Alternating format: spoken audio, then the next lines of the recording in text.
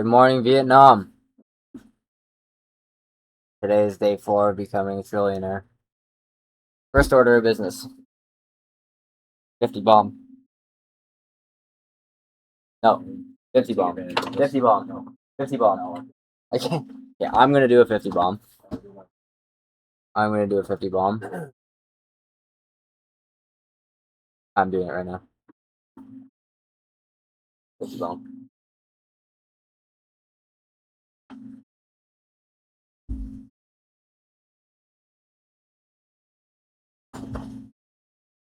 Fifty bomb.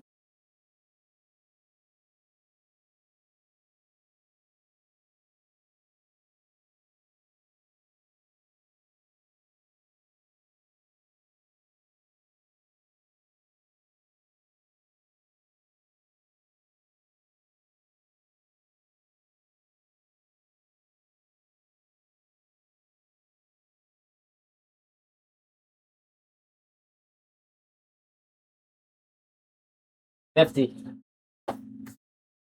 Okay. Okay. That is 50. Bomb number 1 on the board. I did some more work off stream yesterday, so if anybody in the entire fucking world is watching and knows what's going on, there is some updates that have been done behind the scenes, and we're going to continue on those right now. I have a set of tests that I need to run. Holy fuck. Look at all this. So, hold on, give me a second. Let me read this, and then I'll clear up my data on Supabase, and then we'll start running these tests. Can't see.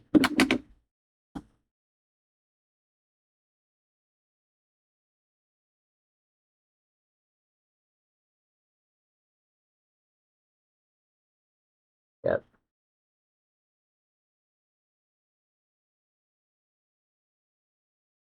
Actually, let me test. Let me just start doing these one by one, actually. I have a good idea of what's going on. I mean, I should at least. I did design the entire thing, so let's try. Rid of all this. Okay. Let's get in here.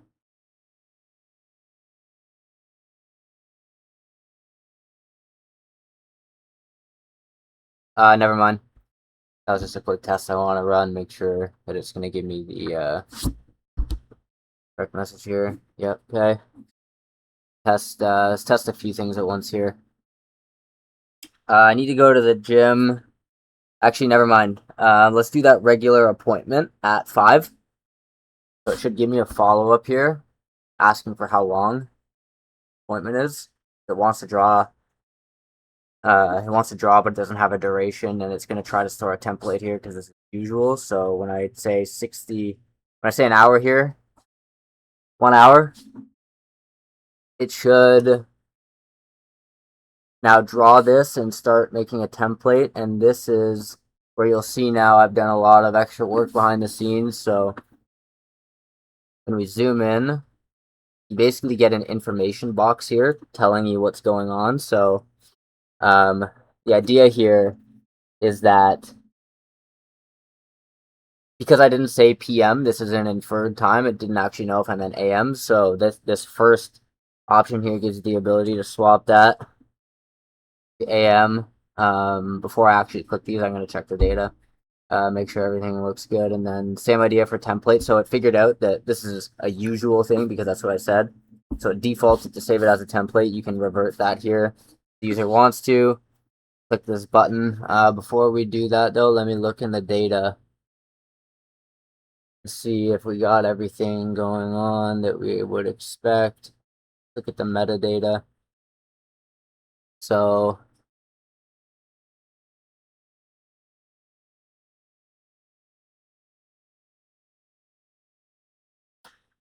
yeah, that all looks good. Now what we need to do is go into the template data and check. So complete is false right now. Active is true. I believe that is complete will go to true when I confirm it. I believe that's what's gonna happen. Hold on. I believe confirmed is referring to.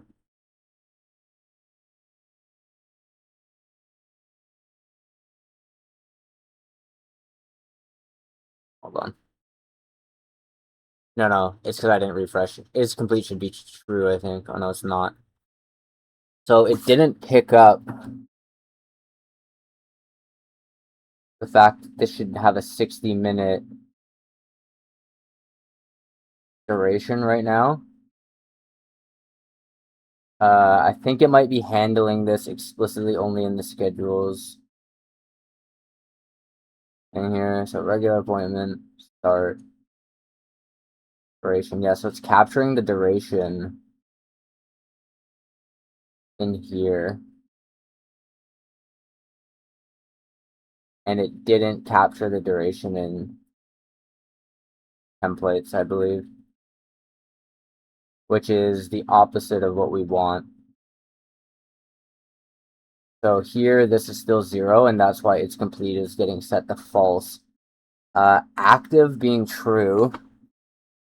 Not 100% sure. I need to hold on. I'm not seeing chats. I reopen this. Hold on.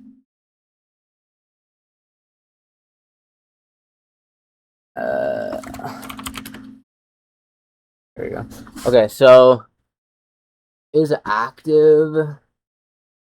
I think that makes sense. It should be true because it's being drawn from is verified.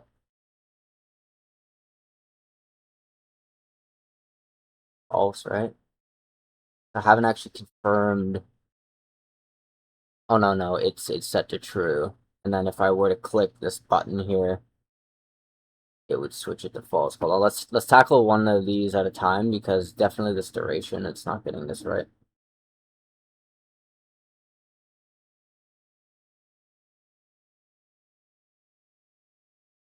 Okay, so I just gave a prompt saying do the regular appointment at 5, and then it correctly followed up asking for the duration. But it made a mistake in handling the data. Specifically, what it did is it only recorded the duration in the daily, the schedule data in order to draw it, but it didn't respect the fact that it should update the duration within the template as well. Hopefully you can follow what I'm saying.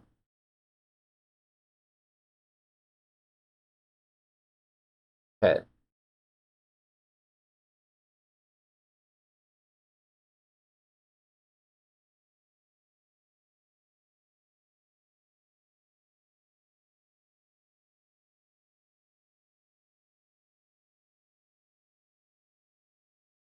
Anchor inference. I believe that. Hold on.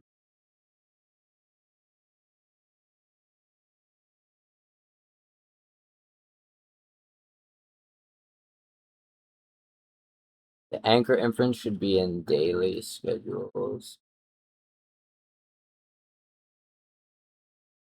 Segments.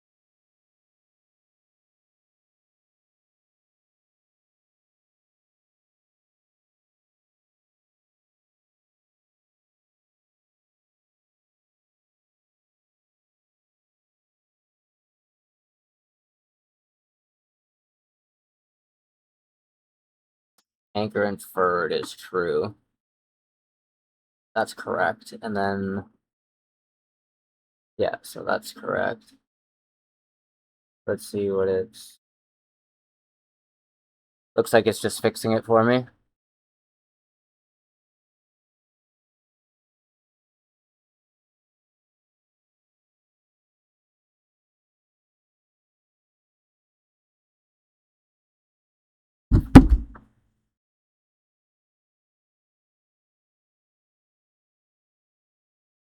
Hold on.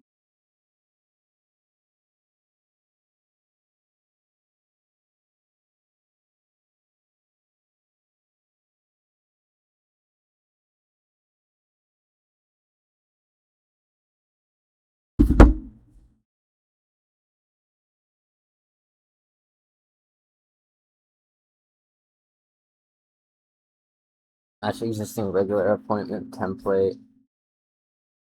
Asks for duration. Maybe duration merge into parse schedule transfer through the block. And we matched template but only linked it. It never wrote duration back.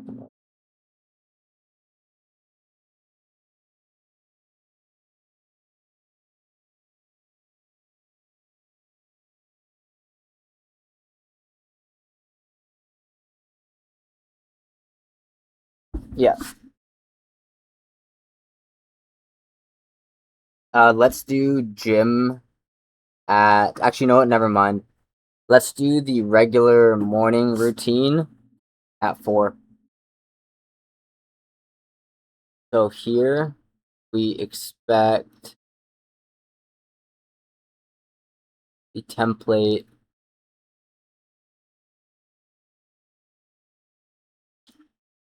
So it started building the template, but it doesn't have the duration yet. So it's looking for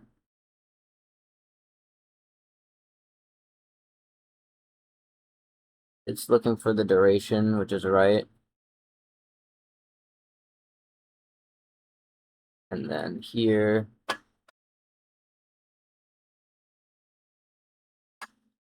there should be Bomb.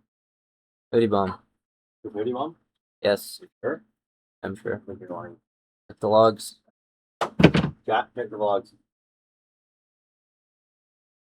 Sure.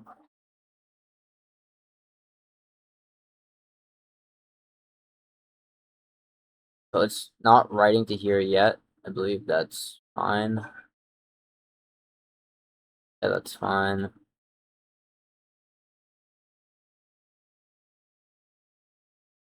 About an hour.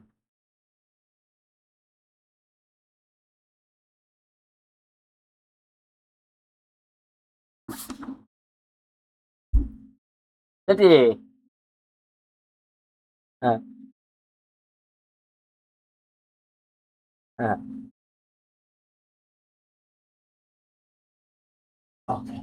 Okay, so now what it should have done in daily schedule, it should have added Schedule? what? The data schedule? Daily schedule should have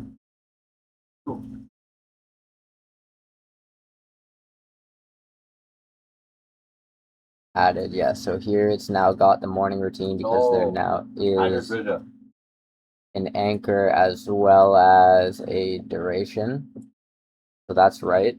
And it did draw it, as we can see. And now we need to make sure that the activity template correctly got the duration. So it did. Now is complete is getting true. The one thing I'm not sure on is why is verified and is active is true in the intermediary. Hold on.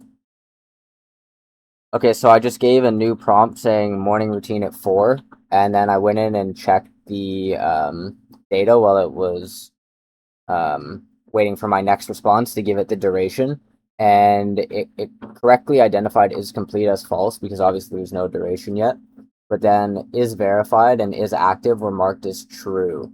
I don't think that's how this should work. What is verified and is active actually doing? Is active is when it's actually being used in a schedule, right? So I think that for sure should have been false, right? Because it's not actually in the schedule yet. Or no, sorry, that's not what it means. Is active is when it's the most recent active version. So it should not become active until it's complete. That's for sure. And it should become active once is complete comes true. That's how that should get triggered. And then is verified I think should be set as false, right? And then upon the user tapping to confirm, that's when it would get set to true.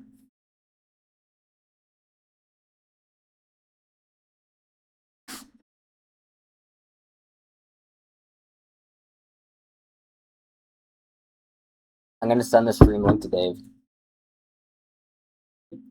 Send it to Dave.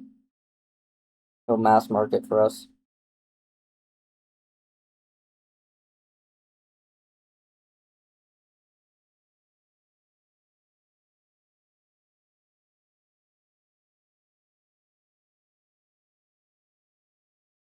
Does it say day 3 right now as the title? It does, doesn't it? Huh? Yeah. Day 4. Update.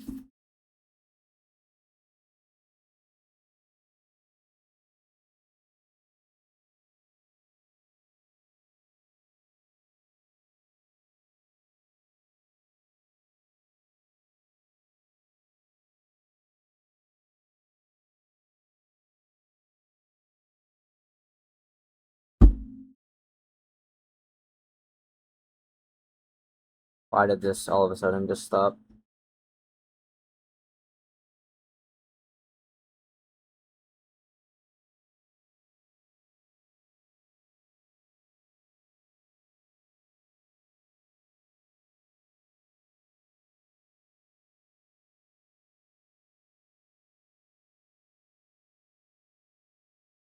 Yeah.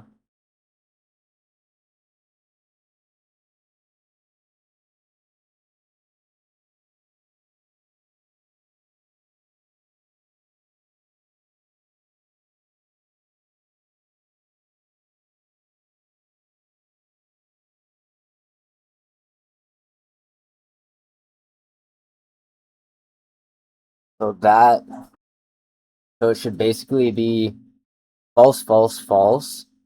This gets turned true first. This gets turned true in response to this. And then once they confirm, this should be set to true after. And then in here,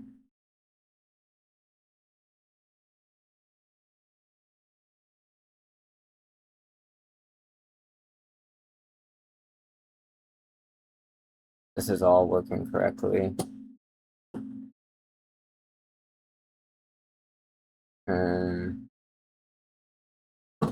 Here, the duration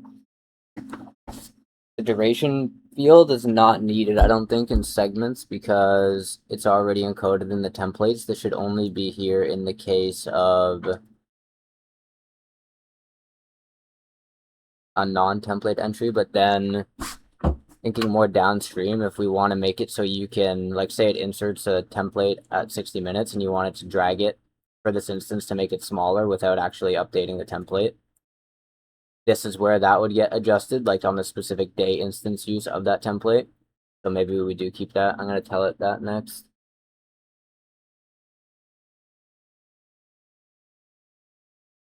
Okay, let's retry.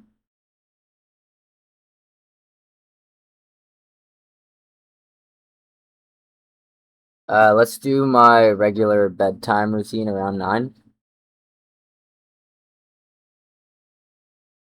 So now it's going to ask me what the duration is.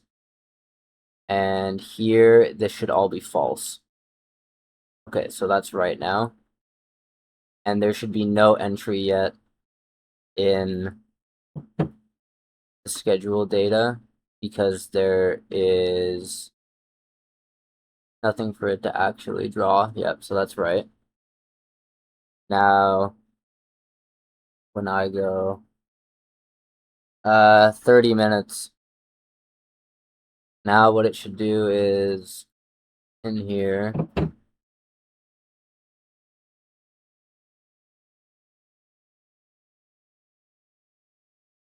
update the duration. This should get set to true, which should set this to true, and this should remain false until I verify it in the app. Let's see if it does that. Yes, so true, false, true, that's right. We go in daily schedules now. This should be in here now. Yeah, so that's right. Now let's test the confirm idea. So I'll try it for just a case where confirm just that. So let's confirm this.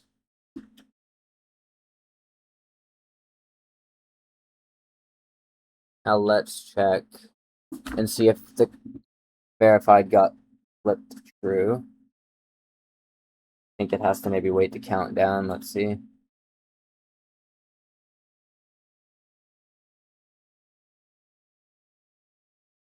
But it's still false, it looks like.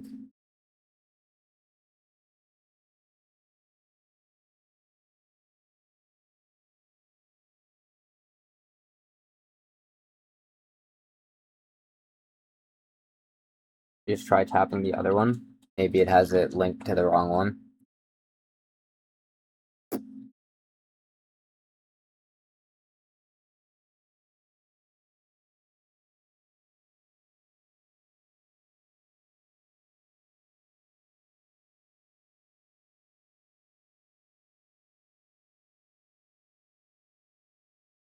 Okay, so the first two parts of the fix are working correctly.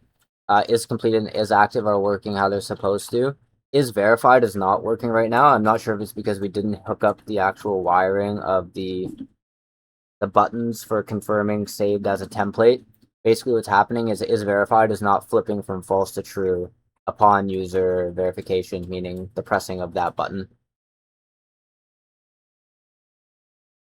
One other thing to think about is if the user doesn't press the button, should there be some sort of silent duration in the background or like tap to confirm or whatever that auto flips this to verified and then removes the saved as a template information from that little box. Probably I think it should just be the tap to confirm would do it and there shouldn't be some sort of silent background process. The user always has to explicitly confirm everything.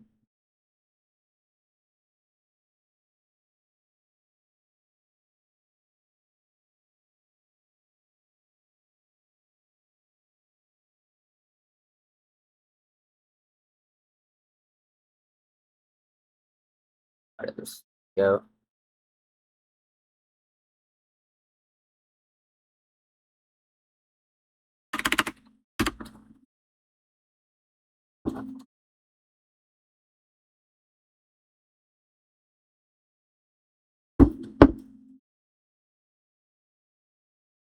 Can we buy?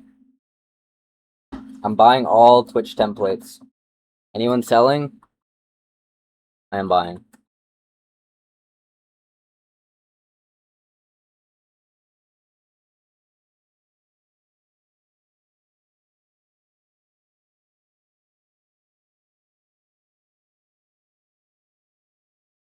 Someone selling?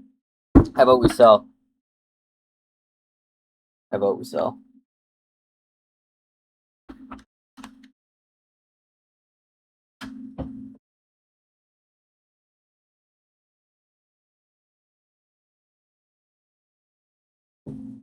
You see your phone? Don't click anything right now, though.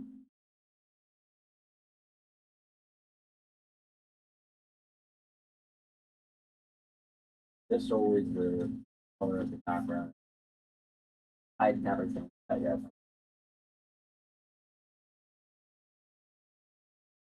Yeah, what we're gonna do during the merge is say completely ignore your version of that page to the merge, and then they apply whatever I've done, but with his Yes, template. yes, all the UI should, all it's gonna have buttons. We can try. Whatever. We can Right try. now, no functionality. Yeah, yeah. Color. Yeah. We can try.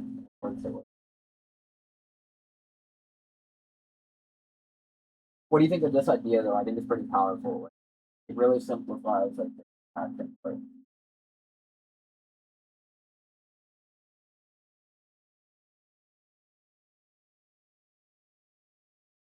So what do you think of this idea? Information within a block pertaining follow up applicant. So much more fun. But it has It's a lot of text. yeah, but I don't have to read all this. you kind of have to, yeah. But it's really not that much.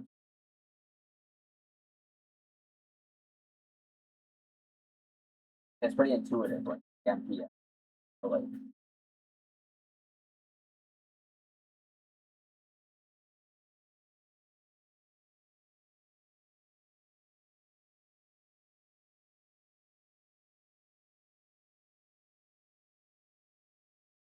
something like that.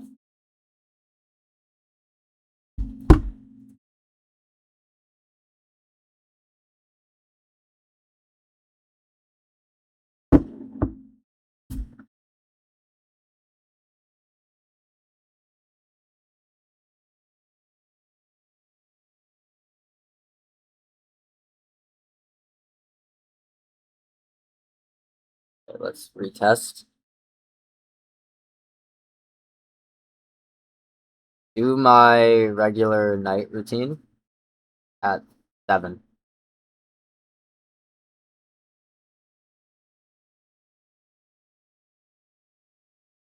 So it's trying to build a template right now. It's not going to be able to because there's no duration, so it should ask for duration. Yep, so how long should it be? Let's look at the data. All of these should be false. Good. An hour. Now these should flip to true, these two. Hit refresh. It should draw it now, yeah, which it did. And now the test is if I press the button, this should flip to true. So let's try confirming.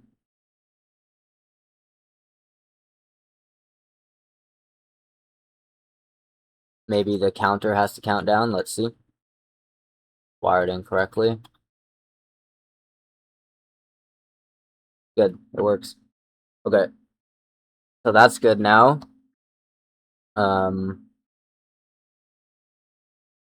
Inferred time.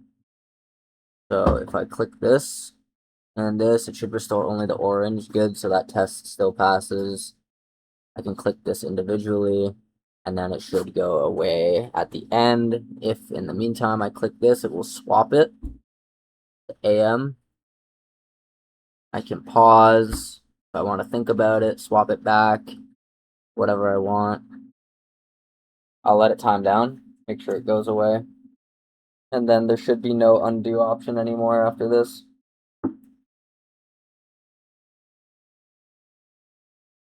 So undo shouldn't do anything now. Yeah, it just leaves it as unconfirmed, so it's working. Okay, that test is done. Let me scroll up and see what.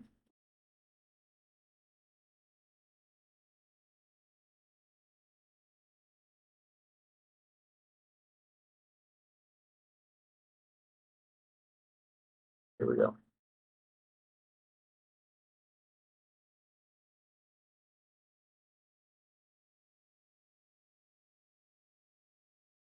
Why did this scroll me over? Okay, so we tested the anchor inference already. We tested confirmed. An open question is whether the voice part will do this. So basically, we need to map the voice to the button. Let me write that on my mirror, which you guys can't see. And by you guys, I mean nobody.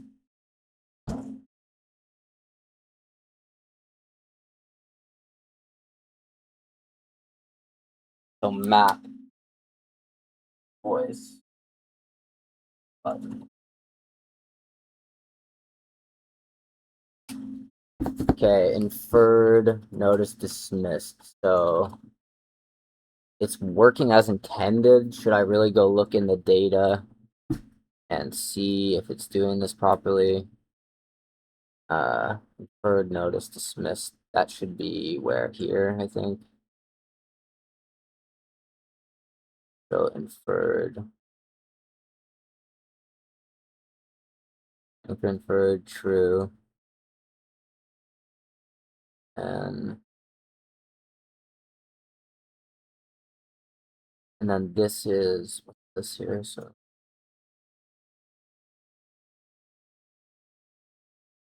what was the data we just did? I confirmed and confirmed routine notice. When did I just click on here? Night routine. So Inferred notice dismissed is true, that's right. And it should have been false before, and it was working, so it must have been false. But that seems functional. Inferred notice locked. Unconfirmed cannot bring it back. I want to test that and see how the time sensitivity works.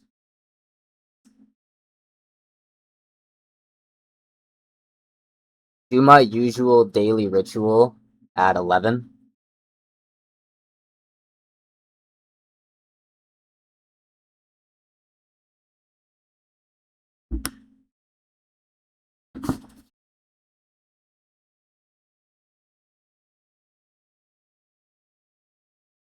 An hour.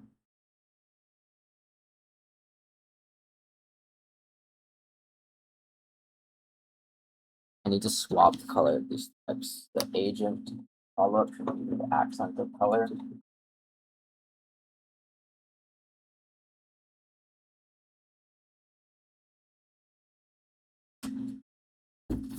So it put my ritual in at 11, I believe.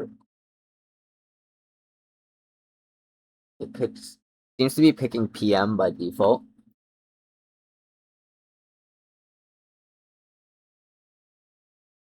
So if we look here, we should see that the inferred notice lock should be false for the daily ritual. So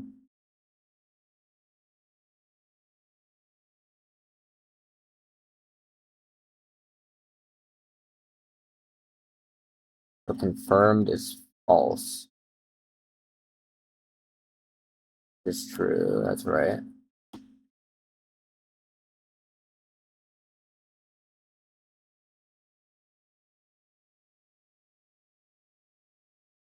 So it's not populating the data until I actually do anything with this, so that's fine.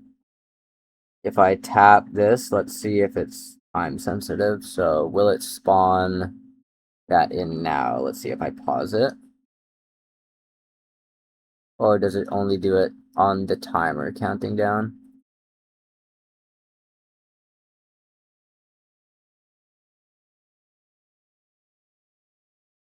So it's actually going to lock on the timer counting down, which is what I intended. So let's just see that go through.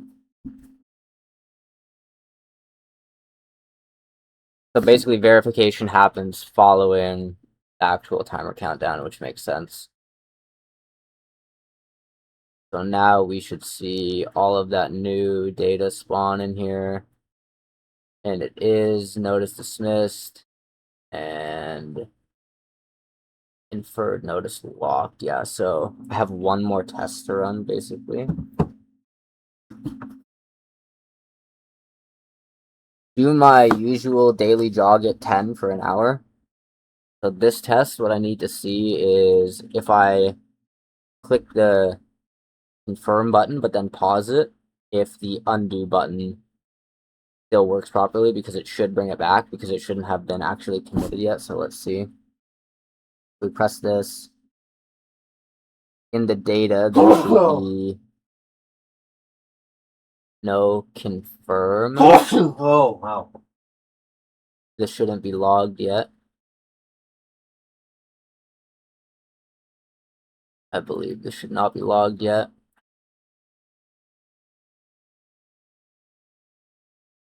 Yeah, it's not.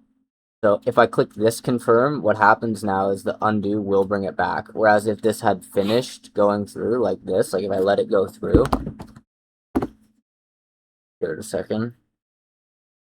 If I let it go through and I confirm now and undo, it won't bring it back, which is functioning as intended.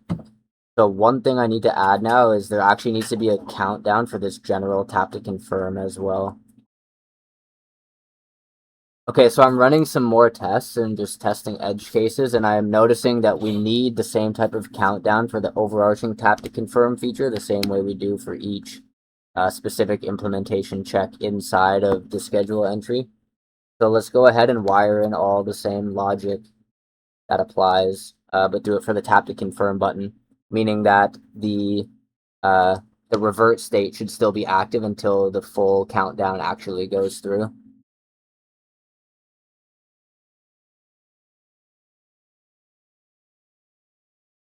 Can you turn the music up louder? A lot louder? What? Huh? It doesn't affect yours. Doesn't it?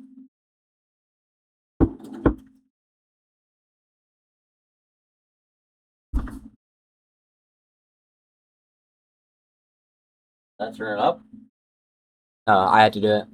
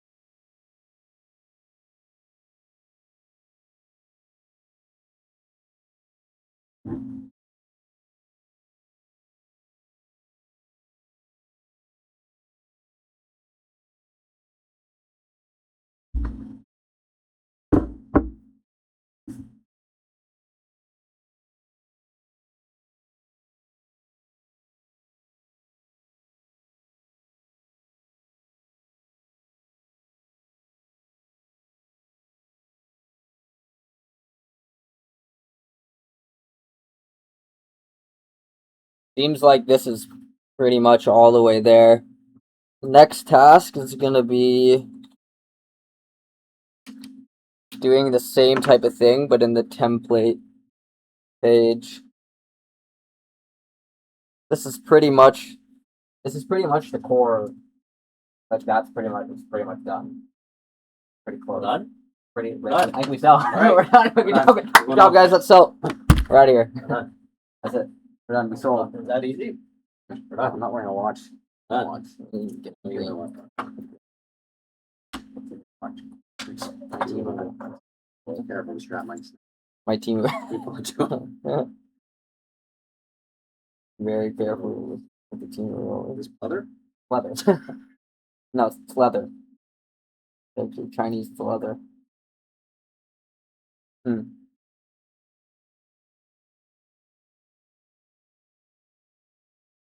Chinese team leather.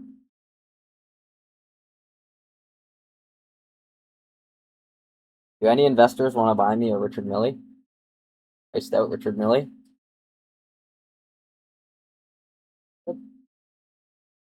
Good.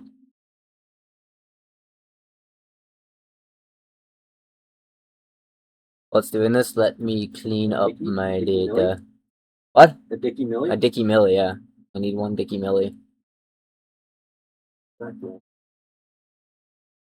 It's pretty good, isn't it? You know, guess how much that costs, by the way. Guess. Literally like $1, probably. Maybe $2. The magnifying glass. Dude, it's fucking, I'm telling you. Temu is the meta. Tailored Temu.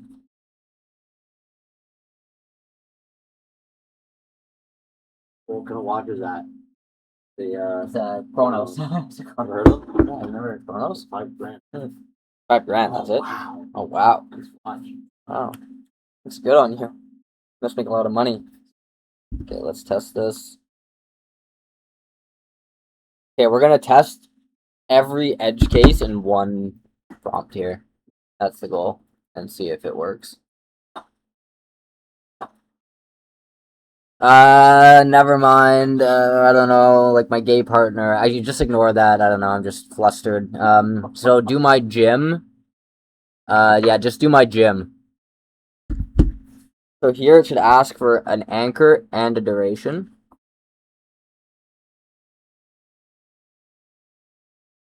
Okay, what time and for how long? Good. Sorry, my gay partner is like just on my ass right now. So I'm just distracted. Yeah, sorry. Time and length. Yeah, I'd really like it long. Let's do it at 6 for an hour.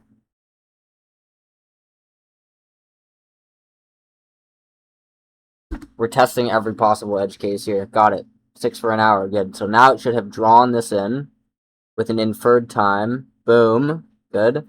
So now the tap to confirm. So if I press this and swap the AM, I should be able to pause, confirm, undo, and bring it all back. Boom. That's working. The one issue is that it's saving the pause state. So that is not right. The other thing is when I tap to confirm here, this doesn't match. Okay, so the buttons need to match. The button match. Button match.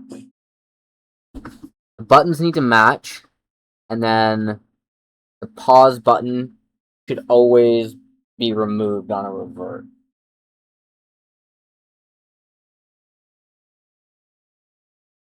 I think everything else works. Let's let it go all the way through here. This should basically say you can't undo shit now. Yeah. And then I did tell it to leave the template earlier, even if we confirm like this. I don't remember exactly why I did that. That's a later issue.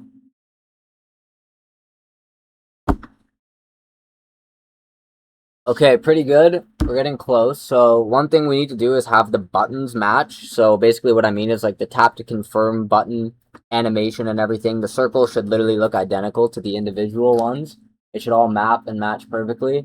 And then the other thing, so I tested an edge case where I initiate like in an inference swap from say PM to AM, and then I pause it, and then I press the tap to confirm, and then when I undo that from the tap to confirm, it's bringing it back the orange as it's supposed to, but it's leaving the pause button up and it's maintaining that pause state, and it should actually reset it. So basically, anytime you do an undo from the tap to confirm in that type of scenario, it should get rid of the pause button and set it back to like a fresh state where the user would then have to tap and reinitiate that type of cycle.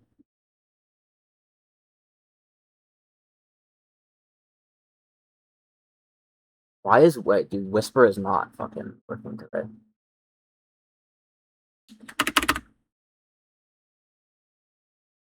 Okay, two things. So first, we need to have the buttons match.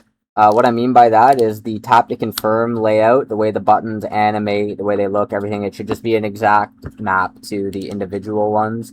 And then also, I tested an edge case where you initiate the inference time swap, like from AM to PM, and then I paused it, right? And then pressed the tap to confirm for the overarching block. And then when I clicked undo, it brought it back as it's supposed to, meaning it brought back the time inference part without getting rid of it. So that is working correct.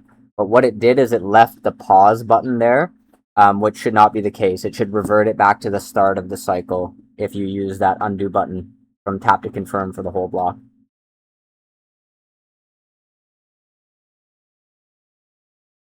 Go! Go, robot.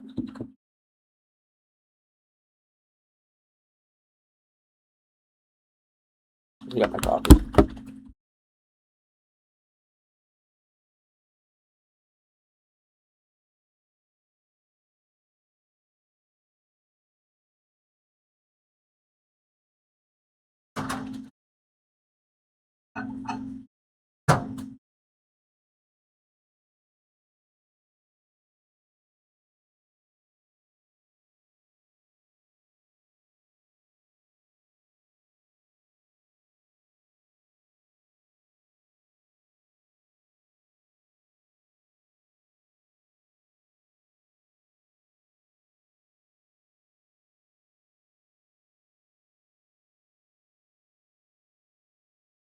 Bobby, I know. A pot, man. I made a pot, trust me. Make a pot. A pot.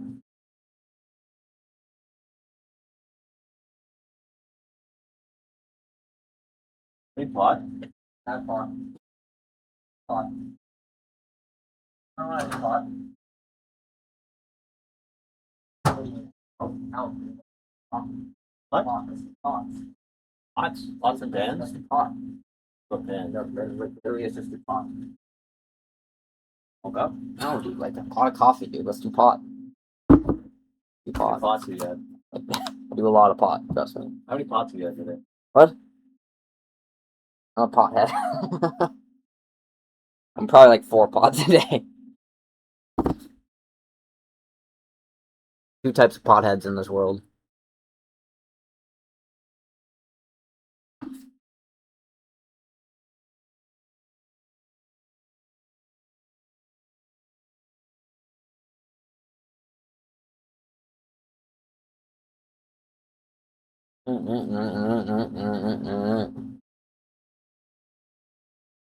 Dude, it works so well now. Like it actually works. Getting there, it works. Great. We iterate for 180 days. It To works. the point where Where we it just need does more. it automatically. We need more It computers. does it automatically. It doesn't even need us. It reads your mind. Pretty incredible. Incredible, man. Don't even have to talk to it anymore. Just knows. Neuralink. It's OpenCloud. We got Neuralink.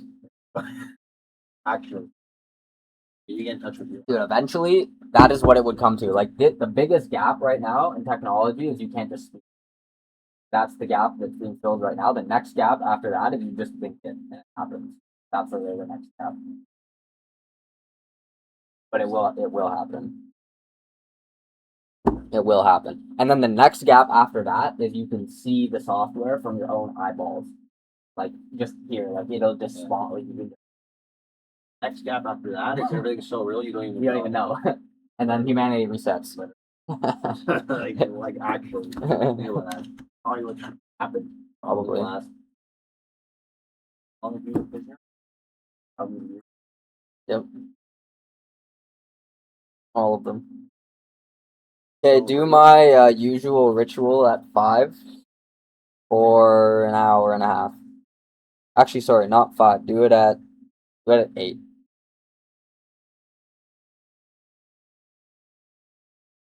So it will try to make a template, and it will do it. Now we need to. What did it? Oh, because it's spanning. What? No, nothing. It's good. So the button moved to the left, which I didn't want. But let's see if the functionality is good. So the scroll should always be contained in that box. The button needs to go back right. But let's see if it functions as intended. So we press this, we pause, we confirm, we undo, it comes back unpaused. Okay, good. So confirm has the same type of pause idea. I could pause this. I can undo. Good. That's how we want it. Now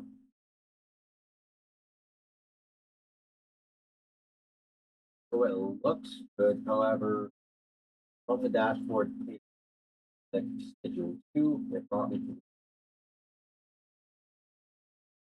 the logo kind of flashed for a split second. Back button worked correctly. However, now when I go back to this back button,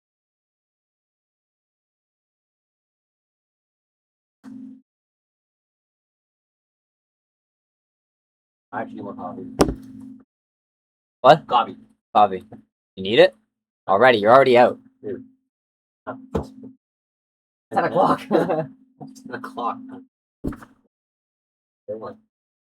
Yeah, that's good. So what we need to do is first make sure that the scroll symbol thing on the right stays contained to the box that it's describing. It pokes out a little bit above it right now. It should be stuck within it. The next thing is we need to move the button for the tap to confirm to the right a little bit more. It looks weird how it's aligned right now. Let's put it further to the right, and then let's make it so actually ignore the last little bit of this message, just do what I said so far. Told you. I actually love this song. Like, it does something to me. Told you once, I told you twice. I don't think you get it. I told you.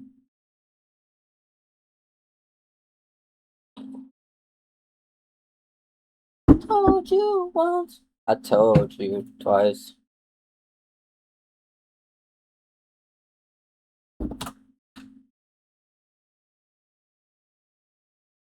Yeah, that's better. So it's working now. Things I want to do are I want to extend arrow, make it a little wider. Also, I want it go orange. Go orange.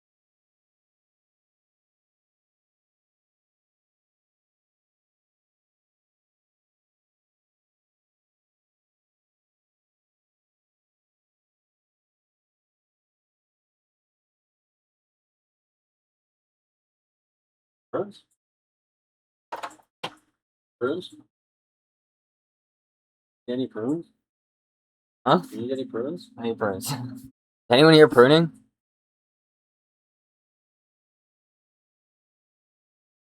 What happened? I need a standing desk. Yes. Like I stand all day. I can't. So bad. Take a knee every once in a That's while. even worse. You can just stand and look down. Good. Go like this. Way easier if you're 4 feet tall. Yeah, alright. Fuck, Oh, that's leagues. Fuck, man. Literally. Leagues fucked me up. Did. Mm. There. Full hour today. Let's see if we fix this. Nothing to say. Okay, so push this back right, which I like. It looks weird. Looks weird.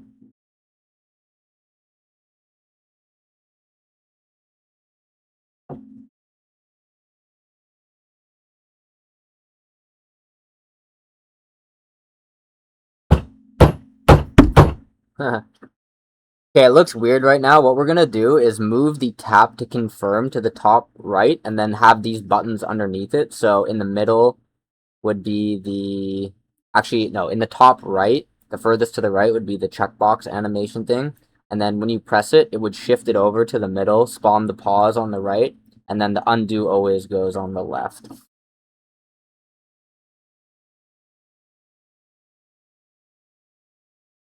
Bum, bum, bum, bum. Yeah, that is correct. It's functioning correctly, but it causes a quick flash. Not gonna happen right. What? Quick flash? Yes. What are we doing?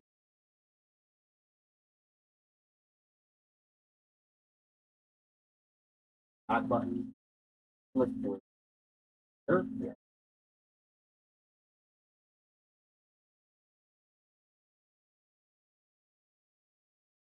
Hey.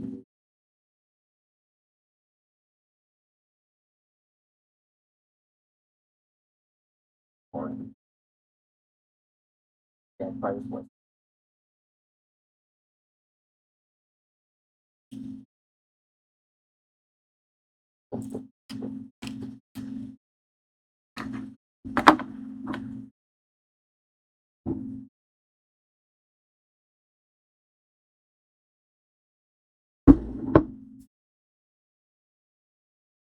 Okay, so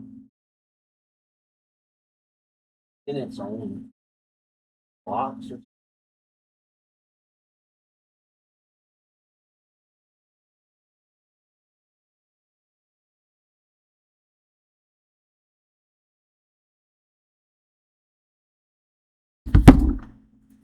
yeah, that's right, but I also meant move the text that says tap to confirm over to the top right above those buttons as well. So the top left will be like the title of the block, and then the top right will just have like a tap to confirm message.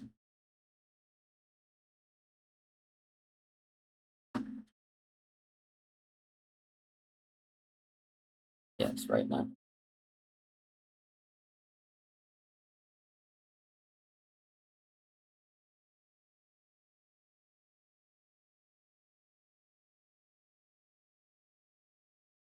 Yeah, that's functioning correctly now. So let's that other option.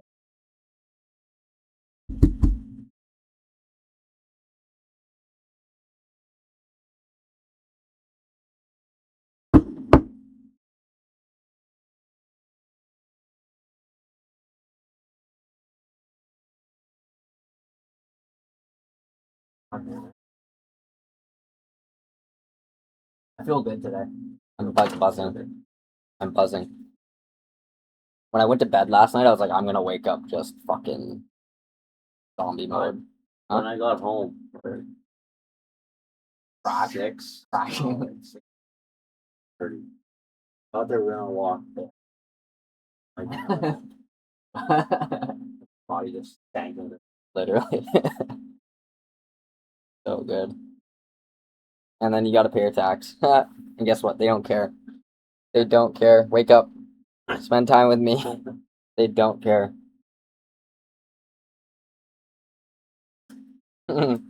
Actually don't care. Don't care, man. They actually don't care. I don't care. That's the thing.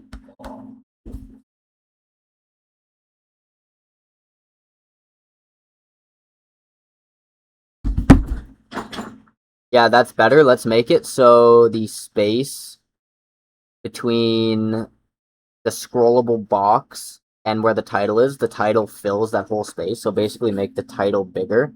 In the case where it's like super zoomed out, still make sure that it fits in there. Obviously, don't break those rules that we designed before, but as you zoom out, it should zoom to a maximum size of fitting perfectly between the top of the box and then where the scroll box starts. Basically, the title is just not standing out enough right now.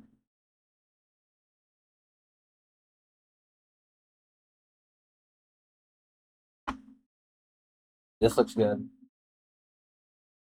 Looks very good.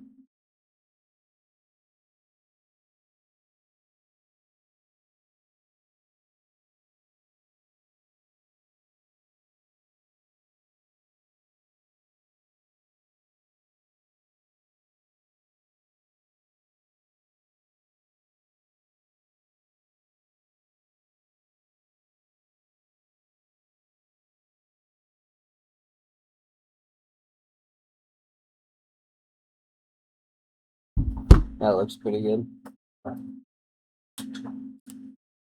If I told you once, told you twice.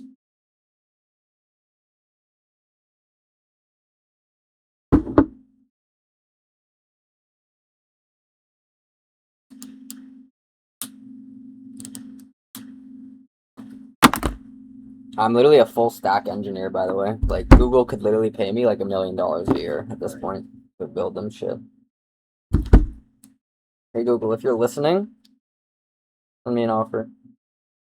I'm gonna say no, but send me one anyways.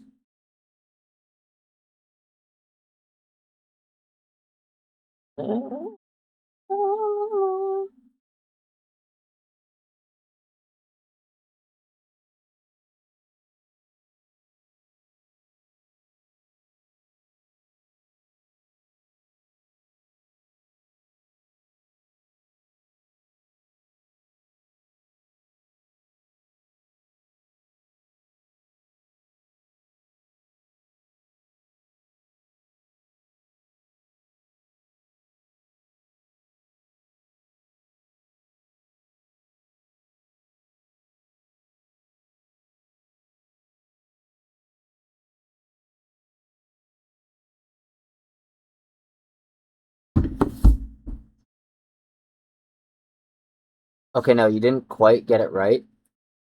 Basically what's happening is the text just keeps getting bigger and bigger and bigger the more you scroll. It should stop at some limit and it should always be able to fit the text inside still. It should never do this like dot dot dot thing. Like right now it's saying like instead of usual routine, it's saying usual R dot dot dot because it can't fit it all in.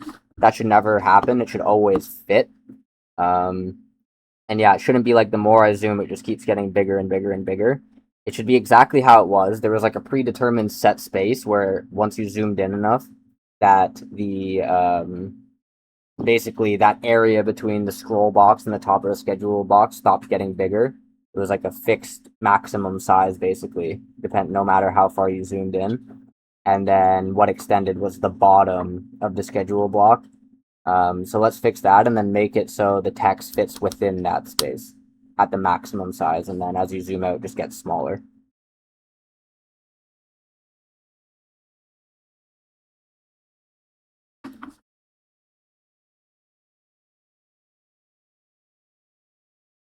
If I told you once,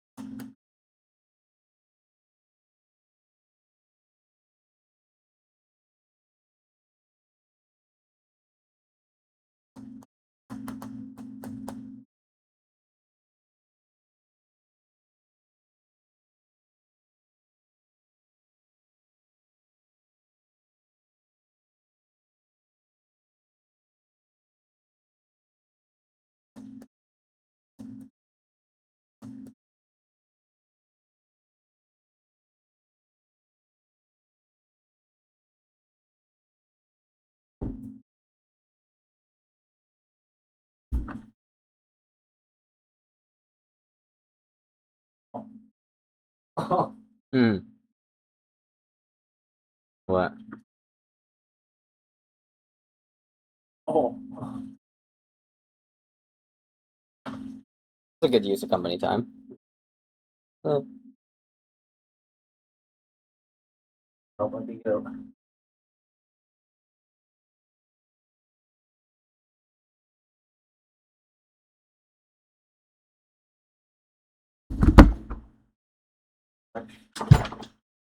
Yeah, just like that, but the text just isn't big enough now. It doesn't actually fill the full space between the top of the scroll box and the top of the schedule box.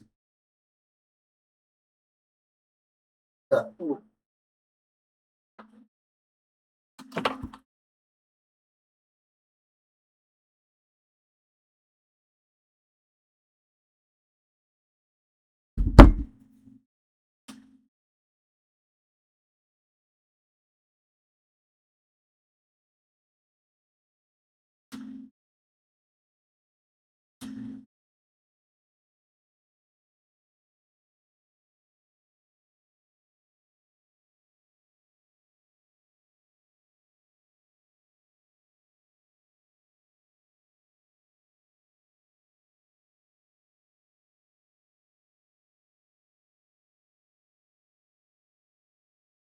Good. One quick change I want to make is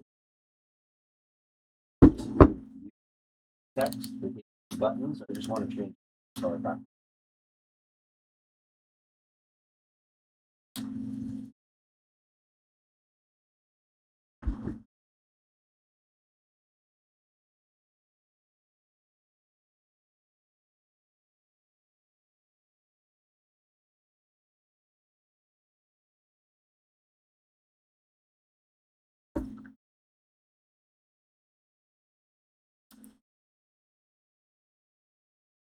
Yep, that's good. Let's make it.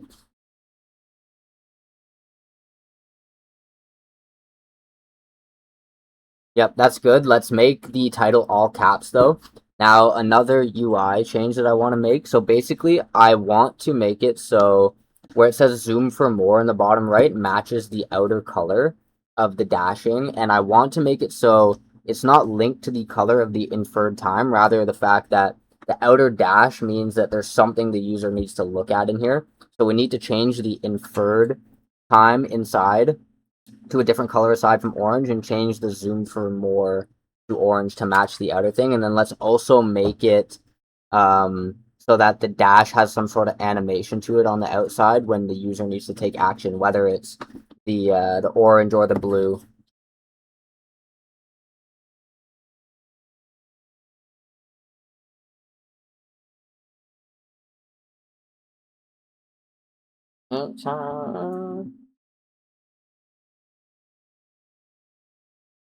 You're telling me if you talk to a robot for 180 days straight, you can get rich. I don't know. You know what? Let's try making a change here for those buttons again. Try making the text color this color, that color, and that's background button color.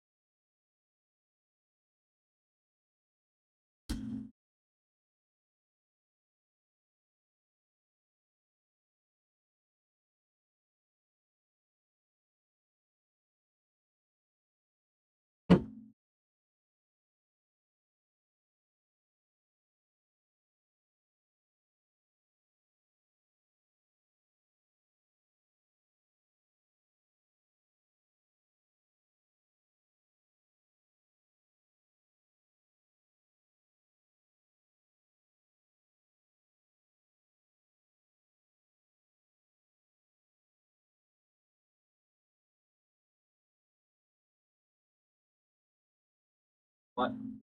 The back to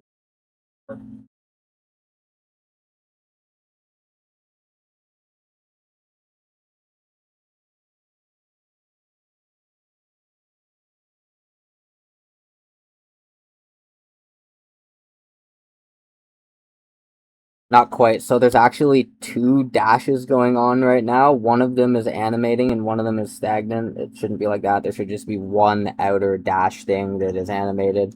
And then also you change the background color to orange. I didn't want that. That should stay as blue.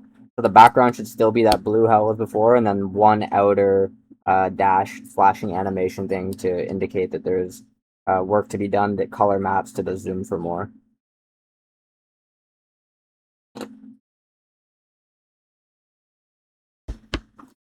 Go.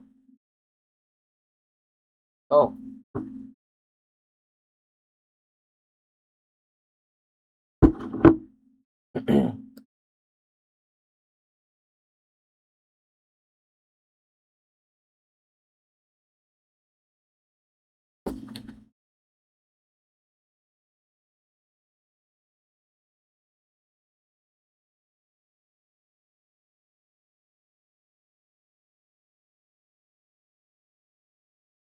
How does it look on the computer, by the way? Um, like that's what I was thinking. Omar zone.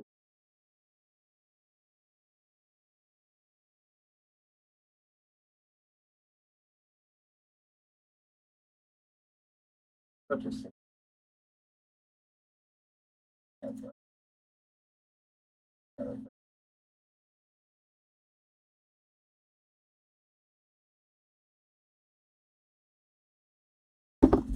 All right, that's good. Let's conclude the partner on.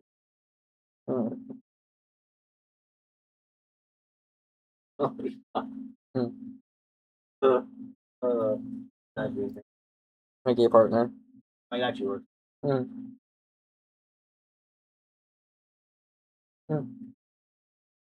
There, right? Going there. I dealt the bad hand at birth. Pretty gay. To win somewhere in their life, right?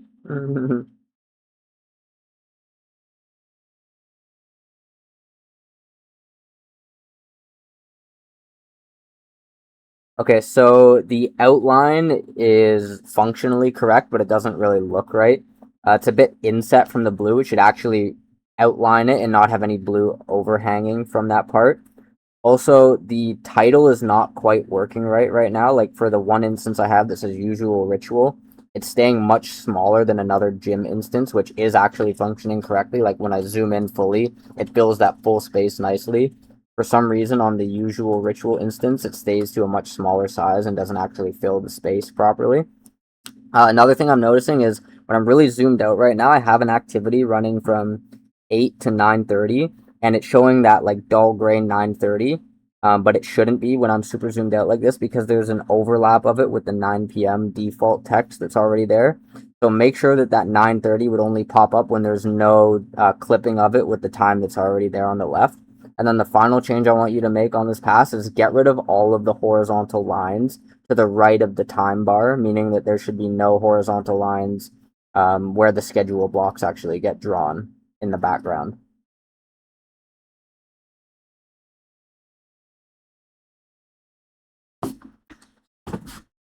I'm gonna make How do you edits to the bottom banner dashboard. This should on the banner. The band and collapse button. You mean ads? What do you mean? Lag. ADS? Part of the bottom banner. That and apply to further. What do you mean? How do I? No, someone in the chat. How do you ads the app? I'm not sure if ADS is an What? acronym or ads. If how I run ads, I don't know what this person's asking. Promotion,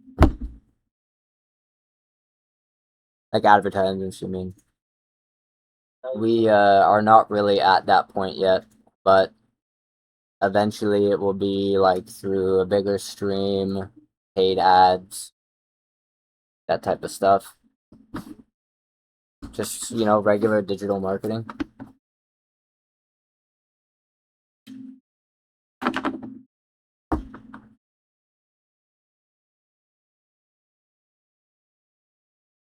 But hey, man, I haven't gotten a single follow today. Can you follow me? Because I'm like, zero follower Andy. Follower goal. You gotta put a Please follower follow. goal. Please follow me. Why does the timer not run? Oh, I forgot to run. You gotta Whatever. put a follower goal. What? Follower goal on Yeah, literally. 1. Hey, followed. 0 to 1. Let me see. Do I see it? I haven't actually tested this alert thing. I don't see your follow. You're on Kick. I can see you're from Kick. I'm multi-streaming right now. But I don't see the notification.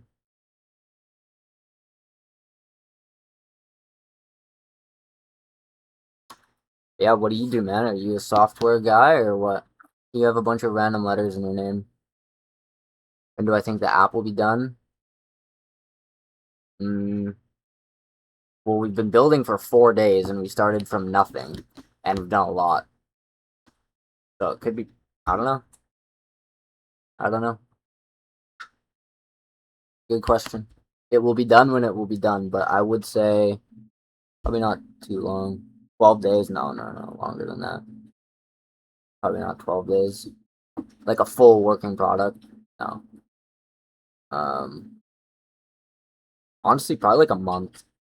Something like that. Maybe less, maybe more.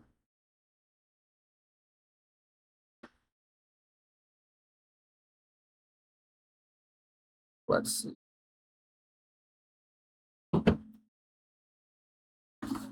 So Can you try making the animation again? Or the bottom band. let me give you an idea of how this app works. It's pretty smart. Okay, so me and my partner are gonna actually, you know what? Never mind, just ignore that. Let's do the standard workout at 5. No, it's for all lifestyles. So it's gonna it doesn't know how to draw this right now because it's missing a time. So it's trying to build a template behind the scenes is what's going on. So it's asking me how long that should be. And notice how it ignored the part that I told it to ignore, so it understands how to parse properly. It'll be about an hour. So now what it's gonna do is it's gonna draw in here. It's gonna pick 5 p.m. probably as the default. Yeah, so here I put the workout in. Okay, I still need to fix this title. It's not working properly. So what these indicators here are basically saying is it inferred the time because I didn't explicitly tell it PM. And it wants me to either swap to AM like that or, give it for more follow-up correction or I can just confirm it kind of thing. So that's what's going on for that. And then what this purple one here is, it's basically saying that we detected that you said this is a regular routine, so we're trying to save it as a template so you can reuse it in the future. That's kind of the idea with what we're going. Use OpenClaw AI. That's basically what we're doing, yeah. But we're building them ourselves. It's not OpenClaw. Like I've built my own agents basically that handle specifically this type of work. Yeah, that is basically what we're doing. I mean, OpenClaw basically is an API with OpenAI, so OpenClaw itself is not an LLM, so it doesn't really like APIing with OpenClaw is the same thing as saying API with OpenAI. It's the same thing. I'm using OpenAI. At this stage, the model that's being used during testing, I think, is I'm gonna have it here in the data. I can show you. I can tell you. It's just for testing. It's because it's cheap. It's just cheap for testing. You can switch the model at any time. But you can see here hold on, I have it somewhere in the parse data. Let me look one sec. Can you see this okay, by the way? Like in Supabase, can you see like the parse data, you can make it out okay. Where did I don't remember where I thought, oh, I put it in metadata. That's where it is. So here, the parse model is this right here. So it's using an old version of GPT. Yeah, it's just an old version of GPT. Just for testing. It's very cheap. It's relatively smart enough to do what we're trying to get it to do for testing purposes right now. But this, it's built in a way where I can swap this model at any time for something better. Yeah. Like as it becomes more of a working product, we will bump the models as necessary. Basically, the goal is to use the cheapest possible model to get it to do what it needs to do well. That's the idea. Hold on, let me give this an instruction and then I'll keep talking to you. Yeah, that's looking good now, but the title is still not working correctly. Let's get rid of this idea of having it expand to fill the space. Let's just have it as one set size. Let's just do that. The usual ritual text looks like a good size. Let's have it so it's set to a size. Just pick a size that you think would be good, and I'll let you know if it looks good, and we'll make any changes if we need to.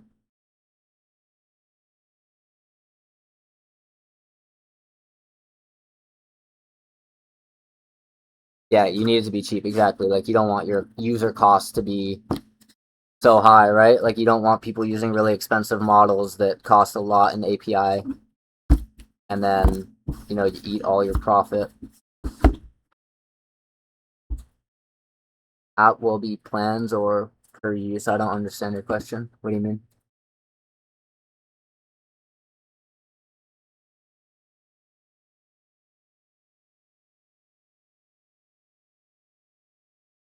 What do you mean? Like monthly subscription kind of thing, or like per input you gotta pay, like, and then it bills your card per API? Like, what do you mean? If what I think you're asking is that, it's like there's a few ideas. So for the consumer side, it will be a monthly subscription to the app, and then you basically cap them at a maximum token use, and if they want to use more, they can essentially bump their plan up or whatever. And then for the B2B side, there's more like licensing type of thing that's gonna go on, like a per user seat, probably still on a monthly pay basis or annual, something like that. But yeah, definitely not pay per request. It'll be monthly, and then we'll just account for the fact that there's like a token cap that users can use, and if they want more, they they pay more.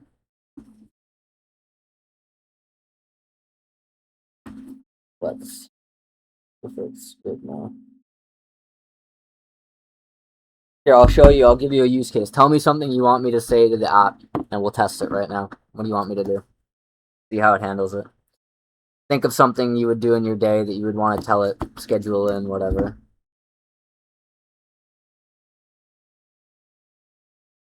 How did I predict it would earn $1 million? Oh, this is going to make a lot more than $1 million when it's done. If it works as my vision is intended, this is worth a lot more than $1 million.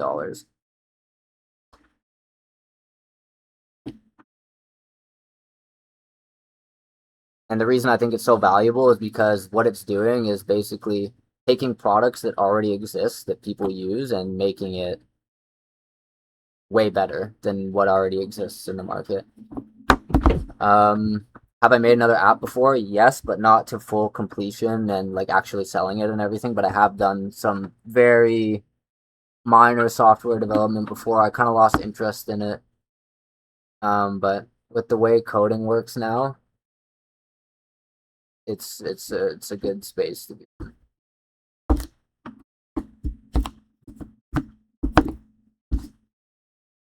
No, no, I have never actually shipped a full product before. No, this is the first attempt. It's gonna be a one and done.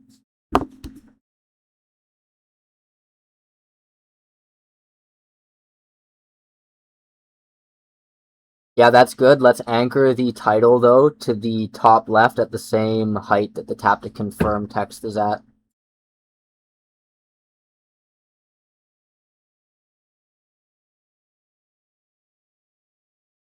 I need to test the Hold on, let me, by the way, what's up? Hold on, let me test a smaller activity. Let's do my regular appointment at noon. Should be about 15 minutes.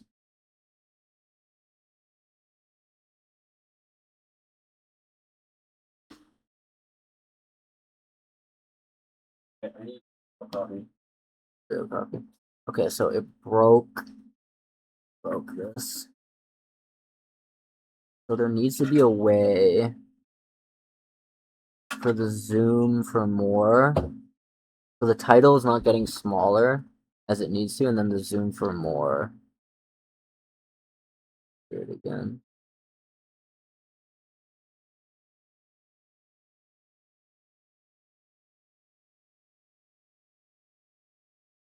Okay, so the titles aren't getting smaller now as intended. That fixed size that I told you about should be at the max cap. I gave like a small 15-minute block right now, and it's cutting it off again, clipping it like it used to. It needs to get smaller so it always fits in the zoom out case. The second issue is when it's really small, that zoom for more is clipping. I'm not sure what a great way to handle this is right now because users still will need to know that they need to zoom for more. Probably what we should do for now is just make it so that zoom for more gets hidden until the box is big enough via a zoom in to actually fit and not have any clipping. Final thing I want you to implement is the tap to confirm only works right now if I click specifically on the button on the top right. We should make it so you can tap anywhere in the blue and it will activate that button. That's how it used to be before.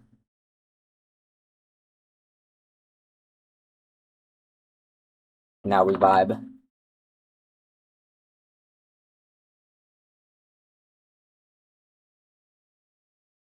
Now we vibe.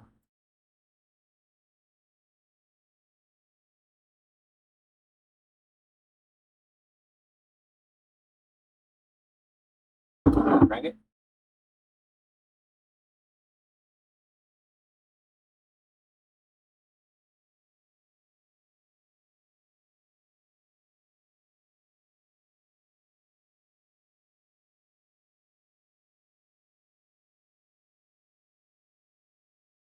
Done.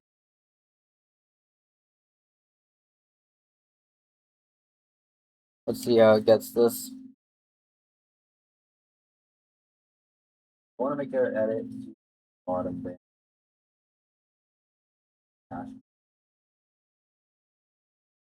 Actually, like this. Expand and collapse button. Bottom thing. It's choppy still. Want this very simple.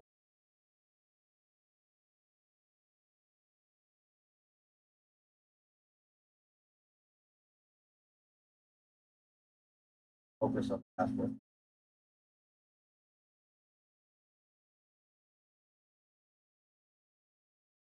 Hmm.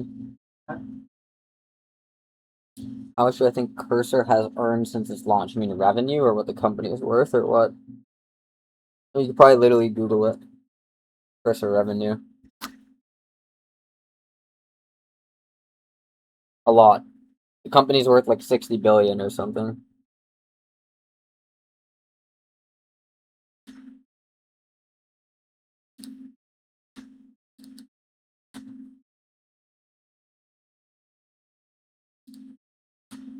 A lot. Okay, so that's good. So the tap to confirm. Now that looks good. Zoom. The button comes and then the zoom for more should come after.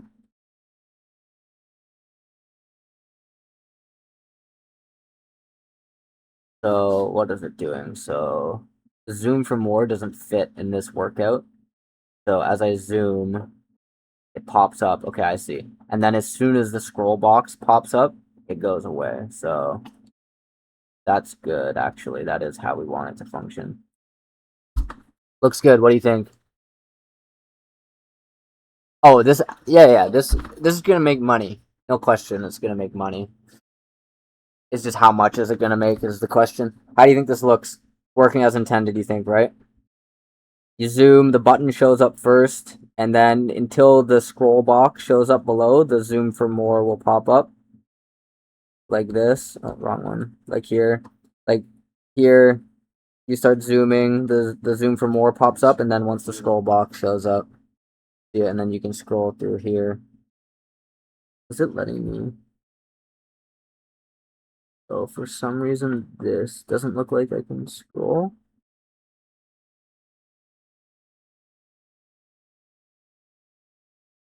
Seems like I can't scroll on.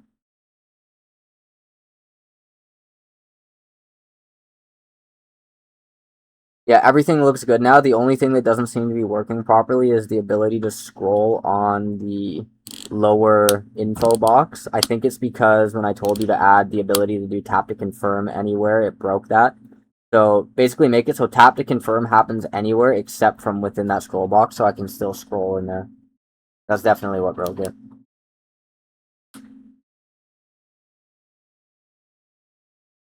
Eventually there will be white mode, yep. Yep. Light and dark mode for sure is definitely something that will be implemented at some point.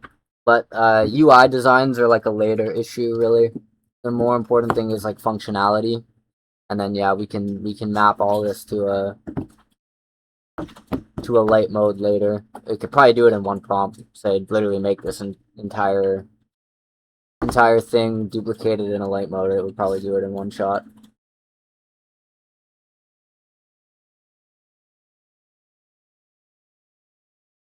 So what do you do? Are you a software guy or what? You just chilling? You just interested? I don't know why I can't see your follow. Hold on, let me pull up Kick.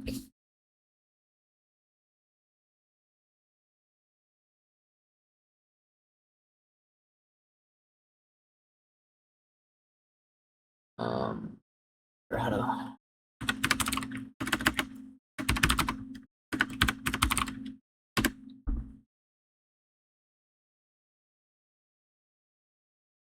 Oh, I have 7 followers now, which means you're probably one of them. If I go here, show me. Oh, I see. It shows here that you followed me, and then some other guy followed me. Don't know why it's not showing in my activity thing. Hold on, let me reopen it maybe.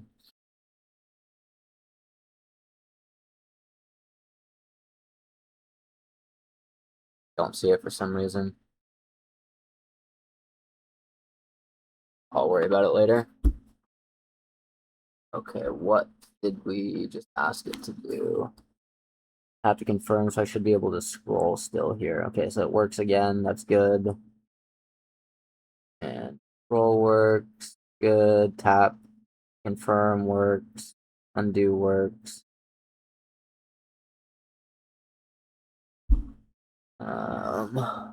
Final UI change here. Can you swap the color for the inferred time to something different? It's blending too much with the blue right now. Just make it something different.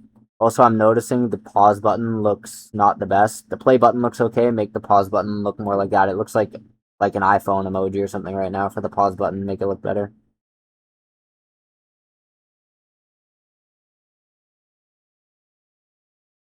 Yeah.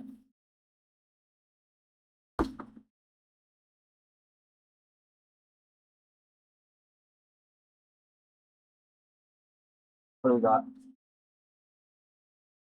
Good. That's the final. That's the final one. Just an error page. On my company.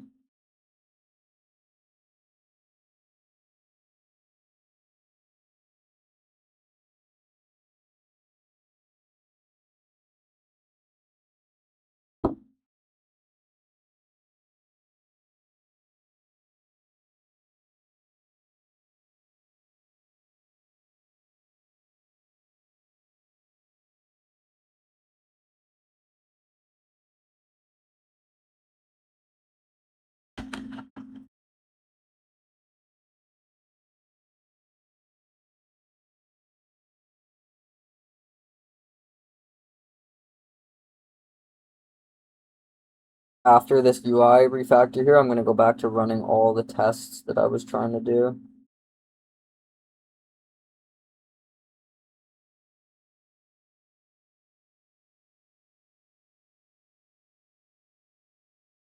So so the text shouldn't get smaller based on the zoom. It should get smaller based on the size of the box.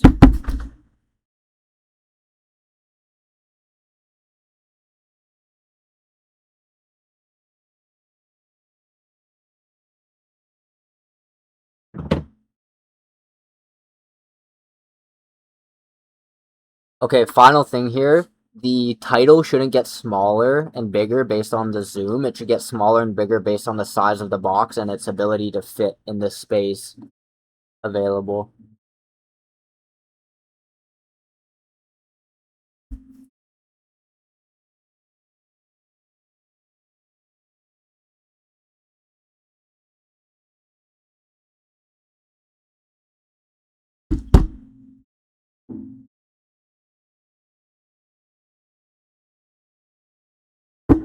Uh,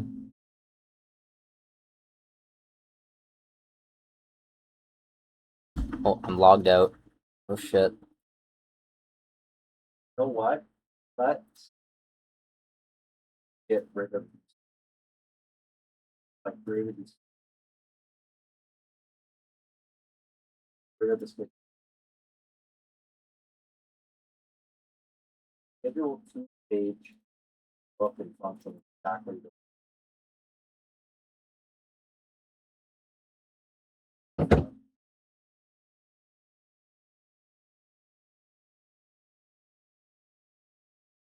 page up.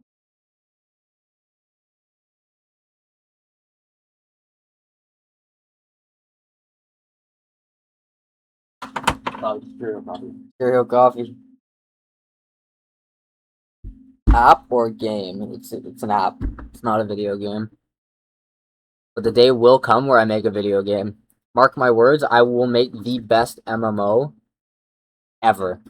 Oh, you mean, I thought you were asking what I was making. I'm fucking dumb. You're asking about the thing on the left. It's a game. it's, it's RuneScape. Yeah, my bad. It's, it's RuneScape. It's a game. It's a part of the brand, you know? We're vibe coding. We're making $1 million. We're playing video games. The brand, you know? Chaos.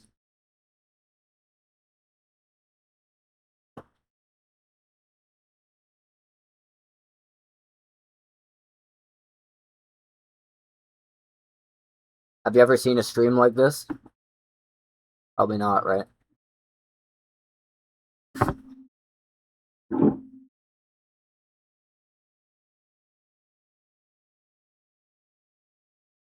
Yeah. Playing games is good. Yeah, games is. I fucking love games. The whole goal is to make a bunch of money and then sell it, retire, and play video games forever. That's the dream, right? Build something useful, give it to the world, and then, that's it. Play video games. That's the goal.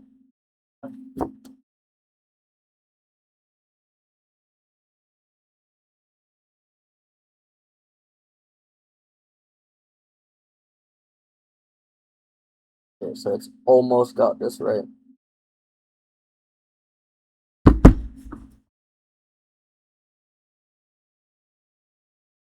Okay, you've almost got this right now.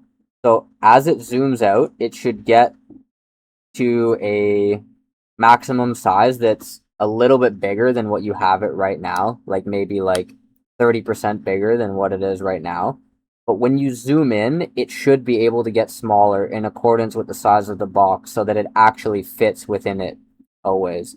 Another thing I'm noticing is sometimes it's stacking text on top of each other. Like, for example, I have like something here called regular appointment, and then it has regular on the first line and then appointment on the second line when I zoom in more. But when I zoom out more, but when I zoom back in, it makes it back in one line. I'm not sure why it's doing that. Basically, you should allow it so there's the ability to write the title all the way up until the tap to confirm button. Like there should be a long horizontal space where that title can fill.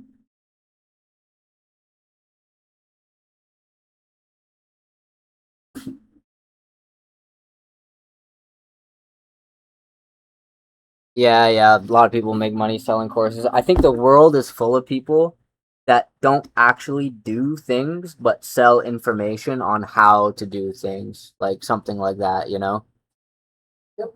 Like I think that's basically what's going on. Like there's not a lot of yeah, like there's not a lot of doers, but there's a lot of teachers of doing. Like, and then they sell courses, and it's a bunch of bullshit because they're not anyone who actually really knows how to do anything. They just have information on how to do it, but I don't know, something like that.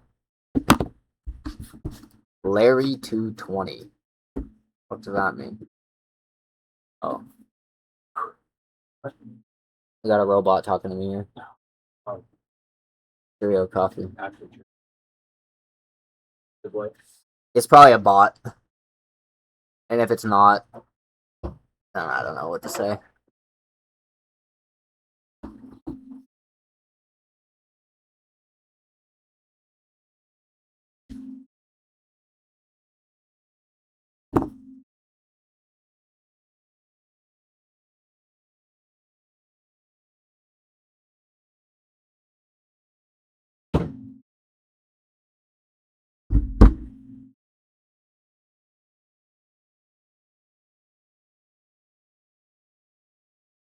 So it made it bigger, which was good. Now let's see if the zoom smaller gets fixed.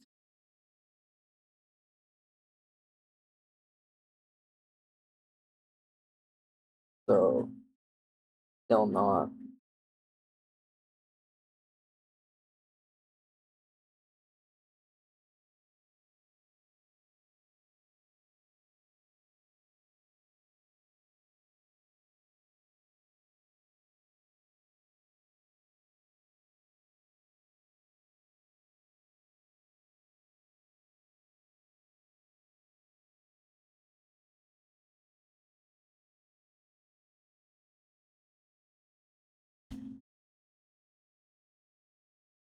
Seems like it Yeah, the didn't. note about the UI change.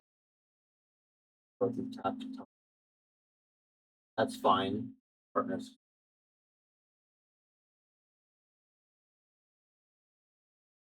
One thing I'm still noticing function at the bottom there is laggy copy. Functioning correctly with the animation dashboard page, but I go through the schedule 2 page and it collapses.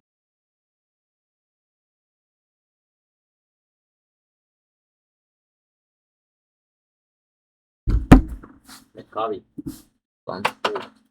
Yeah, you got everything right except when I zoom as far out as possible, the text is not getting smaller in order to fit in the box. We had it working before, so think back to what we might have changed and why it's not working now. Basically, when I zoom out, the size does not change, and when I zoom in, the size does not change. So basically, the idea is the further I zoom in, it needs to get smaller so that it still fits in the box, but it should never get smaller if it doesn't need to get smaller, meaning that if it already fits in the box, the zoom shouldn't make it smaller.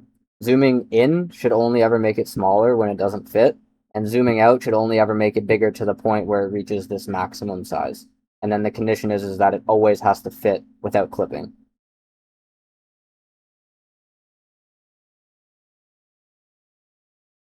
A whisper is fucking retarded today. Hold on.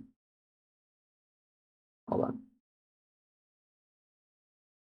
Okay, you got everything right except the zooming functionality. Basically, what needs to happen is it needs to be able to change size for the title as you zoom in so that it always fits within the size of the box, meaning that as you zoom in, it should get smaller so you can always see it without clipping. As you zoom out, it should get bigger up until the maximum size and then stop getting bigger.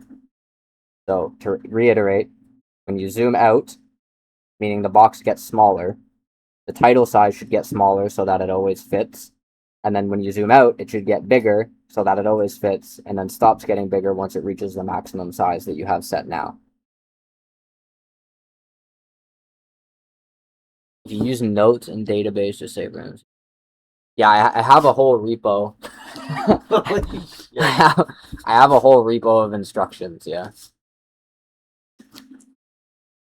This is actually this is an entire repo inside of Cursor that is like a pre-built-in workflow, which is actually another product that I'm developing simultaneously. I'm building the app on top of the repo, which is essentially a workflow within Cursor, and it has notes and stuff like that.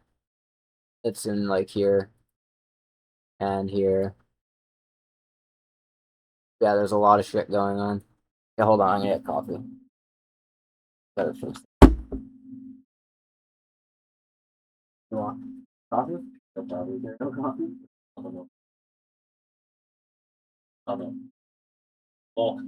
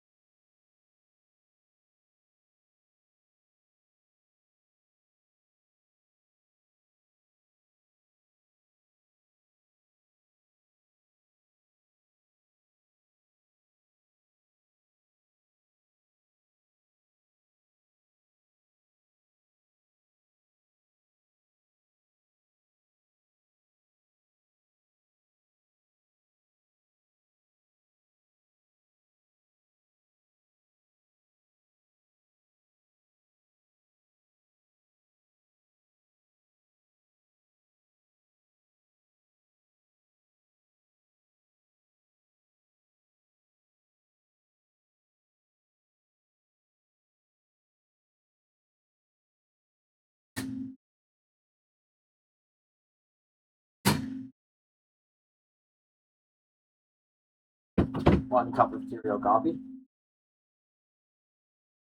okay. Yeah, reuse the same mug. So I did. That's what I did. So no, Well, this update actually broke the noticing entirety of the original graphics are. So revert it back to how it was.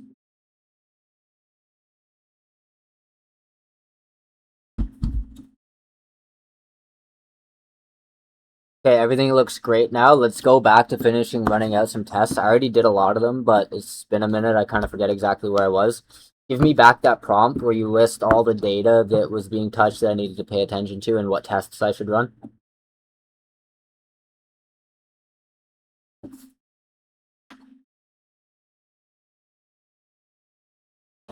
What should I call you? You have too many letters in your name. I don't know what to call you. Should I call you number one? There's a one at the end of your name. That's what I'm calling you. You're number one from now on. Number one. If you're still here, I have a question for you.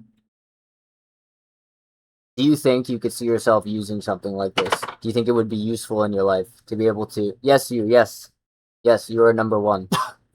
You're number one. I have a question for you. Do you think that it would be useful to you? Like, do you think you would see yourself using something like this? Basically, the idea is it's an app that you talk to. It will schedule things for you, and eventually, over time, it will learn about how you live. It will pick up on signals like your energy, and it will essentially help you optimize your life. It functions kind of like a life coach that makes the scheduling process and integrating with other people and all that stuff a lot easier. Do you think you could see yourself using something like that? Do you think it would provide you any value? What do you think? What's your thoughts? What's your opinions?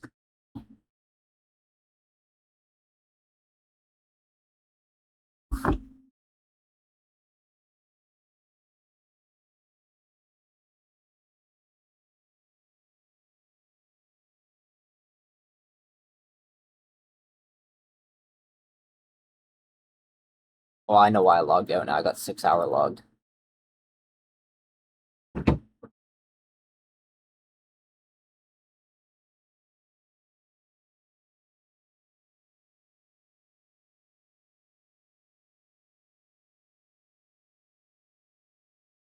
Ah, I see, I see. Okay, I'll make it simple. Do you think an app like this would be useful for you? It's basically a life coach that helps you plan your life and optimize the way you operate. That's basically the simplest way I could explain it. Could you see yourself using something like that? That's fine, but another thing I just noticed, navigate to the logo in the top left or right. Yeah, not if you would actually use it in reality, but in theory, like, do you think it would be something you'd be interested in using? Think it would be useful for you? Flashes. Have a look at that and see.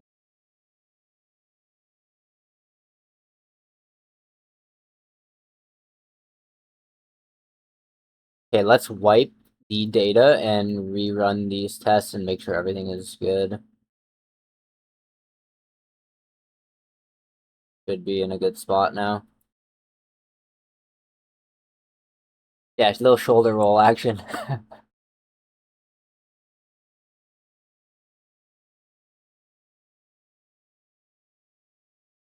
little bit of shoulder roll action. What? What? What? There's something? Talking to my robot. Talking to my robot. Leave me alone, man. Talking to my robot. Okay, here we go. Let's run tests. Let's do the gym. So here it should ask me for anchor time and duration. In the data, we expect. Yep, good. Let's do 5 for about an hour. So it should draw this now. It should have inferences and save a template. So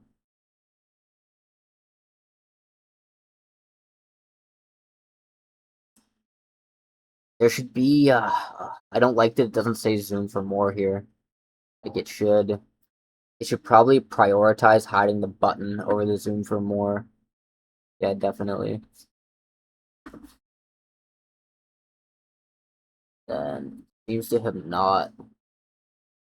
Oh, and that's correct actually that it didn't make a template because I didn't say the usual, so it's treating it as a one-off. That's correct.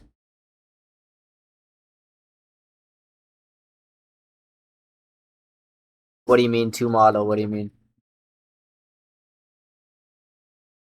Oh, you mean like one that lets you chill and one that actually helps you get better? Is that what you mean? Like an actually like accountability partner, and then one that basically lets you do whatever you want. You want two models? One that lets you get away with shit, like playing video games when you should be working.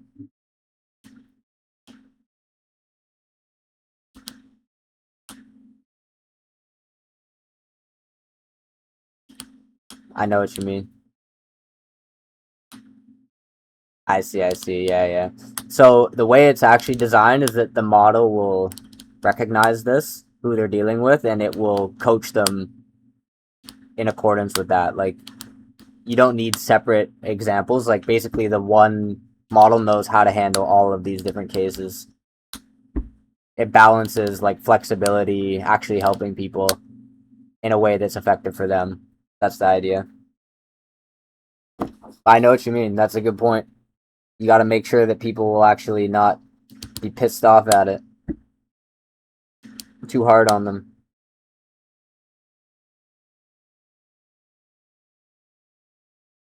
Okay, one final UI thing before I run all these tests here. I'm noticing that during zooming and like prioritizing what gets showed first, it's showing the tap to confirm button, like the circle with the flashing check mark before the zoom. It should be the opposite. It should prioritize showing zoom for more first, and then when there's enough space, show the tap to confirm bubble after.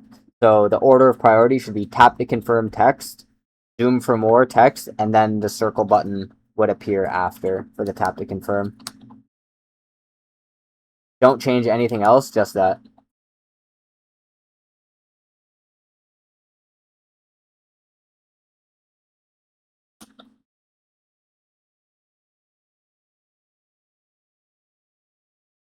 Yeah, I see what you mean. Make it user friendly. Make them feel good using it. That's important. You're right. Gotta make sure they like it. Gotta be like their best friend, their little buddy robot in their pocket.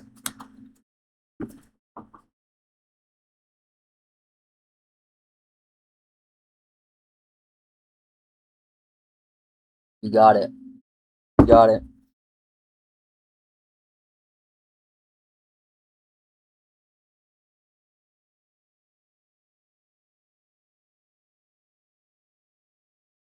So let's make sure it gets this right, and then we'll run all these tests, and then we're pretty much done with this first pass here. There's a few minor things after, but we're pretty close.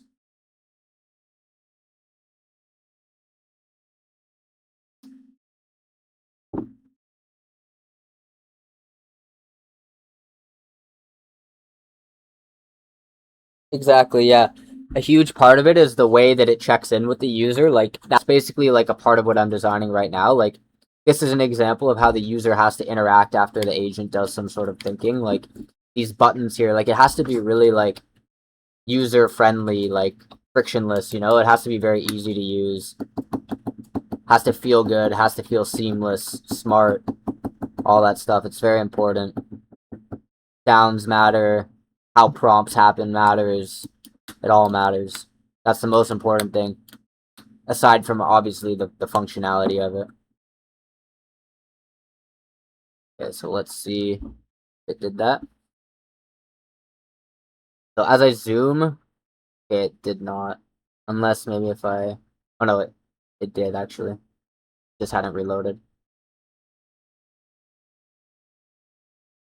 Uh, so it should be showing here already.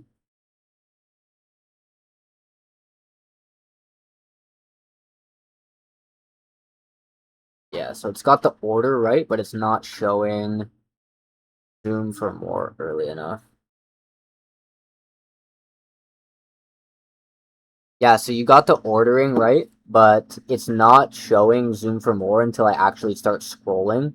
It should show zoom for more by default when there is like the flashing orange above it and there is information below, or even if there isn't the flashing thing, like anytime there's a scroll box to be looked at, which is like literally every time, because there's always going to be more information down there depending on like notes or whatever that they have associated with this.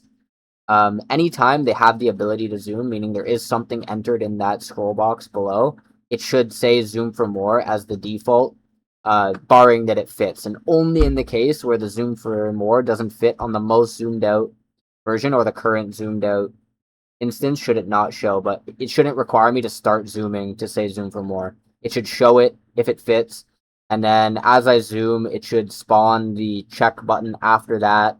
And then the scroll box is what makes the zoom for more text go away once that pops up.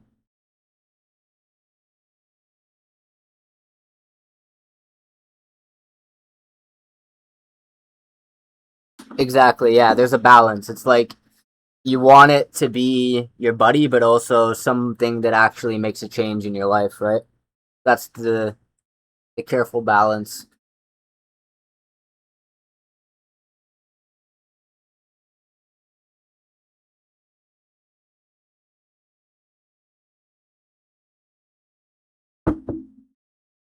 You're thinking of all the right things, that's true.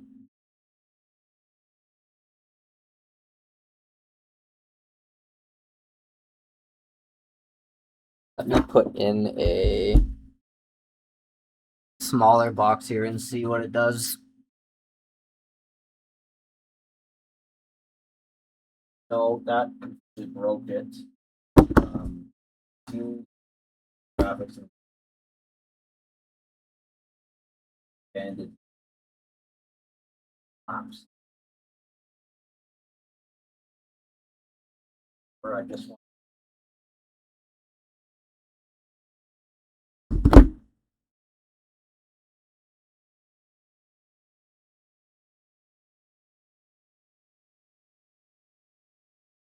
Realize I don't think my Subway Surfer or my thing is going right now. Hold on, we gotta initiate the Doom Scroll bot and Subway Surfer. Here we go. Now we're back. We're so back. We are so back.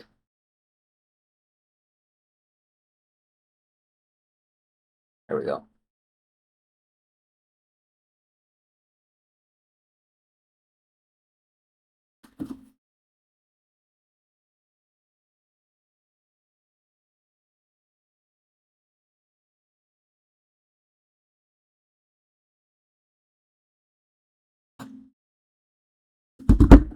Okay. Let's reload.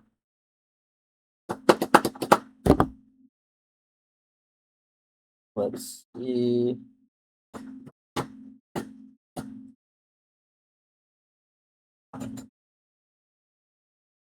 Seems like it still might not have gotten it right.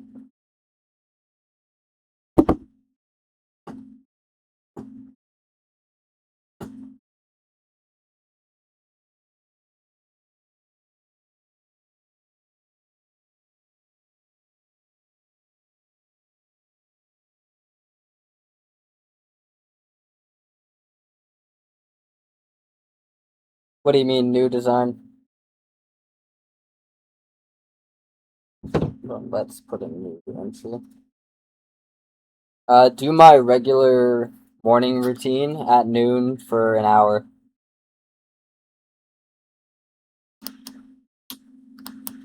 But this should not get the inferred thing because it should know noon. Yeah, so it did it right. But it's still not showing the zoom for more until I actually start zooming. Oh, let me do one more test. Do my regular night routine around 8 for an hour.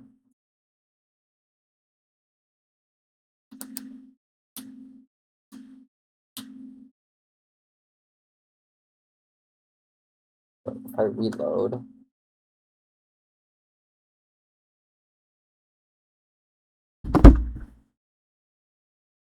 Okay, so there's two things going on right now. When I reload and it initializes the view for the first time, it's displaying the checkbox button below the tap to confirm, and it's not until I zoom in that it actually goes away. That's the first problem.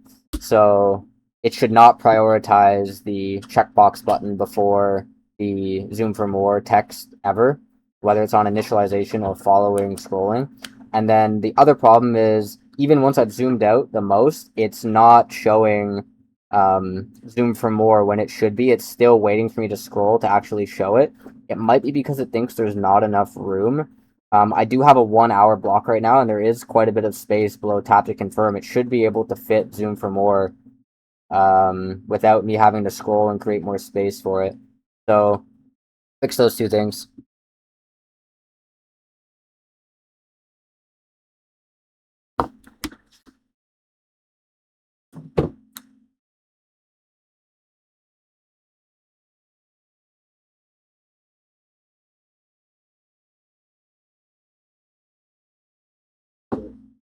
bottom dashboard. Right there. Labs. Copy.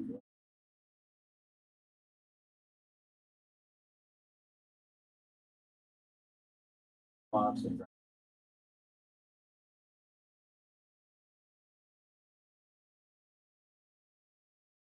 hey, no, keep talking to your robot. Keep talking to your robot. That's gonna save you.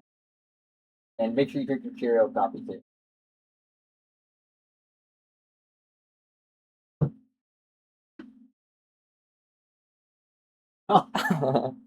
he's he's working on another branch right now on some other parts of the software. He's doing mostly like UI work right now. We're gonna merge our branches soon, so I can show you. By the way. Huh? I'm the CFO, by the way. CFO. CFO is working on the design of the app, by the way. That's right. This is not right. We're building the same app. We're working together. Not right. Why is the CFO working? Why? Okay. Why is Voting side. why is the CEO doing anything when he should just be on the beach? And his minion should be running his company. That's what I want to know. Tell OpenCloud. Tell OpenClaw to run my company. Yeah, we're working together. He's doing some adjacent work right now. We're gonna merge our GitHub branches soon, and then I can show you all of his changes at a later time or whenever, another day, anytime. Okay, let's reload. Seems like it understood. Let's see. So it shouldn't prioritize. So reload. So it's. I think that makes the most sense. So what it's picked is basically if there's enough space to start showing the scroll bar, it should do that. And then, okay, so it's not quite getting it right. So the issue is upon refresh showing the scroll bar when it should just say zoom for more. And then upon scrolling, the thing should pop up. That's what it should be. But it did fix the button not being there. It basically swapped the button priority with the Xbox priority. Okay, you pretty much got it right now. There's still one issue. So on a reload or a refresh or whatever you want to call it, basically what it's doing now is auto displaying the actual scroll box below when it should say zoom for more. So basically the ordering is on a fresh reload, it should say tap to confirm, zoom for more. Once they start scrolling, it prioritizes the scroll box over zoom for more over the checkbox button. So that means as soon as they start scrolling, if the box can fit, it should pop up right away and the zoom box should go away. Keep scrolling to the point where the scroll box can fit, then it should show. After that shows, then the tap to confirm button should show after.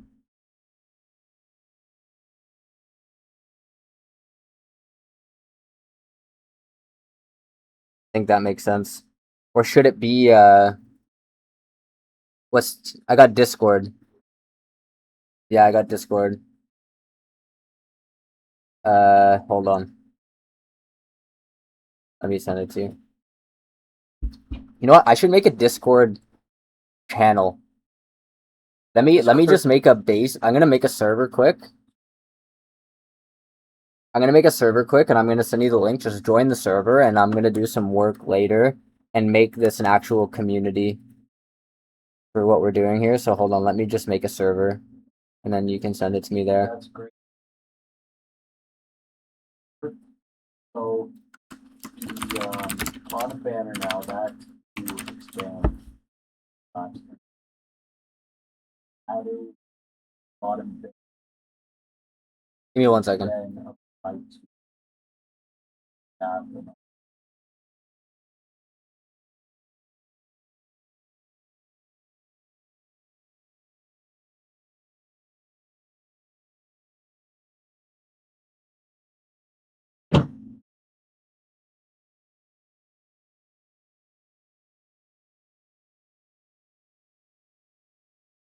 Hold on, I'm getting it set up. There we go.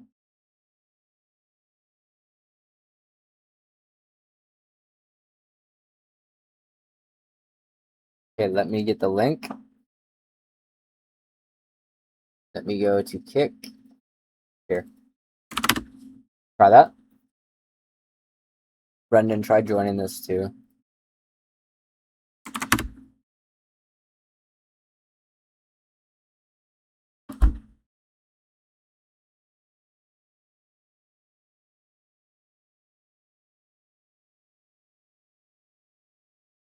F4. Okay, yeah, I see you. F4. I think that's you. There we go. I'll check that out later. I'll check that out after. Thank you. Oh, oh, oh.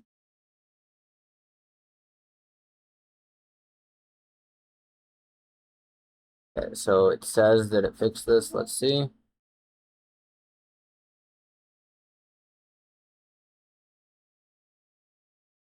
Okay, so it's doing it right. So on refresh, it shows zoom for more. Whoops. And then when I zoom, let's see how it prioritizes. So zoom.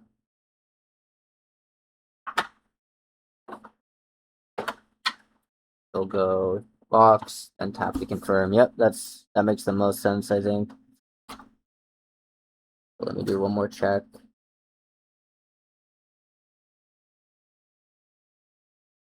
So the one thing is when you zoom out more, the zoom for more goes away at the, okay, that's the last thing.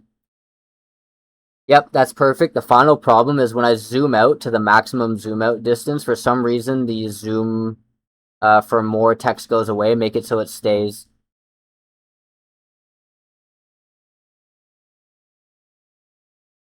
Oh, we got another guy. Shang. I am building the future of life coaching, scheduling, integration with workspaces, lifestyle domains, seamless integration. How do you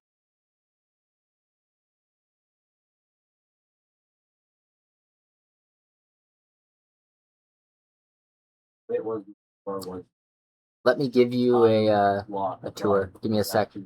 bottom of it. Let's let this finish and then I'll show you.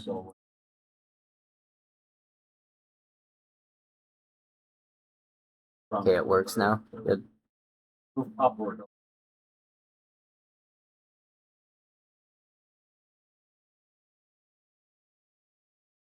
Not possible. Working. Okay, let me show you. So the idea is basically you can just talk to this and it knows exactly what you want to do. It schedules for you. I haven't finished developing downstream stuff like life coaching and adaptation and all that stuff, but for now it does something like this. Do my regular walk. So it's going to probe me for more information now because it doesn't know exactly what I mean. So it wants to know what time and for how long. Let's do it at 10 for like 30 minutes. Actually, you know what? Never mind. Let's do it for...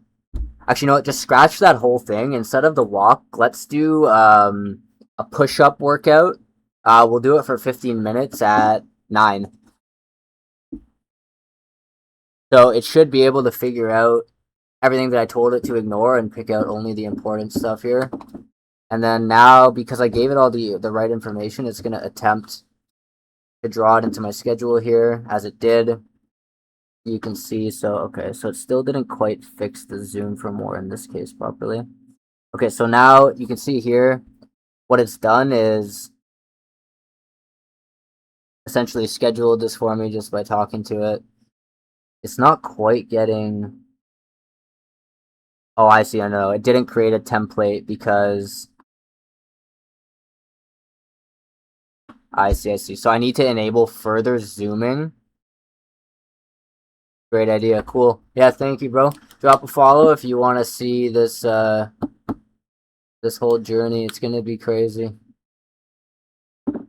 Trust me. Herpes. But yeah, I think it's a solid idea. Okay, so I need to make it so the zoom is not capped here. It needs to zoom further because I can't access the box here. I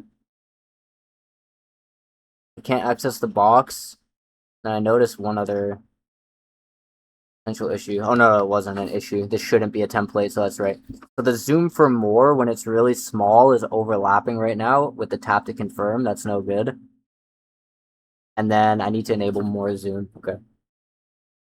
Okay, two issues. I just scheduled a really small 15-minute block and I uncovered two problems. The first one is because we forced the zoom for more to always be visible on a fresh reload or just whenever, whatever. Basically, what's happening is that it's able to overlap with the tap to confirm. We need to impose a condition that zoom for more also will never show if it's clipping with tap to confirm. The second issue is I can't zoom in enough for the actual chat box to pop up, so I'm never seeing it. So we need to make it so I can zoom in further as well. Probably a boundless zoom in. You should be able to basically just zoom in as far as you want. Actually, you know what? No, do not make it completely boundless. There should be some sort of bound.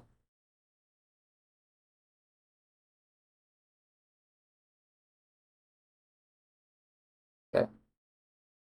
Unfortunately, my headphones broke today because of my naughty cat, so I can't hear your voice. It would be great if you could respond through chat instead. So this is a bot, and you're banned. How do I ban someone? How do I ban this person?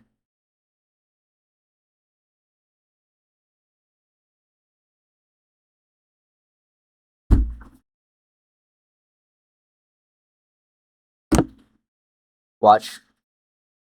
Can I buy your Twitch template?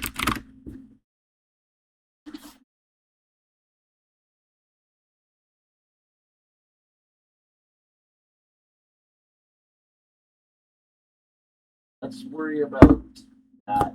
I just want to go back to the dashboard. One at a time.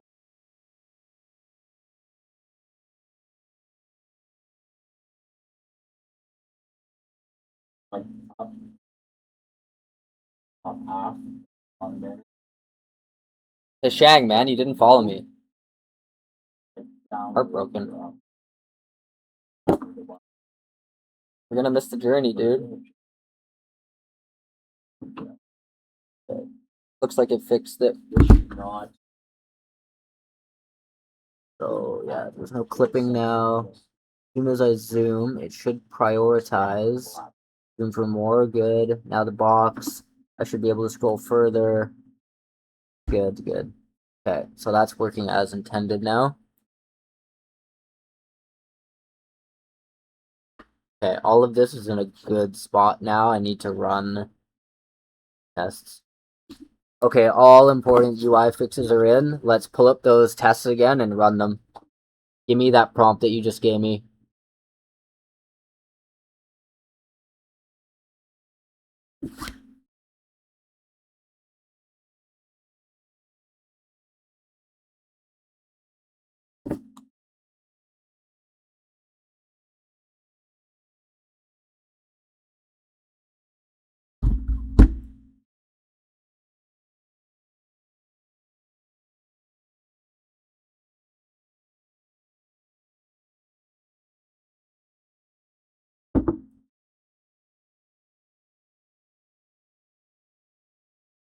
Okay. So let's clear this data and run these tests and wrap this workflow up. Pretty much there. This is pretty much the first loop.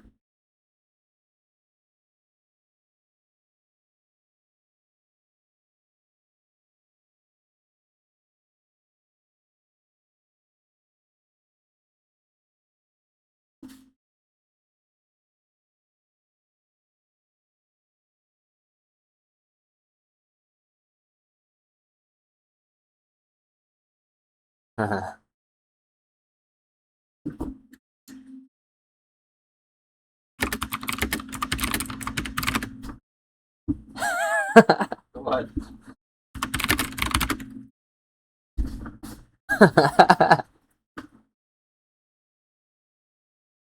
Okay.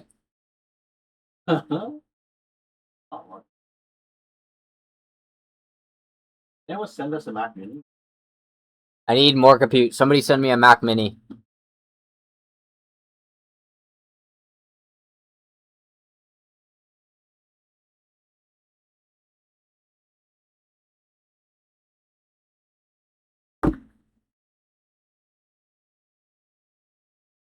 Okay, let's run these tests.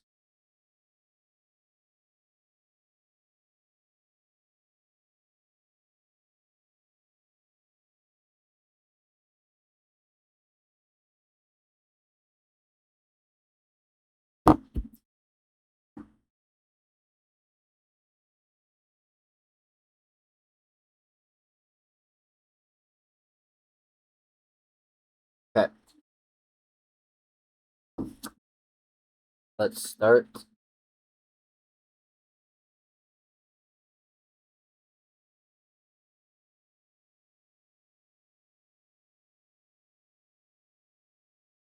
Okay.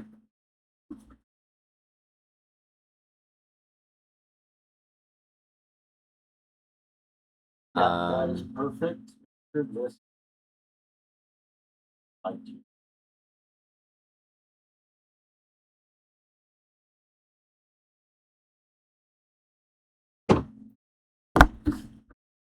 Let's do the usual gym routine. So let's try to break this. I don't think it's gonna break. I think it's gonna work perfectly.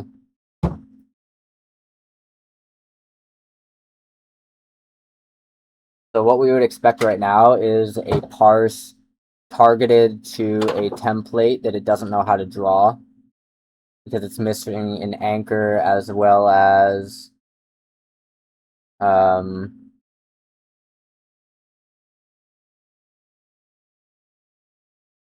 duration. So that should be in the metadata here.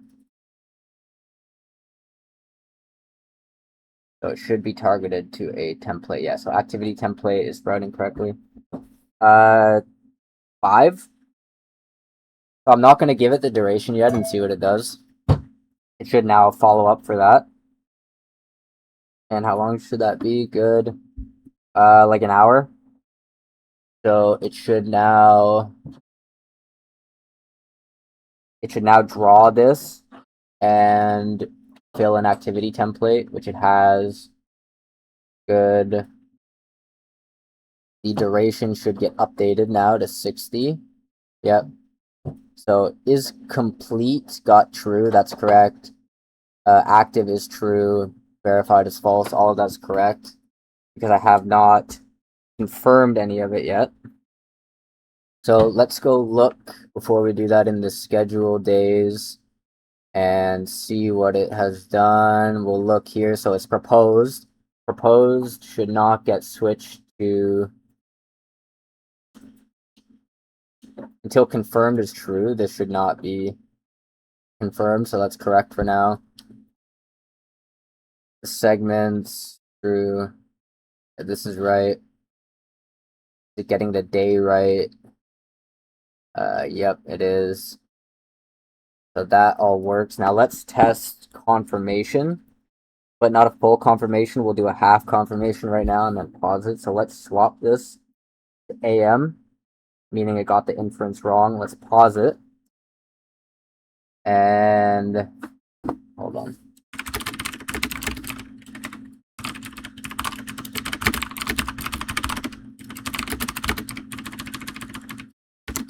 So actually, I didn't realize that.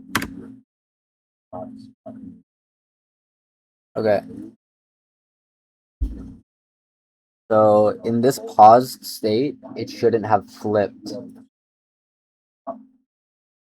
In activity templates, this should not have got flipped true. So it's still false. It hasn't been verified. Let's try the case where I tap to confirm now and then click undo.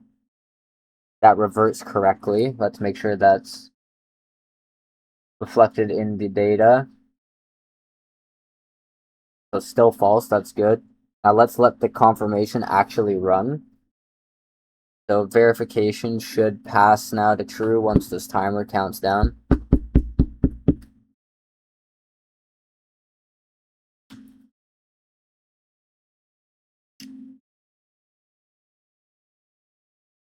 Yeah, it's gonna be called Life OS. Life OS. I'll show you the home screen in a second. You can see the logo. So this should now be flipped to true that it got verified. Yeah, Life OS, yeah. Like that. But with a space. Life space OS. So is verified. For some reason did not get flipped. So it looks like is verified. Oh wait, no, that's for the template. I clicked the wrong box, that's why. So it should be this one. So let's let this run. Let's check the pause state, make sure it doesn't flip it during the pause. Good, let's let it conclude now.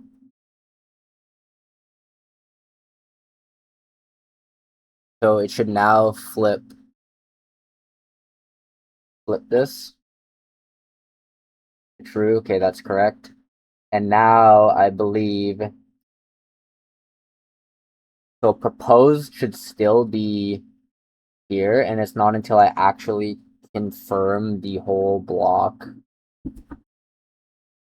that it will flip. So let's test that. We tap to confirm.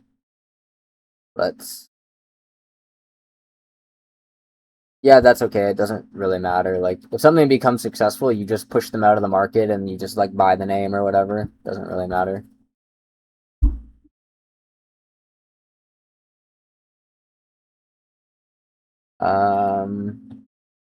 So this should still be proposed, and not until this concludes should this flip to confirmed.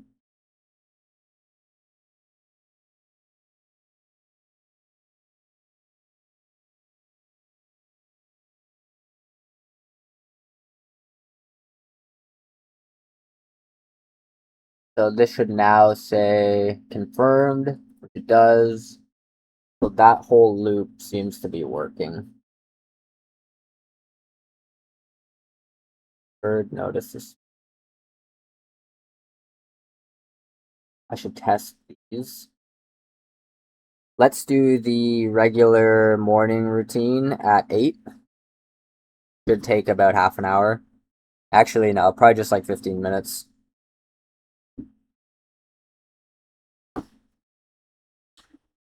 Yeah, if the name becomes an issue, you change it. Like, take OpenClaw, for example. Like, it didn't used to be called OpenClaw. It was ClaudeBot. And because it was so close to Claude in its name, it actually got a lot of marketing from that. So, if anything, it's a good thing. That's why our logo is actually very similar to the Nike logo. You'll see in a second. Here, I'll just show you. You can see in the top left here.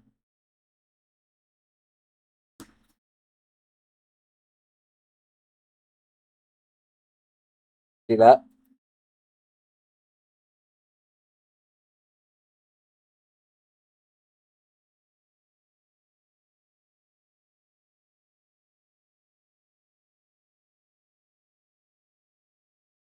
Yep.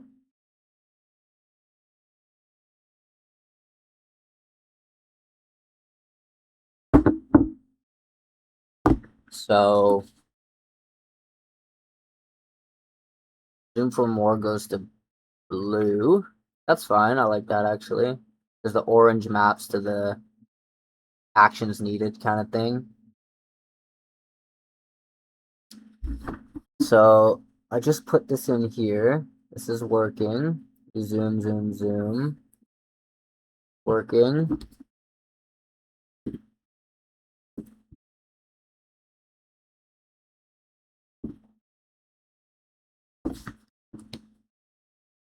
Yeah, true. I'm not too worried about that stuff right now. I just want to like work on the functionality.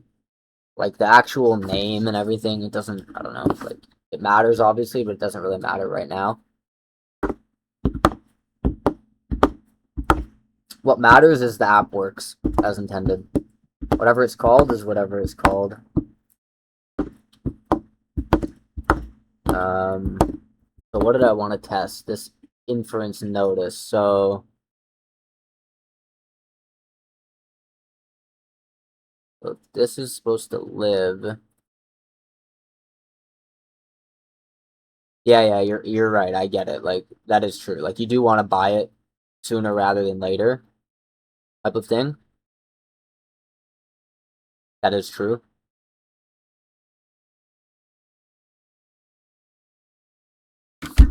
Um,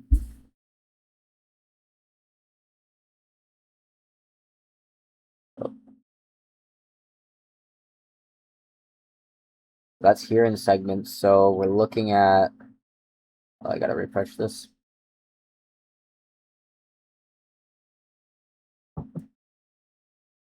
Be a new entry now. So it doesn't say anything about the inferred notice being dismissed or locked until I think after.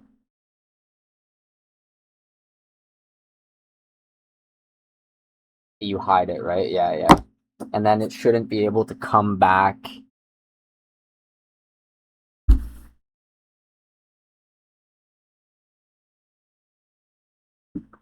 Let me think. Hold on. OS means operating system. So your life operating system.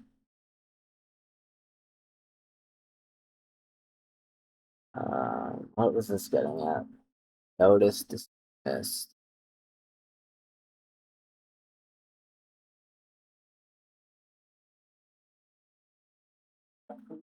What I'm noticing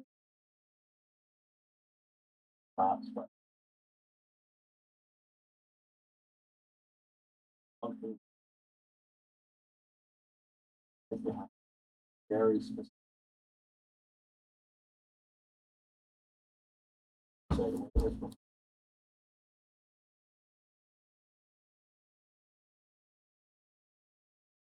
Okay, I see what it means. So if I swap this,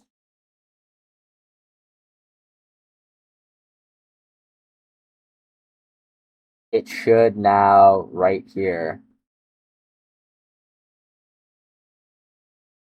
that the inferred swaps true. Yeah, so that's true here. But if I swap it back,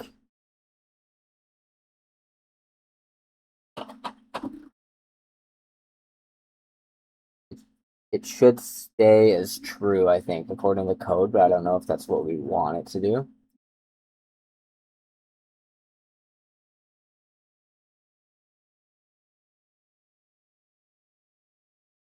Yeah, so it knows that it swapped it at least once. And when you swap it back, it stays as true. I guess that is how you would want it to function, meaning they swapped it back. And then the time basically tells you. It could map to the parse and figure out which version of inference it's on. That's fine. And then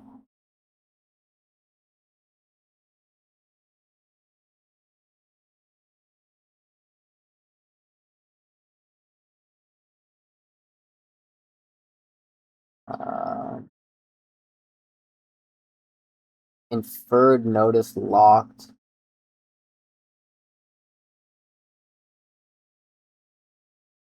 Dismissed should happen after locked.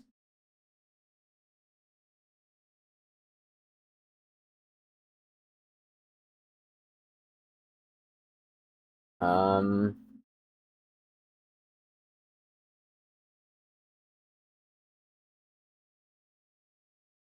Let me think.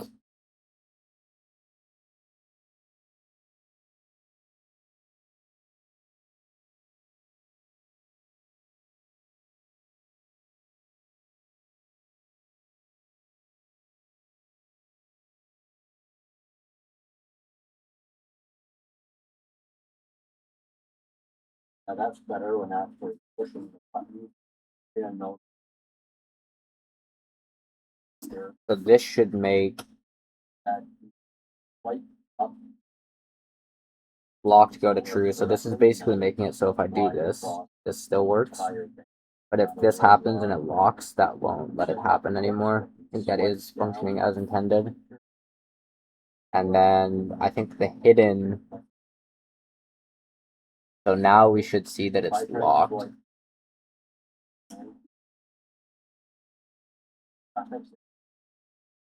Yeah, so it's locked now.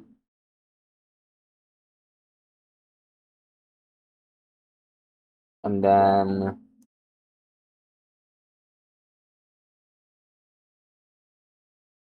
inferred notice locked, but I don't see dismissed.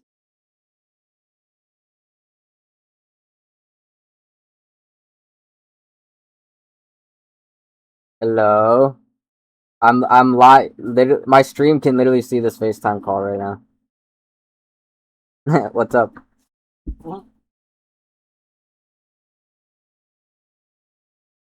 Did you text her? I didn't see if you texted me. My bad. My bad. Oh yeah. Hold on.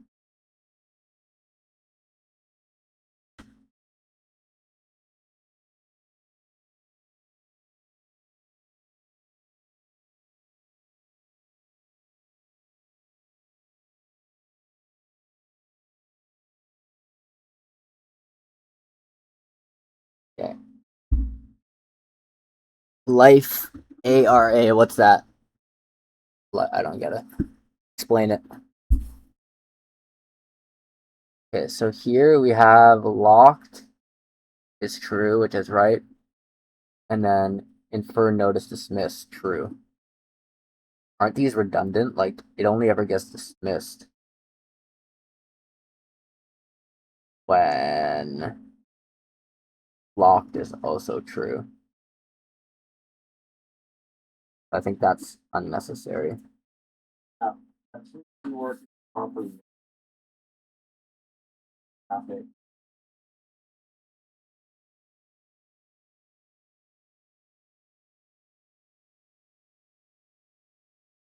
Where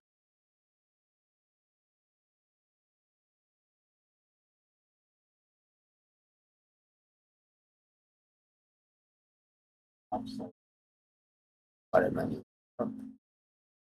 that will Why did is your music still playing? yeah. Hold on. Restart the jam. Hmm. Hold on.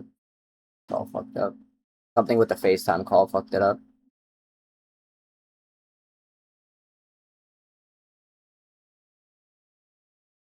Like it's not playing for me anymore. I don't know. Just send me another thing. Okay, so I think those are redundant. Okay, so I think locked and dismissed for inferred notice are redundant because dismissed is only ever the case when it's locked as true, right? Like it being locked is the same thing as it being dismissed. I'm not 100% sure, but let me know.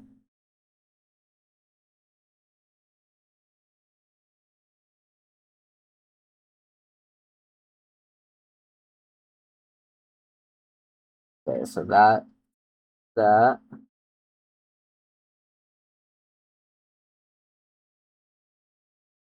Yeah, there's like, oh, the jam is playing now, I think. Are you playing Merlino by Aether? Oh, Huh? I started a new one. Invite you. Okay. Some weird shit happened.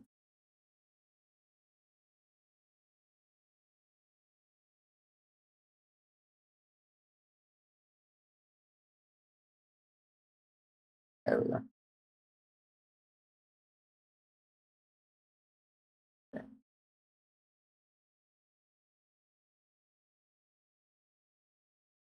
So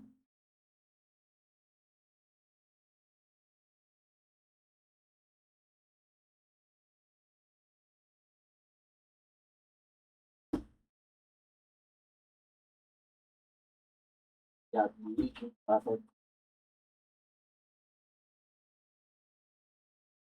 Like yeah. Function.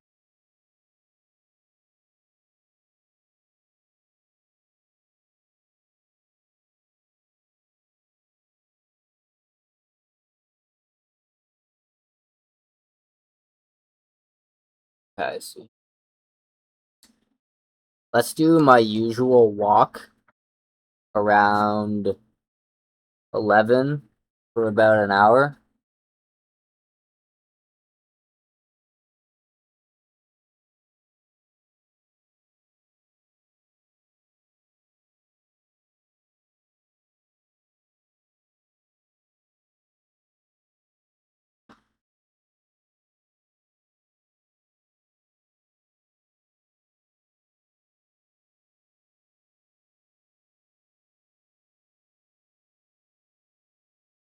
So it should show.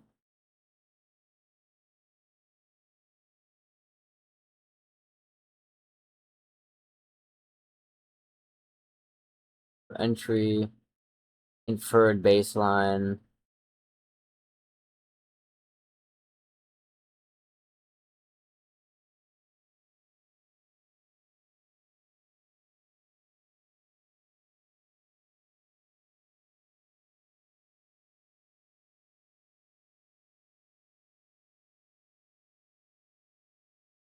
So it's not showing.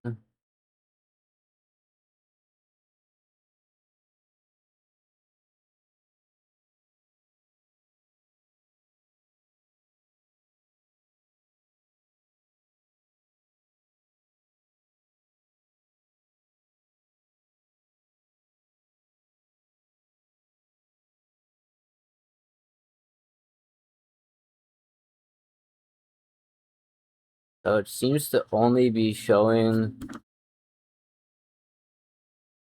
What'd you do? Let's see. Life tune. Guy made us life tune. Look, life tune. What? Life tune.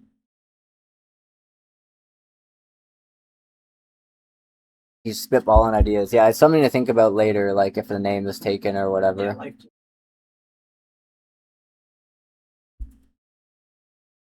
I don't know if you're noticing, like up and down, Looks cool though. up from there around. Okay. I like up, for example, on them versus touch on the help, like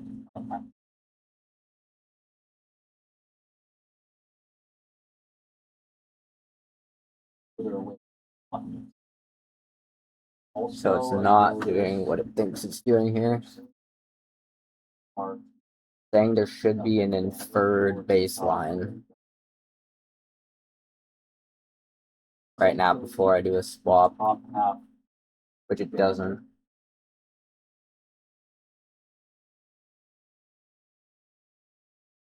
Start and end is here. halfway.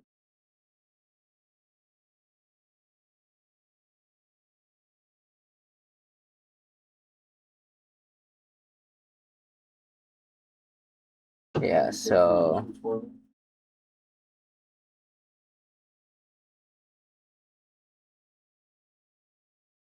check the routine things after. Hold on. And James.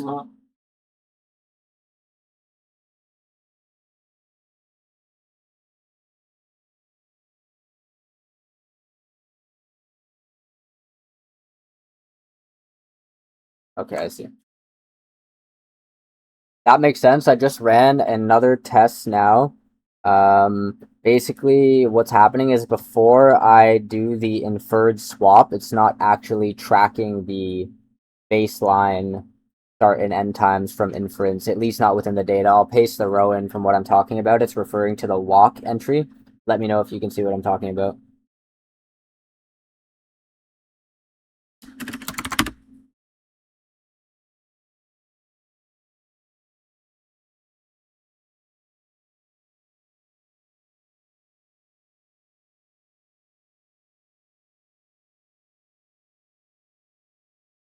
Yeah, it's pretty crazy. You can make so many things so fast now. Do you do coding with agents, or are you doing things by hand still, or what? How do you do your work?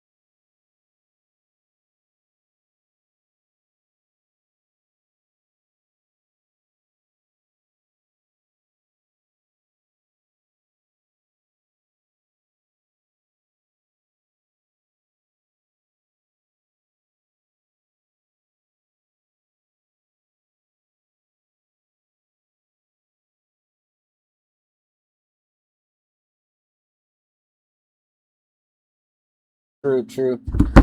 Sounds cool. Okay.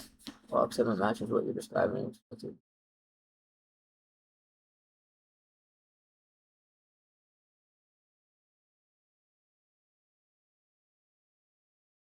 There's only sets for inferred.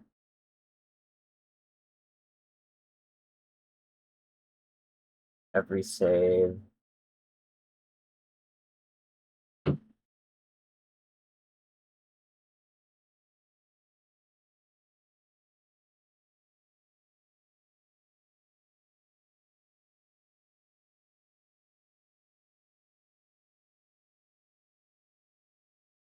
But I think I'm noticing.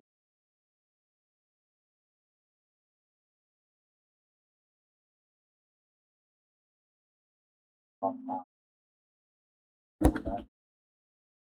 touch all of her top half. Slightly work first for touch top half. Well, in my touch and top half. Like all the way up to the top of this. Like also. Yeah, stake.com. I'm talking to this guy. On block? Mhm. On block?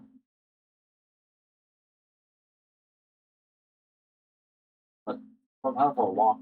It is, yeah. Soon.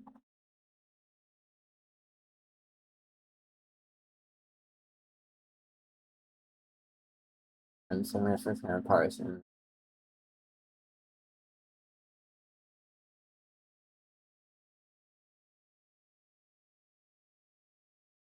Okay, I see. So is the functionality of the inferred start and end time so the swap back can trace back to it? Is that kind of the point? Because if that's not the point, then I don't see why we have it at all. If the point is to hold the swap back data, then that makes perfect sense.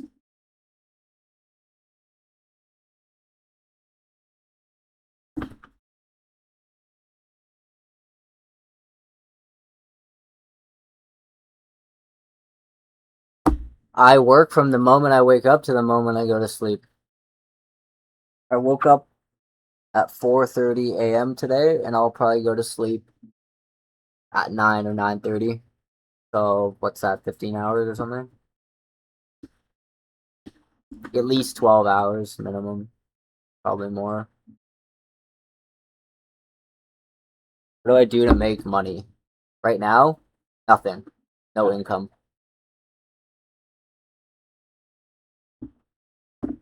It's working a bit better, but I kind of want to change. I'm doing this so I can make money. I want to update it so basically first and back to third. Yep, really.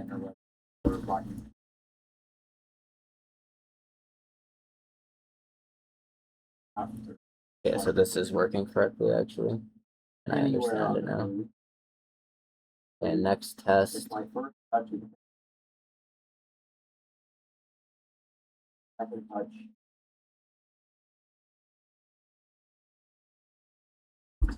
Love that person. On the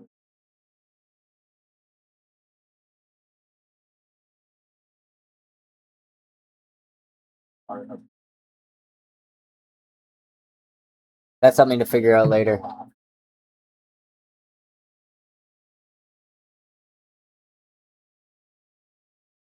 Tired to be long.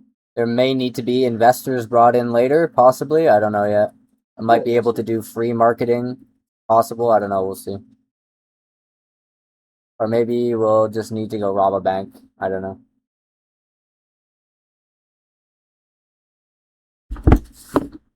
Okay, so if I lock this, so routine notice this test. So if I click here right now.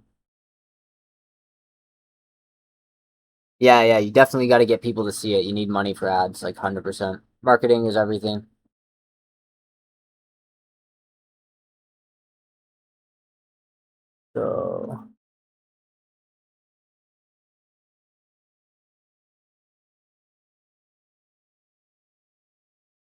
So routine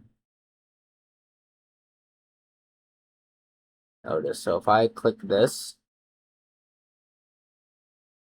it should not show up yet. And we're gonna let it run now.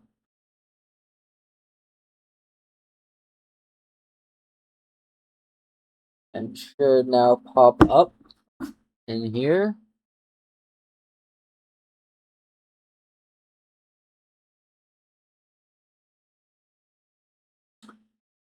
Depends. Good question. Cross that bridge when that day comes. So routine notice is dismissed now.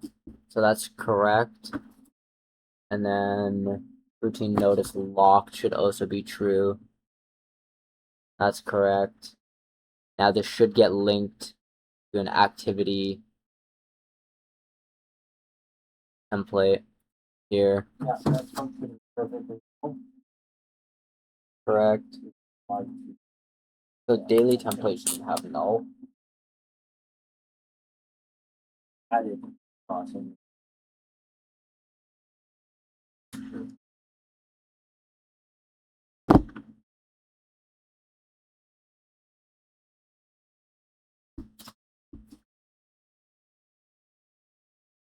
Yeah, that's functioning perfectly.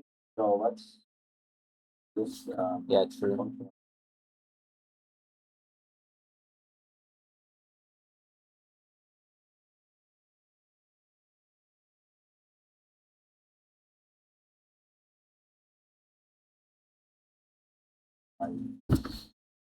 That's what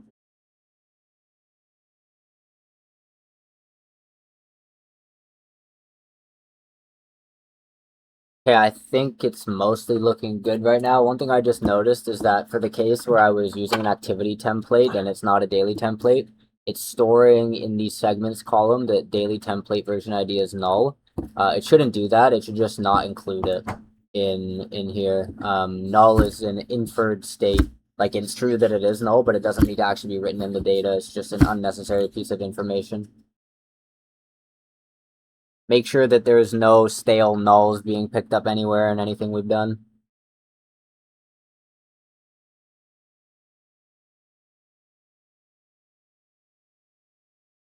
Thank you, yeah.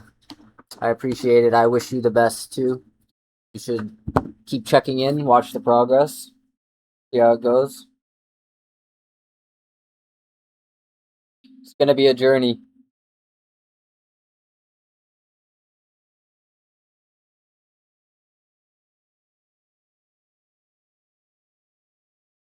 Yeah, I agree. You're right. You're right.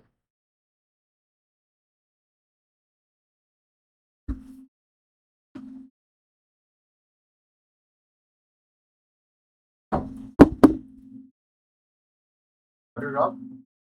What? What's the result? Err. Here. Huh. Editor. Thank you, sir. I'll light up a switcher. Let's light up a swisher. Switcher.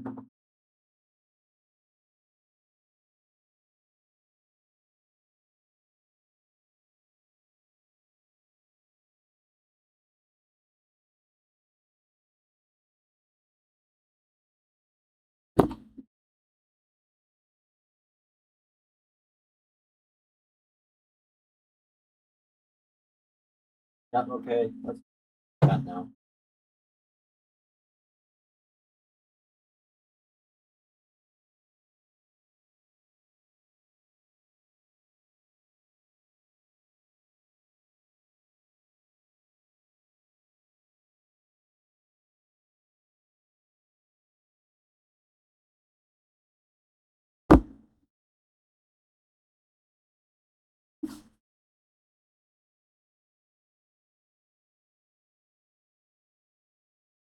Let's do the routine appointment with the doctor at 2. Could take about half an hour.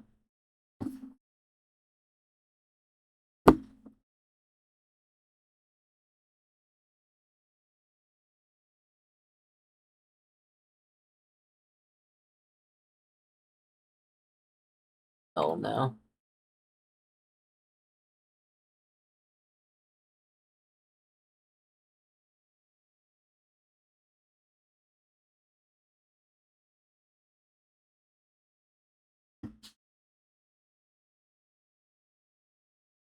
Let's do the usual dentist appointment at 1. Should take about half an hour. I forgot to say usual, so it didn't register as a template. Which is correct.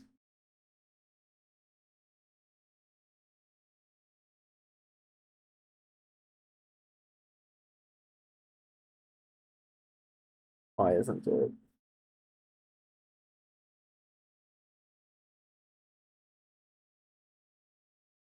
Huh. I want to make the That's not right.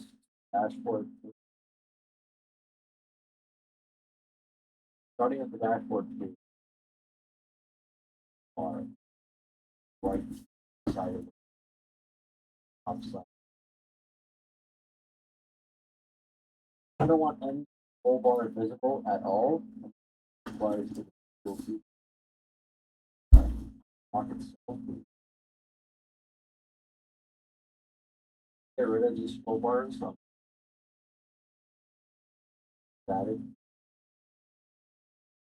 So I'm gonna paste in my current data row for daily schedules. For some reason, when I'm saying routine dentist appointment, it's not picking up that it should be a template for activity. I'm not sure why.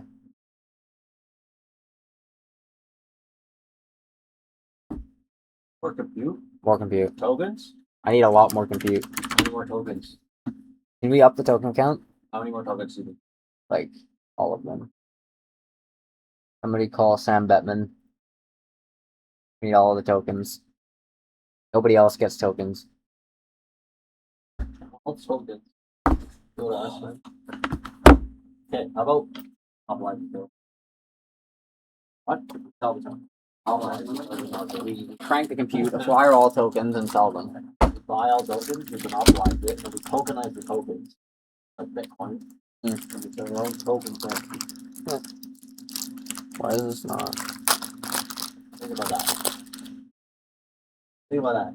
Thinking about it. Tokenize the tokens. Token it. So they'll have to buy tokens from us. Yeah. They use them. They're sent back to them. And then we sell them back to them. Good scam.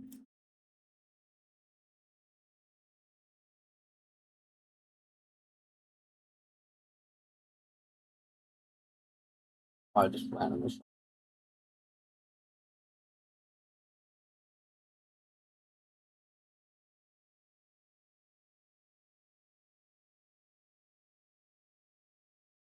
After warning.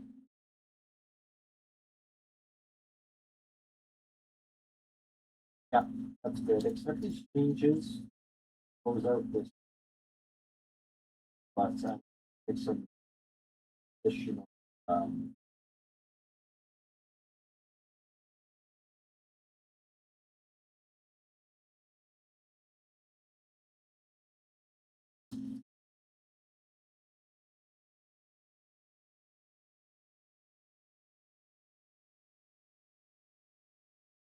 walk Done.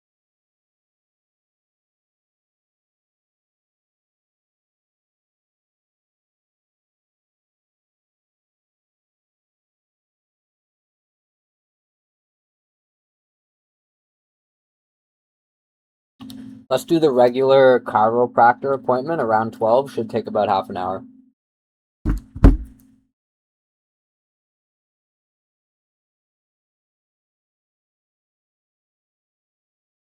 Working again. Now, as long as schedule 2 page, the way I want the body of this page function. Bottom banner is body. Bottom of the body to be top of the upper body. Tops of top. Sorry, once the bottom banner it pops back down, body of it all of it.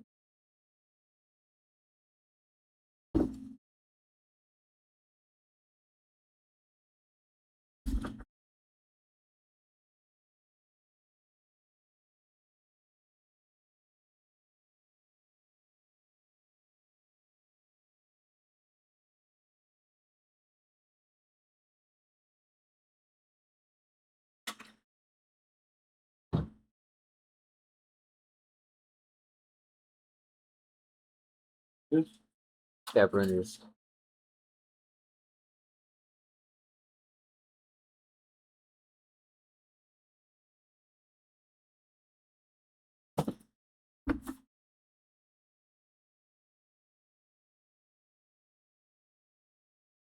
base is approved.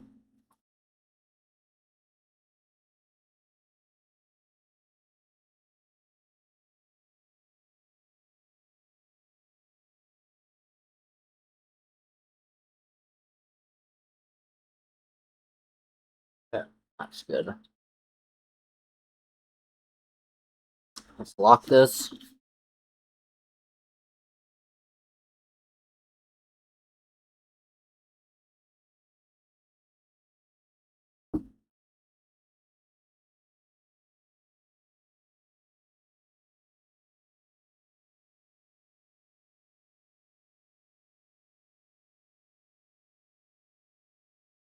Yep.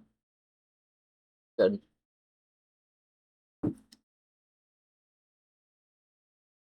Wait.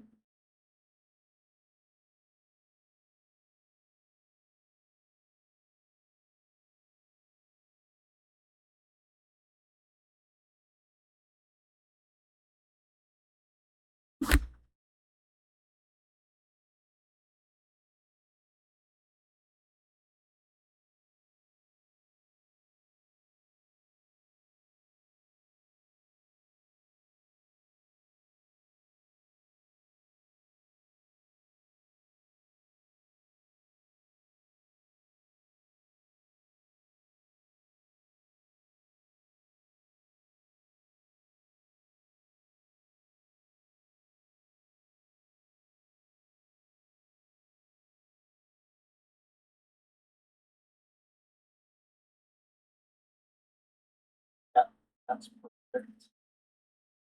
Let that change. Want to open other.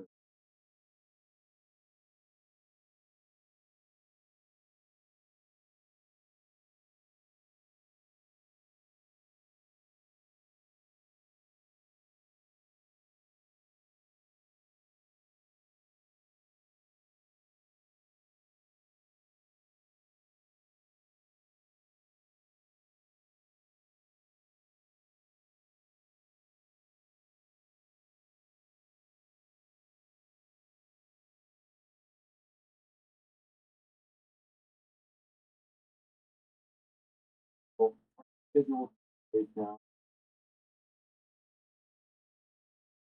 Buttons.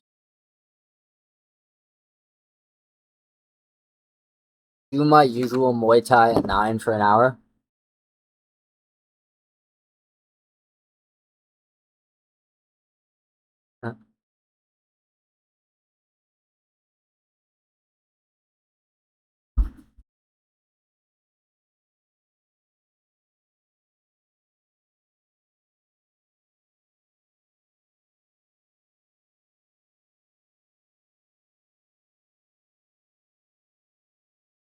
I want to make some further edits. Button. I want this to function.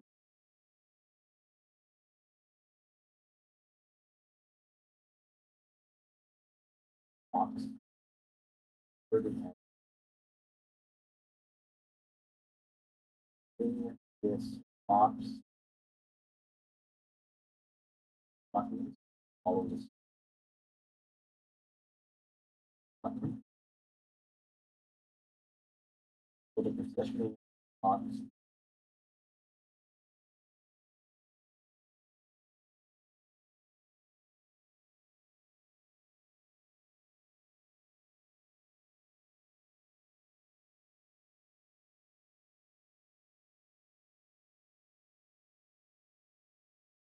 Getting lured.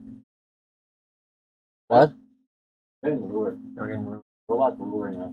Keep talking to it. It's really nice. Looks there. Word man. Yeah.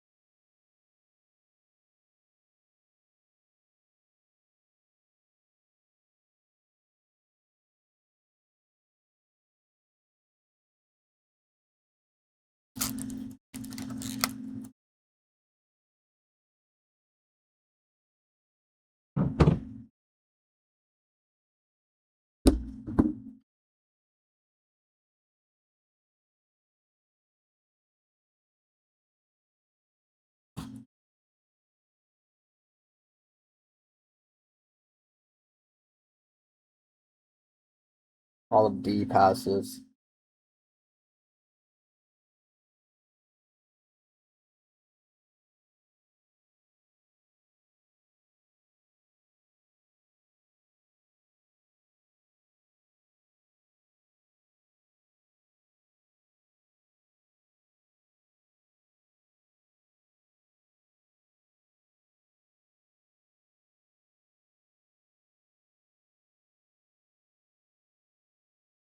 That works.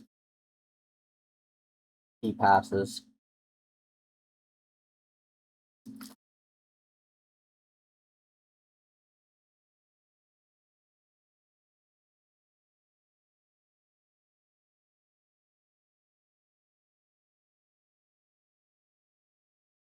That works. That works.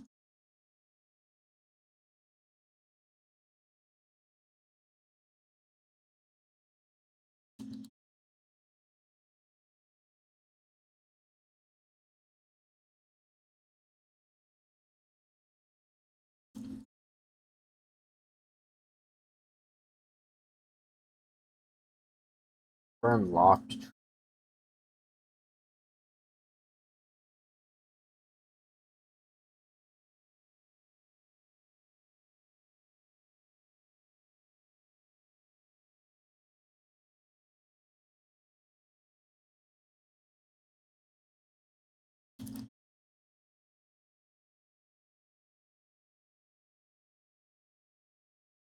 Right idea, but let's box forward. Right it.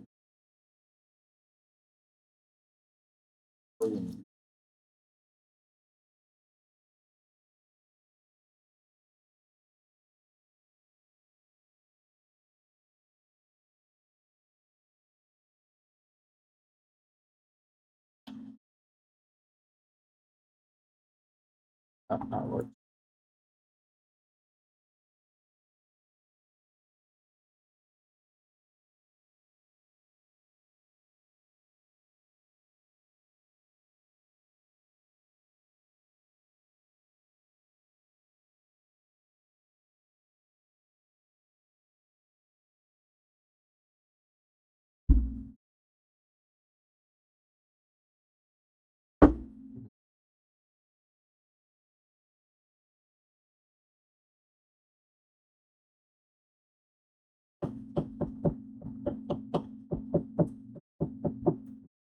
That works.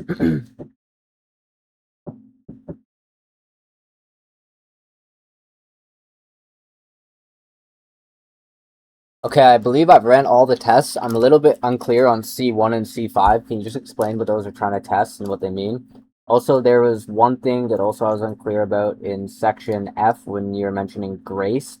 F3 and F5, explain those.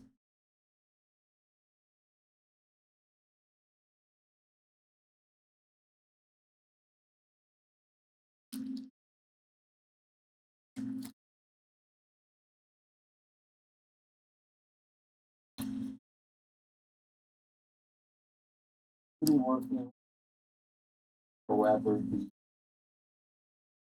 text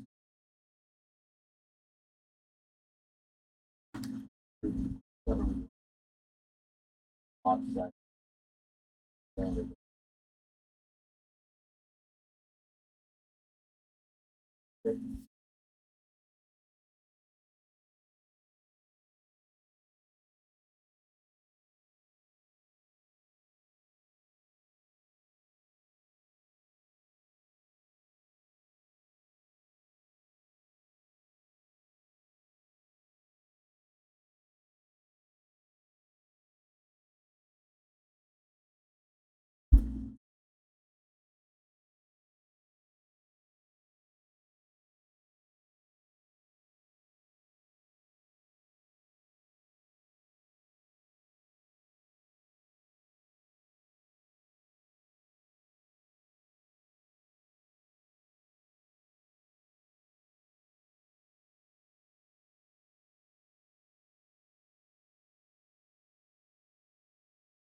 Alright, so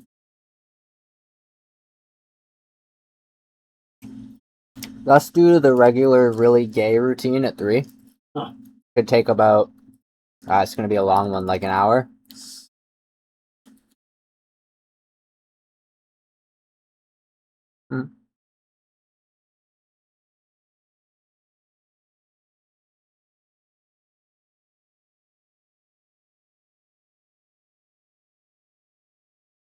Regular gay routine. Good.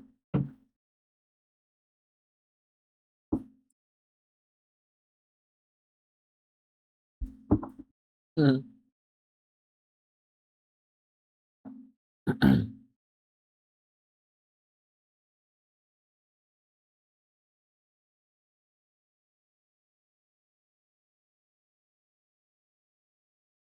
So,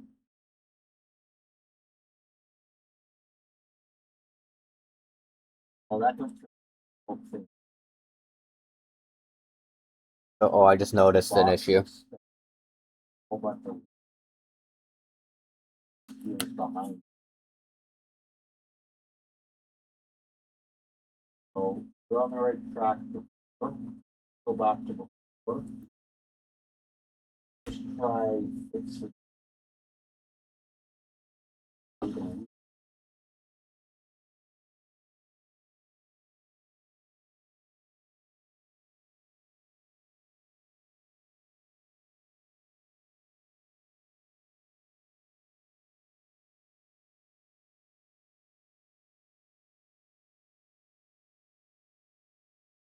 Okay, that does not make sense.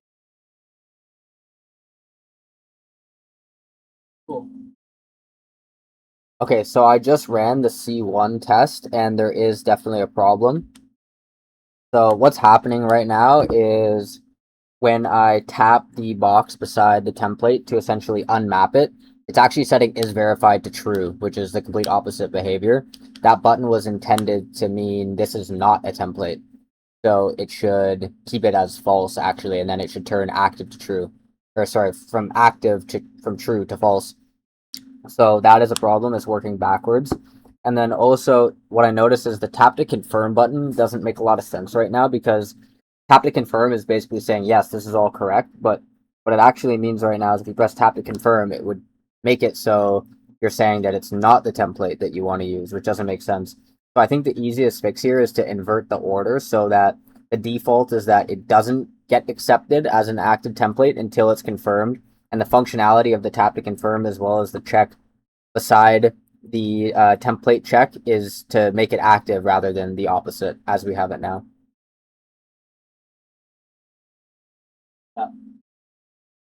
Great. Now, one thing I just wanna button is press the button. Next, all little up down icon switch.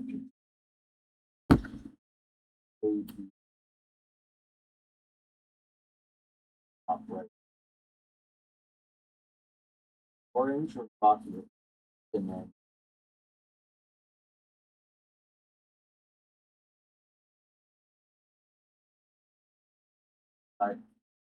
What? we gotta get outside. We're about to. And, we're only at one. Okay, 50 bomb right now, actually. Okay.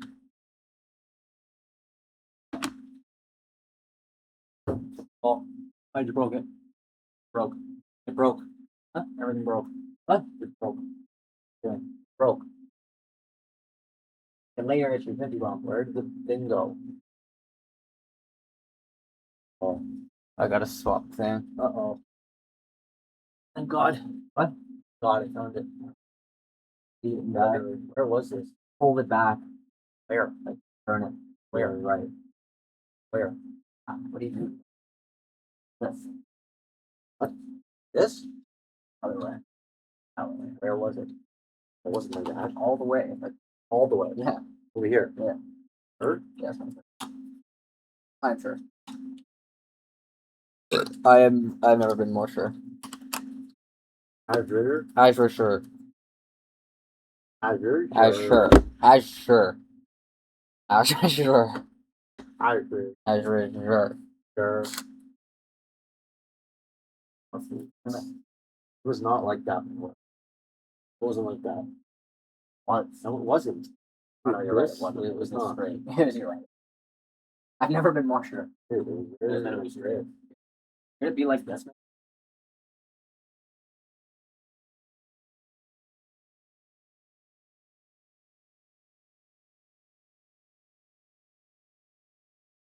Cool in the bottom of it.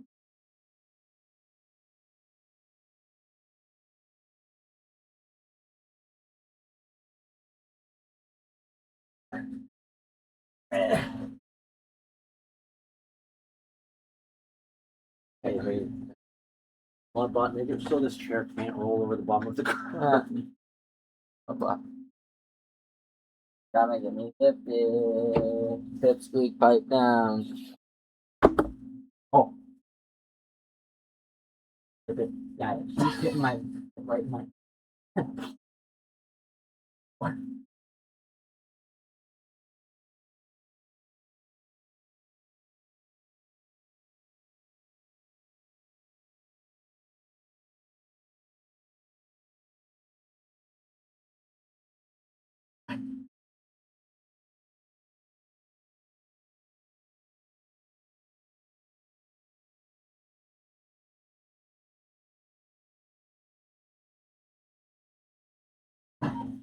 Oh. Oh. Blocks. Double clock. Can you pass my marker? Look down there.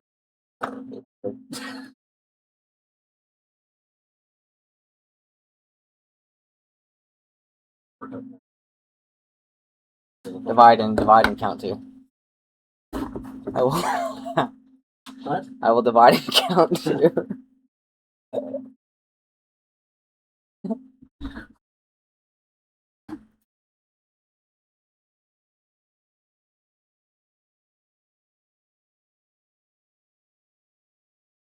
Let's do regular Muay Thai at 3 for an hour.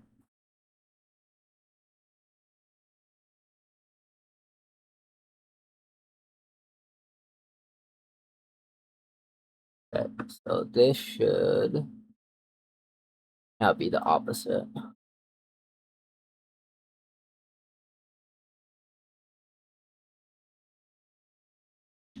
Oh, false.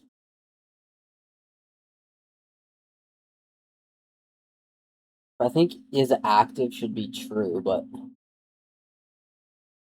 is verified.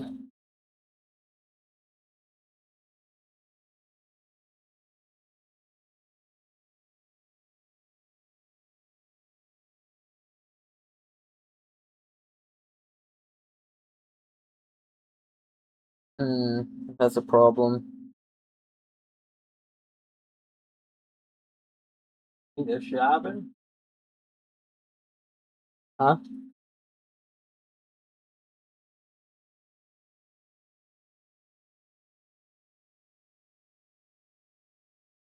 It shows us. Yeah, yeah. Good. Let's take it down. This. Kind of good to the background. I think it's like that, but that should go. Actually, I think it's fine. That's fine.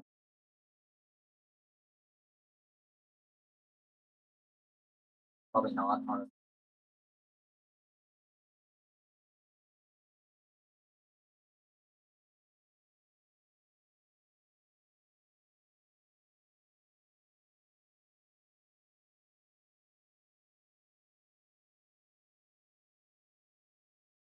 Okay, I need to fix this.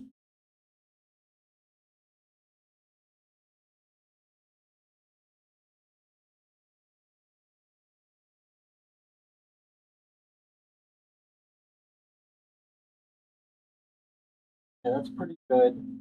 Just want to make further edit action. The root button is clicked on and the text is orange. Want the button healthy match color drop down boxes. That color. Once off, it should back to gray color with the Okay, so this is not quite right. We need to make a little change. So first thing is it should actually make the default state so is active is true and it is already saved as a template. And then basically clicking the check mark will keep it in that state and turn is verified from false to true. And then what the purple button does is leave is verified as false, and then it would turn is active to false. I think that would make a lot more sense.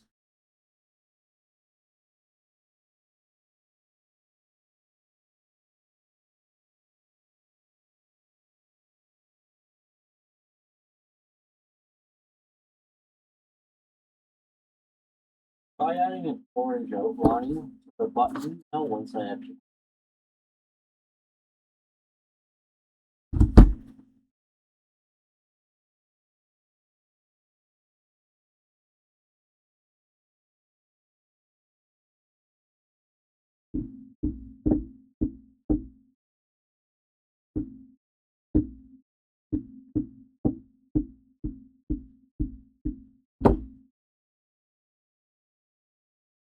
let's try just keeping the text white though. So instead of changing to orange once it's clicked on, that should just remain white. The only thing that changes should be the button color itself, like the outline around it.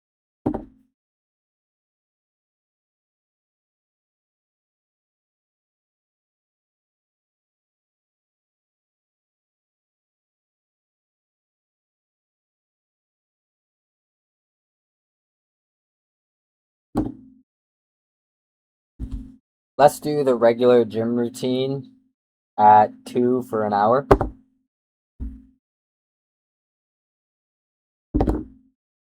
So this is that. Okay? Huh? This is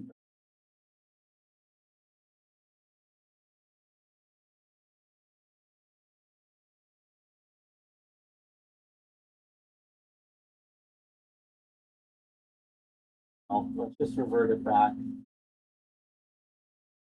Text. White text and on the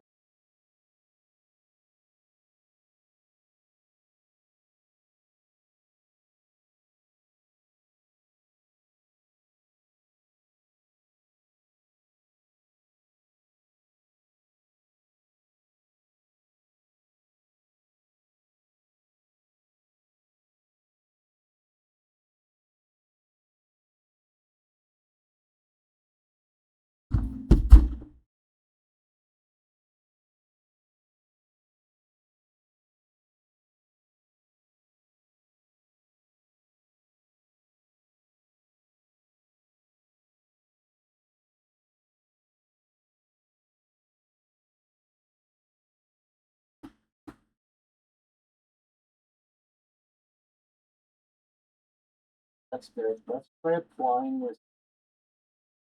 body to button. So button is clicked on. 80 box opens up. I like to flip the background boxes. I just want to add a box positioning box right now. Just hiding also hiding.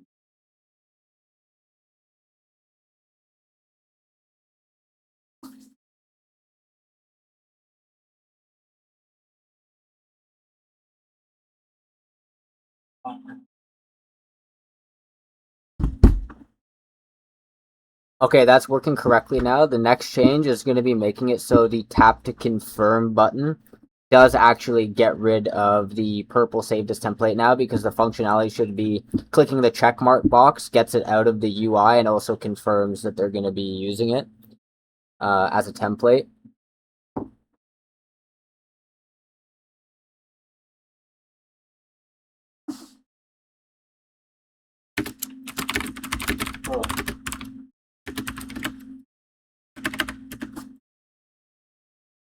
Oh.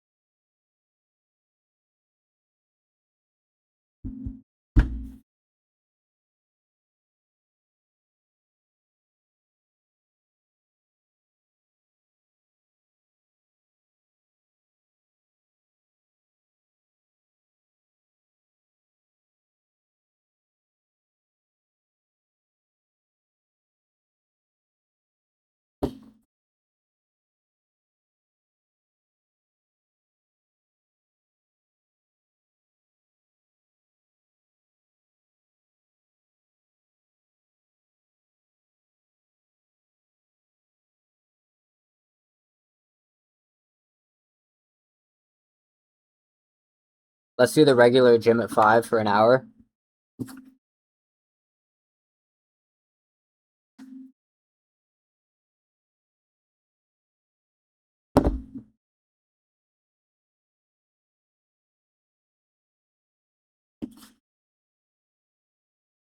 That is good, but I wanted to background dimming effect. So like if they want to box background dim by that.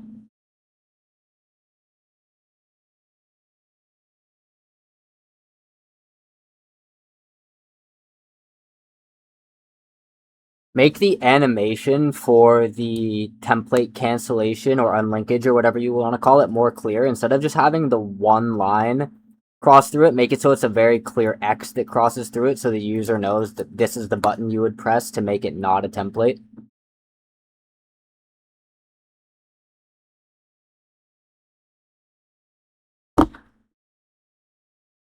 Those. Should I start using this on streamers? Excellent sales tactic, right? I don't know, this guy those. He's talking about Alexa Carter trying to sell me an overlay.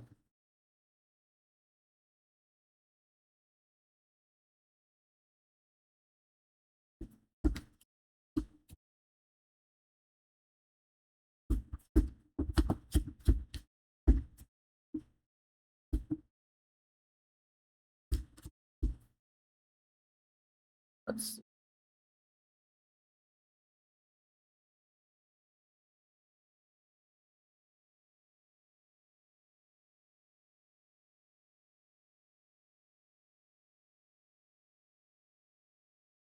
The design still looks a little unclear. It should more clearly transition from the template logo to the X and not just have it like overlapping like this, or maybe have the X flash in a different color than the purple. I think that's a good idea. Have the X cross it through like in a red or something like that. Something so they know it means like to cancel this out. Right now it's just very unreadable.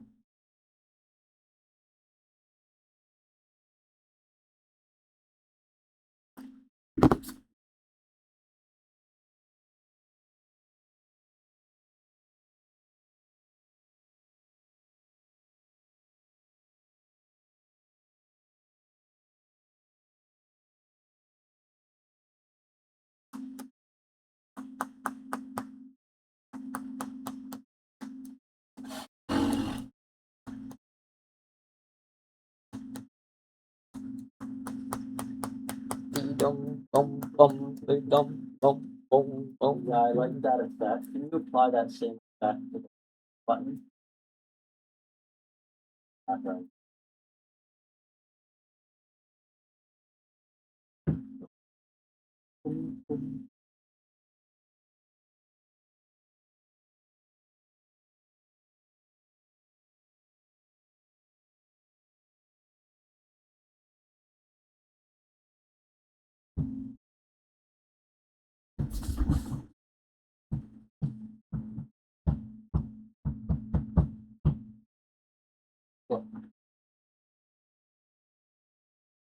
What do you think? What does that tell you? Like, if you look at this, what do you Have to refer. Oh,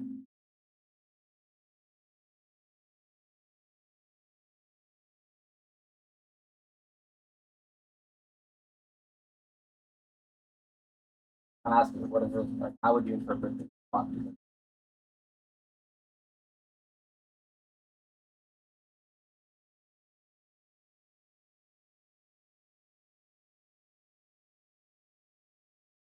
You understand? Button to press, like,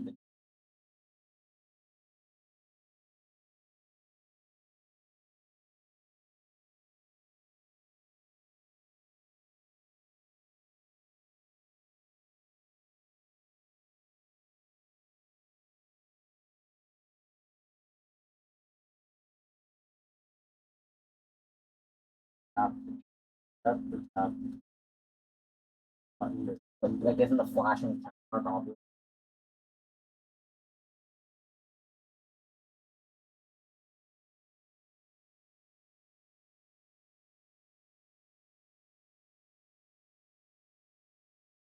That's the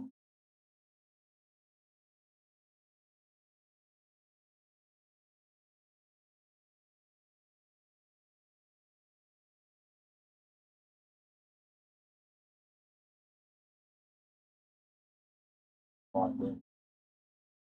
That's obvious.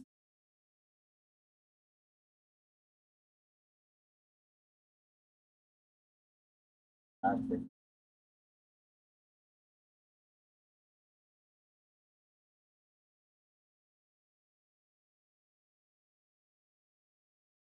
whole bunch. on. The idea is like the voice will get mapped to that pocket. Like eventually you should just know like, after. Yeah, eventually. Eventually, whatever. Eventually, yeah.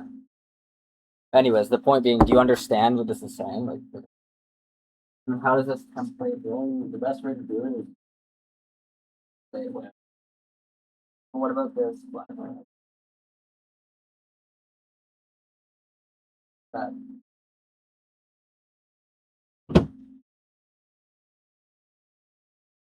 leave everything.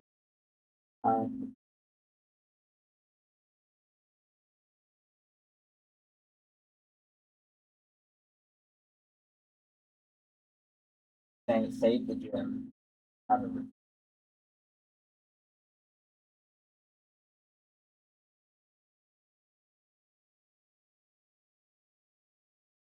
that you might use language On the block though. Multiple things. and it's both. One thing you can do multiple things.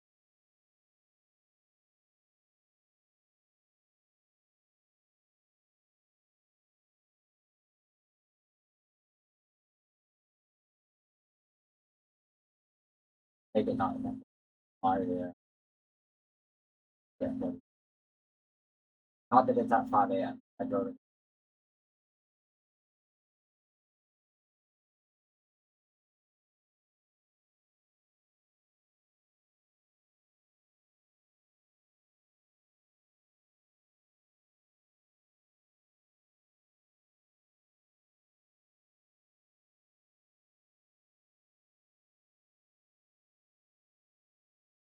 Like way too much highly loaded.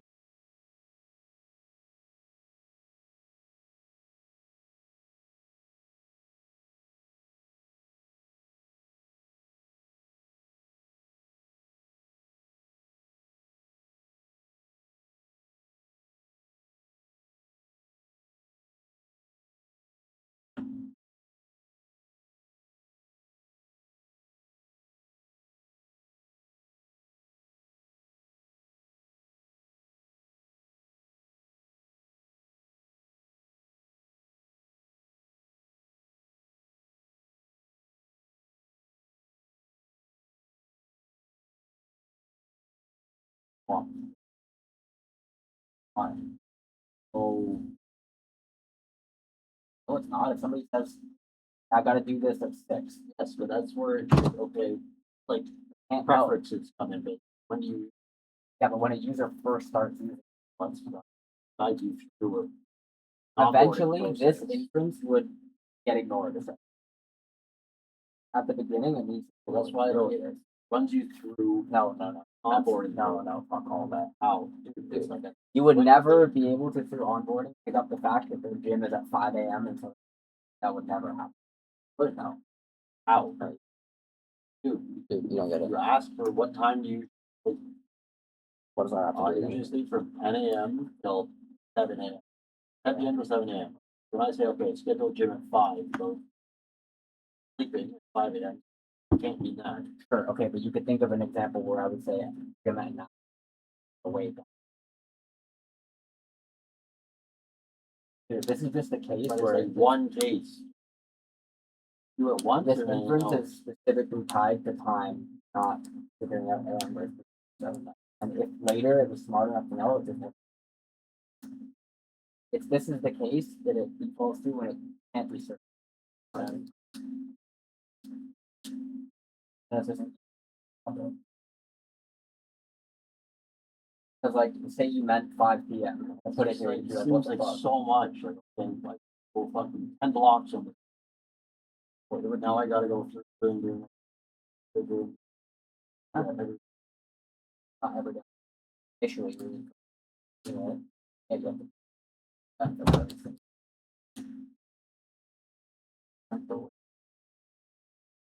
Also, what a lot of people will do, it'll be zoomed out like this. They'll go, "Yep, good," and that's it. They won't even. I think how could you escape it infers something that it's not confident about, it has to.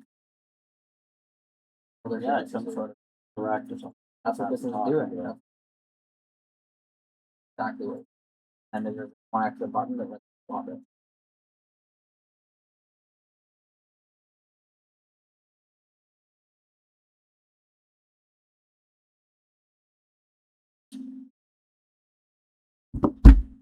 I don't know how you could do it any other way. I don't get it. I don't get it.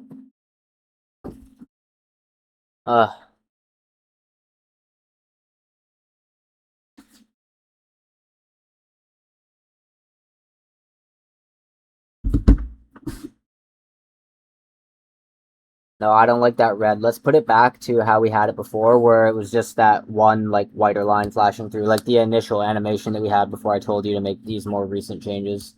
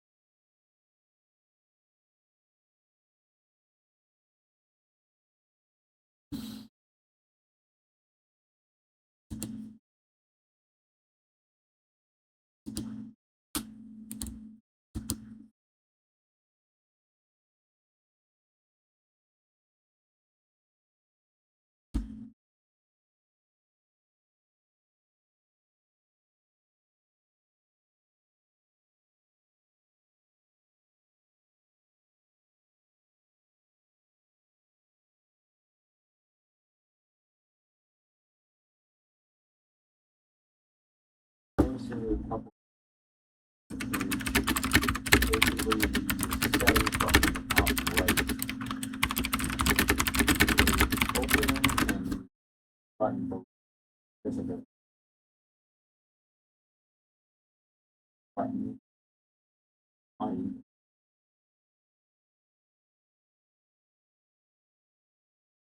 That for now. And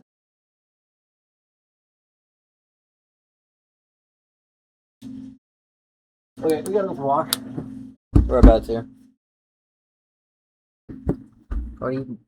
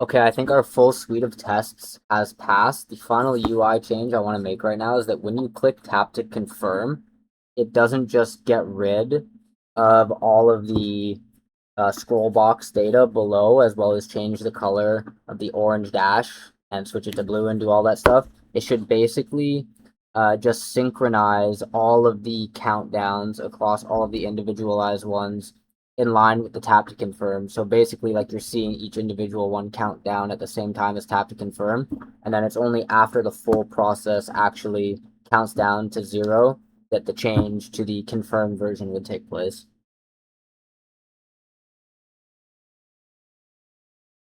Okay, let's go. After this, let's go. I need food, like a lot of food. That's great. Chat is full, so I wanted to change this at odds.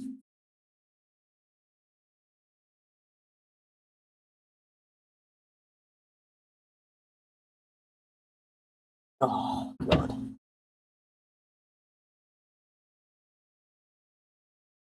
High decimal frequency.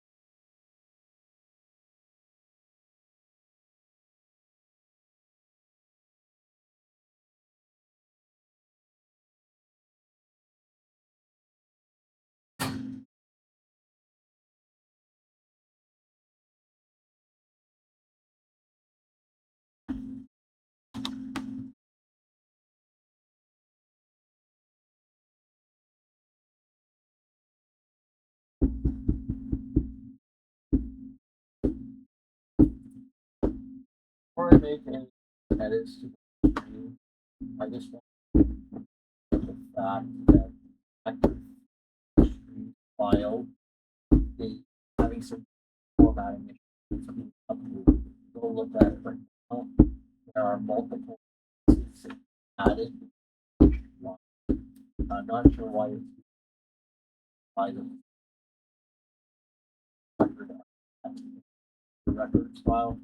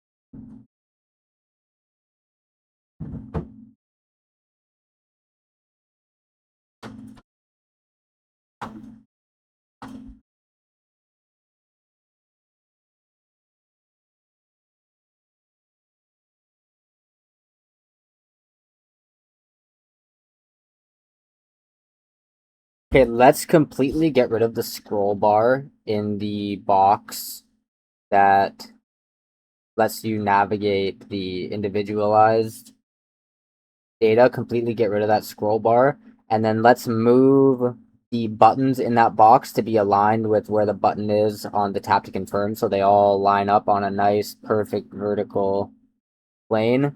And then instead of having the play pause button pop up on the right, let's have it pop up on the left of where the orange and purple buttons are.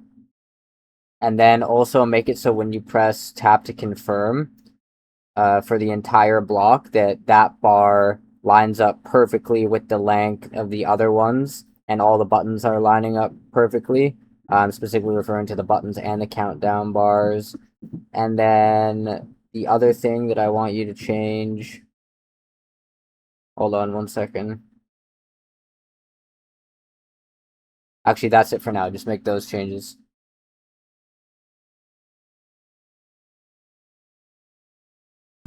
One thing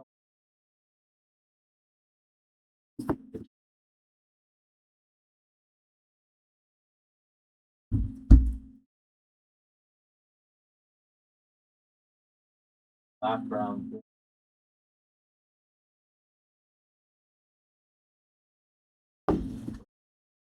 My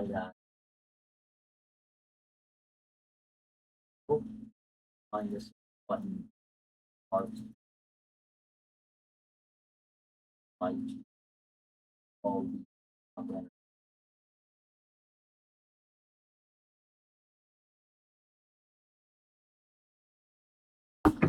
Okay, that's all right. Hold on.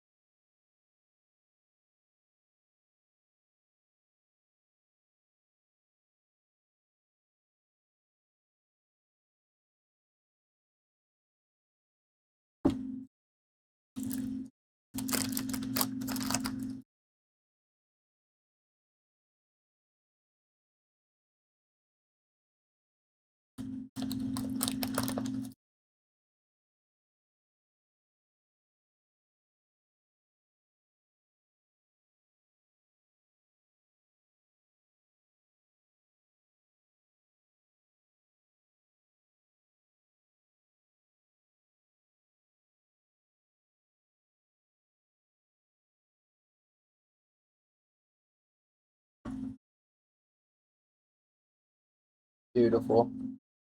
Beautiful. Okay, final thing, let's just make sure the animations for the check mark button is synced up across all individualized instances, as well as the actual overarching tap to confirm. Meaning the check mark should flash in synchronous, and also all of the spinning once you actually tap to confirm should also happen all in synchronous.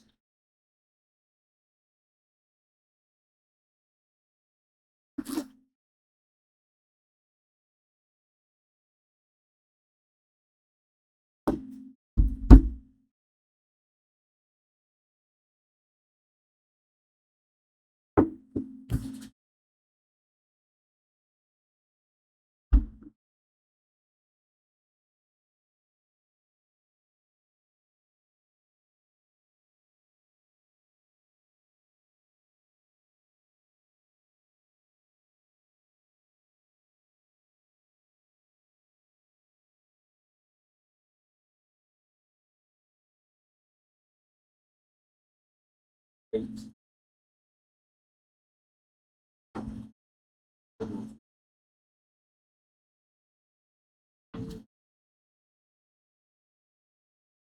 Five. back button or dashboard box.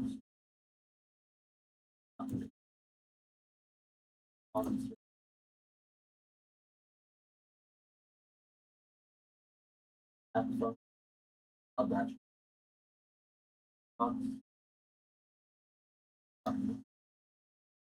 Open.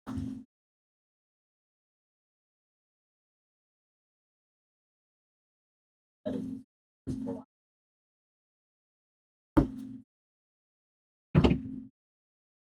It's getting free.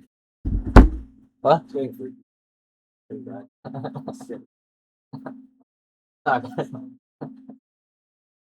You're weak. You're too weak-minded. Weak-minded. Hard work? Pause and ask for work. No, it's fucking shit. What are you pausing? Reiterated. Yeah, Making you welcome. feel like you're doing something useful in reality or not. Yeah, that's right. Except you're totally wrong. No. Iteration is the most useful way to do anything. Quite literally. Oh. Not only is it the most useful way, it's the only way. Yeah, It is literally It's the the only way. only way. You'll never do anything one time and do it right, ever. Iteration is the secret. That is. The more you iterate, the better. Makes you feel like you're doing more work. So it's better. You couldn't be more wrong. Yeah. Could not be more. And the more complex things are, the better. Could not be more wrong.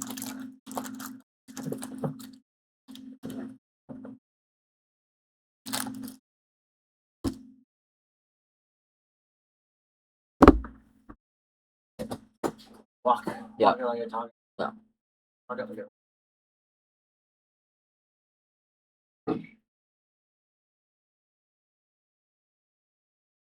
Okay, final thing, the tap to confirm button when you press it for the overarching block, it seems to be overriding the rule that we set in place for zoom for more to being still visible when the scroll box isn't available yet. Make sure that that stays in place even if you press the tap to confirm button. That was good.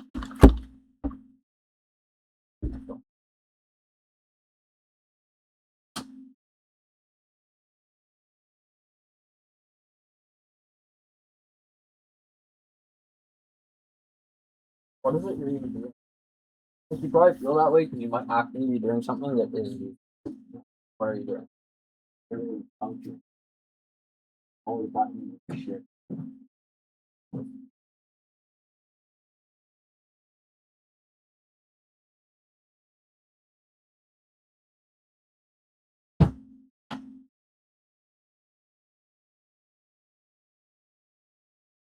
Yeah, great idea, but I just want to think further. Basically, whenever this action try to have a constant post of how the settings box is open page that should just close this box. Uh,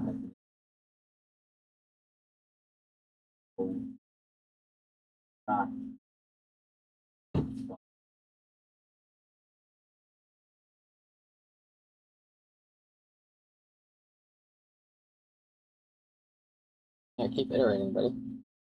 Keep iterating. A robot.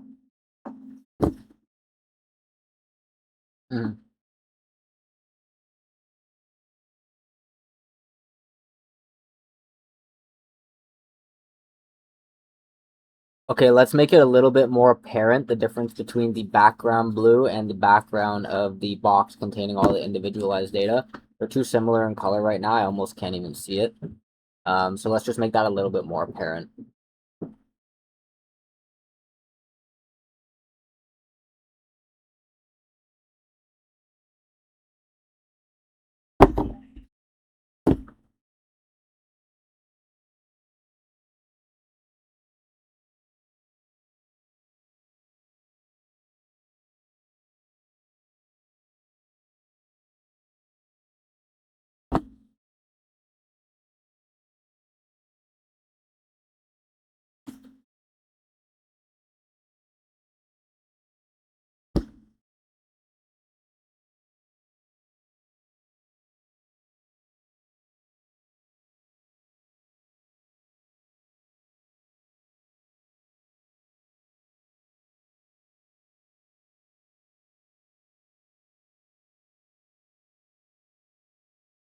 Yep, that's perfect. There's just not quite enough space between the edge of the box and the swap 5 p.m. to 5 a.m. as well as the save as template text.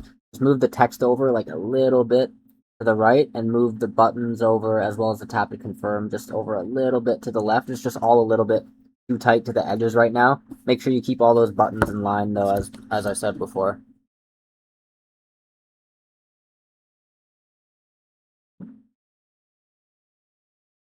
Okay, let's go.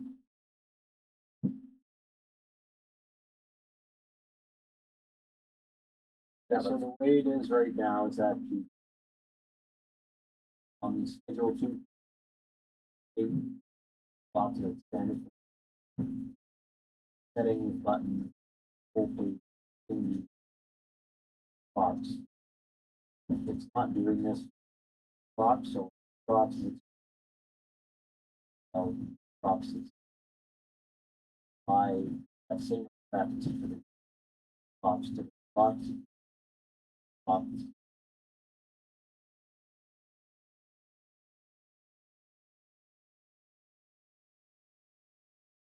Yeah, good stuff. Stop. Oh, good stuff. Oh, good stuff. Oh, good stuff. Gemstone Crapper. Hell guy. A good guy. That's a fire. Great. We'll read it. Bio. Mhm. Come on, Twitch chat. Yeah.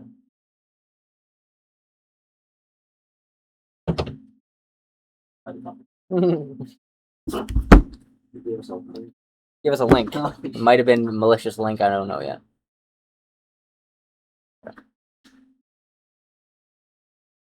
Let's go.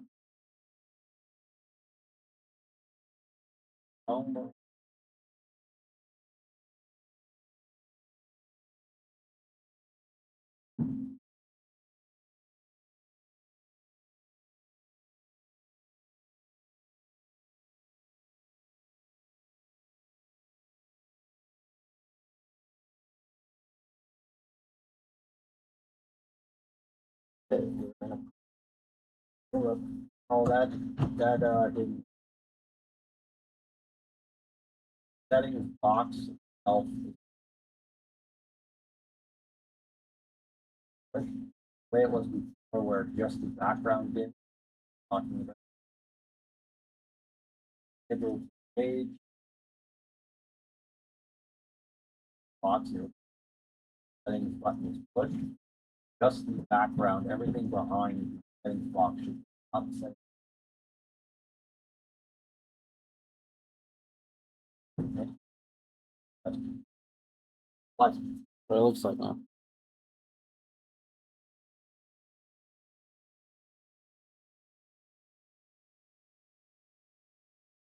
type in.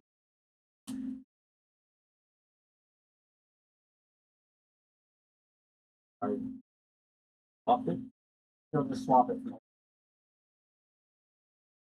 And yeah, I swap it up. I swapped it up. Right now it's saying swap 5 battery.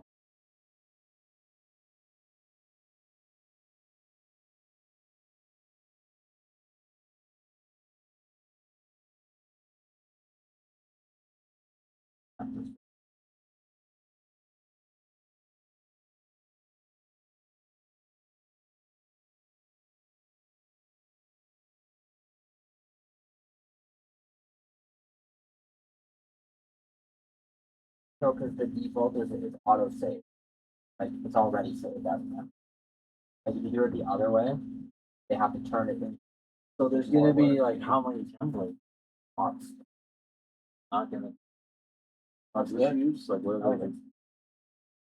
5 and 7 and what? No, templates aren't attached to time. That's the whole point.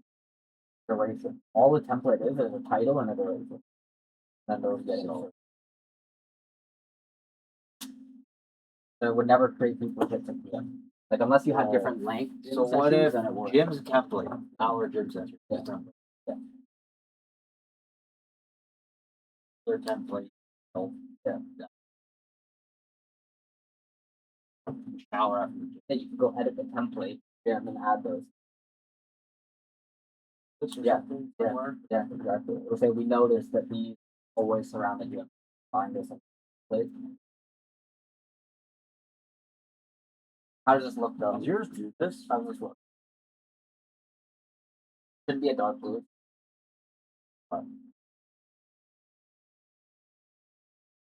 It's all gonna like. All gonna. I think we. I'm literally after the walk, I'm very Yours do this? I think. Down and Bottom.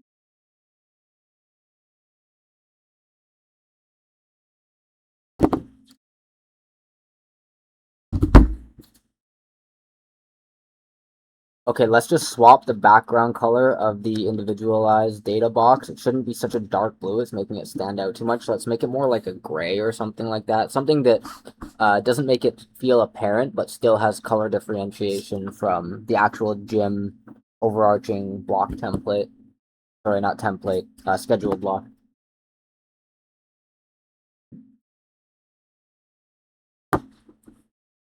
Okay, let's go.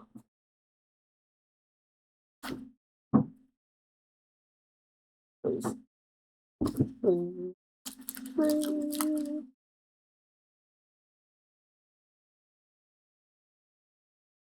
Okay, so I'm noticing one error here. Basically, go to page. Blocks, banded, settings, open. Everything dims. Except for. If we go look at button. Boxes. Boxes. I already got. Boxes. Apply that same functionality. Button is button is everything behind the settings box should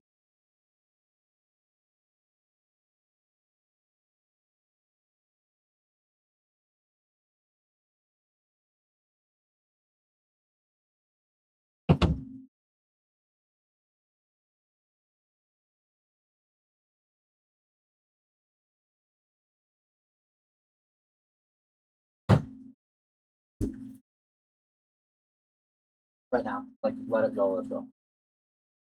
Done. Let's go. Let's go. Cool.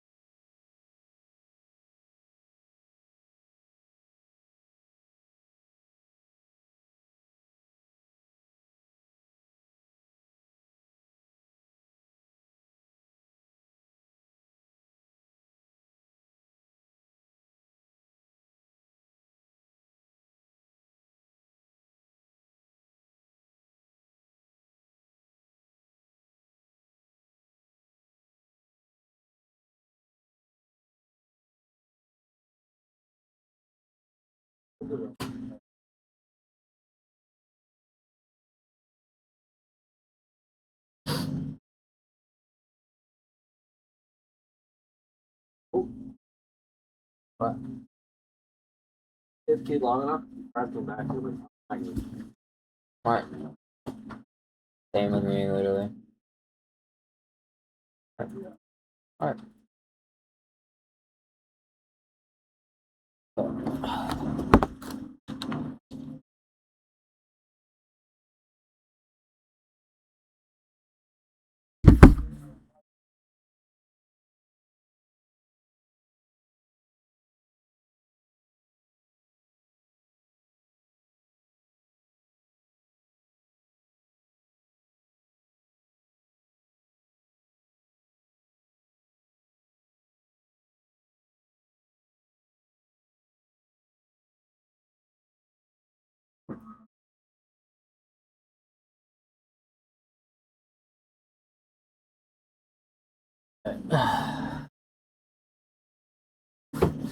Okay, I think we're pretty much good to wrap up this section of the workflow 7. I forget what it was, F or something. I don't know. Let me know if you think there's any other tests we should run before wrapping this up.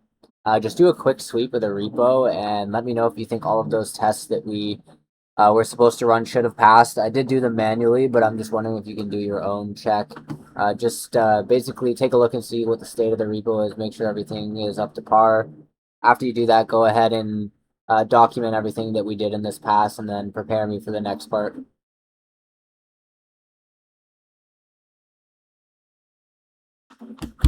I've got warning.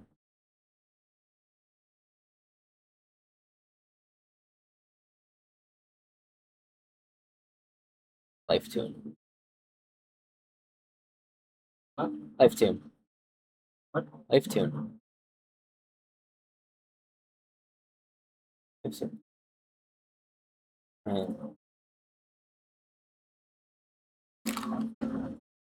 Yeah, everything seems to be functioning correctly. Only thing I'm noticing is the text itself, so not actually the button.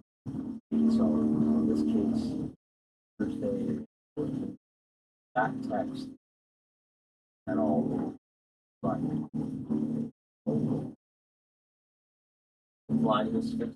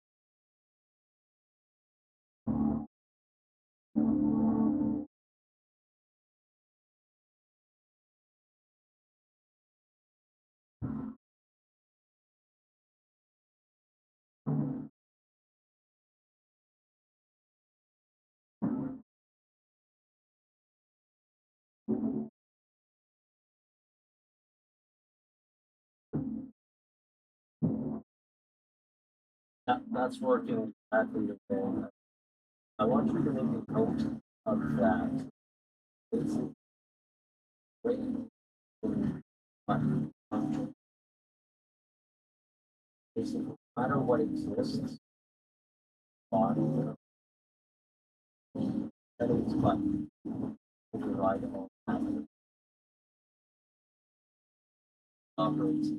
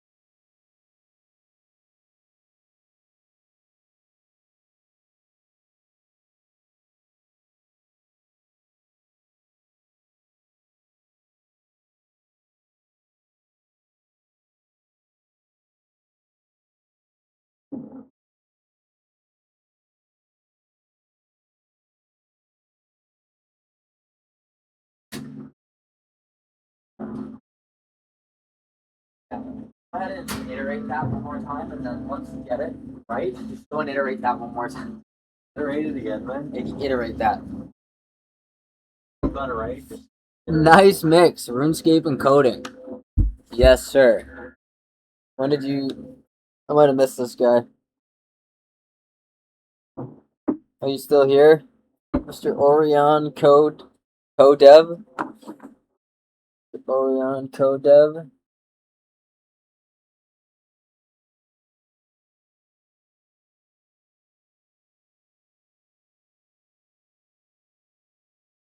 From Brazil. What's up, bro?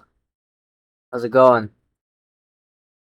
You are one of the very first people to see the future of this type of software here that we're building.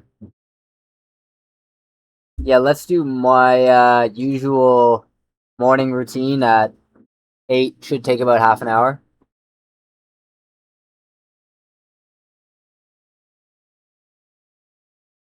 Brazil. I want to go to Brazil. So many bums. Big bums. Heard there's a lot of big bums in Brazil. I'm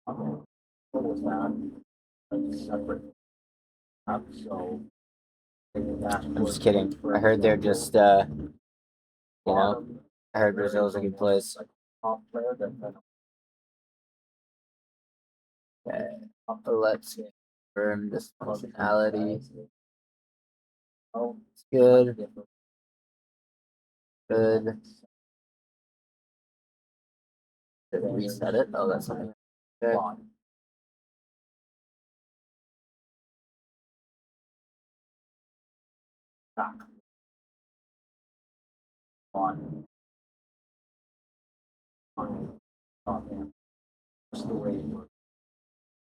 Okay, that's one thing to think about here.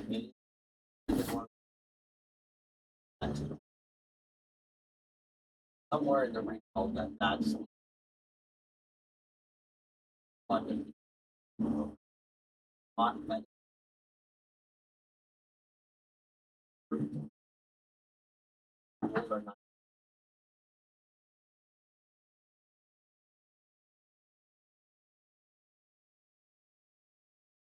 That's awesome, bro. I wish you the best of luck with that. Yeah, I'm gonna be doing this every day until I have like $1 trillion. So if you want to see the journey, tap in, follow, and then check in with me. We can keep each other accountable.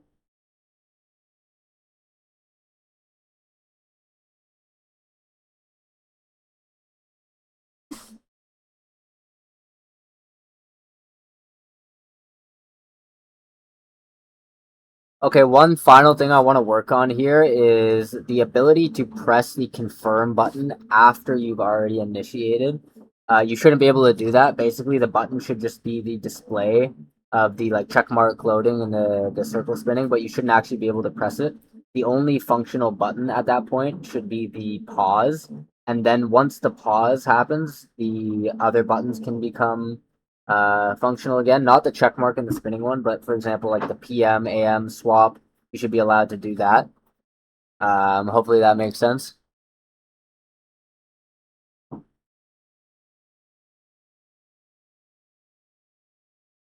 Okay, let me read this.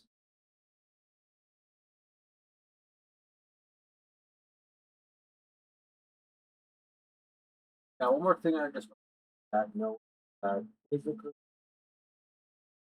better also upward background itself. On the That's what I'm doing right now. Yep, I'm really building software right now, live in the flesh. Live in the flesh. That is what we're doing here.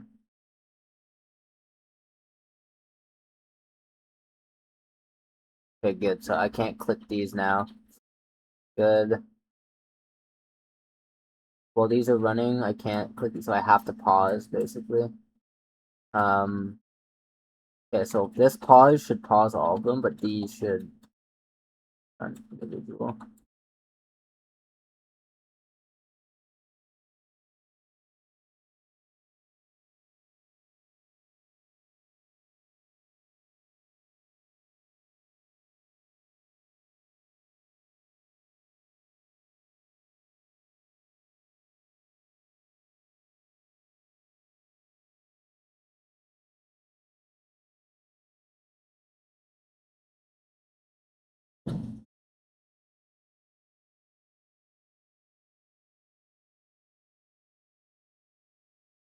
So this is a little bit unintuitive right now.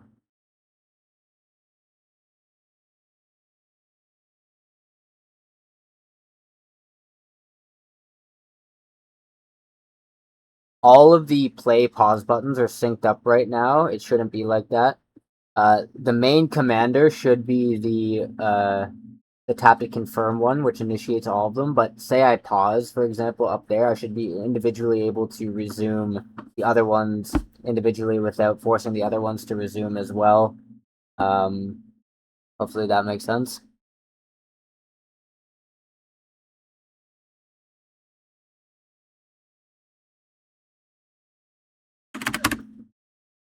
So what are you going to be streaming?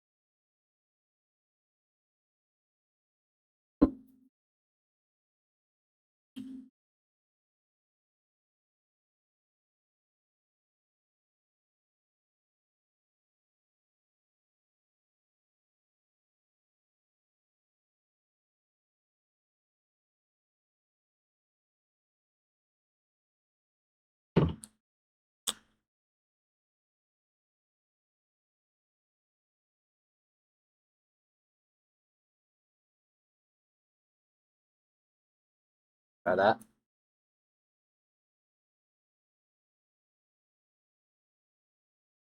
I should be able to pause. Wait, one last thing. Other option. Buffer.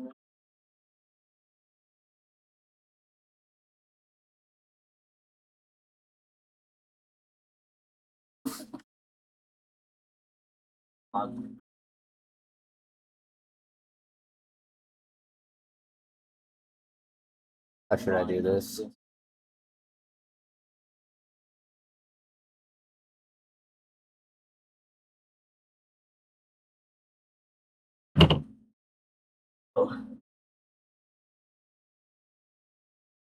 There's a bug. What? There's a bug. Bug. There's a bug flying around somewhere.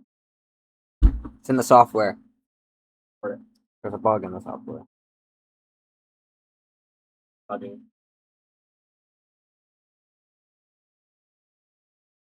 Oh, nice.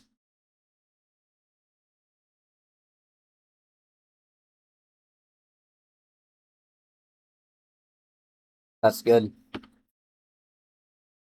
So you're a RuneScape player, huh? Did you play leagues?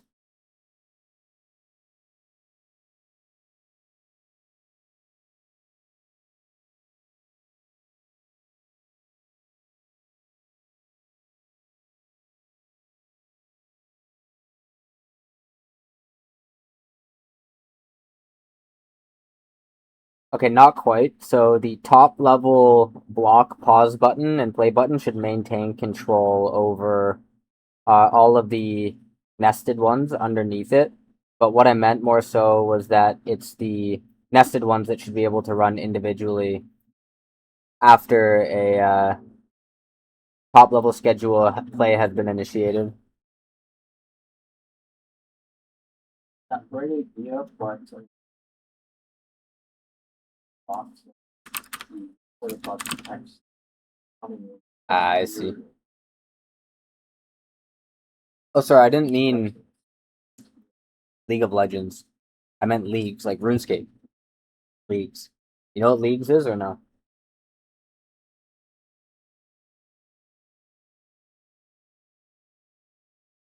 It's like a special game mode in RuneScape that they do once every couple years or whatever.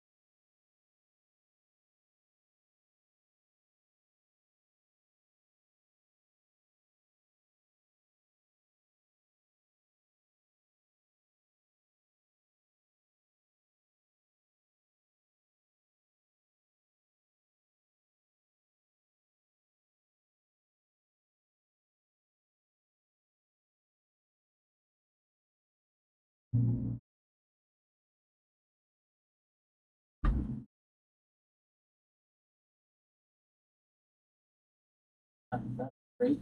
That change. Update on the top there.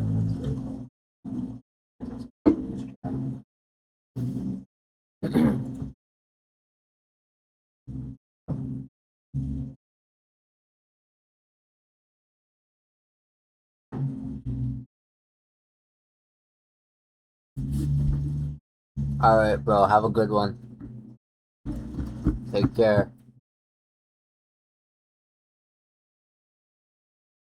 Okay, so the next fix here is the flash button. For confirm isn't persisting. And when I click undo, it's not flashing. It just reverts essentially to the state it was in when I press pause. Okay, so the next issue I'm noticing is when I press the tap to confirm button, or actually, even if I do the child ones, if I just press any of the confirm buttons, the spin keeps happening around the circle, but the flash stops happening. And then if I click the undo button, like pause and then undo, it's not flashing anymore. It just stays as either the solid check or whatever. Just make sure that that flashing persists, and it should always be like that until the confirmation actually happens.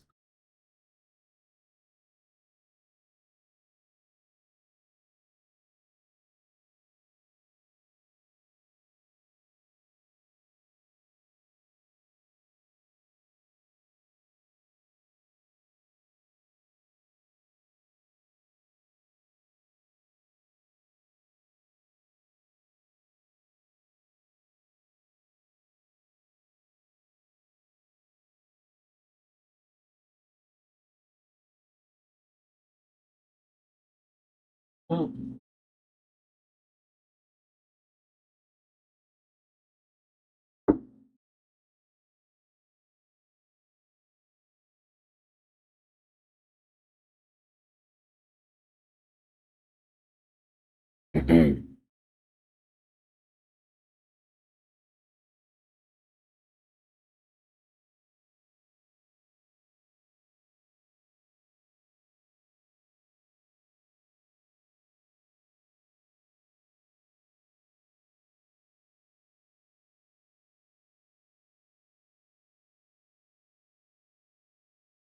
I want to make it.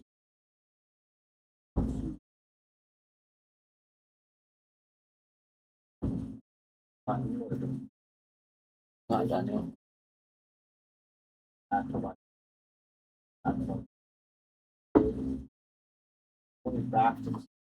Button.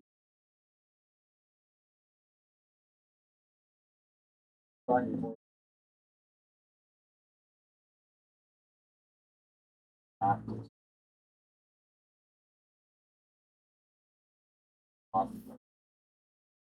box.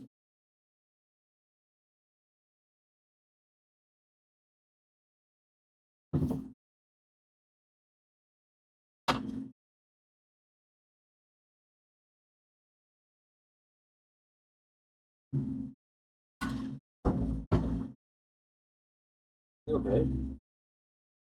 What happened? Are you okay? No, You're like talking to yourself a lot. I might be. I'm starting to lose it. Talking to your robot computer a lot. Who used to talk to myself now?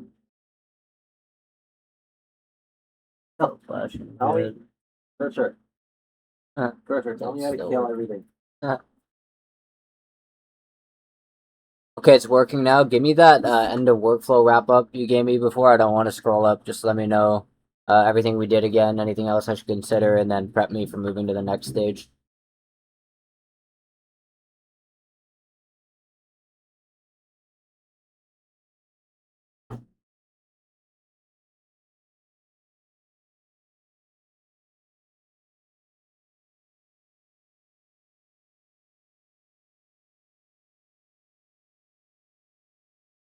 '96 defense, by the way.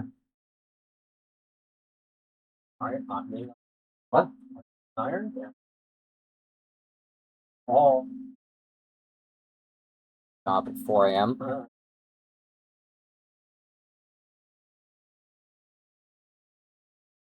99 attack and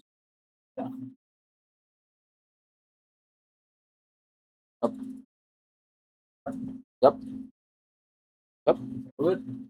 Is it? Yeah. You're ahead in range and mage by a bit. Oh, fuck, a bit. Yeah, I'm 98. Fun. A bit. Uh, uh. Where's the max? Where's the max going back?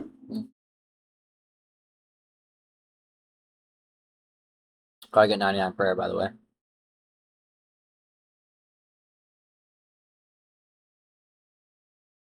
Okay.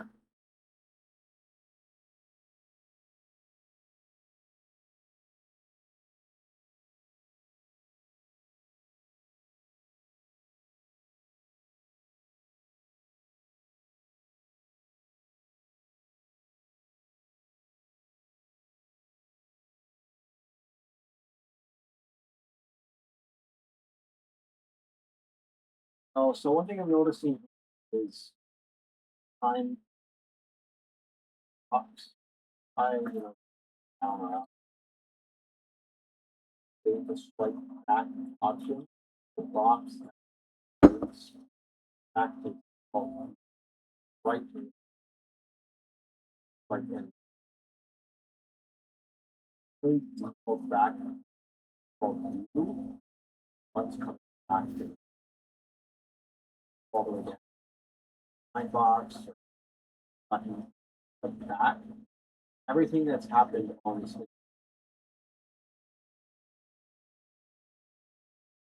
remain there throughout the entire swipe packet.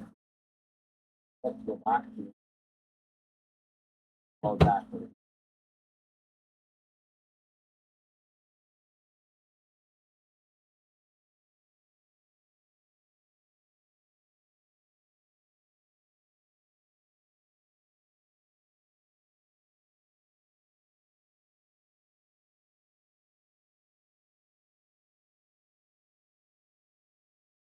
I thought there were more phases we still had to do within 7. Is there not? I think there's like 3 or 4 more steps to go still within phase 7 that we had mapped out earlier. Check the earlier context to make sure.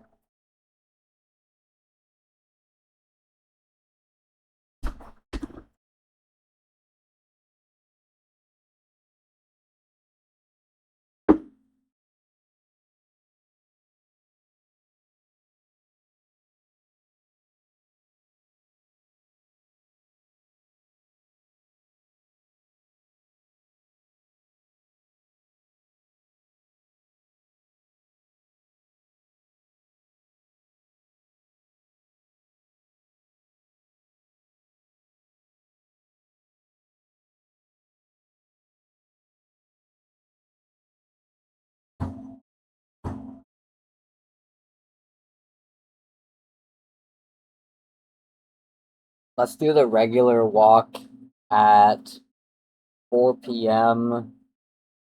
Yeah, the regular walk routine at 4 p.m. should take about half an hour.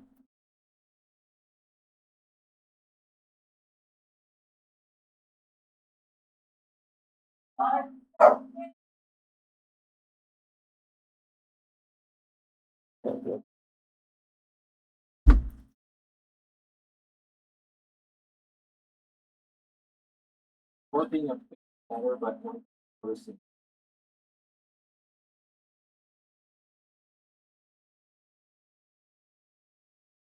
Actually, possible. Like that for better. Or half an hour.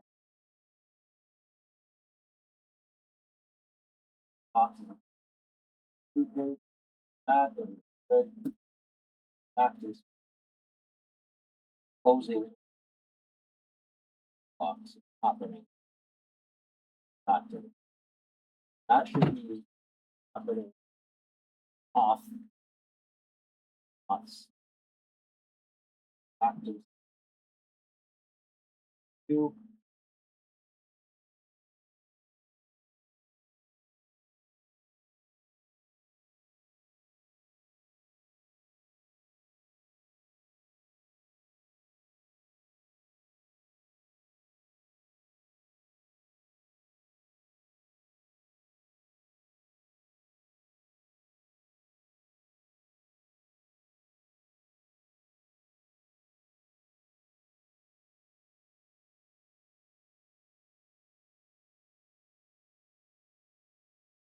Let's do gym at 6.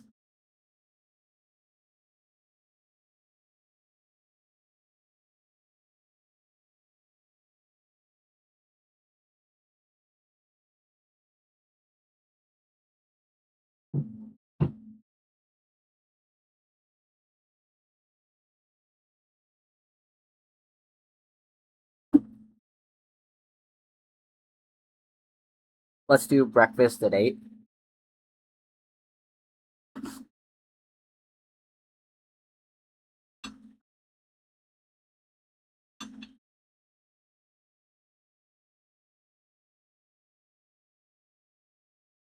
$20.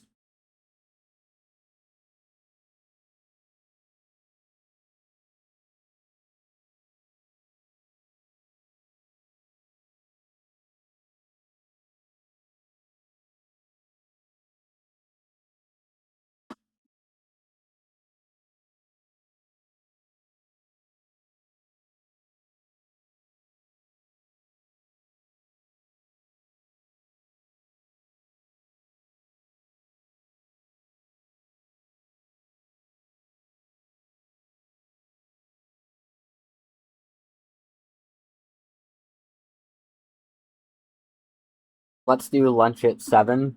Should take about 20 minutes.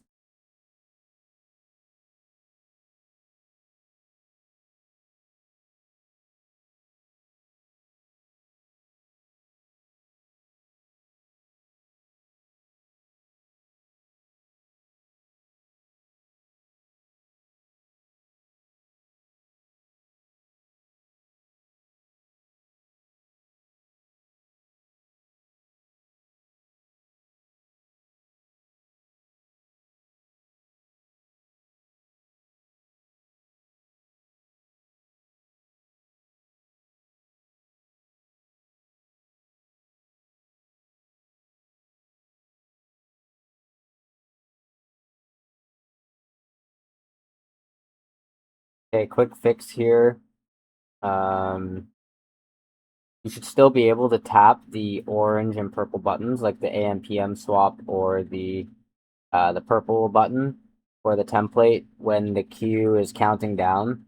The pause should only gate. Let me think. Hold on. Yeah, the pause actually shouldn't gate anything, to be honest. Like while it's playing, nothing should be gated. You should still be able to tap anything you want in terms of the refresh button, AM button, and the other button. The only thing that should get gated upon pressing confirm is the confirm buttons themselves, meaning you shouldn't be able to press confirm again after you've already pressed confirm.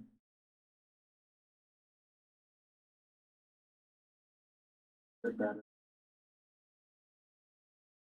2-page box after backward. After 3.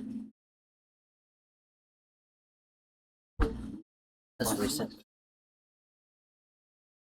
Button itself color, but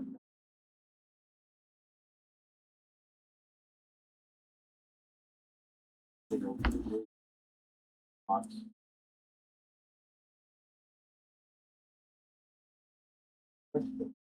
Box. Same thing happens.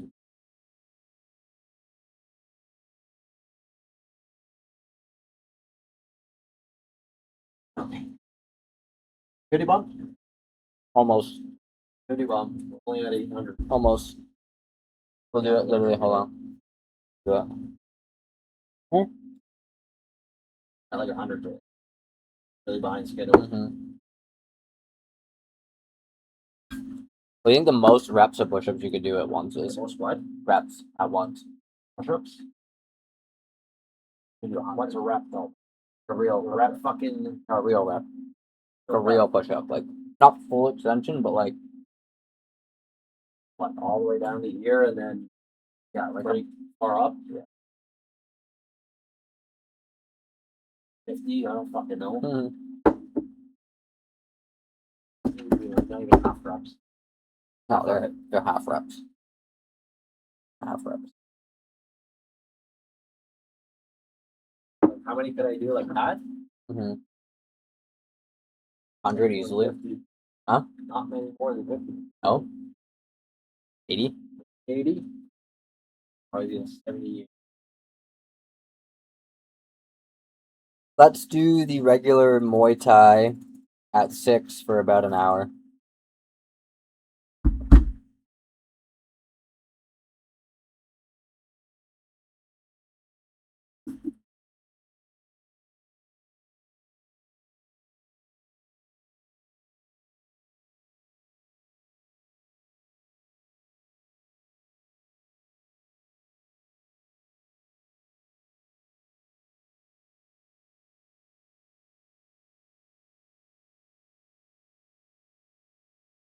When the tap to confirm is pressed for the outer schedule layer, the inner pause and play buttons aren't popping up.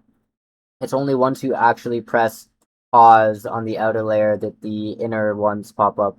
They should all pop up upon pressing tap to confirm on the outer layer, and then everything else should remain the same.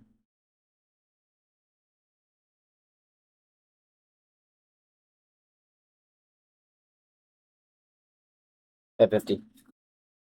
Right?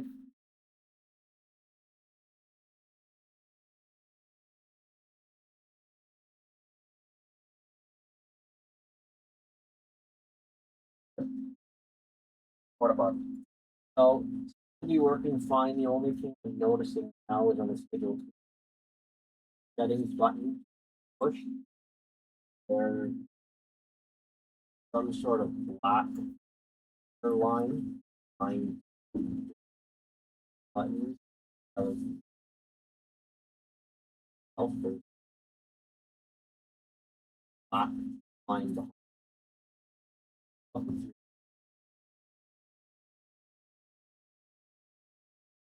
What? 50 bomb. 50 bomb. Go. Oh god. Could be sick. Oh. Bomb. Oh, hold on. This camera is fucked.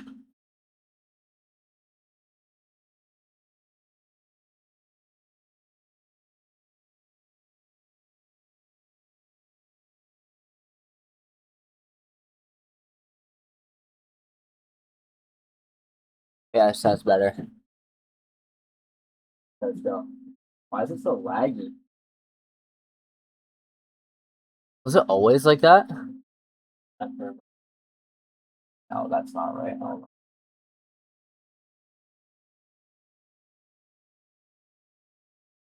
Okay, whatever.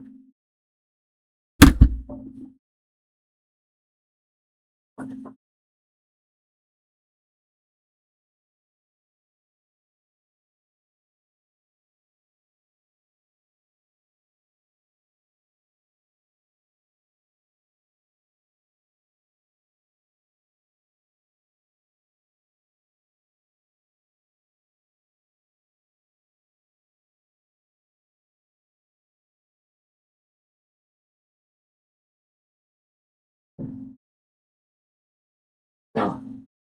Oh. Oh. Oh fuck. Oh You fuck. Oh. Good. Resets.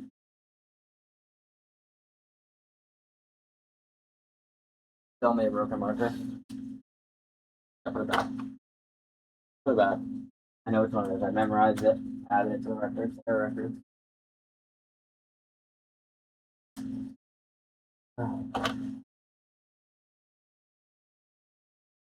Okay.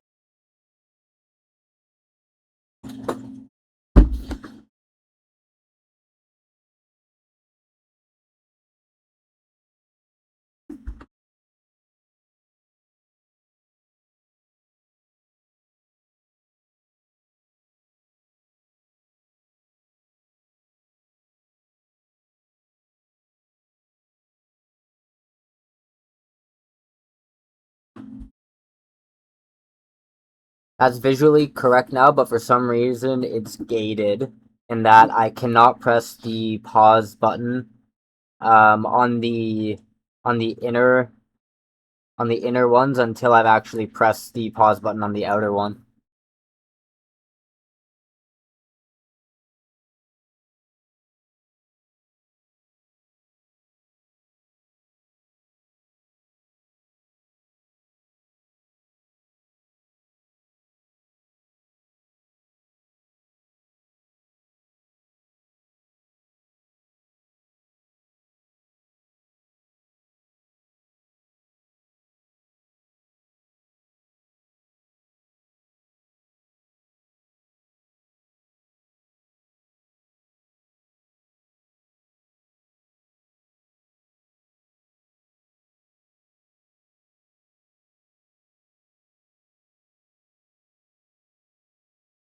Yeah. It's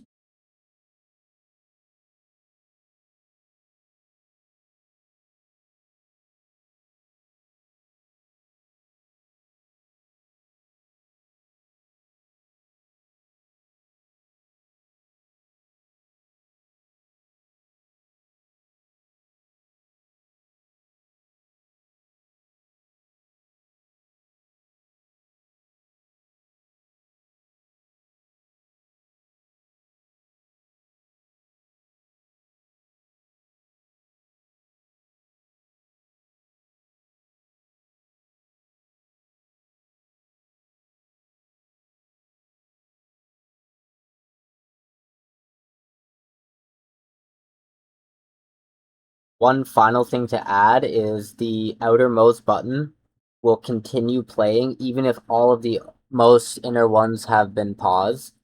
Like if I pause both the orange and the purple right now, the outer blue one will keep running, which doesn't really make sense. There should be a rule that if all of the inner ones have been paused, then the outer one should be automatically paused as well. And basically, what should happen at completion of the outer one is it should only execute the ones inside that have not been paused.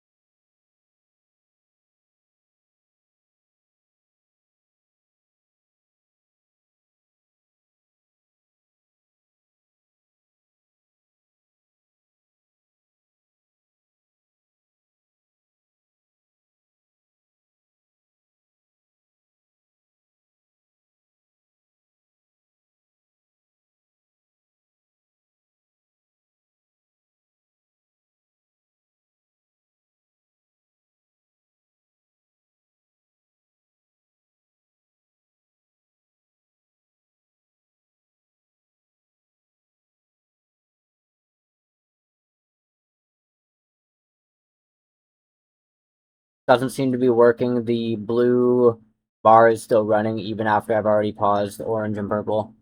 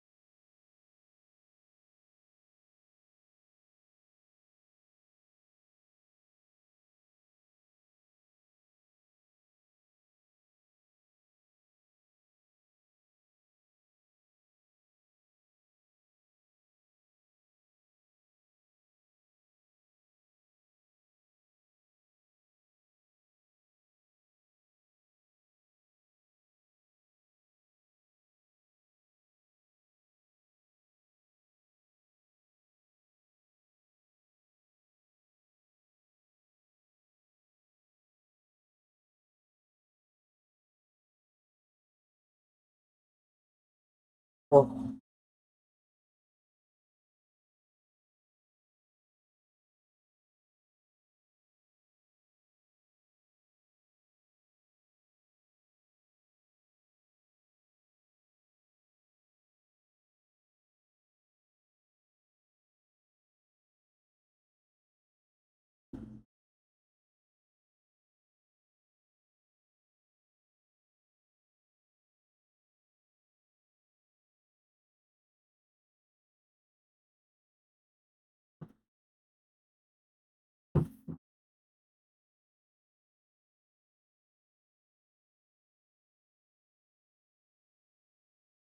Okay.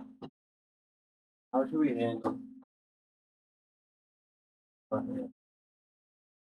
people?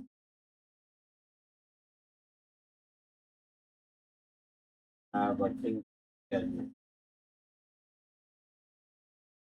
I got day. Just tag you. Offer. How do you feel? Feel like something. I just like it wouldn't show here. You would tap and go there, or you could just talk to him and say on this day. You know, like do like this. I'm just asking. I want to do something. Every page has. I know, but I want to do something. Page 150. Yeah, yeah. You and I go, okay, everything. I'm gonna show that. How to look. But if I have a doctor's appointment, oh, this. yeah, there would be some sort of yeah, things that would get tagged as.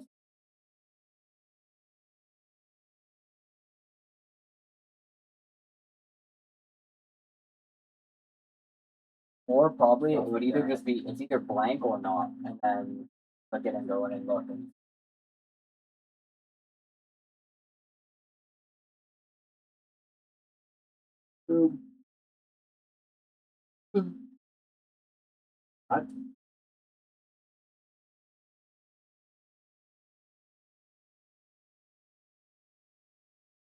that's like a way later issue, but yeah.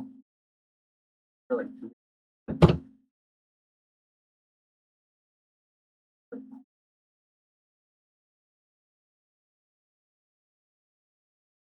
Yeah, all we care about right now is the ability to go to bed. What? Yeah?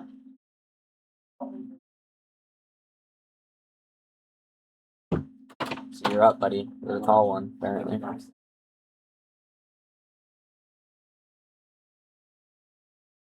Outside?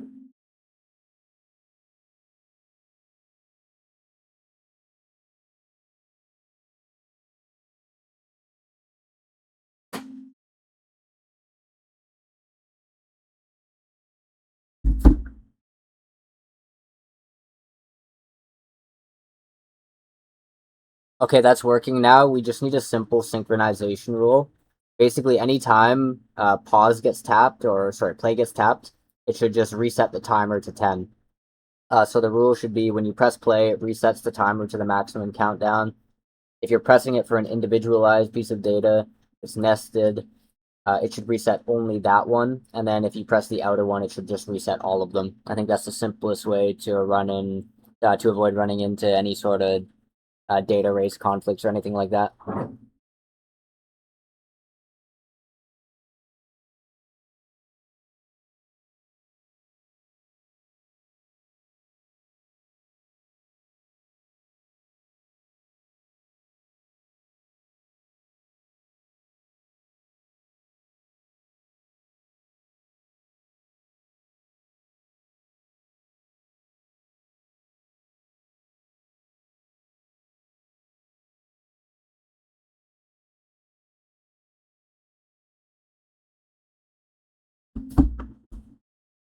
But why is this thing trying to track me now? Really shut that off.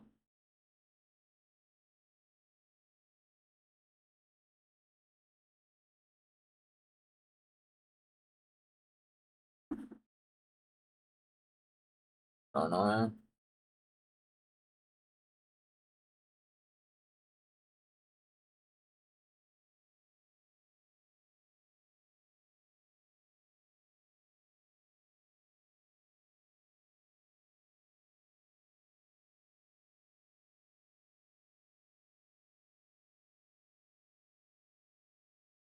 Why?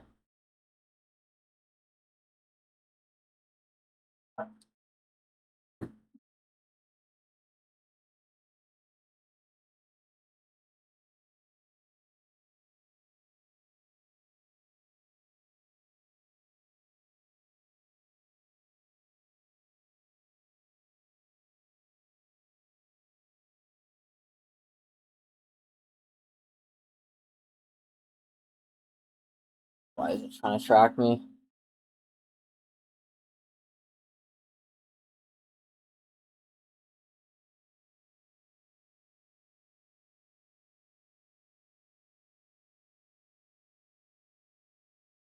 Or whatever, I'll just let it do its thing.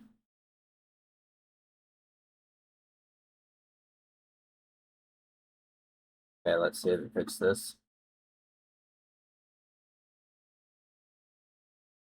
That resets that. That forces pause. This resets that. All of them. Okay, good work.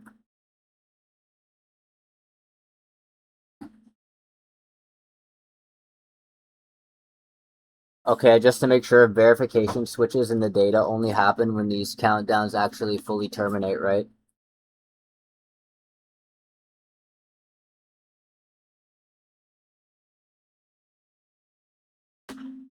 What do you want? What do you want? What? Oven. The tall guy. I don't know. Dude, the camera is now tracking me. Look at this. It's so annoying. Like, stop. Stop. Stop it. I'm supposed to tap I this. think it's AI, dude. It's really just Literally.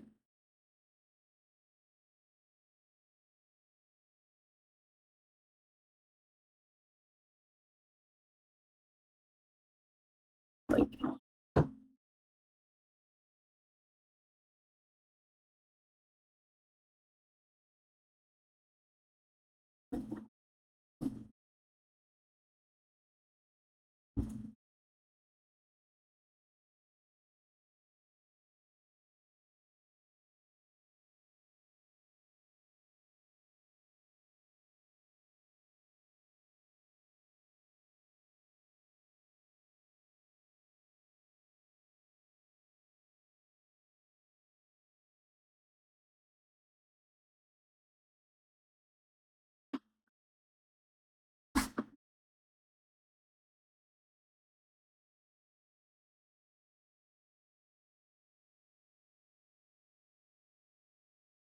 yeah, that makes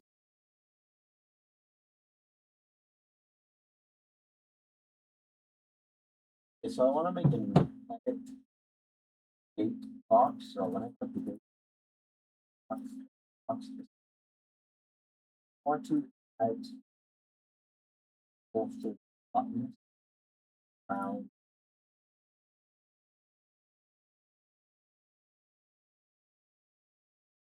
I wanna add buttons.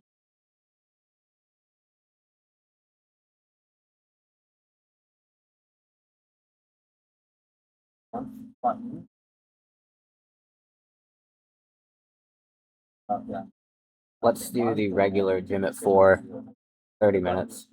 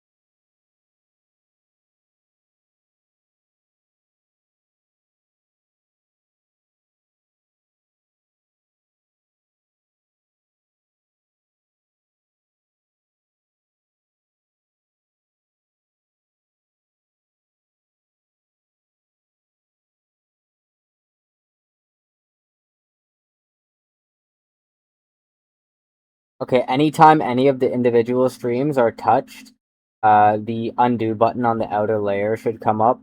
So if they pause it and just want to get rid of it, they can press that button, basically.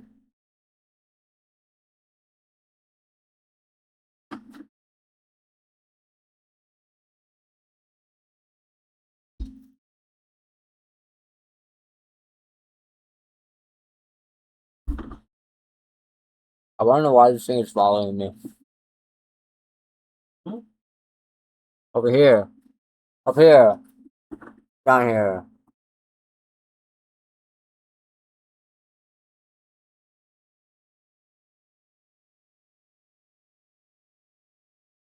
I didn't tell it to do that.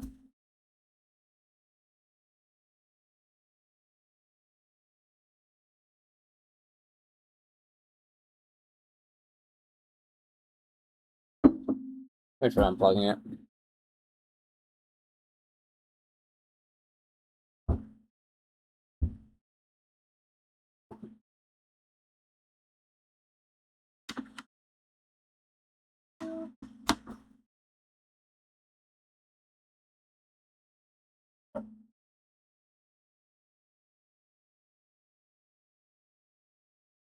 Good.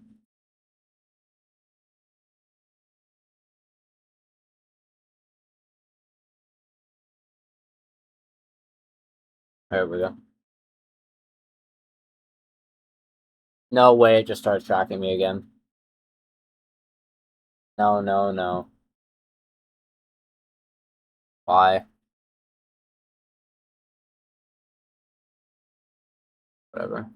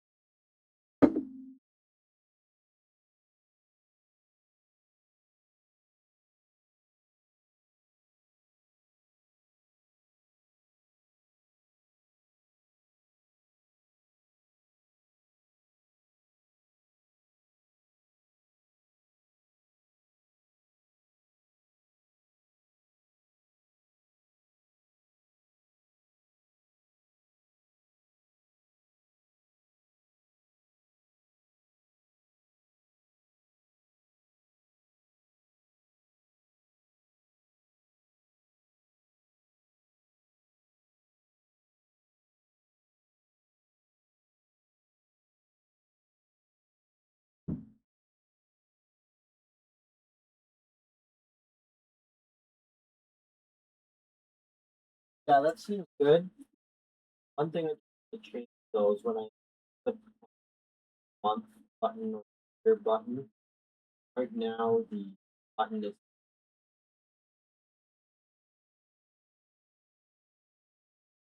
just want me to I to be I that open year button. Iterate the button is only the text change.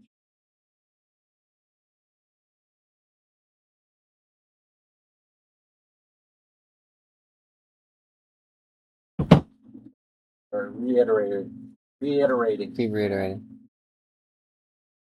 Great. Okay, so something weird just happened. My game partner just Something very weird did happen. My gay partner.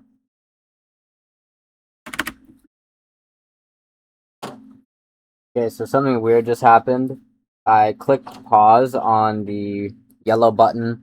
I let the purple button run down with the overarching blue button. And when the blue button finished, even though I had pressed play on the orange button and reset it to a later time, basically when the blue finished, it forced the yellow to finish early. That shouldn't happen.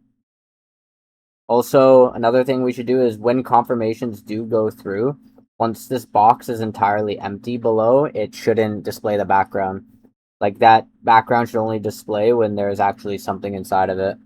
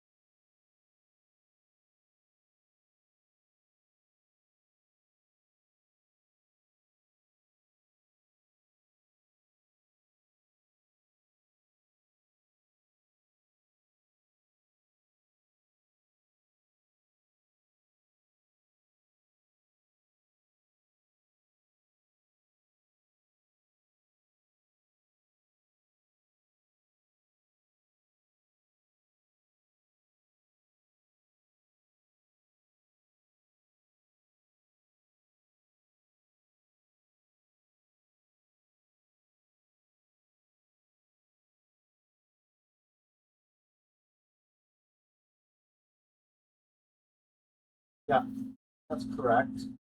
I just want to make sure the back and forth button on the left side ups Oh, did it stop falling? are button right up center.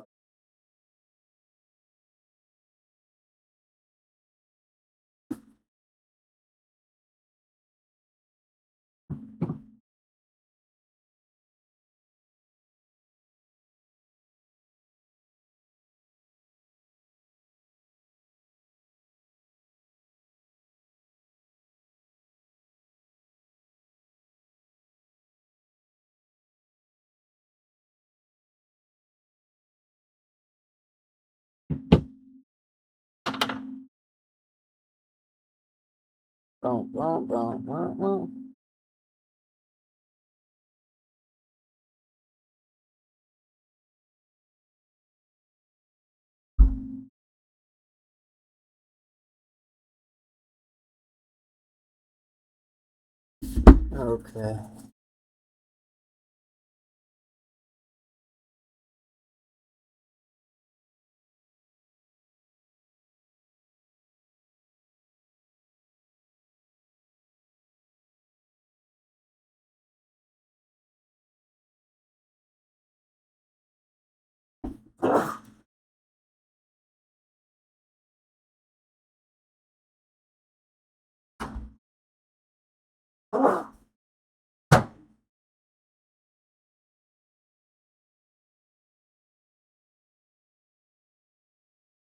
So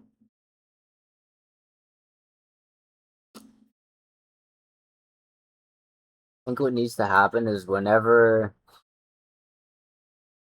any individual stream gets paused, it just stops the countdown on the outer layer.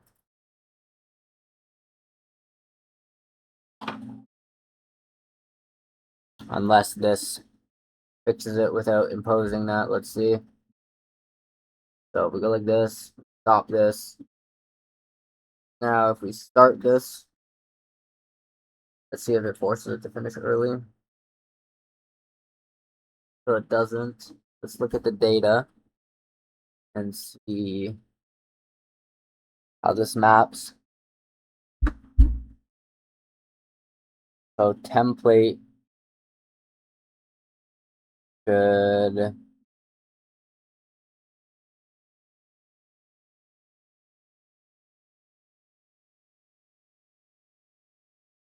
be verified. Yeah, that's right.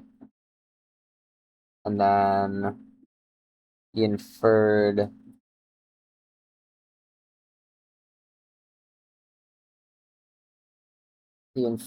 data. Forget if it was here. No, not. So I want you to refer to the up button. Up. That's the idea I'm going. Let's reiterate button. Options. Come on, back button. Size.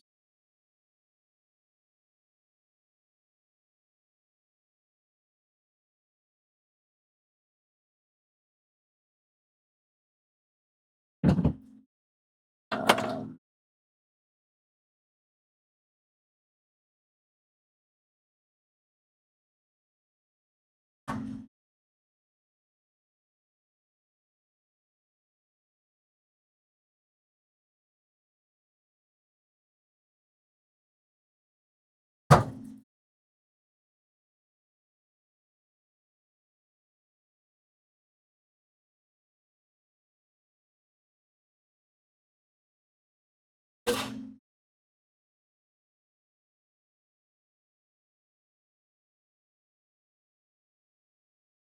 so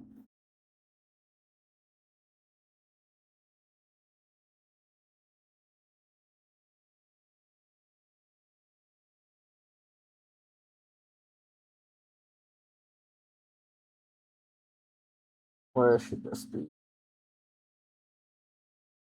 It was in here actually, in segments. And it should be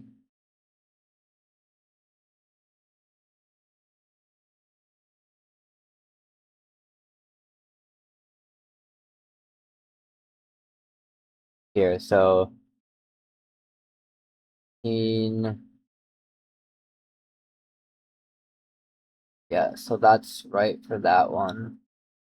And then now when I let this finish, it should populate the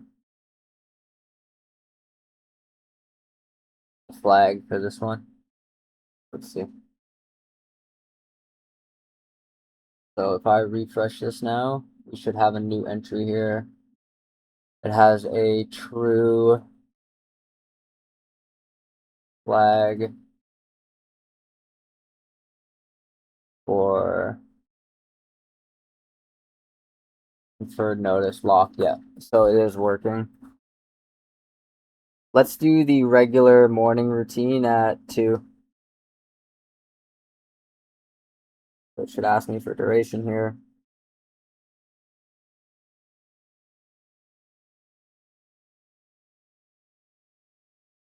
30 minutes.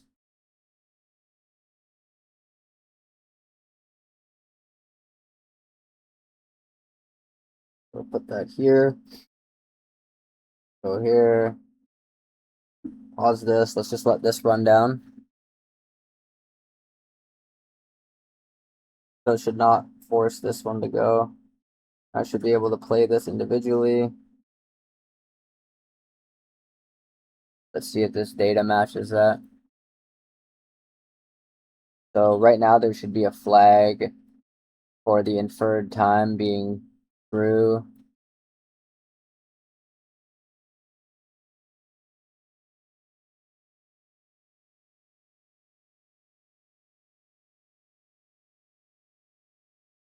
So if we scroll down to morning routine, there should be inferred notice dismissed, and now when this terminates, there should be another entry here for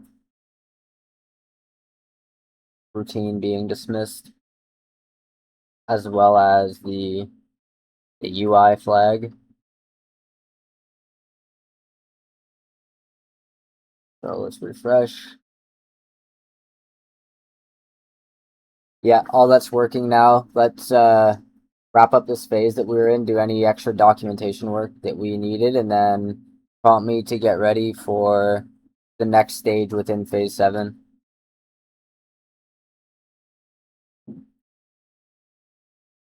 Thing I want to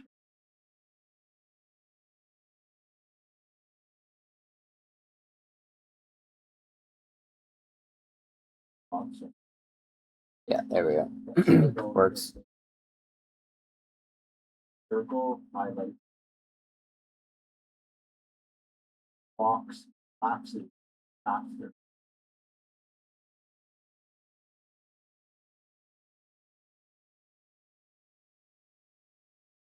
Box. Whole box.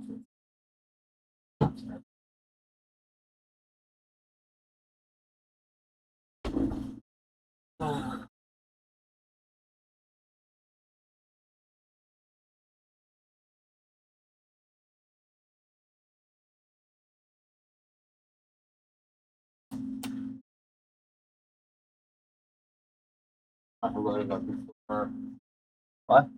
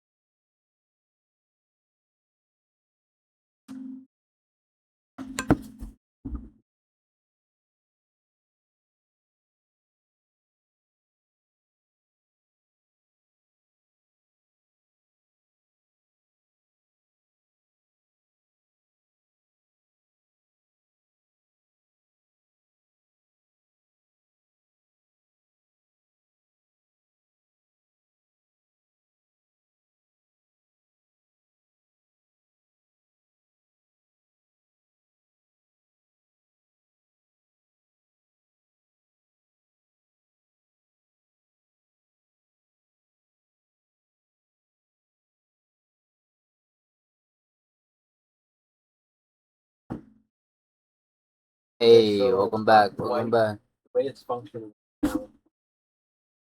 Selected.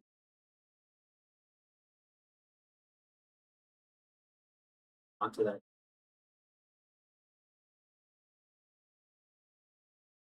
Highlight. Circle. Right after.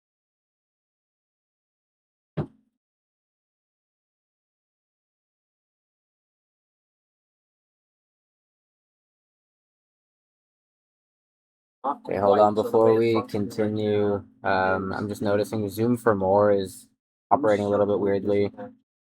Zoom for More should not be there when the box is no longer there because there's nothing else to zoom and see. So that text doesn't make sense. So once that box goes away, that should go away as well. And then also I'm noticing that on a refresh, Zoom for More isn't always showing on the smaller boxes. We made this fix before, but for some reason it's not being applied right now. Remember, the rule is basically that Zoom for More should always go when there is something to zoom and see, as long as it fits in that space. Below, tap to confirm. And then, obviously, with respect to the new rule that I just told you, meaning that Zoom for More should go away once the inner box also goes away.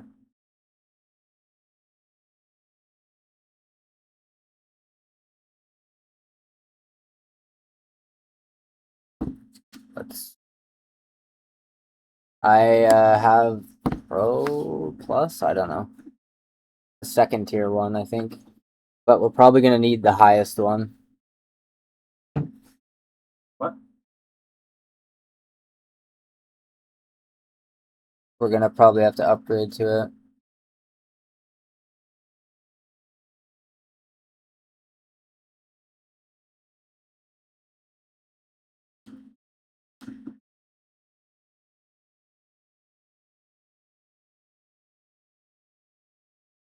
Hmm.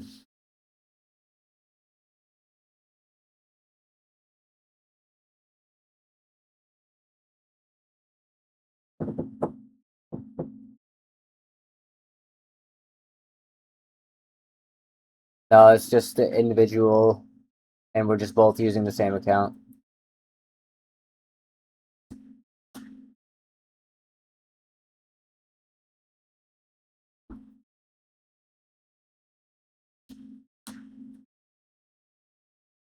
Yeah, that's better, but something about the collapse in range. So if I go click on the date, I see the blue circle go over the date and then go the after the collapse.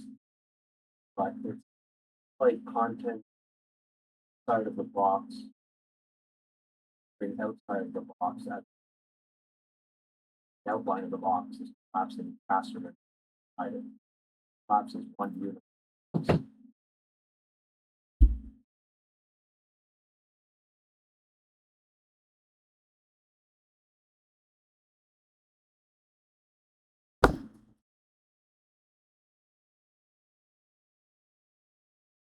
Oh God. Into that time. Anybody have any pot? Need to do a pot.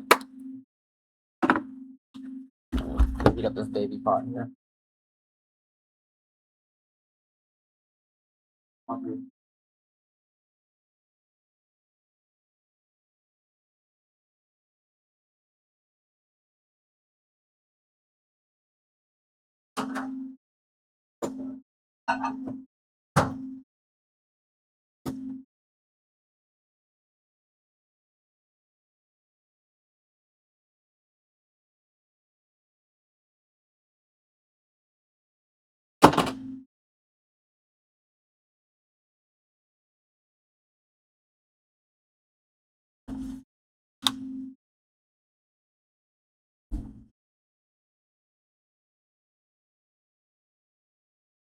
Let's do the usual Muay Thai at 5.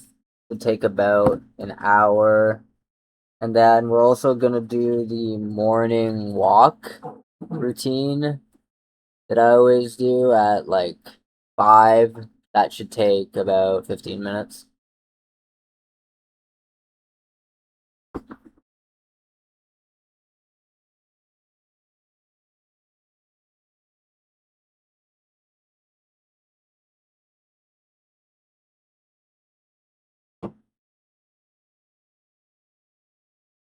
So you change our reiterate all of this. 8 button, 2 button. The way those boxes open, exact same settings box. Exact same the front box.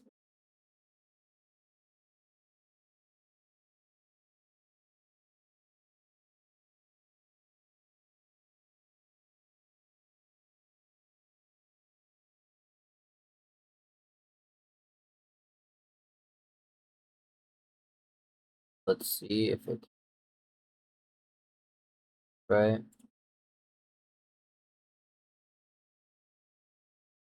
Let's do the usual Muay Thai at 5 for about an hour, and then let's do the morning walk routine at 7 for like 15 minutes.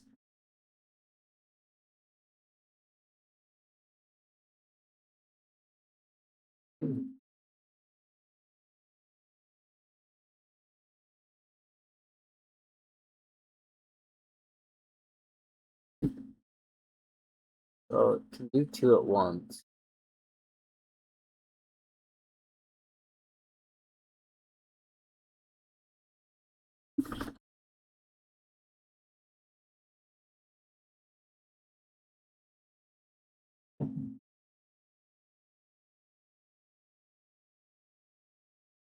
All right.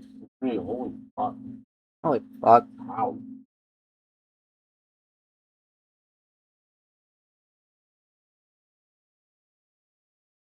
Go for these really small ones.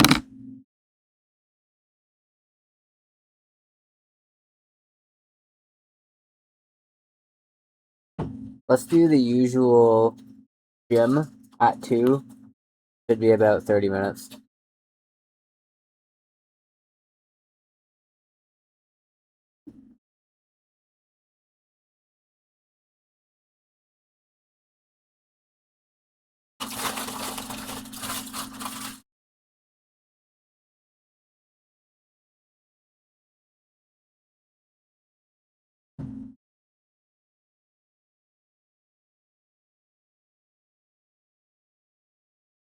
Fine.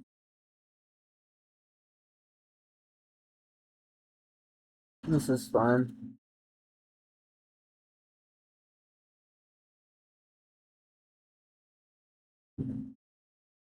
So in the case where it's like a really small block, it's prioritizing showing tap to confirm over zoom.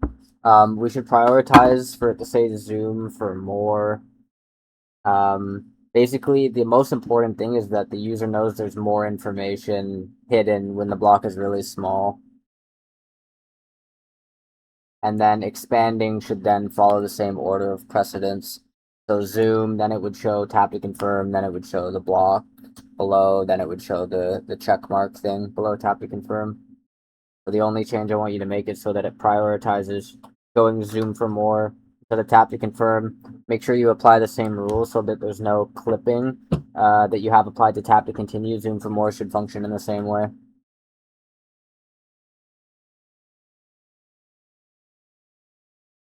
Right idea, but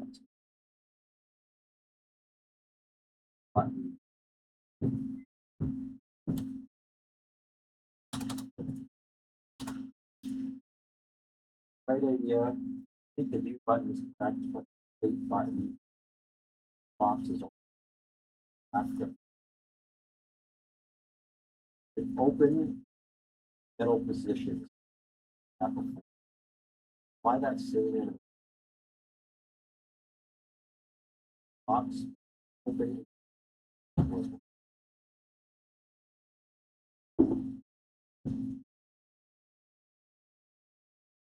Water. I need a water. Mm-hmm. You need a water? Mm-hmm. That's what I'm gonna do. the water down here? Burning up, man. The tap, man, right there. There. There. Look at that top water. What? Top water. Why? Always not. That's what it is. Estrogen water. Top water, dude. Oh.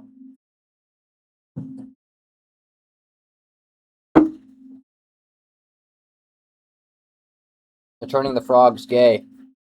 That's right. That's right.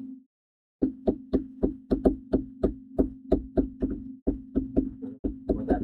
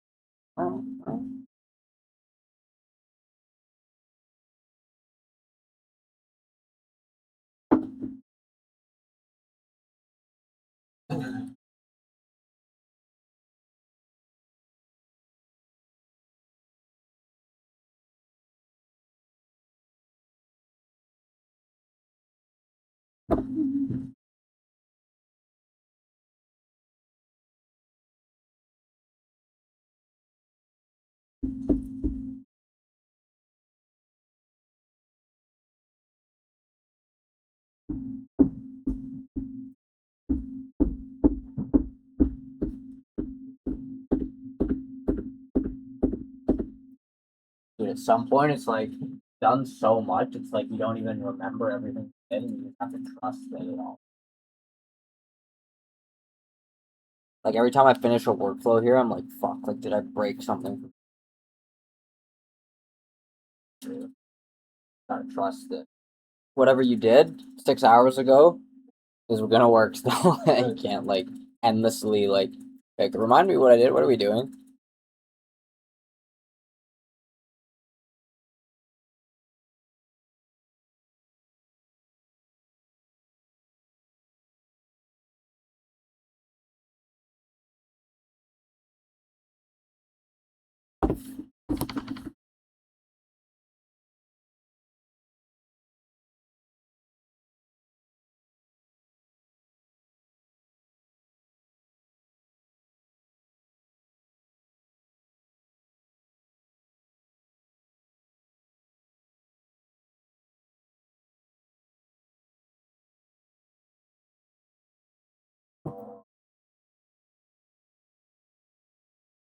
Huh?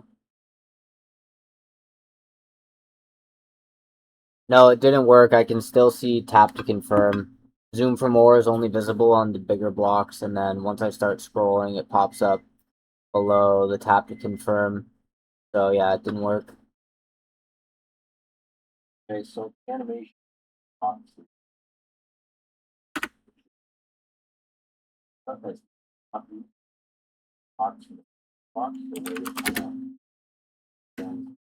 In this case, it'll be slightly different. Box is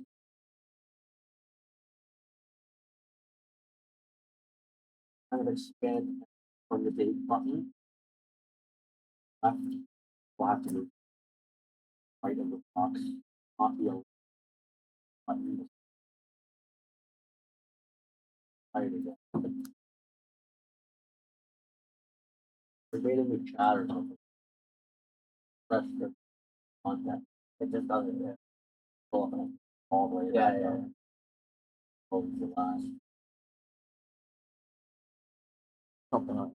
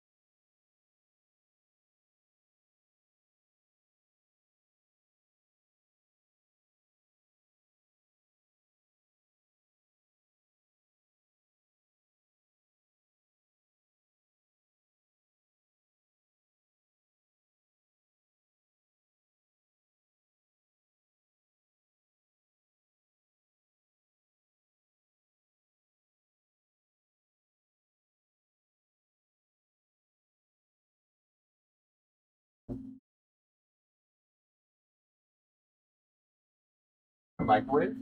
Oh yeah, that's talking. Oh, fuck.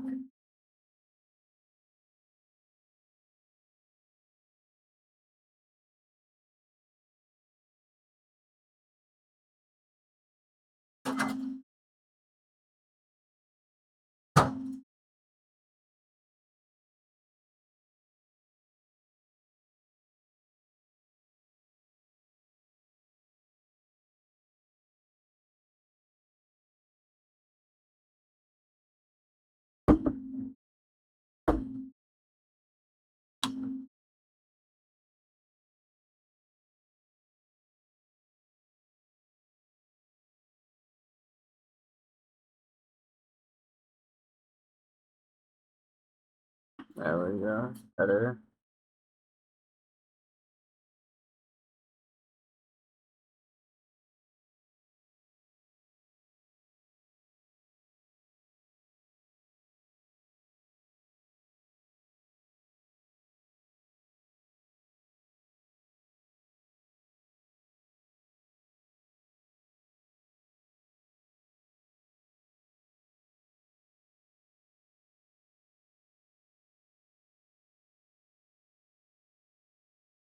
It's good now, but not quite.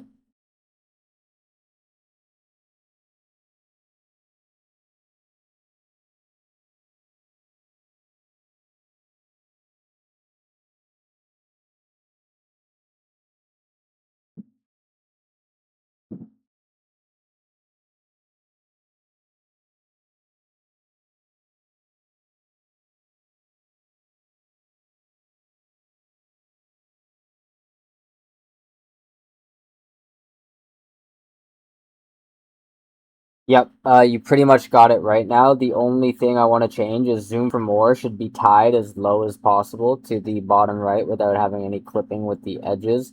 And it should still display tap to confirm without having to actually zoom first, given that there is room. Like for example, on a 1 hour block, there's plenty of room for me to see zoom for more and tap to confirm, but I see zoom for more in the top right, and then it's only once I start zooming that tap to confirm pops up, but the correct functionality should be I see zoom for more in the bottom right as well as tap to confirm because there should be enough space. It's only in the case where I can't see both without clipping that zoom for more should take priority and not display tap to confirm.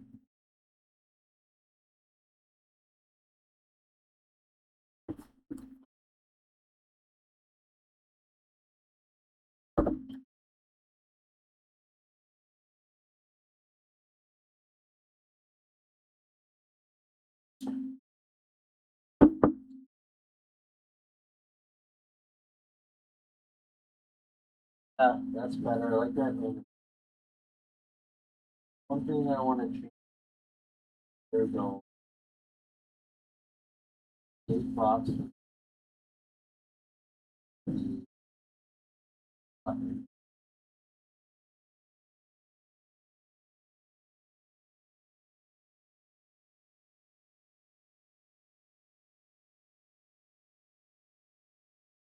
What's your attack on the hardcore?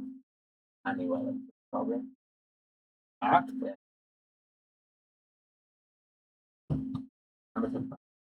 Yep. Not real quick.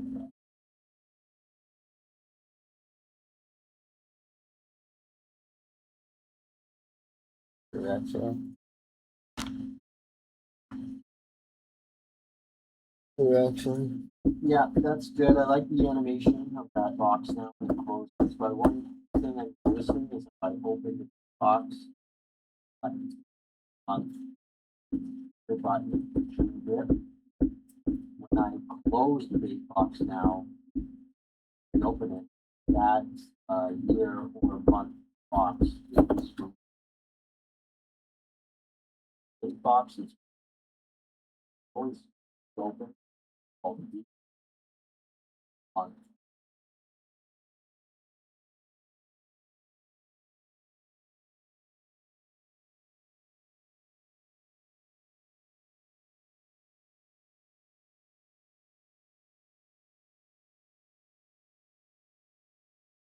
Wait, robot. Okay, we're actually gonna wrap up this part of stage 7 workflow here. Make any final documentation notes that you need to do so I can continue in a fresh chat with the relevant and appropriate context. After you do that, give me a prompt so I can go into a new chat and pick back up where we are with fresh context.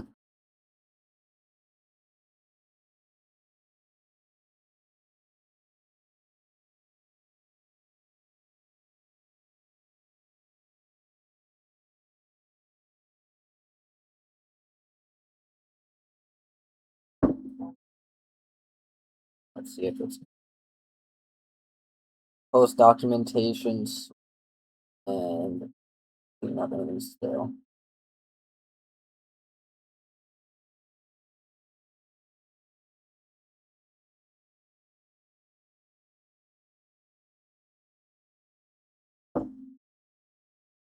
Survival of the wilderness.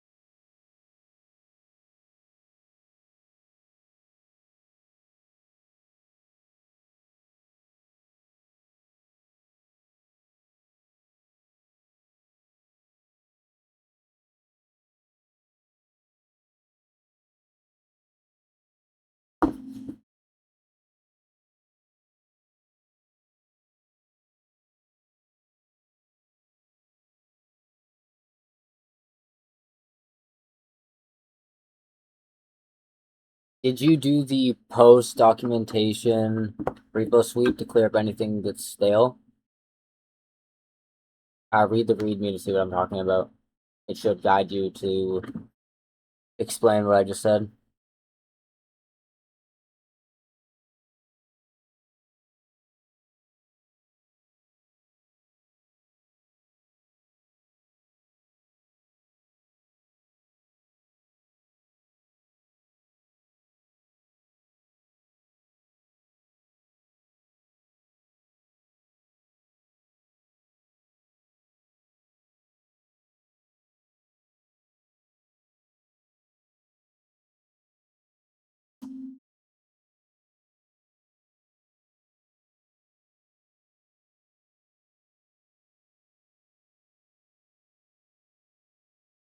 Oh, fuck.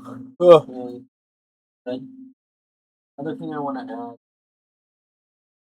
current date, or the date boxes have orange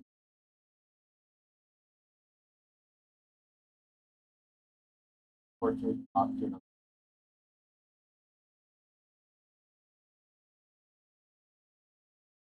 selected on May 14th. Well, there's blue circle with a circle with a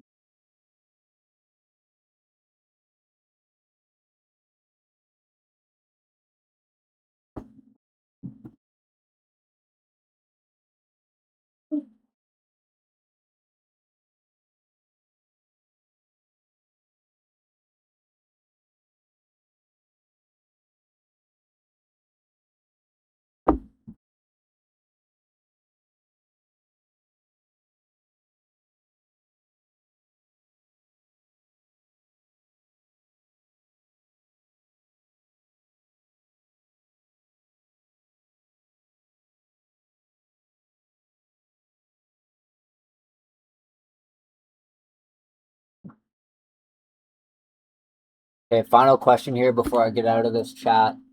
I have a question about dismissed versus locked in the data.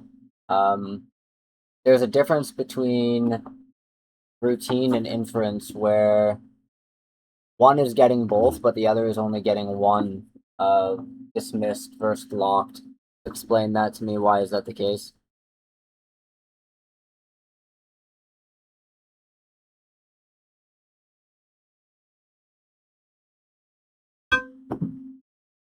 Yeah, that's correct. But another thing,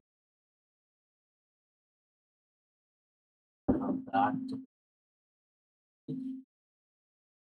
always load default load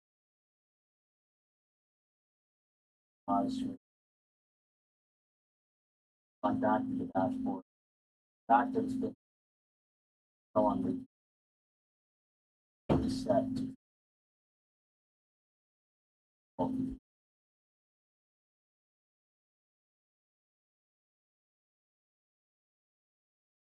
You rich yet? Soon. What? Very soon. Okay. Yeah. Focus. Yeah. Focus. Focus. You shoved that banana down my throat.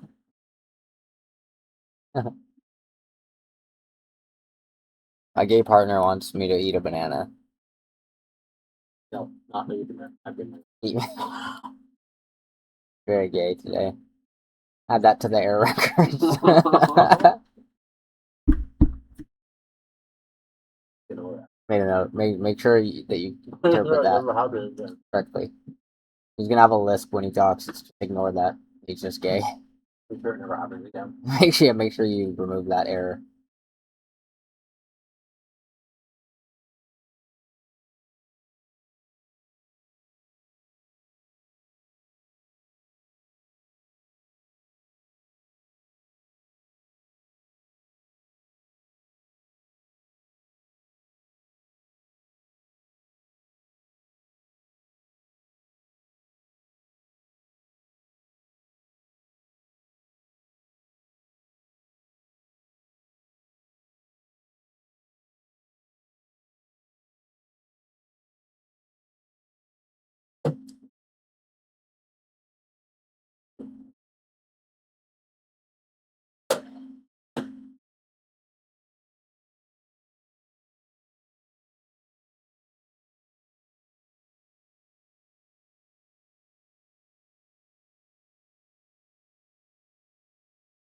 The other side. Oh, almost at our 6 hour log. Yep, I'm approaching my second one. Could get one more in today, possibly. Okay, last minor UI polish I want you to make here is the zoom for more is not initiated on the most zoomed out case when the tap to confirm is not available at the bottom right. Like basically what happens is when I zoom in, before I start zooming in, it's at the top right where the tap to confirm used to be, and then as I start zooming, it gets like popped down once it's big enough to fit both tap to confirm and zoom for more. It shouldn't work like that. Zoom for more should stay at the bottom right, even in the most zoomed out case, and then as I zoomed in, it should stay in the bottom right, and then only once tap to confirm is big enough should it pop up at the top right where it always was.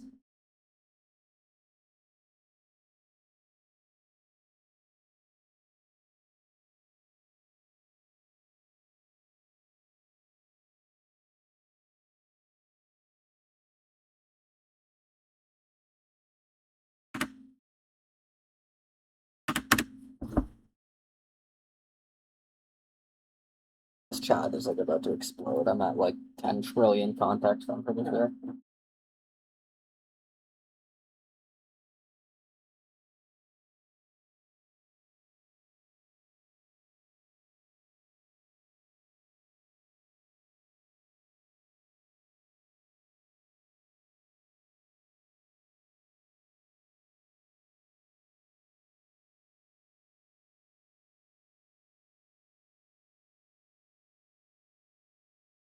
Yeah, that's good. One thing I'm noticing though now is I close date box, blue circle, disappearing in the box. Iterate everything inside of this box should active. Box collapses, everything inside of it collapses.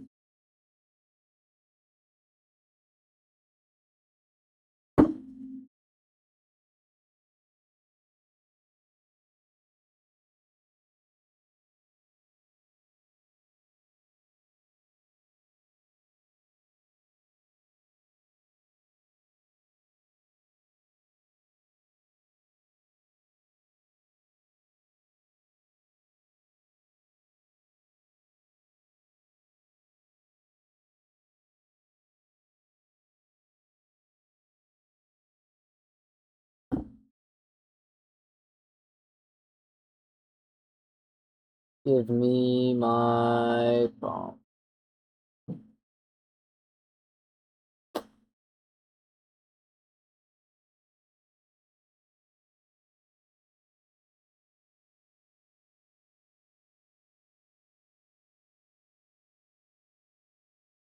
Read the README and prepare me to start a new feature building workflow.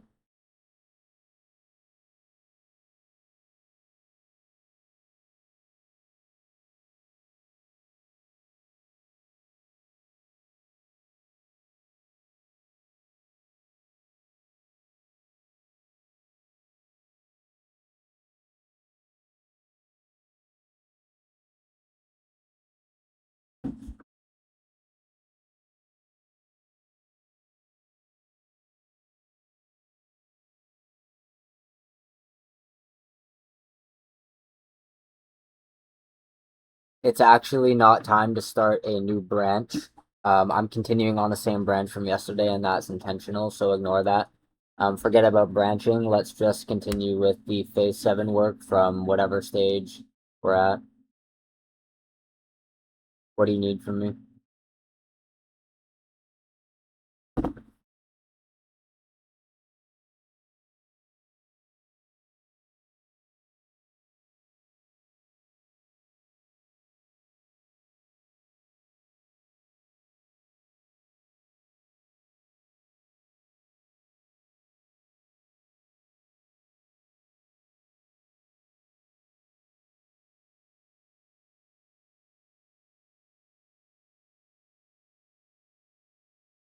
Okay, let's do it in that order. That's fine. We can start with 7i, and then we'll do it in whatever order you see fit. I don't think the order really matters. So let's start With 7i, schedule grid shows why a block didn't land. So basically, you're saying you think there should be some sort of UI notification or drawing of some sort that shows maybe like an anchor time or duration or something like that, but it doesn't know where to put it. I'm not really understanding how you want to handle that. Or, I mean, just explain more what it is you're trying to accomplish here in 7i.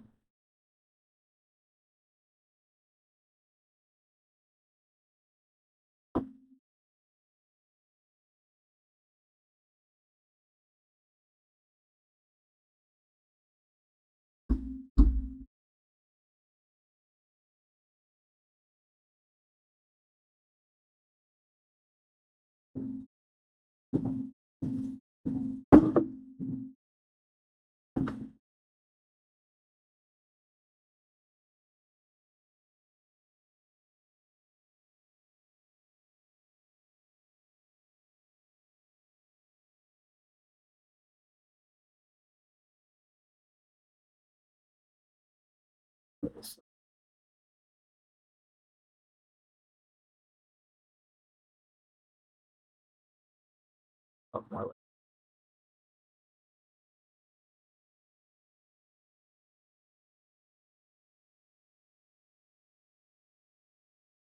the chat box.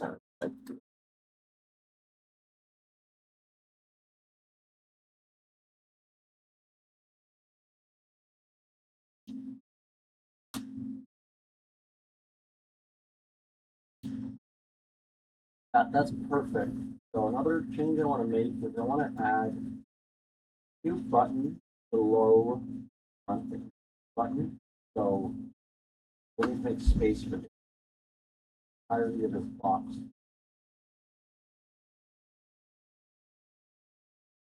Calendar button. The downward button. New button.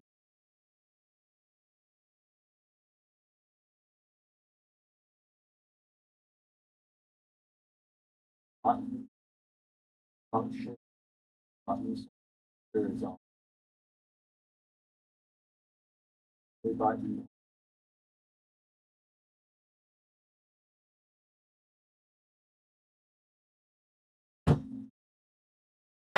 Okay, walk.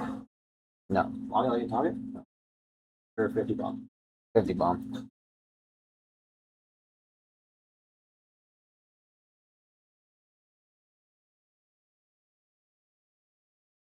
Okay, let's handle these cases one at a time. We'll start with case A. I don't have a great idea of how we should really go about this, but I agree. I think it is necessary. There should be some UI component outside of the chat that handles missed information.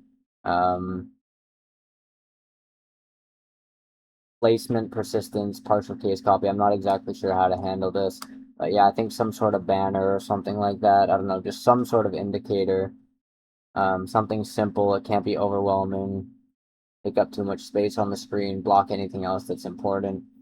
I'm just kind of spitballing here. Let me think about the case. If you get an anchor but not a duration, I think that's pretty easy to handle. You basically just push something in with some sort of like indication that it got the idea that you want to put it there, but it doesn't know how long to do it for. In the case where you have a duration but not a time, maybe what you could do is have like it move around to 3 times and like an animation kind of move throughout the UI of the schedule to indicate like, hey, where do you want to actually place this in? Yeah, those are my initial thoughts. Let me know what you think. Oh.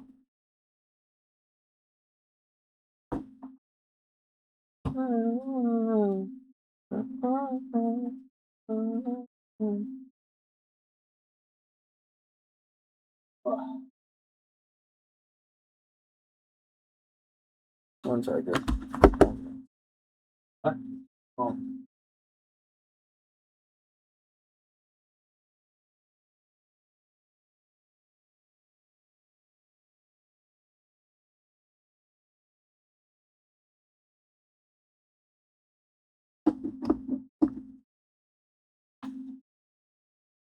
Huh. Ooh.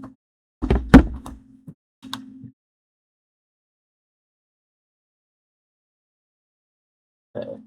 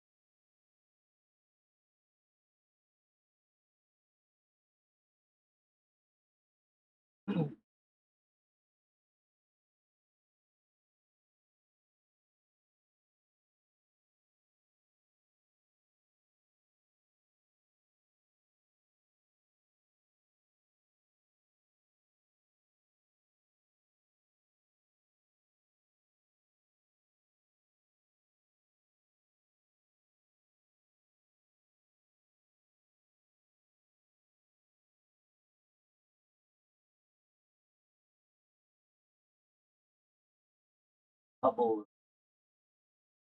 card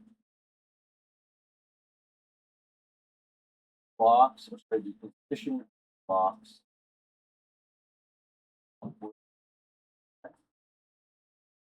Bottom downward. That box prior to the bottom of the box. Expand.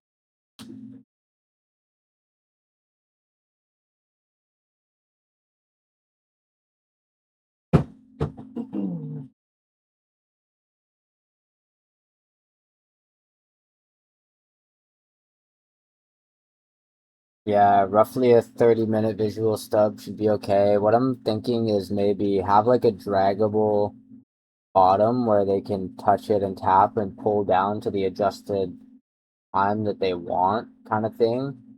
Either that or like obviously they can press tap to talk to confirm. And then duration without anchor. Um, yeah, I think we just do it with the banner for V1. That's fine. No roaming animation. We'll skip that for now. You're right, that might be a little bit complicated. And then the banner placement. So basically what you're saying is we need the banner placement thing for the case where there is no anchor. So it needs to live somewhere when there isn't an anchor. That's like a tricky thing to deal with. I'm not honestly too sure how we should do that. Um, Let me think on that one more.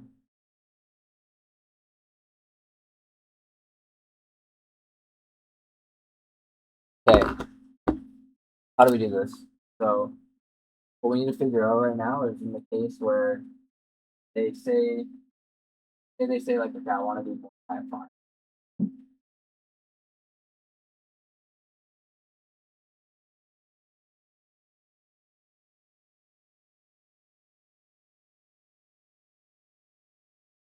Blue, I guess. Oh, I see. To make it blue. Onto the blue colors.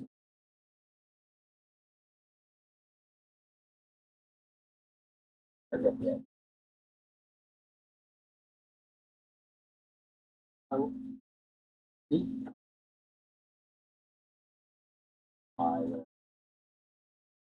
Come here, okay, you go back to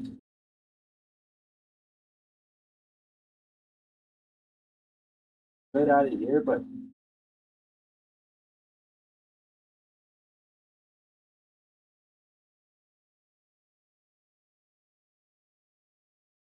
not even this. Back to this. Okay.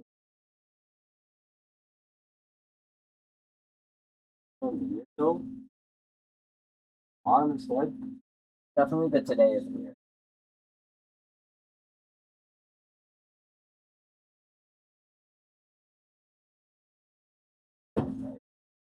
let's say I say I want to go to Muay Thai at 5.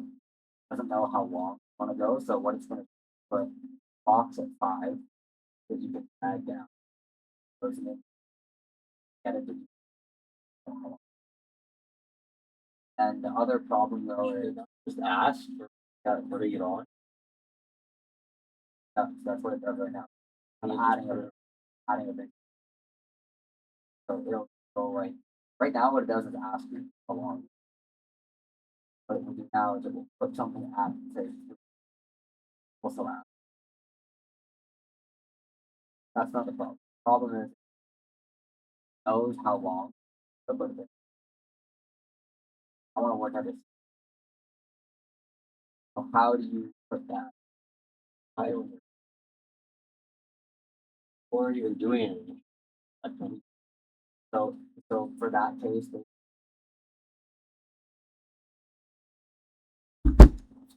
Just have it say. Just okay, ask. before I can do anything. yeah, Or I what can time? draw it on your schedule.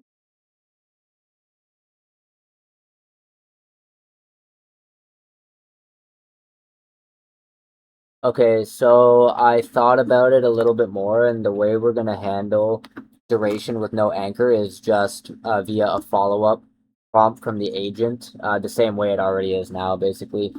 Meaning the only time we want to actually draw on the schedule for now is when we have an anchor but not a duration.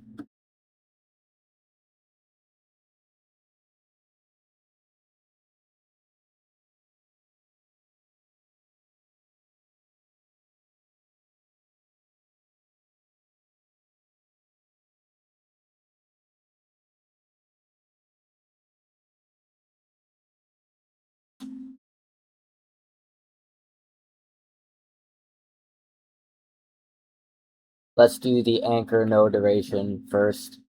Just to be clear, this should not be something that's persistent until they actually do give the duration. But it should be shown on the UI.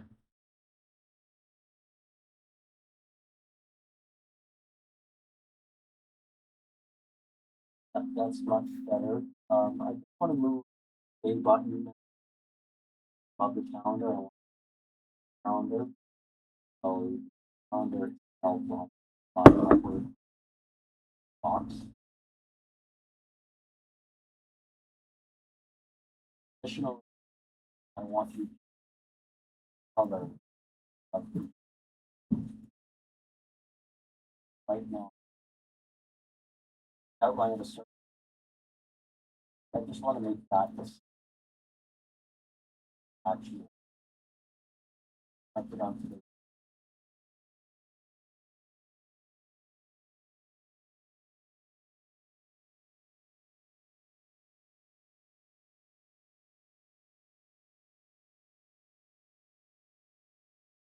What? on the Queen of Ice.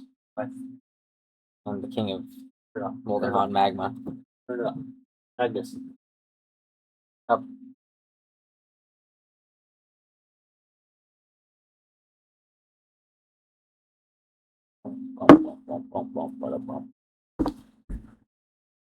Okay, what has it done?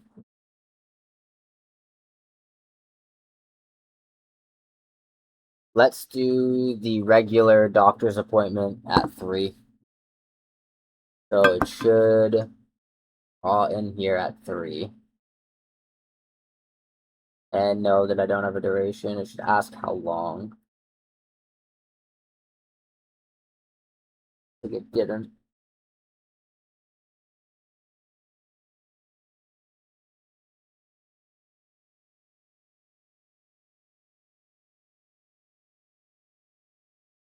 Oh.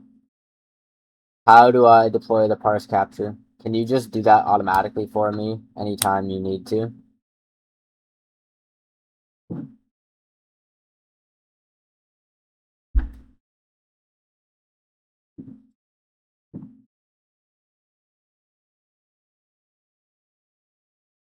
That's much better, but I want to try playing around with the button. Move it to the right side of that box upward. So it should find bottom. I believe it should this.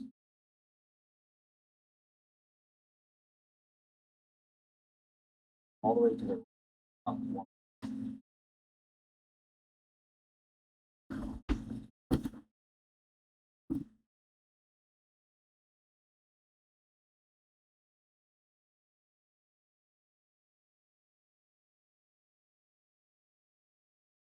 Let's do the regular Muay Thai at 5.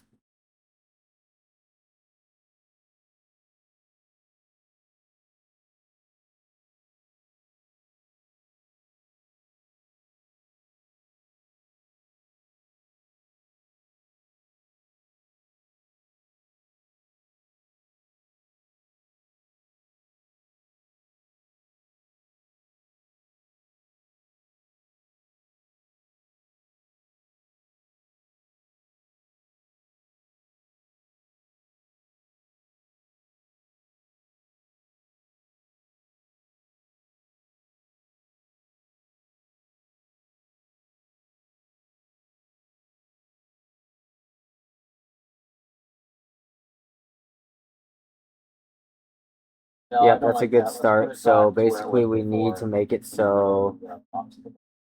that 5 p.m. and how long text is not showing up below. That doesn't look good. And also, when I zoom really small, the Muay Thai is getting clipped because it can't fit in the box. Make sure you apply the same rules to this title as we did for previous UI work in the schedule so that it always fits. It's always capital, always expands to a maximum size. Just make it the exact same as any other UI work I've done in the schedule here. Let's start with that change for now. The next thing to start thinking about is if there should be some sort of indicator and ability to extend the actual range at the bottom for the duration. And then from there, that would essentially set the duration rather than having to press tap to talk again.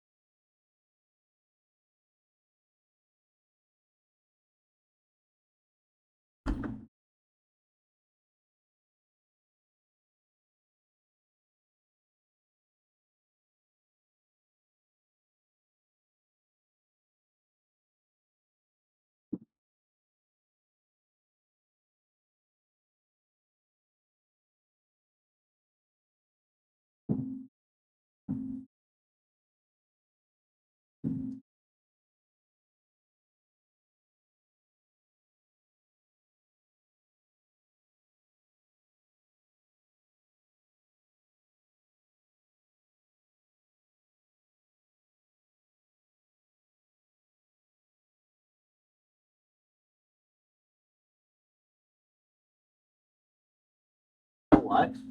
Hmm? You know what? What? What if it was, What if it was the Hungry Bunger? no, what if it was a view in Romania, but instead of eight, this would be up. I think.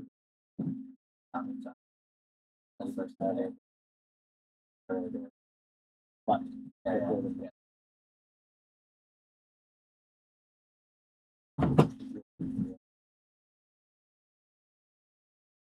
That could work.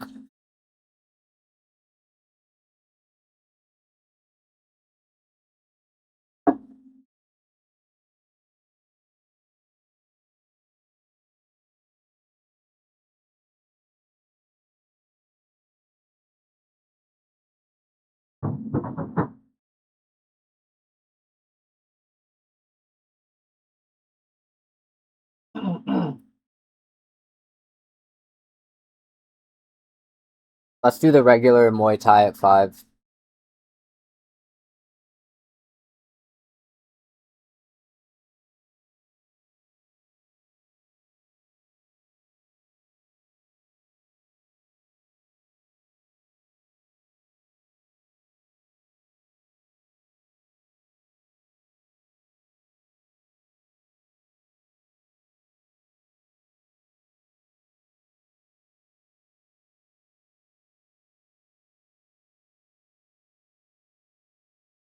I refresh, will this persist? No. One problem to address right now is that if I reload after it draws this, like prompt or whatever, this little banner thing, whatever you want to call it, if I reload, it goes away because it's not persisting. That might make testing difficult. Also, if you refresh, it should stay there. Like, basically, it should be persistent in the sense that it shouldn't just magically go away if you refresh or something, but it shouldn't persist in the sense that it's not like confirmed as a part of the schedule. Does that make sense? So on the screen, it should persist unless they exit away or whatever. Sorry, not exit away, like close it intentionally or, do something to interact with it. Like reloading though should not make the persistence be lost. That's like a different type of persistence.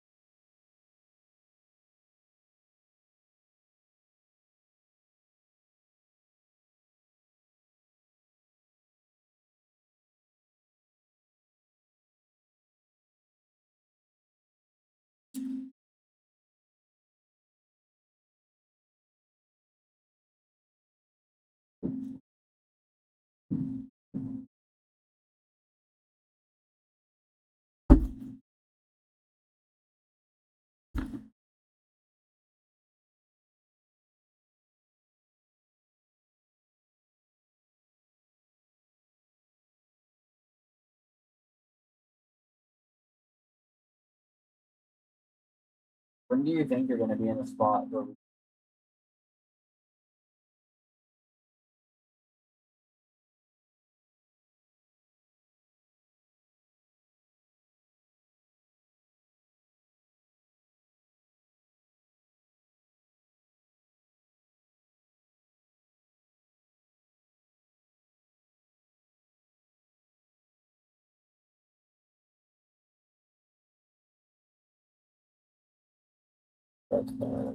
The one thing I'm gonna here,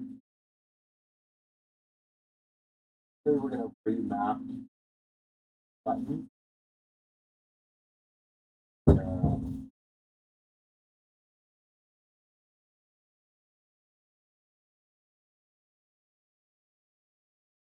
for about an hour? We're gonna do button.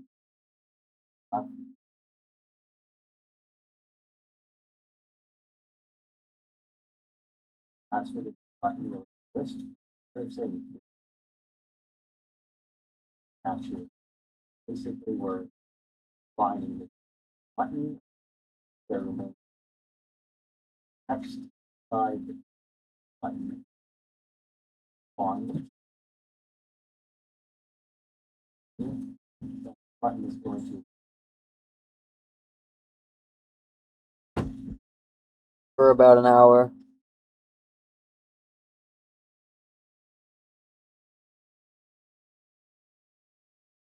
Okay, so it doesn't know what to do with it if I give it one of these temporary blocks with no duration, reload, and then say for about an hour. It gives the prompt, I hear you, but I'm not sure what to do with that. Tap and talk and tell me what you want to do. So essentially, it's not linking back to it being Muay Thai that I'm referencing. I haven't tested yet to see if I say Muay Thai for an hour, if it would pick up that linkage. Let me try that quick, but for sure the other case is not working.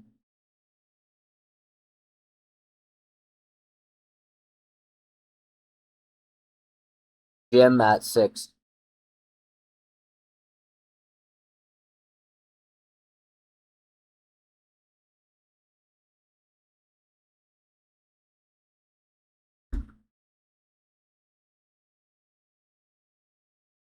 The gym should be about an hour.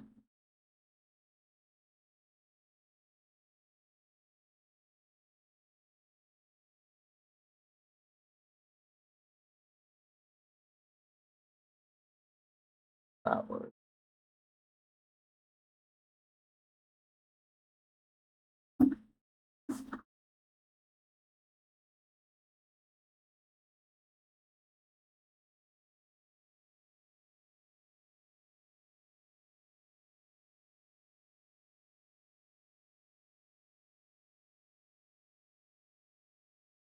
Oh, this is so complicated.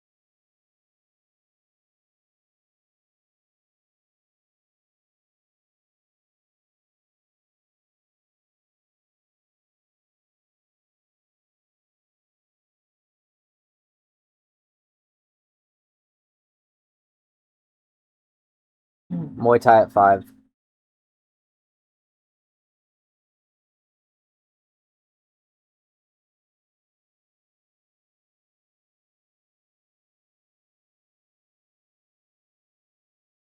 About an hour.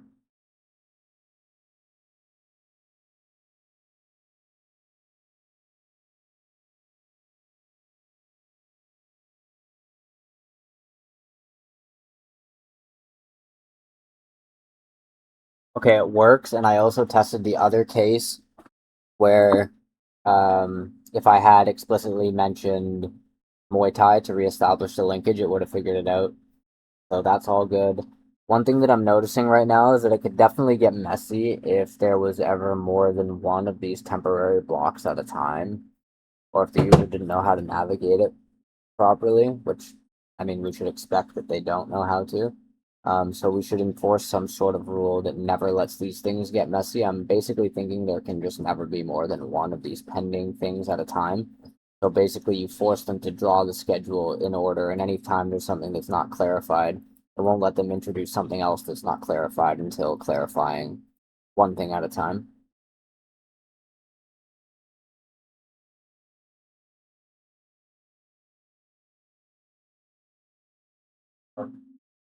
First one, next button, ties and button. Additionally, there should be a little drop down button. That's the action.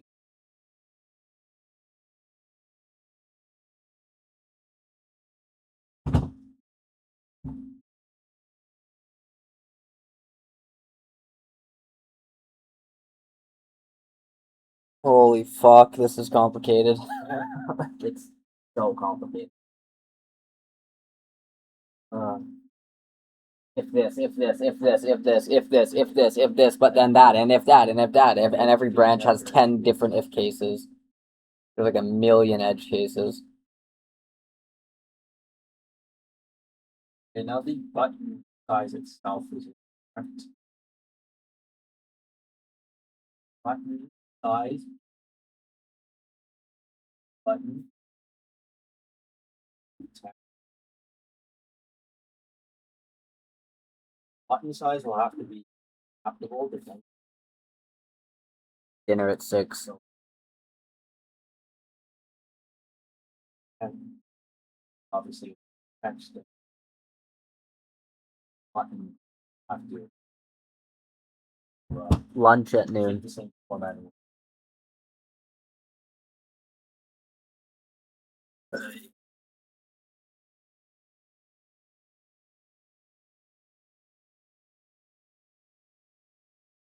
Oh, Hold on.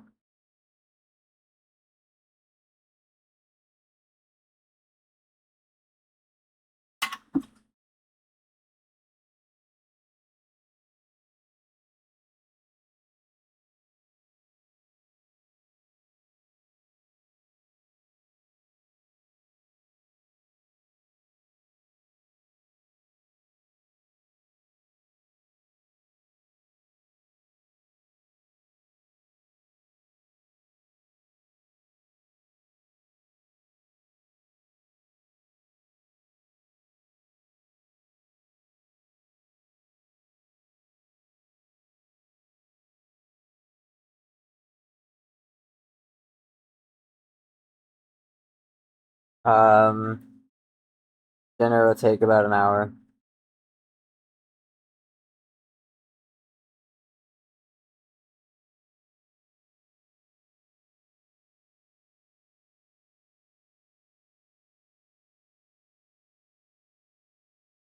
Okay, so I said dinner at 6, and then it asked me how long. Instead of responding, I then followed up by saying lunch at noon. it correctly said finish dinner first. How long should it be? But the weird part is that in blue still it said lunch at noon, like it displayed the parse back to me, which doesn't really make sense. Um, so that shouldn't happen in this case. And then also there should be some sort of UI indicator that tells them like, hey, like do this, like the same way the chat says finish dinner first.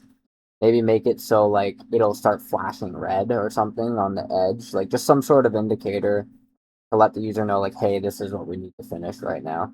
Um, as a matter of fact, you know what? Maybe we should just make it have some sort of indicator the same way we have an indicator for unfinished blocks, like how it's orange, um, as we did in the previous workflow. Maybe there should be some sort of similar indicator here. Probably red is a good color, basically saying like, hey, you better address this right now.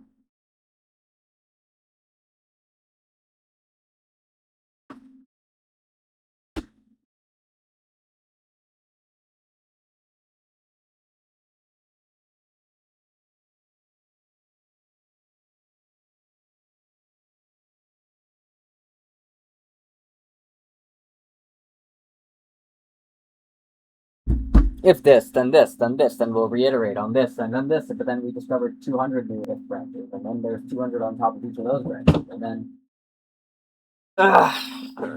Yep. Uh, Hey, so offer.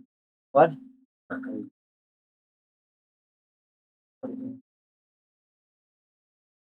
No, it's not. It's nothing to do with software. It has to do with being able to think through edge cases. Like you don't need to know software engineering at all. You just need to know how to think. Honestly, all button. Once button.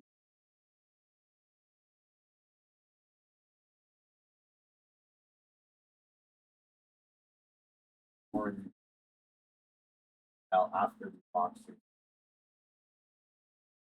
Button for follow the exact same. Let's do breakfast at 8.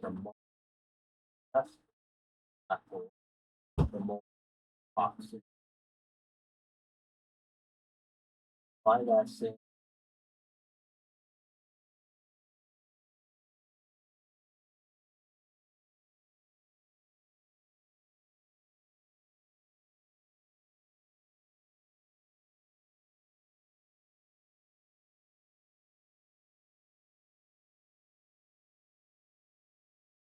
Bedtime at 10.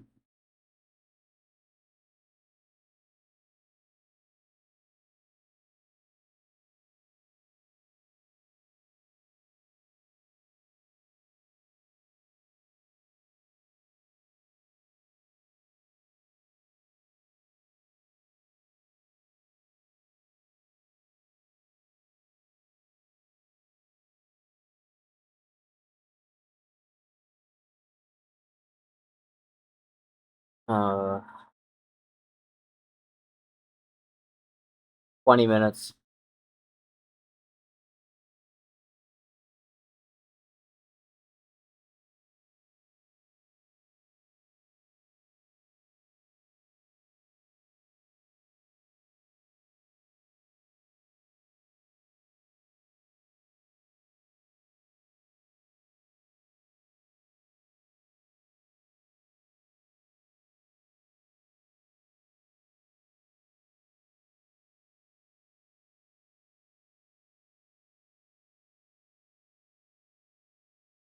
So it's working okay right now. I don't like the red. Definitely not the background. The background should still be that gray color that we had initially. Maybe try it with the gray and flashing red. Another thing I'm noticing right now is that inferencing time can potentially be an issue here because like if I say breakfast at 8 and it picks 8 p.m. and then it drops it in at 8 p.m. instead of 8 a.m. when breakfast is obviously supposed to be at a.m. instead of p.m. It feels weird, and then at this point when it's a temporary thing and it hasn't confirmed the duration, there's no ability for them to see that zoom for more, this was an inferred time, swap it to AM option, so it's just getting a little bit weird there.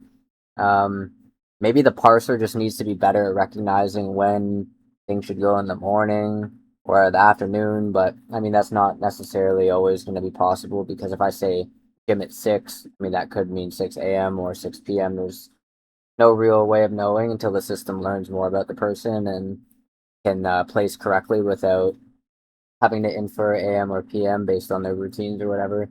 So it's just something I'm noticing as a potential issue.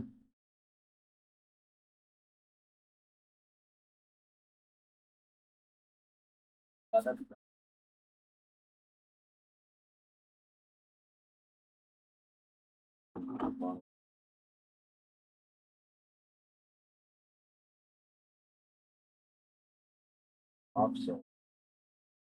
Button.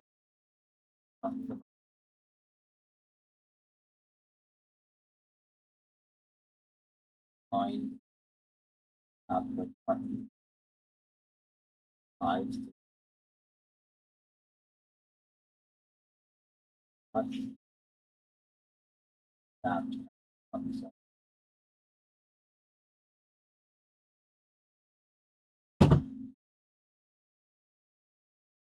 Gotta feel. That AFK crap. Huh? AFK crap. Typical. Are you? So typical. Am I? I am. So typical.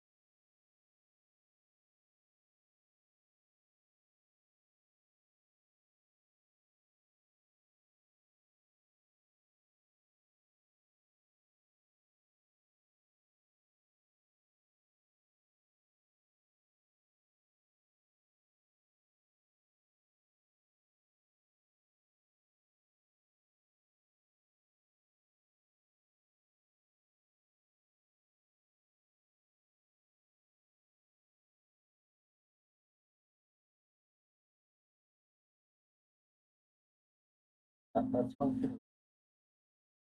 Other thing I noticed, is tapping on the button box Good robot. on any outside of the box.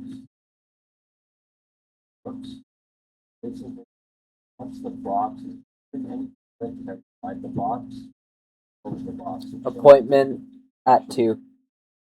But it's not done. On box, no able to tap on calendar. Instead of that, it should just box it. Tap outside.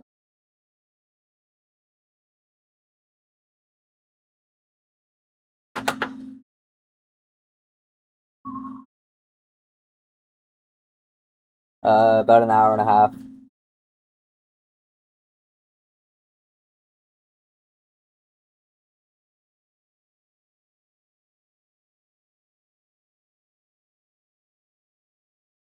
Cool. Cool. Cool.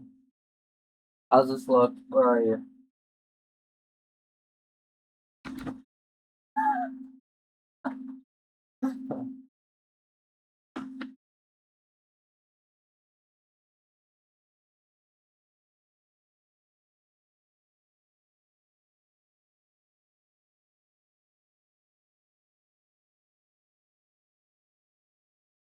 Let's do my morning snack at 7 a.m. now. Yeah.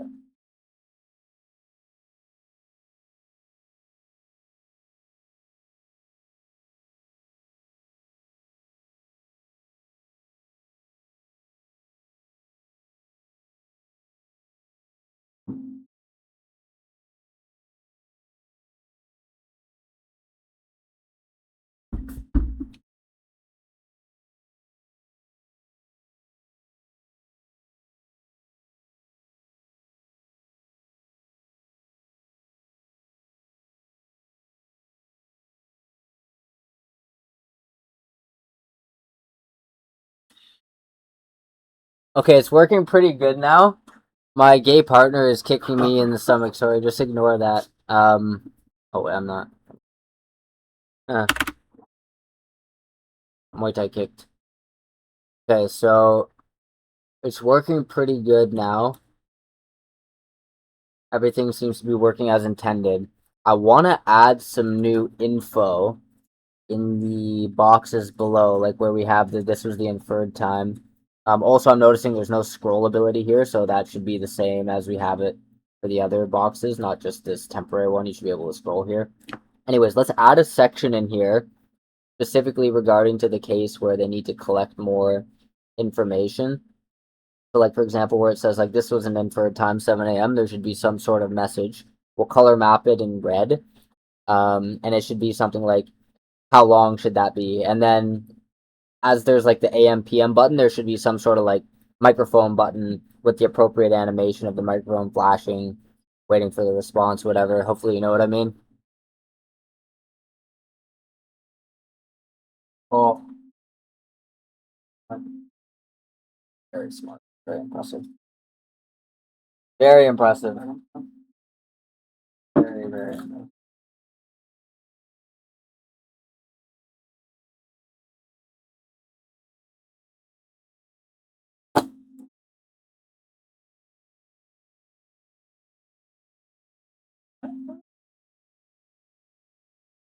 Stop with it. Huh? Stop.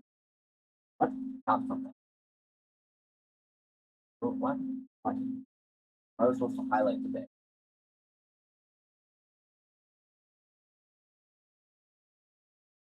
What's today? That? When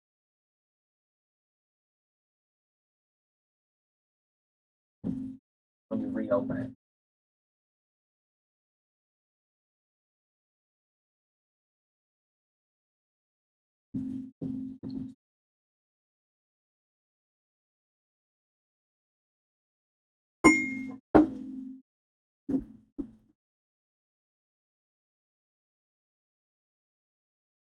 How many hours are we at? That's working better. One thing I want to do, actually, box upward. So for example, when I open box, now it's pretty snug to the top of it. So basically, the option upward, upward.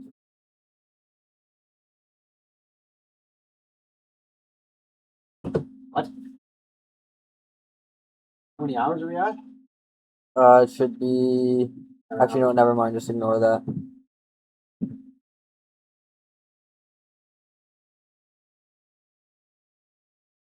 Oh, it's usual, man. Oh, We got 4 on 10. do we? Popping off. Popping off.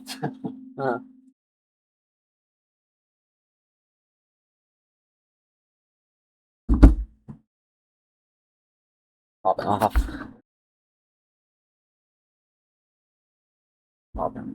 Popping right off.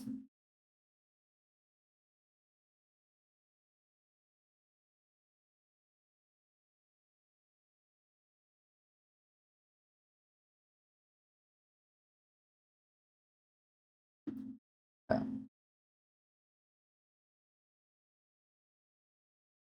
Let's do breakfast at 8. So it should get this as AM now. And it should give me this Indicator. Yeah. Try something. Let's do the usual gym routine at 5. It'd take about an hour.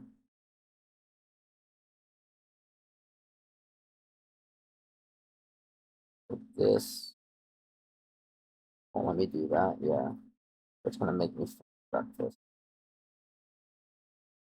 So basically, there's no way to confirm. Good. So new and function. On.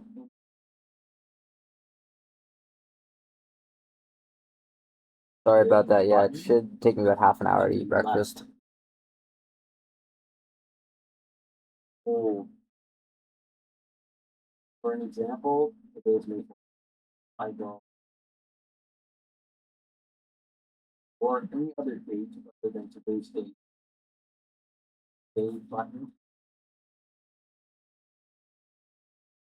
Button. Longer.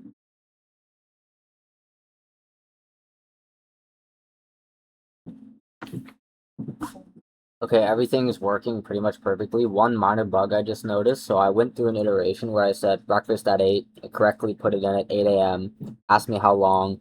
I told it 30 minutes. It drew it out to 8:30 correctly.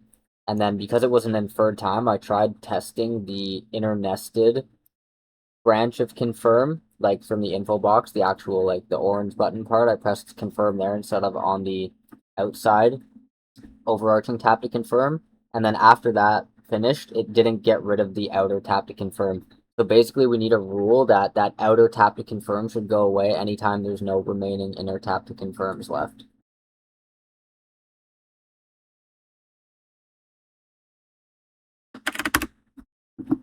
Edge case, edge case, edge case. I'm edging. I'm edging. Anyone else edging? I'm edging. I'm edging. I'm hedging.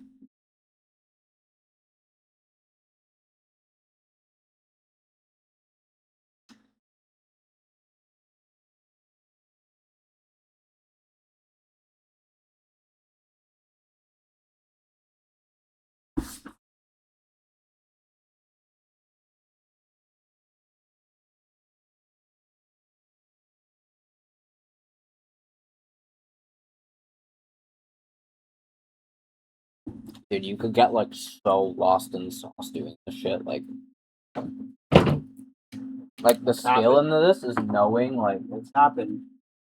no Yeah. I've never been. Dude, taking what we did, spend 2 months or however long Dude, building. that's the learning process. Yeah, I know, but taking building.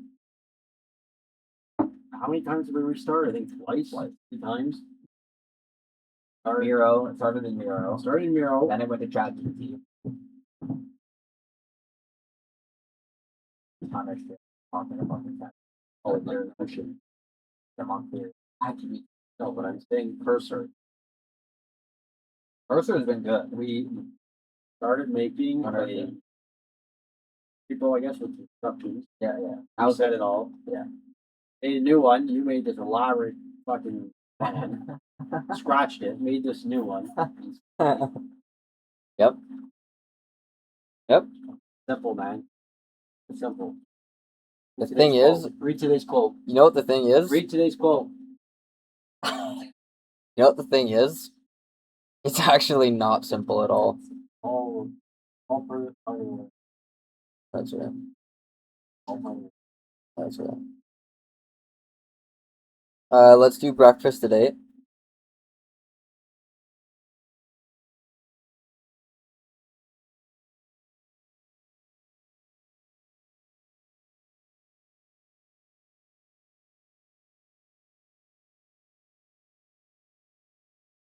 So I didn't say today, I said breakfast at 8.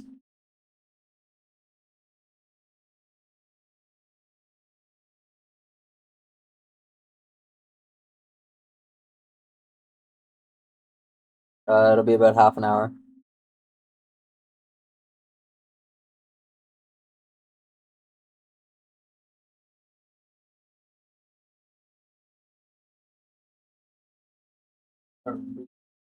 Yeah, we're about to.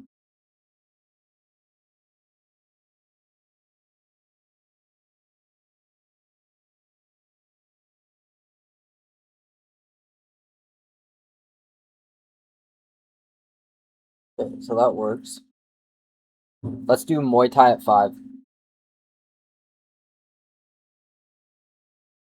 Yeah, that's good. One thing I noticed, I um I scroll bottom or something. So 1 hour. Actually, no, never mind.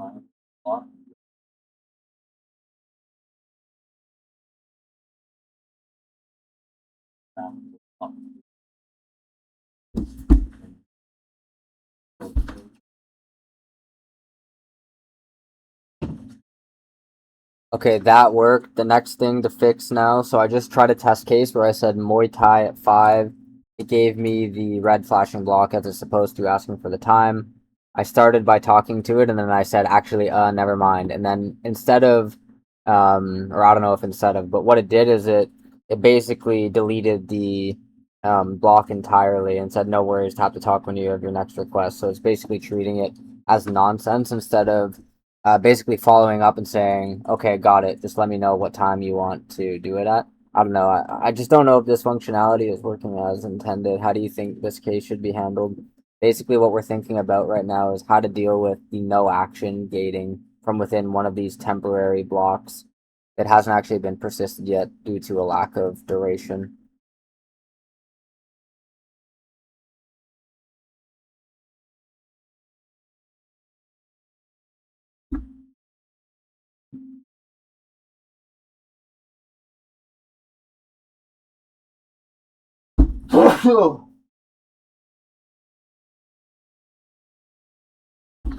Dude, did you hear about some census going around that like you have to answer or something? That's me? Yeah.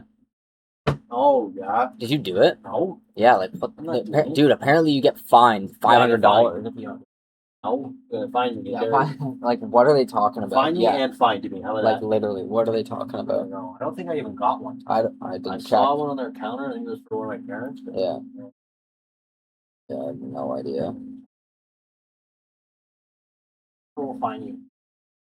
Find you and we'll find you. Yeah. What it is.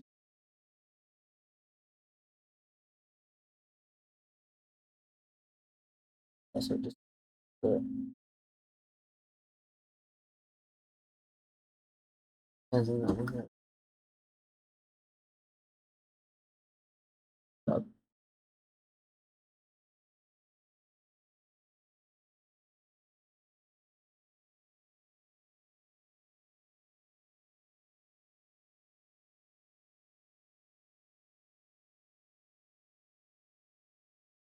duration.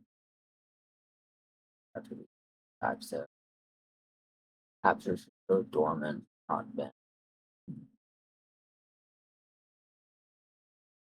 That's that. Let's do gym at 3.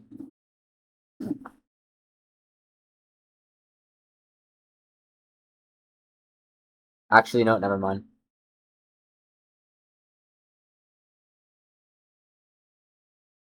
You know what? Actually, yeah, let's do it for an hour. Yeah, pretty good. So now I think to remove a button bottom.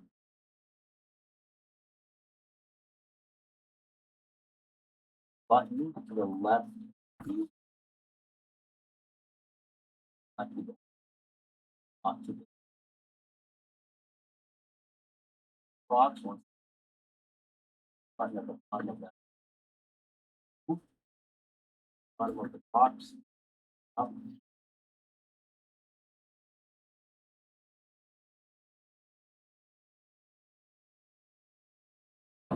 Okay, so I just said gym at 3. It gave me the pop up. I said, never mind. It got rid of it. And then I said, actually, you know what? Let's do it for an hour. It picked back up my gym session and drew it in for an hour. I didn't make any mention of it being like a usual or routine thing. I just said gym at 3 as if it was like a one-off. For some reason, it saved it as a template. That shouldn't be the functionality in this case. I don't know if there's some sort of bug that's forcing it to become a template in this in persistent scenario. I don't know. And then also one other weird thing is in the chat box, it's for some reason combined. You know what? Actually, never mind. Into the yeah, let's do it for an hour follow up. So it put that all in one parse. It probably shouldn't do it like that. It should recognize that just the yeah, let's do it for an hour should be displayed back to the user, and the you know what, actually, never mind part shouldn't be displayed. Let me paste in the data from Superbase so you can take a look at what I'm talking about.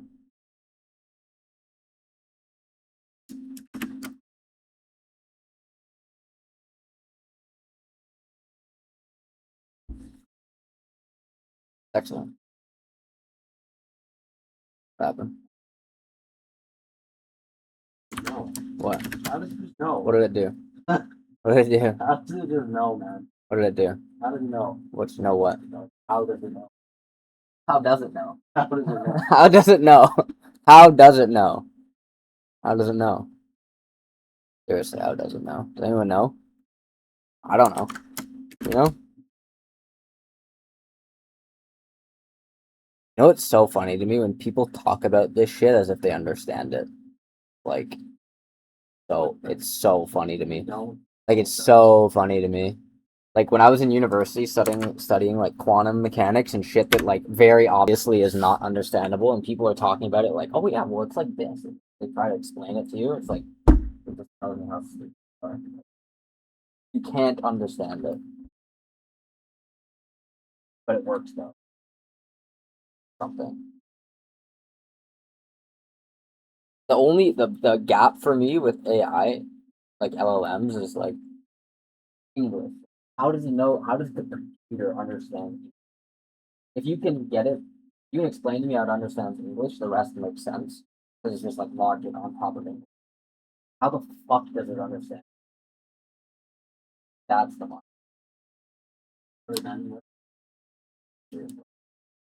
Does not compute. Yeah, but those are based on other English words, so it's circular. It doesn't make any sense. How do we understand? Oh, oh, because because here's how we have other sensory cues that map to the language, like acquires over like experience and time. But like computers don't have that. Just fucking ones and zeros and electricity. Like, how does it? How? How?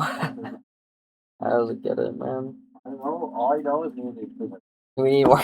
I need more. More food. Literally. Easiest way to tell if somebody is retarded is ask them about something that's really complicated and just see if they try to explain it to you. Or how they try to explain it.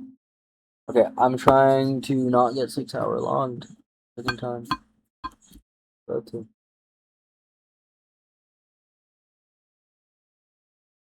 What did it do that you don't mind?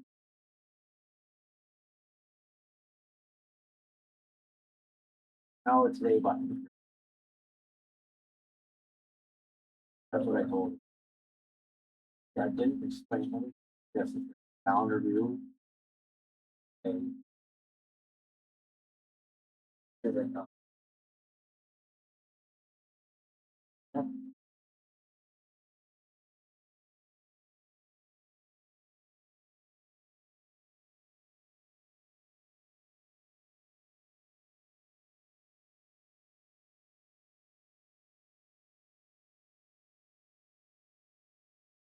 Hit the orange. All at once. What? The orange should be yellow, maybe. Sure. Yeah, like it still feels kind of really confusing. Like I like it, but I know some That people. was yellow. I think it was weird. I like it. It's like it. Yeah, yeah. Like this looks good. No, don't forget everything.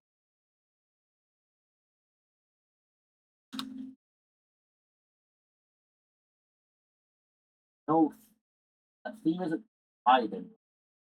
What? That low theme. Yeah. The Yeah, logo says hiding.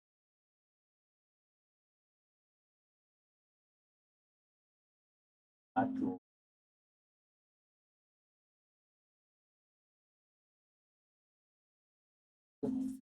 Really different. Oh, it's good. Hit ignore.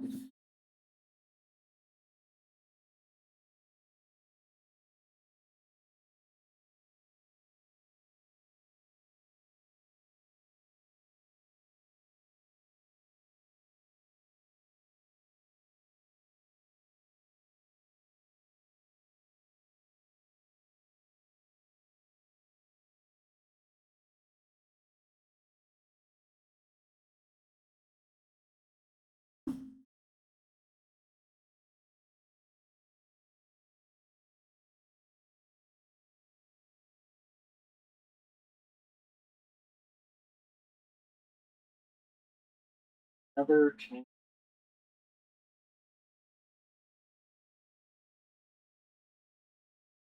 Button.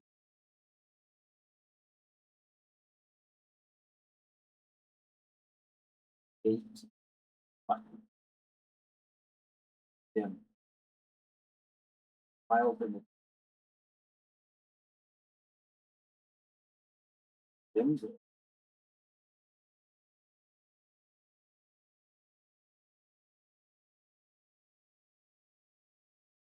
Awesome.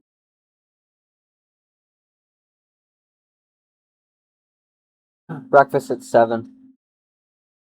That just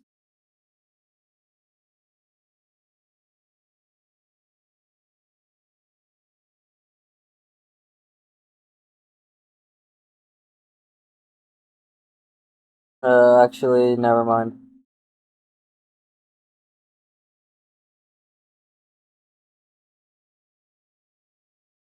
You know what? Let's do breakfast for an hour at 7.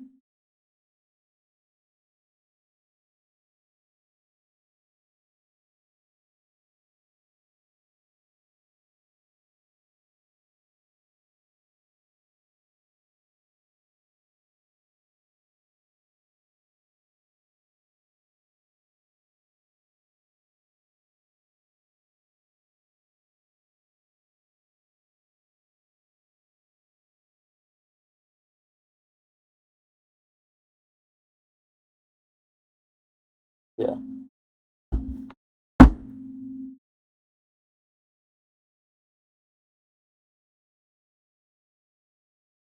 Yep, I think it's looking good now. Any other tests or anything else we should implement for this phase?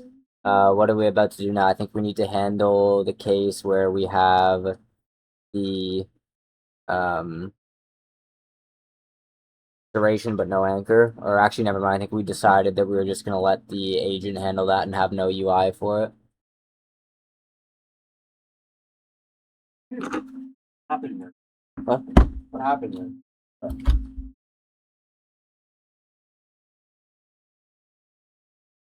I was never there.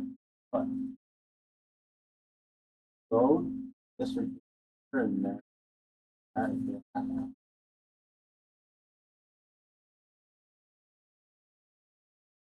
happened. That's the outro.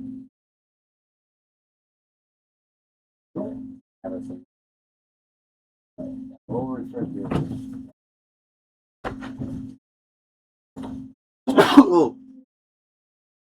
Yeah, even we'll do it again. It did it for like a brief second, I think. Yeah, it did. See? Yeah, good one.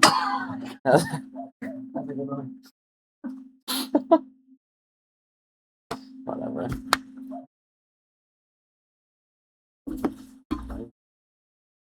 It must have been always been there. That must have always been there. Oh, What? that must have. Probably, I guess. Maybe just didn't notice it, or it was shorter or something. I don't know. I don't know.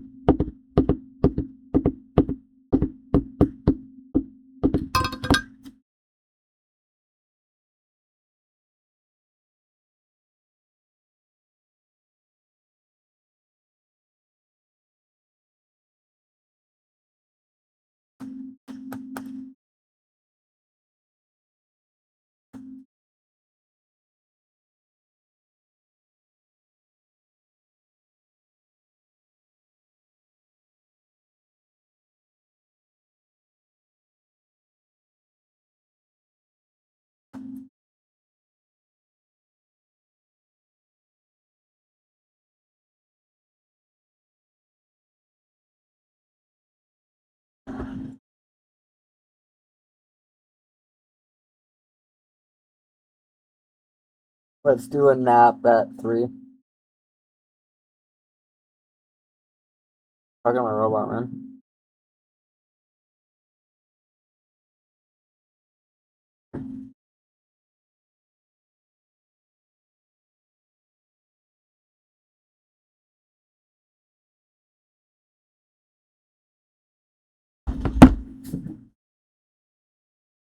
Not quite. Now when I open the settings option, Never mind. yay. Fine. Let's do a nap at 1.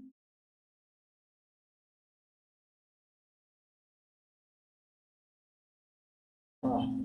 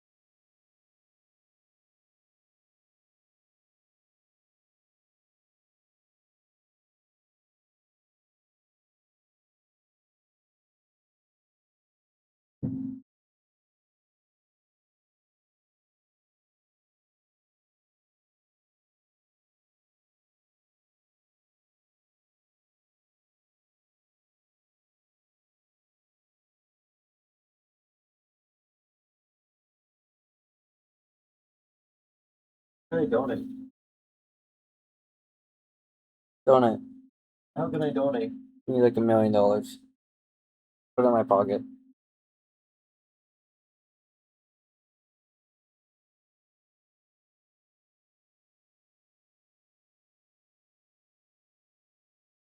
No, something broke the button. And pushing it, bring it back to work. Or all of them. Black band that appears behind you. Unusual.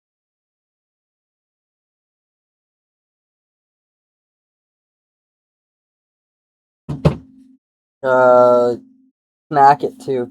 Huh? Yeah. Back it? Smack it 2. Implement a function where I work harder and apply more. Let's do a nap at 1. Then napping. Hmm.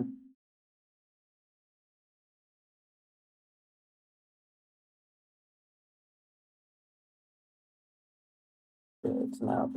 Okay.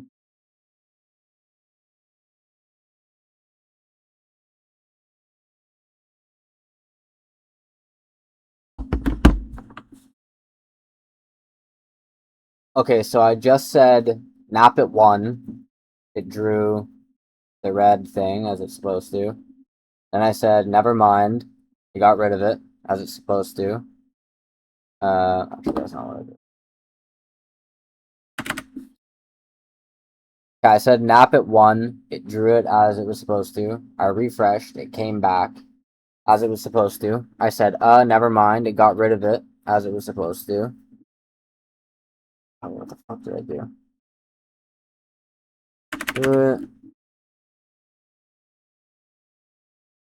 Okay, so it seems like the black band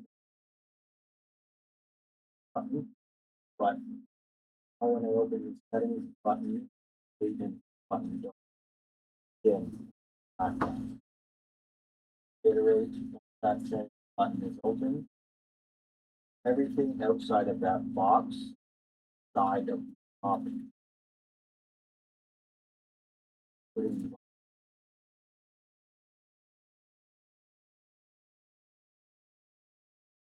Oh.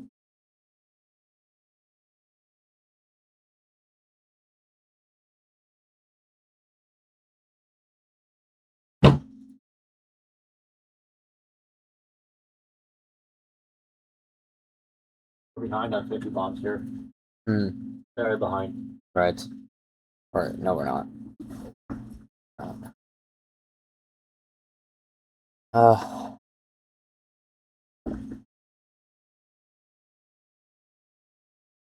let's do dinner at 7. Oh,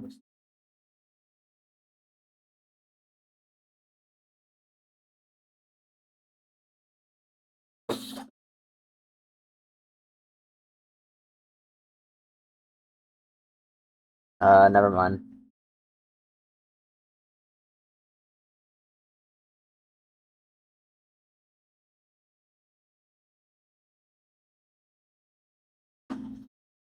Actually, yeah, let's do dinner at 7.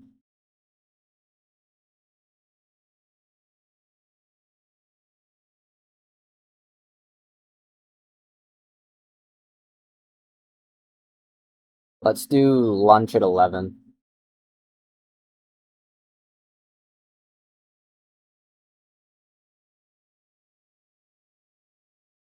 It's working.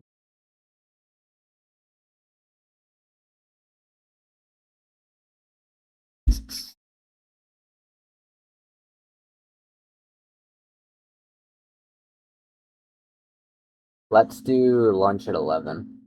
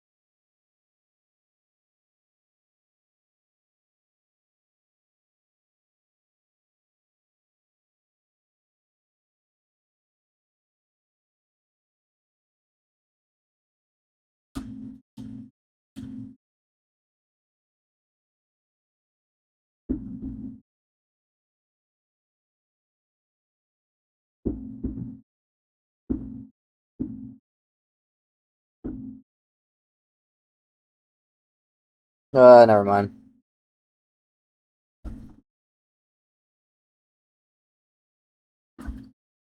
You know what? Let's do it for an hour, actually.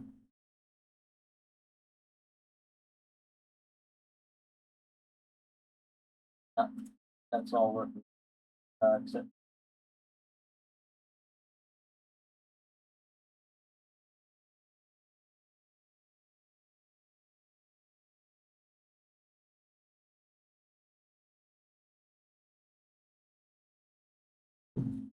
Let's do an appointment at 5.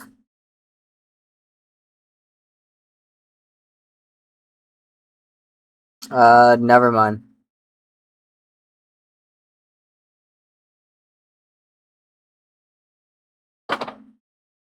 Let's do the dentist at 1. for 30 minutes.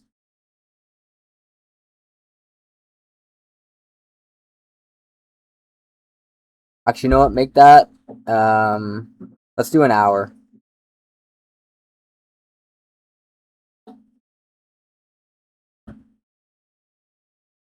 Yeah.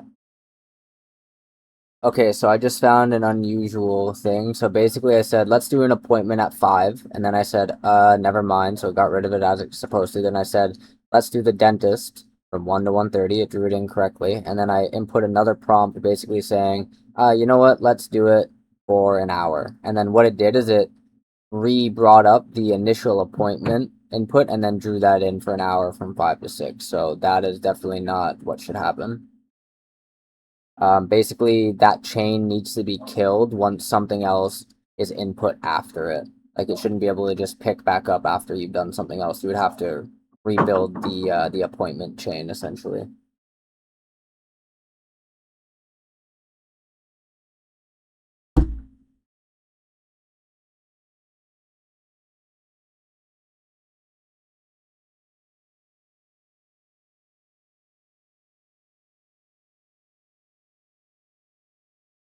One thing I'm noticing, I just to check. I made the change today. I seem to be noticing who holdings I do a code app, app refreshes and goes to app assembly, like the app, something like that. I don't believe this was for, at this point, I believe this was logins, dashboard two, and then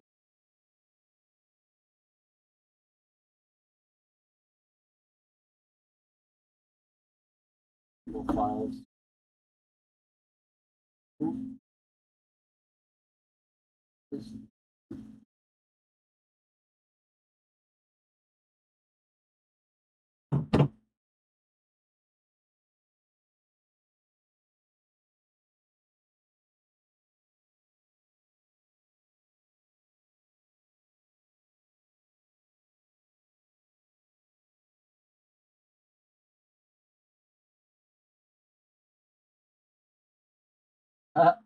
Yes. But made a page. Added that, add a button, add a report button.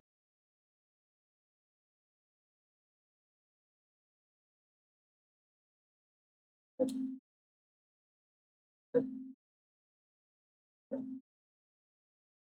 Smart. Smart little robot. Smart little robot.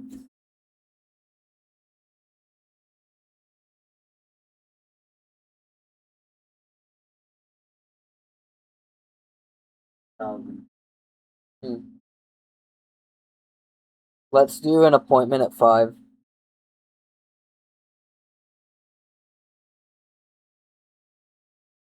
Actually, never mind.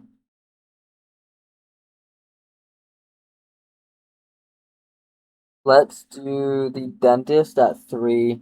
Should be about half an hour. That's 3 p.m., by the way.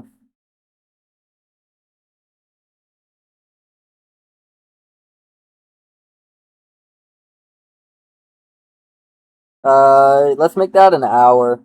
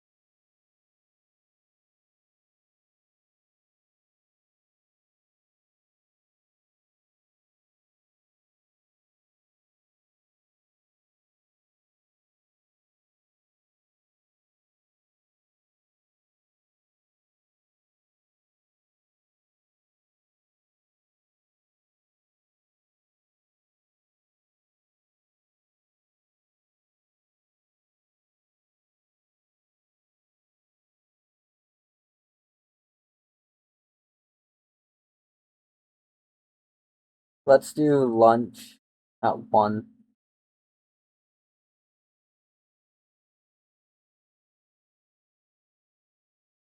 Never mind, actually.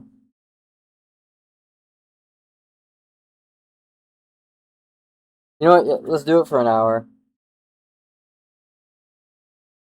Check if additional file is necessary for all of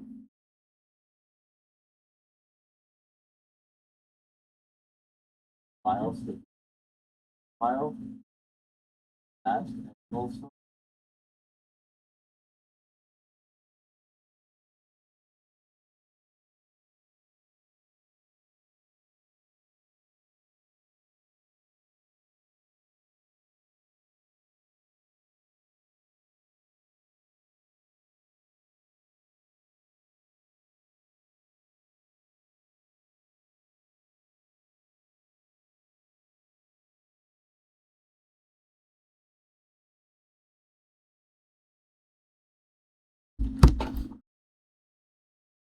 Yeah, everything seems to be working now as per the tests you give me. One thing to consider is that following the case where I say let's do something at 1 to 1:30, and then it actually draws it in, confirms it, whatever.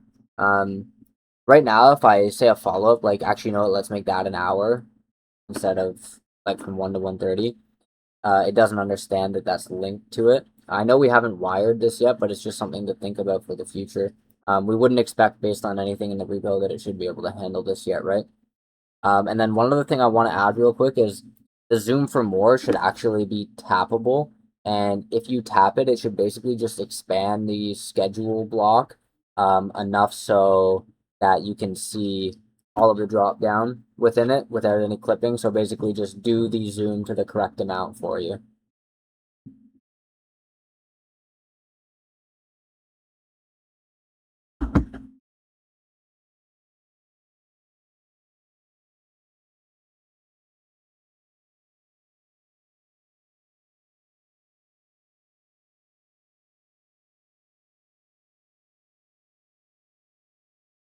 You think in the chat box you need to see your own messages? You probably don't, right?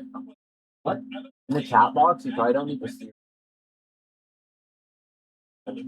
Like it shouldn't spit back your like raw like this. I don't need to see. Huh?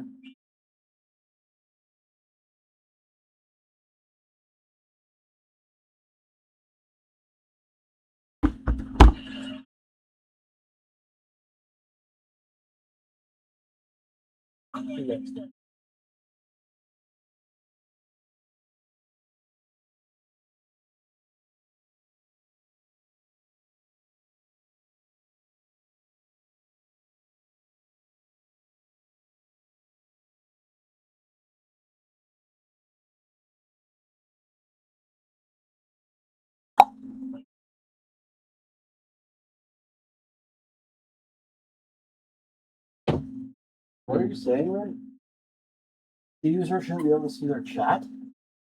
This like the let's do it for an hour part. Like whatever they say, they don't need to know. This should just be what they.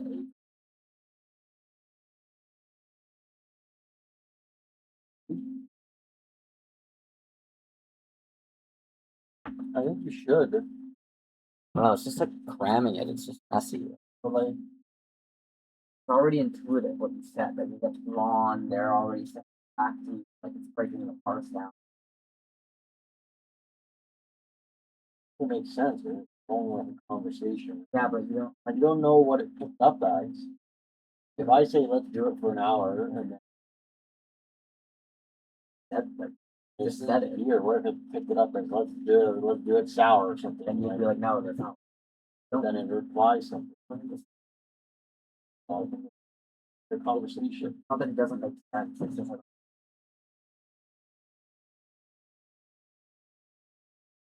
A record of what you said. Oh, you can visually see it visually. true. True.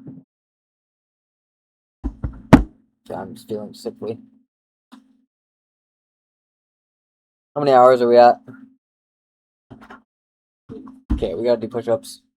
Keep it going. Big bomb.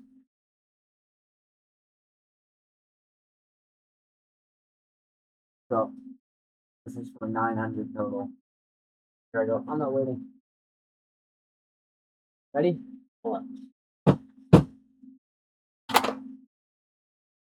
Okay. Okay. Big bomb. Well. Alright.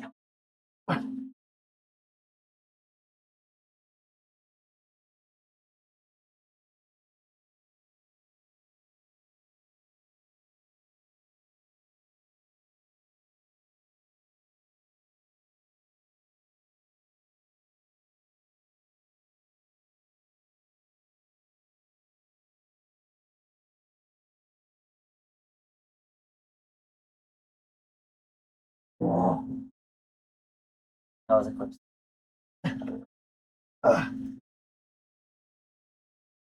Can't be good for you. That can't be good for you. 900. Maybe good 900. for your shoulders. Yeah. The test is gonna rip actually. Doesn't speak. All of them. That's changed. Doesn't speak.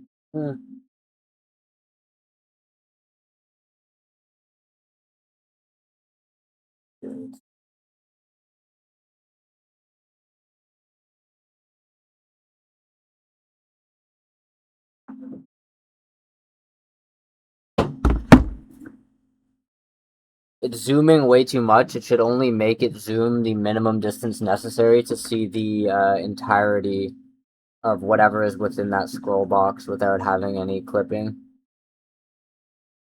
So basically zoom in the minimum amount required to actually see everything. Actually, no, don't do that. Make it so it zooms the minimum amount to make the AM, PM, and like the button or whatever, all those buttons in there go to the same size as the tap to confirm one. Make that the minimum case, and then if there are more things in there, like say there's a list of like 5 things, make it so. Actually, you know what? Just ignore all that. Literally, just make it so it zooms to the minimum amount required to see everything. And if there's not enough space to do that, then just do it as much as it can zoom.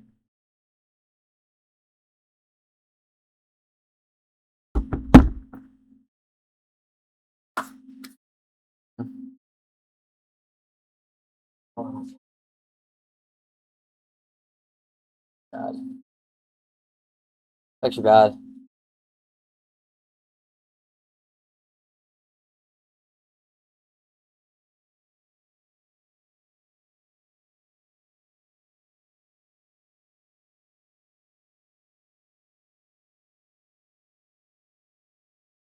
Okay, I think you're ready to merge here, man. Yeah.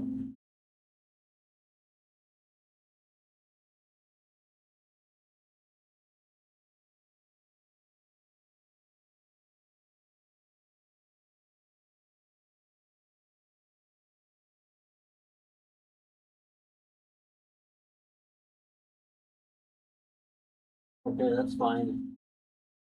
Letting you know it's not. Let's make the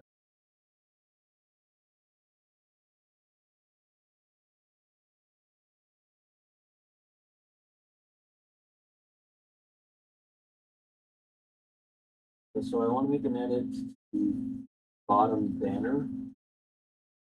Basic ban lapse button. So right now the way they are is they have flash. Flash is happening far too quickly. Very similar back button is not there.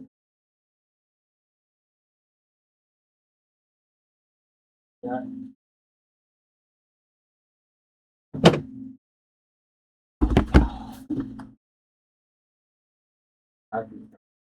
What happened? All this iteration button probably Yeah. go like Instagram app and Mm-hmm.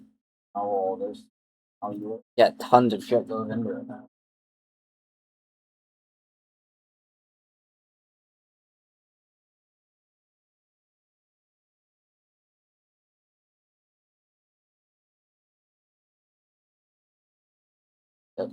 Sort of.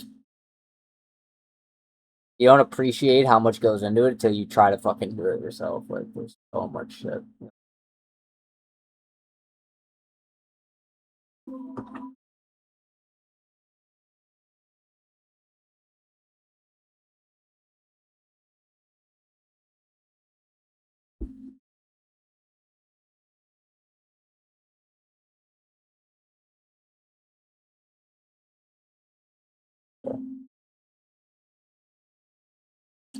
Sorry.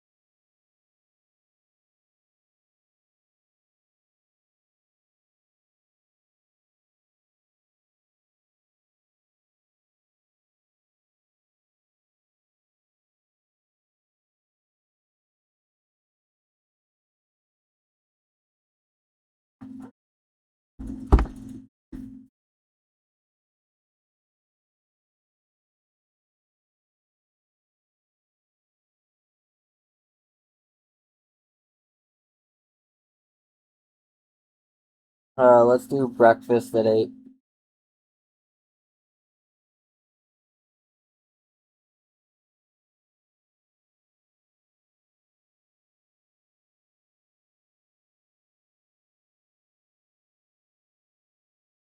No, it's zooming way too much still. Like, basically, when you click that button, it should only expand it via zooming enough to make it just enough space so you can see all of the text that is inside of the box there.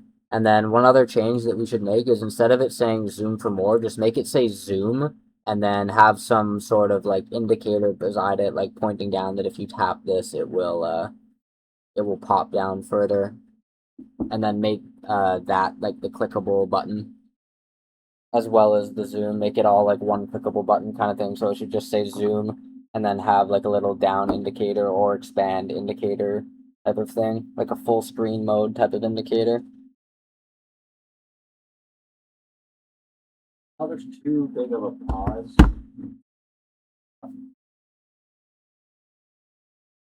Action. Right after the button is tapped. Oh, look at how the back button. This will that back button tapped.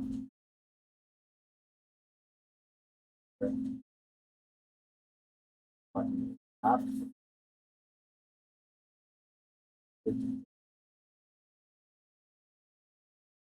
Apply that to the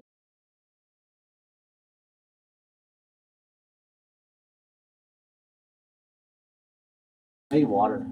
I need Yeah, water. need to merge actually. Yeah. Do it. We need to. Do it actually. Yeah, there's literally no reason not to.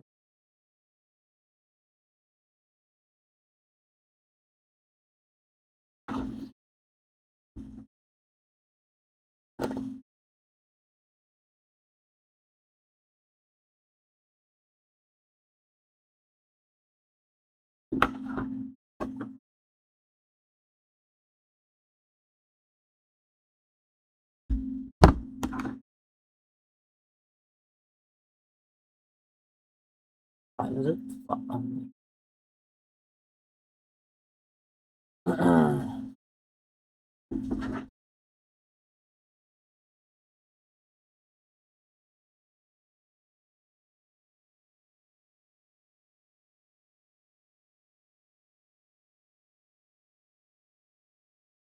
Why?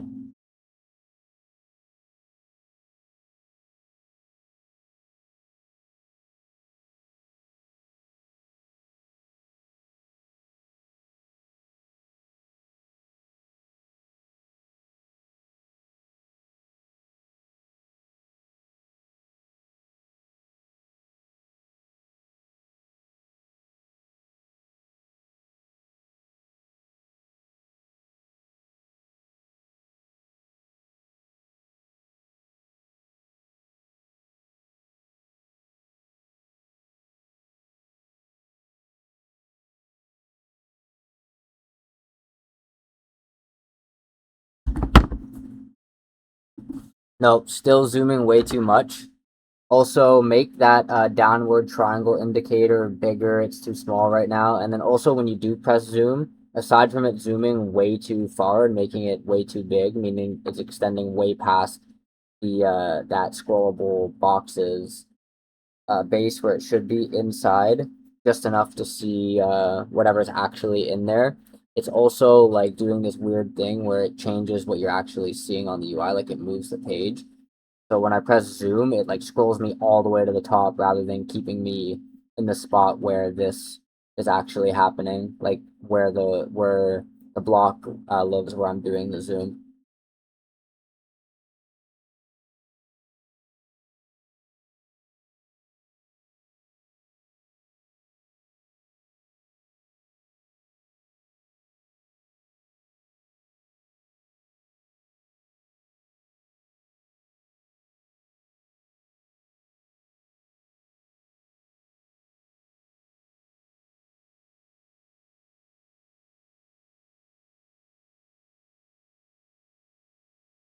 Elemental.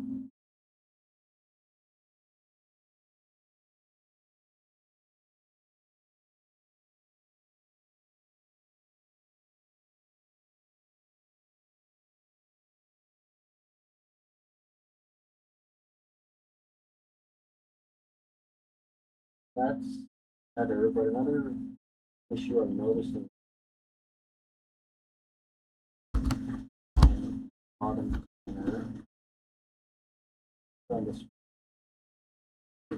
button, slide my finger upward somewhat. So actually, what I think it needs to slide upward. Right now, with the advantage, it's the app spot up is sliding up. Bottom banner closes. They're still on this now. And this like they're off the banner. This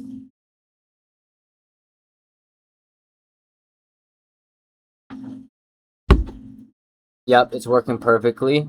Two final things here. So, the same way there's like a zoom button with a downward triangle, when it's fully expanded or expanded at all for that matter, when the chat box pops up, there should be a collapse with an upward arrow in the same way that the zoom has a downward arrow. So add that in.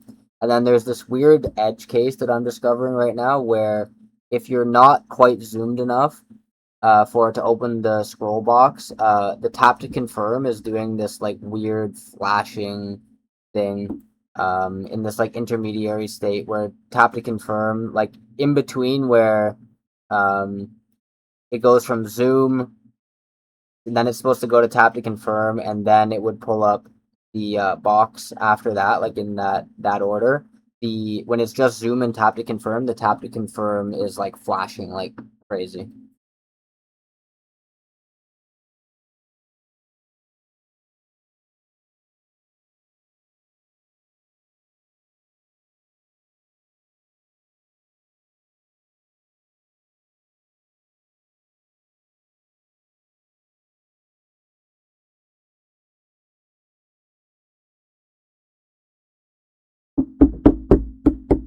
Oh god.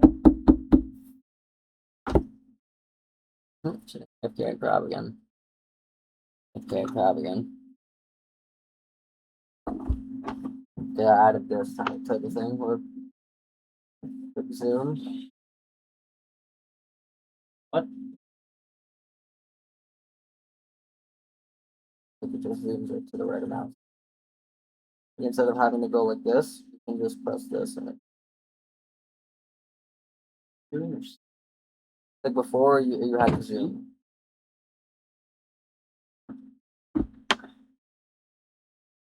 So that's a reload probably.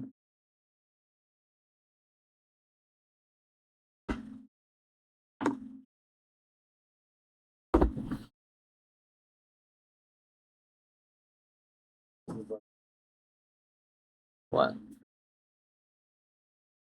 Yeah, I just Or it's still doing it, maybe.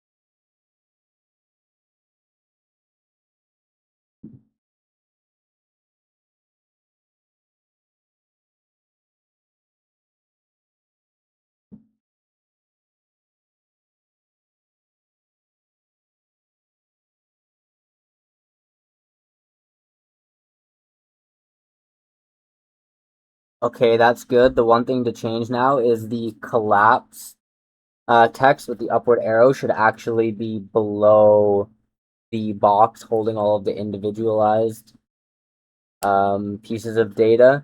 So there should be like a little space essentially below it where that lives rather than being an overlay on top of it.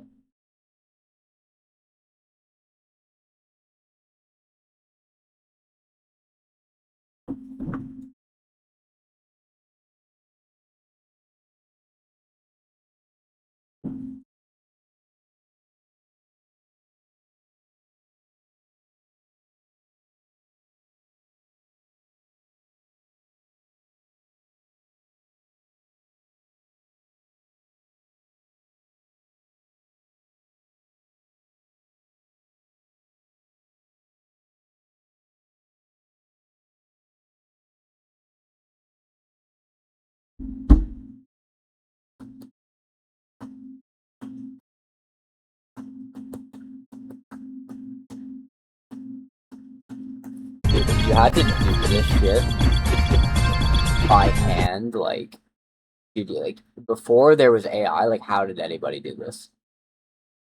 Like that's insane.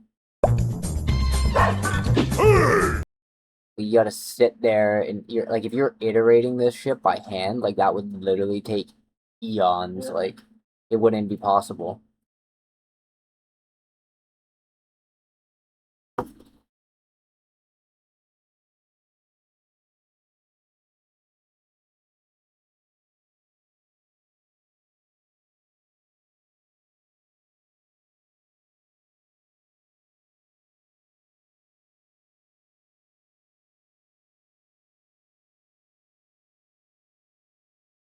so it still seems properly. Button working properly, I think it's button by initial on the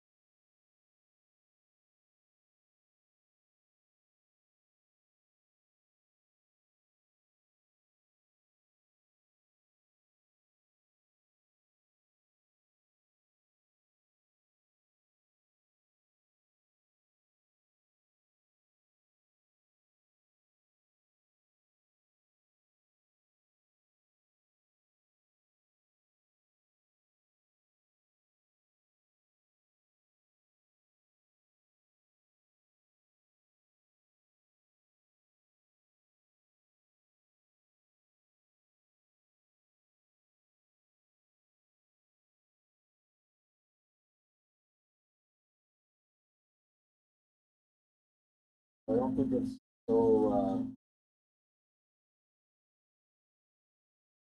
button function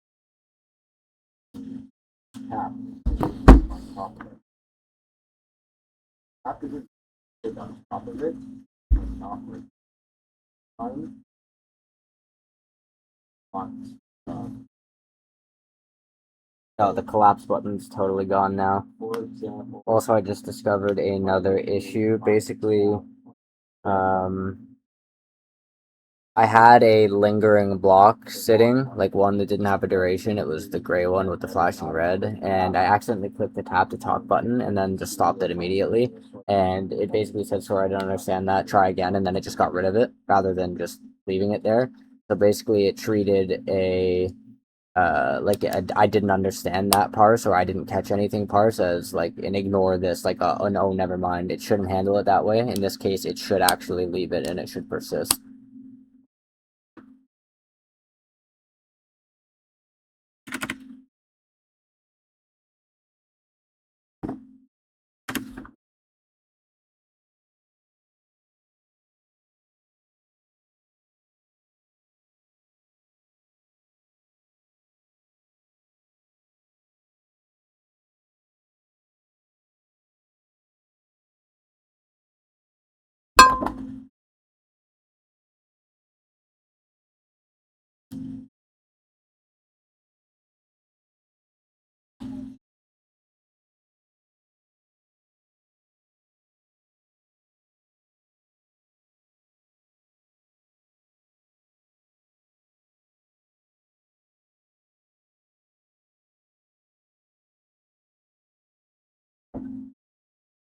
Okay, we need to merge.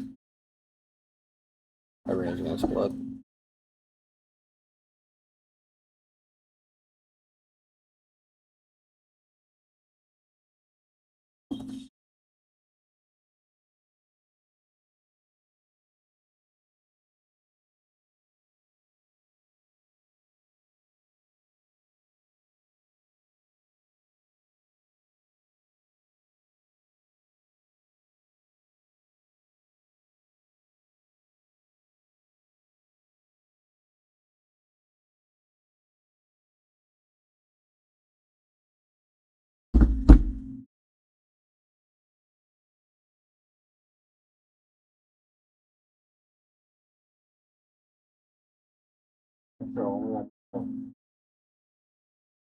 Metro. What? Oh my god, Metro. Oh my god, Metro?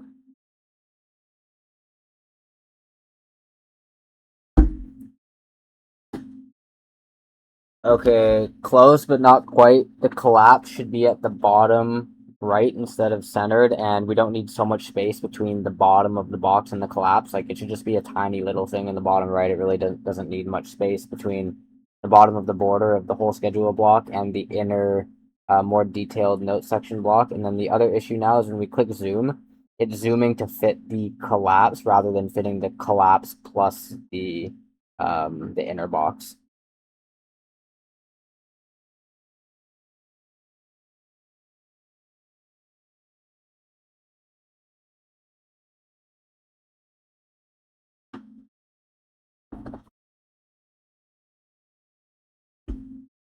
There's gonna need to be a day soon, or once I have this full loop, like, some sense, not done, but working well enough, where we basically just spend an entire day just trying to like, do shit that breaks it, and then we fix everything.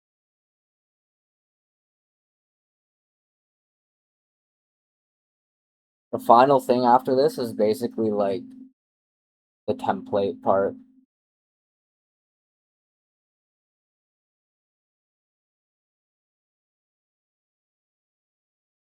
Like, it's actually pretty close, like pretty close.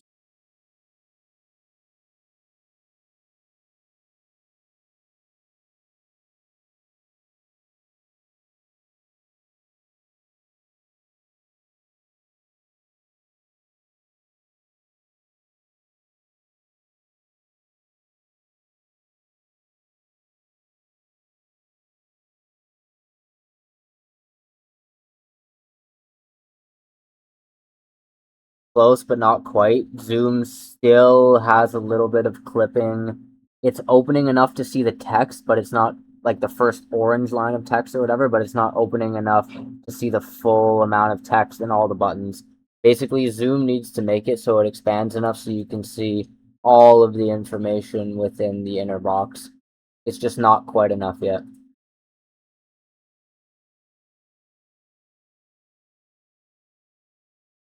Yeah, that's good. Just make sure that that applies to bottom.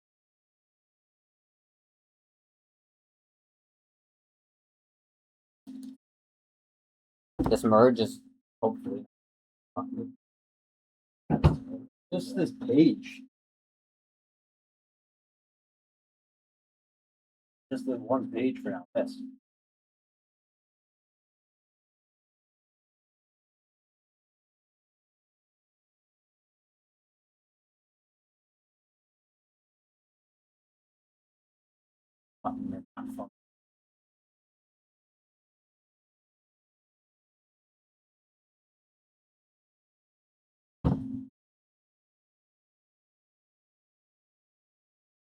let's do Muay Thai at 1.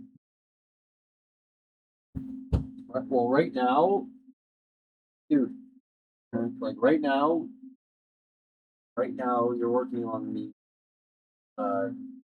schedule view. That's what it is. I've deleted that.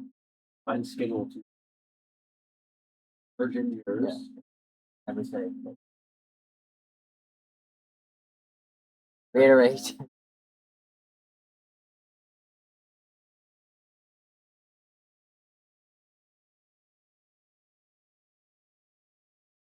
I think that's good for today. I want to compare this.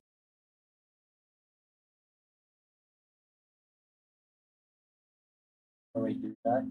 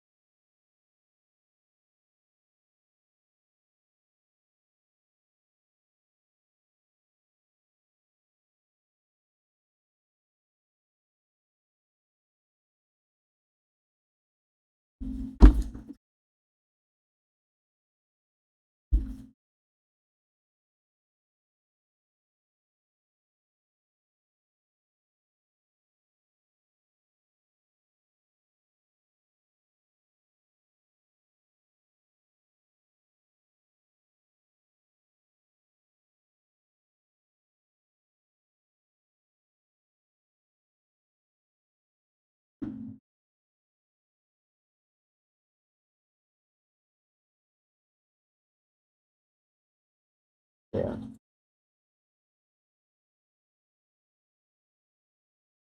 Okay, I need to do a merge with my partner. Is this a safe place to wrap up this workflow? Any other tests you think I should conclude? Or things worth considering before we push this to my branch and then do a merge with my partner? I would, after doing that merge, continue from wherever we are in phase 7 of this workflow series.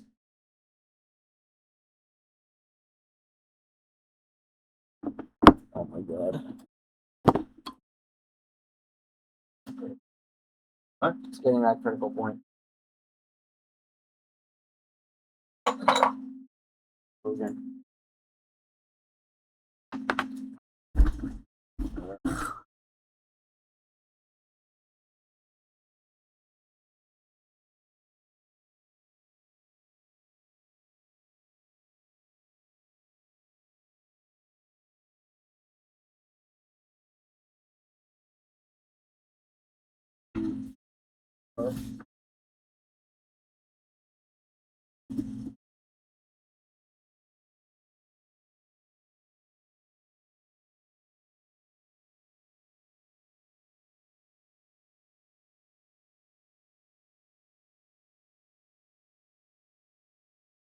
Okay, do any necessary documentation you haven't done yet.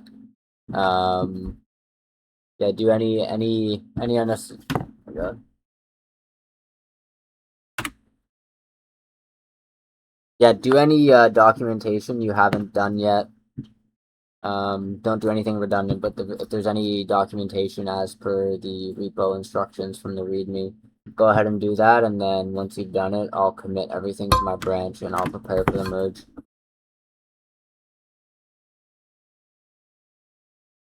Yeah, you're right. I probably spent like $10 trillion today on tokens. Number one. Number one.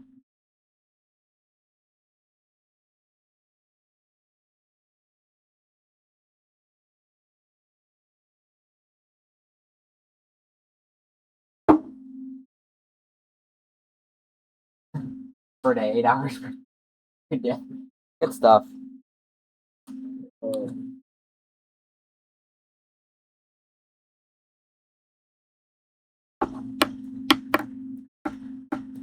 No, we don't get billed per token use. It's like there's a set amount per month.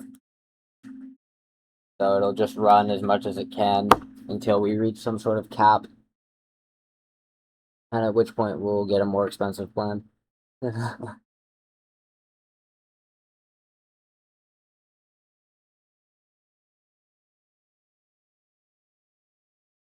No, there is. There is the 1 month plan.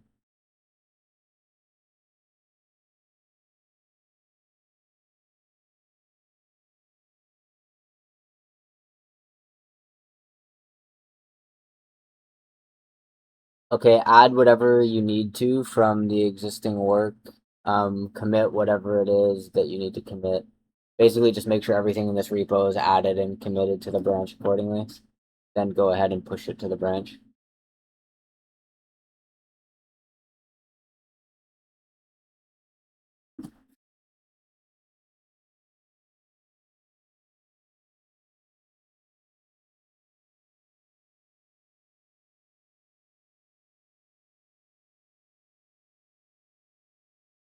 Now look, I'll show you. There's a usage here.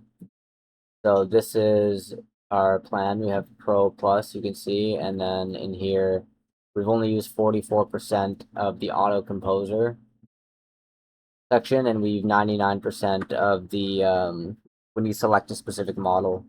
So yeah, that's what it is.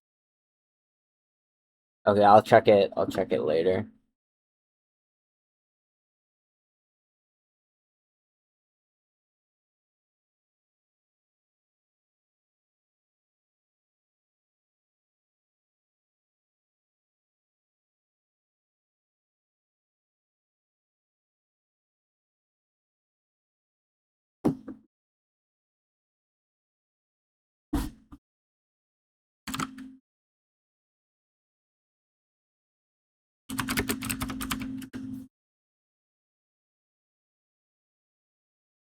Yeah, it's the max plan or whatever. Yeah. These are the second, not the max. It's like one before the max.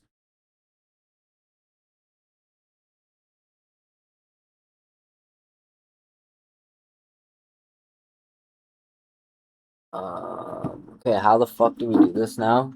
So, like, alright, pushed. Did you push to your branch?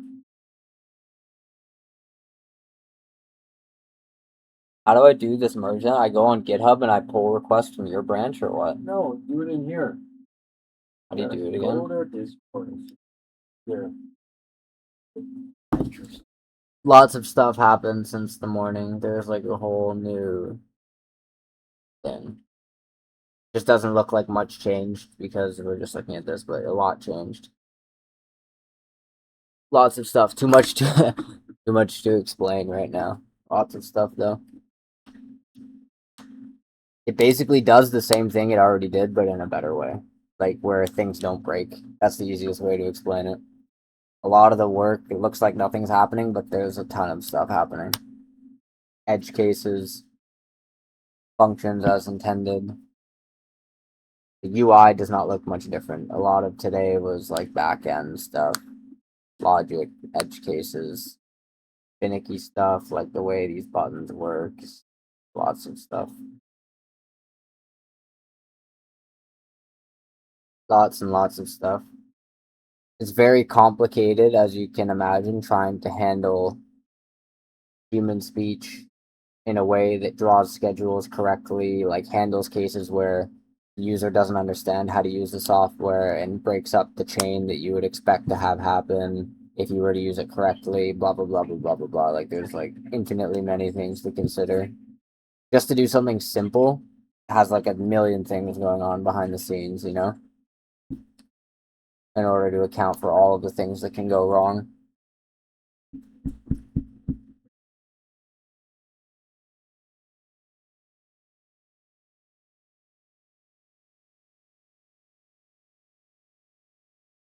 Okay, how do I get my partner's branch pulled into here so we can attempt to merge?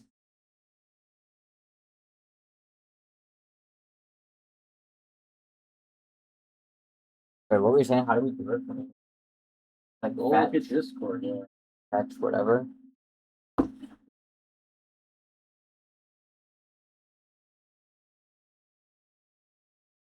Look at Discord.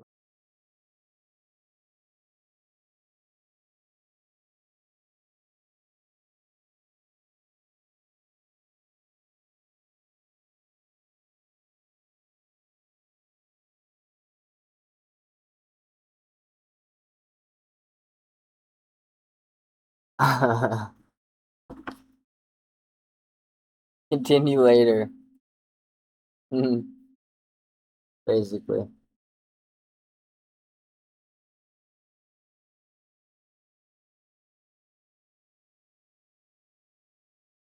Let's try to fix this.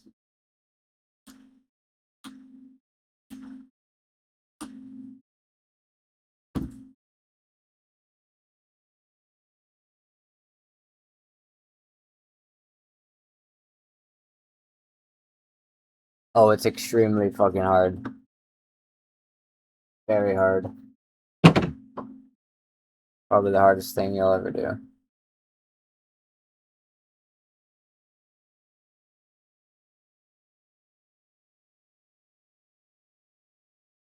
Okay.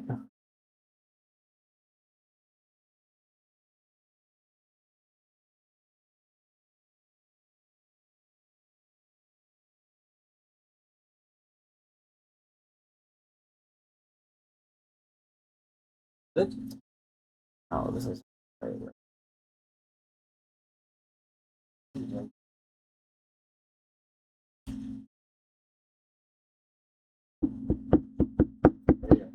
What?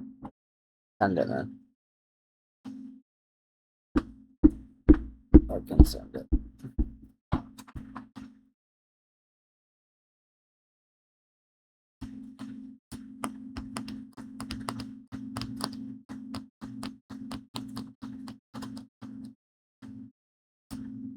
No, he is of Ukrainian blood. Yeah. Actually, yeah, the opposite, I guess. You want me to go into the Got it. main branch, basically. So Switch. you switch to the main, and then pull this. Cause here, why are you saying fetch origin? Why? What does that do?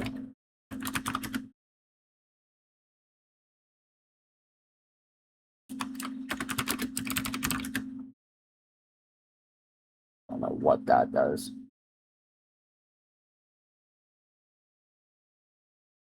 Oh, wait, this is not right. Go down, it is, go down.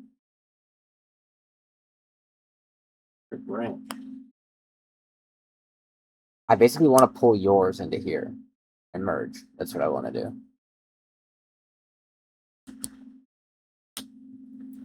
What I want to do is basically pull my partner's branch and merge into this branch, make sure everything works, and then from there I would merge with the main from my branch. How do I do that?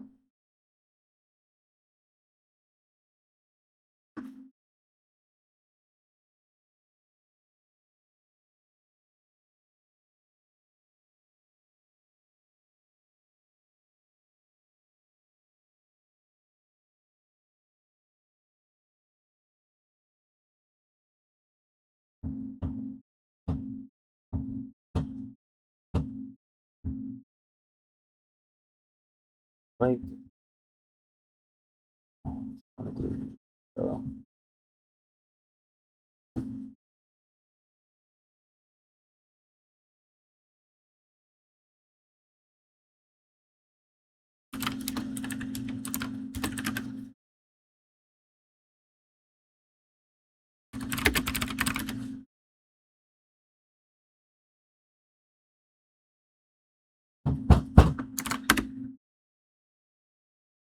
Hey, before you do anything, any questions? Hold on.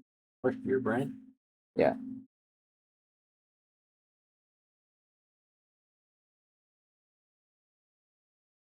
That's more than you get ever.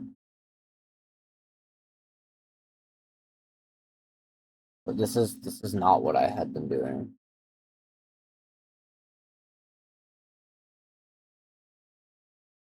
Like there was a pop-up that said like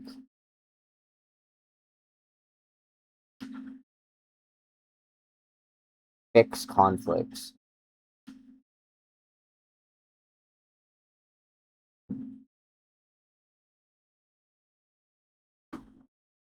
Like there was a pop-up, remember, that said like Go to the page.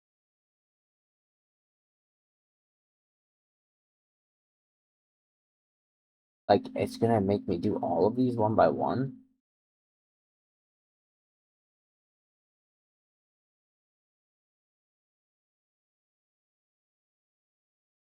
Down. Come down.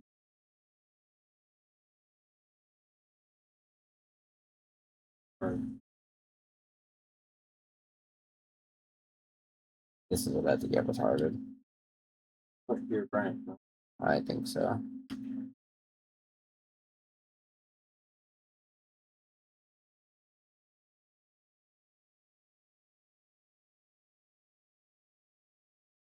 Yeah.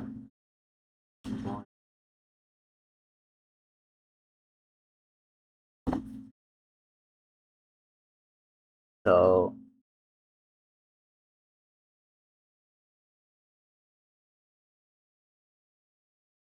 Error records and feature records. Just both of them. Both.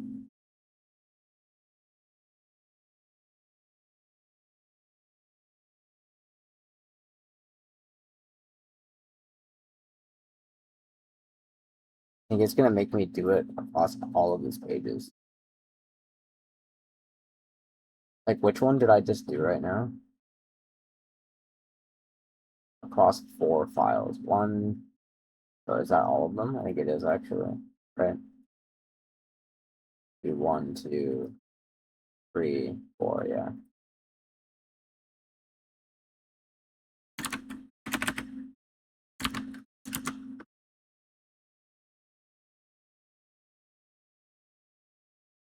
File by file. Go to error record. Hold on. We're about to prepare for a merge. Basically, what you need to do for error and feature records to handle the merge is make sure there isn't any redundancy.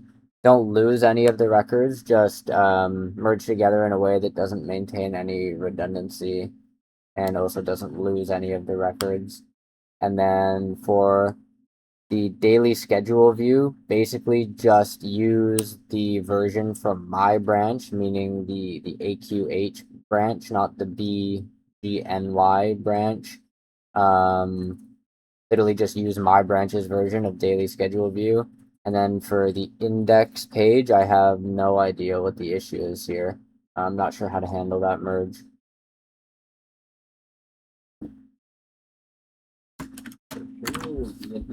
Daily. What is Click the daily schedule view page. Huh? Click the daily schedule. I deleted.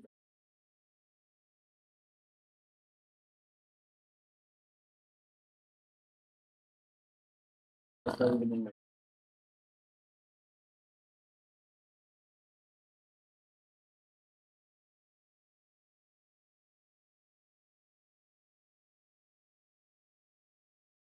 I think this prompt should handle. Let's just see. Operating as a different. What?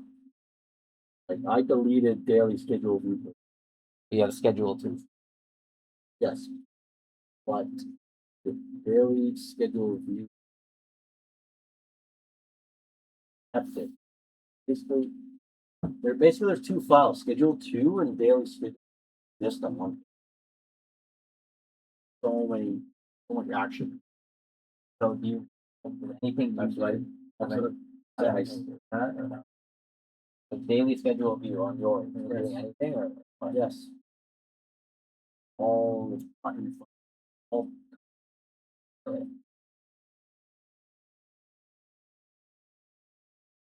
Urgent. There and stuff. this is gonna get fucked. So, no, here, actually, if I should just change this then.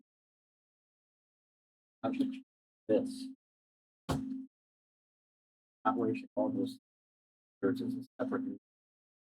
All the functions. What you're gonna have to do is say remap everything that's going on in this to on a functionality behind it.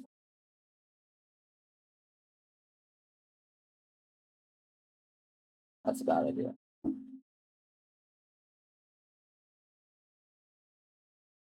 Kind of merge my branch partner branch.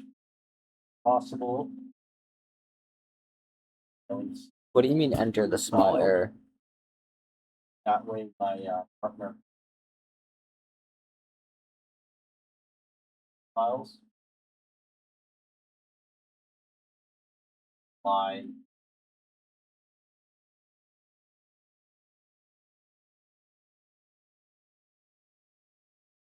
What do you mean small? Like resolve these 18 merge conflicts? You mean that? Like just literally tell it to resolve it and that's it? Like just literally like this? what?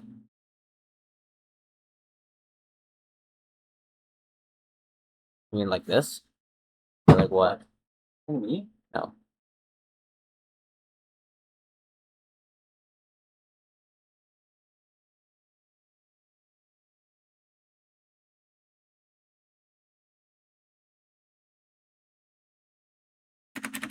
Control Z.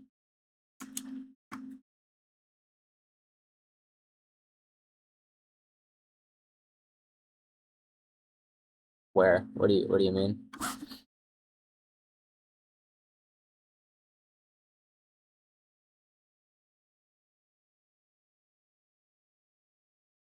Here.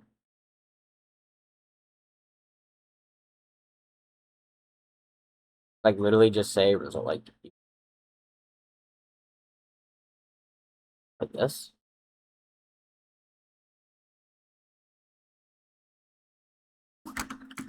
Okay, what? Like what do you want me to put in this box? Like this.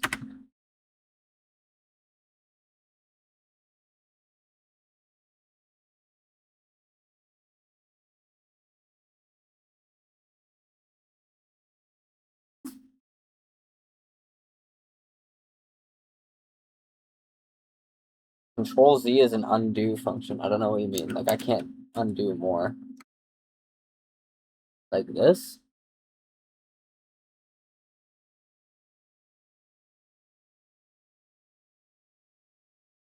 Need to go more. Like literally just like this. I just click enter on this or something.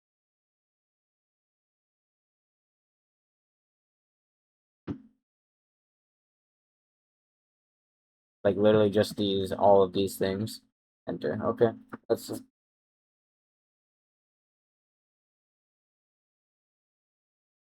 see. Number one said do this. I don't know. Let's see what it does. Let's see. I just gave it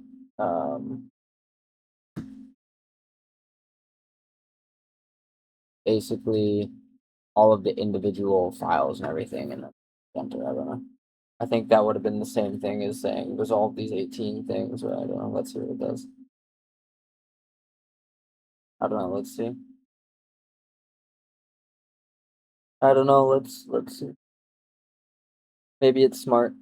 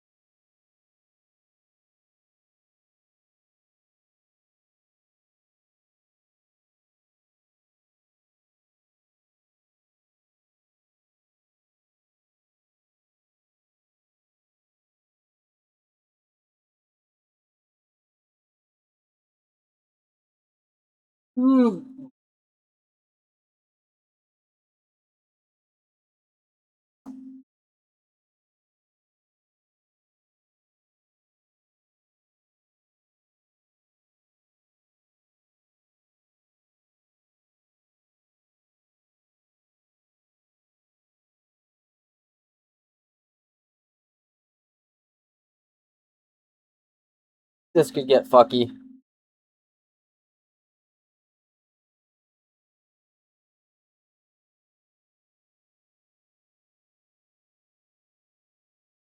Oh god.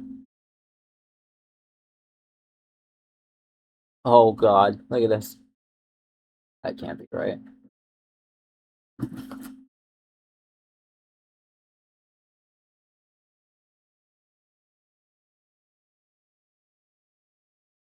Oh.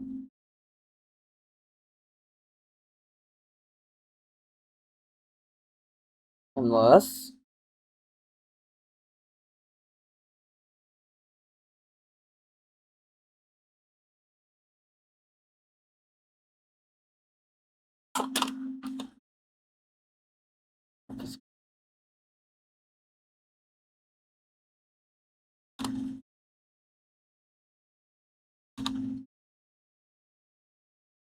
Do stop. Why?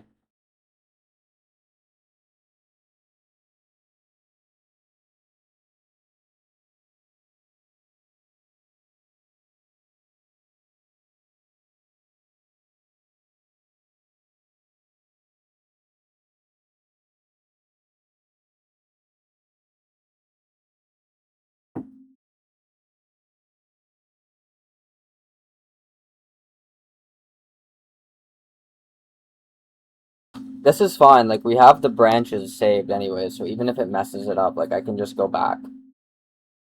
Like, I can reopen my branch and we can try again.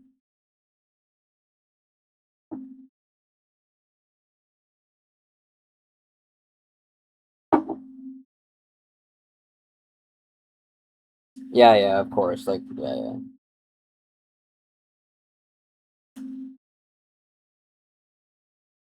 Yeah, yeah, like literally 10 minutes ago. Like, we literally just, before we did the merge, we saved our branches.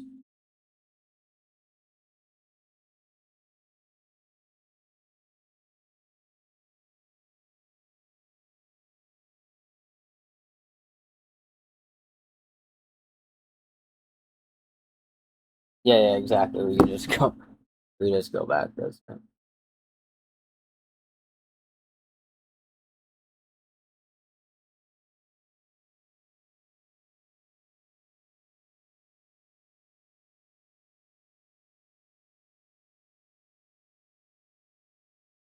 Okay, so I think the lesson here is don't touch the. Never. Technically, we didn't. Everyone's touching components. And it happened. Save the name. I can change the name file. Yeah. What will happen is it'll just pour it to your merger with course, so nothing will happen. Yeah. Yeah. Probably we should try that. Yeah. The way it's working right now, but it said this isn't even a page. Visual two stream Tim Fork sleep comes from there. We just make it a new tab. All it is.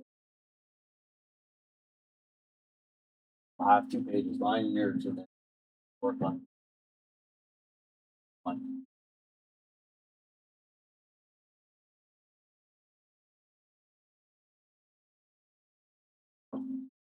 Yeah, I'll try running the app after this. So I think I'm gonna go ahead with. So let's. Let's see.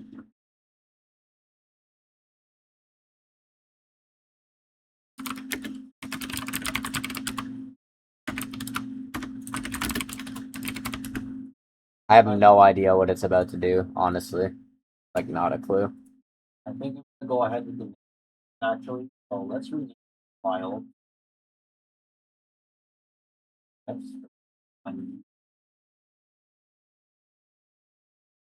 set this update.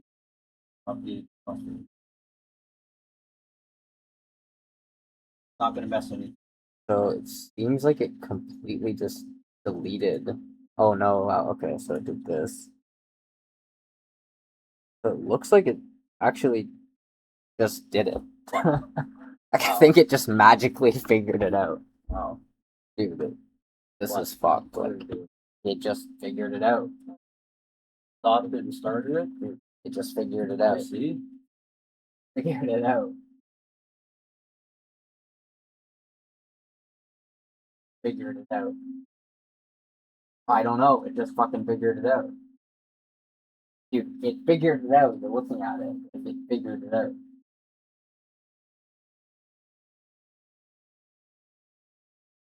Literally just figured it out. Dude, it took what I changed and what you changed and figured out how to put it all together. And it figured it out, man. What do you think? Number one, did it fix it right? I think it fixed it. I think it's a super genius. It fixed it. That's fucked. No way. Dude, that's fucked. If that's what it just did, that's fucked. Because that was a complete mess and it just figured it out and fixed it, basically. Okay, I just want to follow up after that merge because that was pretty impressive if you actually just did that right in one shot. It was pretty messy what was going on. Basically, I was working on a screen, like the daily schedule view, and I was doing all the changes there. And then my partner was doing changes in another branch on a daily schedule view, and then decided, oh no, maybe we shouldn't be, doing edits on the same screen because that should mess up merging. And then he made a schedule 2 screen, started making edits there. Then he deleted or tried to delete the daily schedule view from his branch, but then it didn't actually deleted it. And then it started pulling some sort of data on the schedule 2 screen from there, and then I don't know, it's just a big mess. I don't even really know what's going on, but I just ran the app and it seems to be working. Just make sure that we're actually in a place where we didn't lose anything. Did you handle the merge correctly? In terms of feature records and overview records, I think you probably did that right. Basically, what you should have done is just stripped any redundancy and merged what was unique across them into one document. That's not really any code, that's just text, so that should have been handled okay. I'm not really sure what happened in the index.ts file. I'm mostly worried about how you handled the schedule view and the schedule 2 screen based on everything I just said. So let me know what's going on.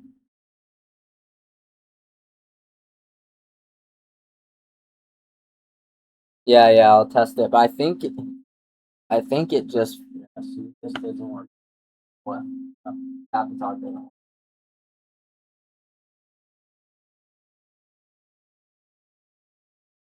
Lost all that functionality.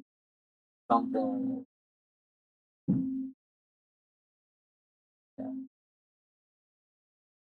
Yeah, so tap to talk's not working.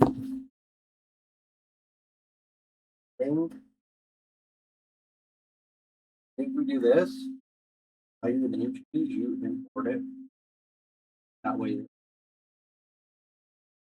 First, and then Yeah. everything. On the on that.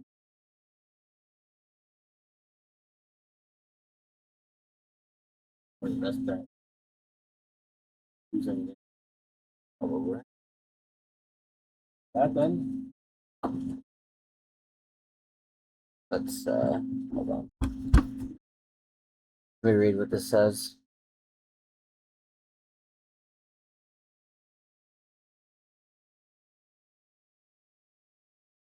I don't push it. I like to Yeah. talk stuff.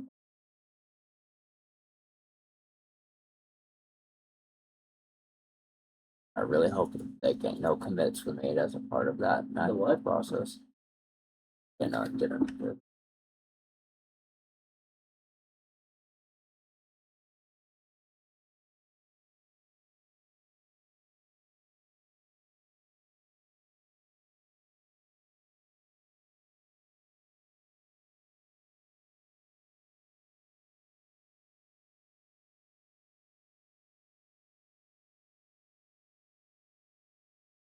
Yeah, I will. One sec.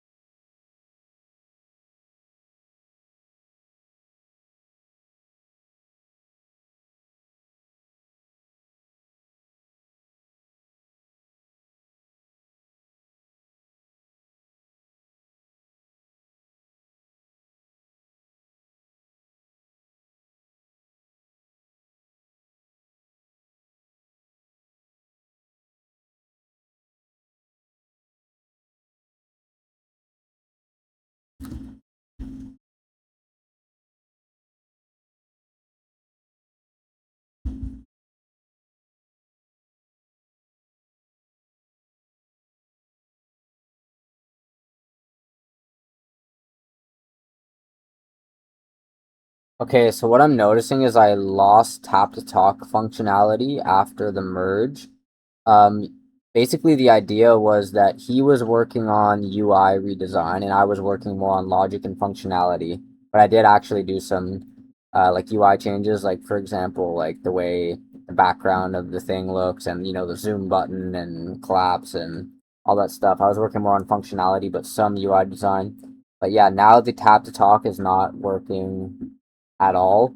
Um, yeah, let me know why that is and if there's a way to fix this. I'm just worried that all of the like more detailed back-end logic and work with how to handle actually parsing and all of that stuff, like all of the work that we did here might not be kept properly. Let me know.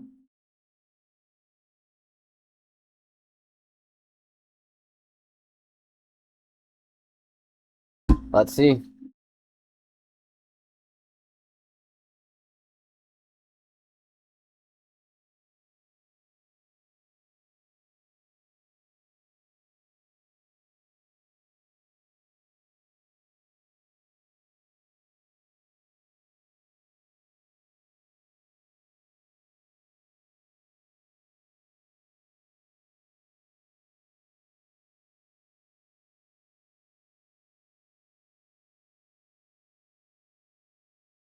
Let's see.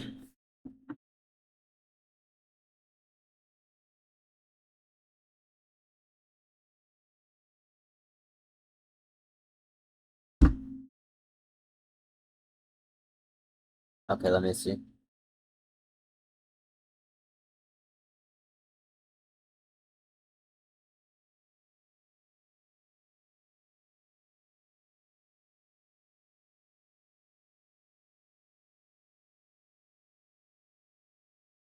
Okay, I'll check it out. Yeah, I'm gonna do it once I go off screen. I'm gonna off stream. I'll check it after. I'm definitely gonna look at it. Assumably,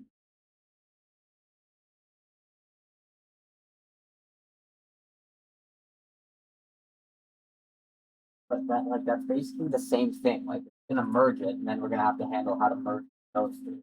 but it'd be much easier, I think, have your page and my page, separate page.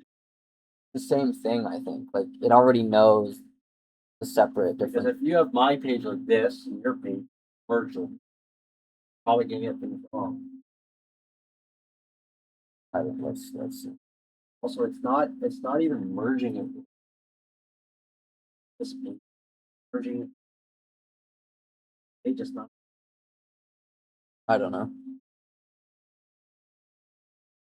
Like, what is it? Like, how come we have daily schedule view and schedule to screen here now? What? Like, That's what I'm saying. I deleted it, that page, it kept the file name available somewhere, yeah. and then all this functionality on the Schedule 2 screen, just so Let's just see what it does.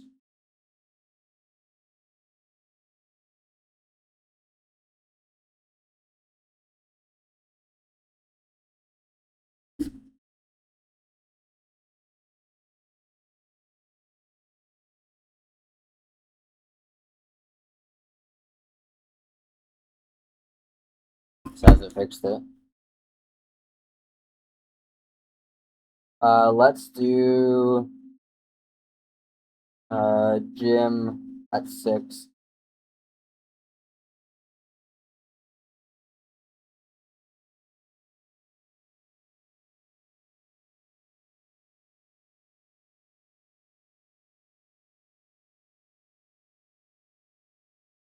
Okay, so that's what. 1 hour.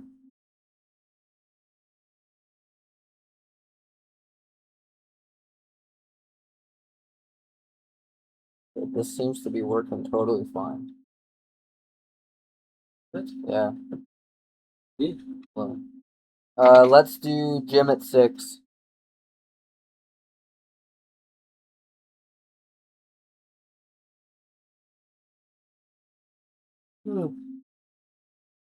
Never mind.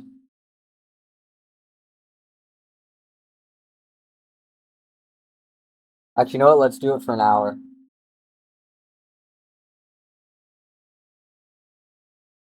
Go draw it in there. Working. I don't know what the drawing can be. Up here, you know, cause drawing. Do this one. And it will start recording for that date. Like, whatever date you're on, that's what it records for. Let's do gym at 4. Okay.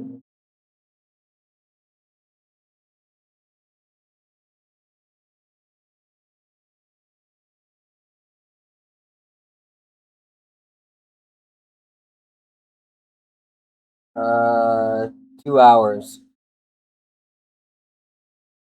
Seems like it fixed it. I'm impressed as fuck that it just did that. So basically, you can just do anything you want and it will fix it when it's ready. That's what it's.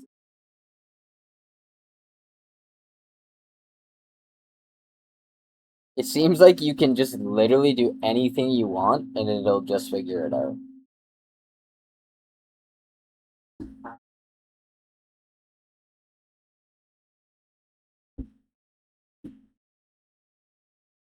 So let me get this straight. Basically, what you did is you figured out all of the nonsense that was going on, the renaming of stuff, all of the things that shouldn't be how they shouldn't be, and then somehow figured out what I wanted to preserve, what my partner's intention was, what he wanted to preserve, and then somehow merged it in a way where everything still worked without, for some reason, the tap to talk not working, but now somehow you wired that back up. You just did that without any instructions. Just figured it out.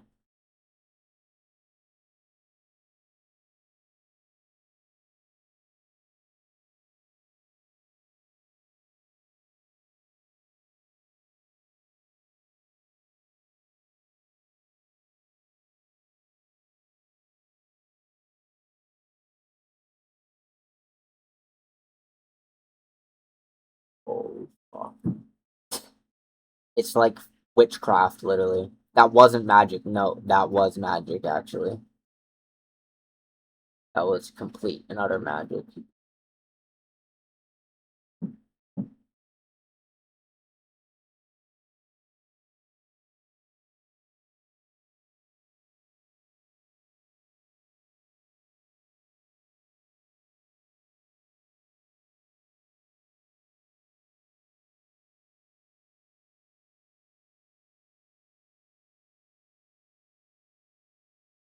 Okay, so how can we clean up the fact that we have like two basically schedule screens right now? Like basically what my partner did is he made this schedule 2 screen halfway along the way, realizing that this might make the merge really messy. Really, this is supposed to be just one screen. So can we just combine that?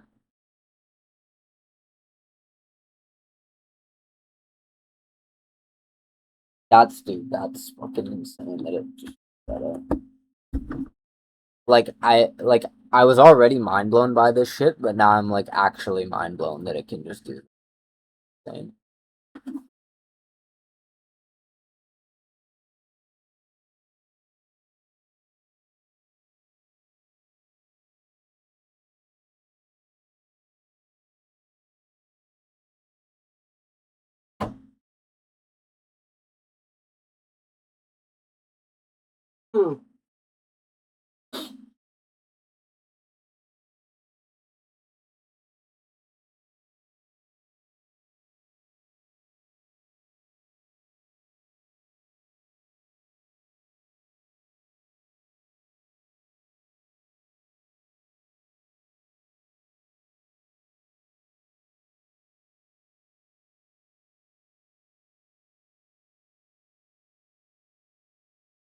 Okay, one weird thing happening right now.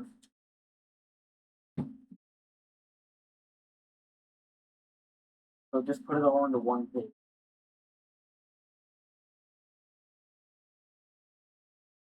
Put it all. Hold it there. Daily schedule view? Yeah, I just put it all in. He made a second page. I said earlier, you said that.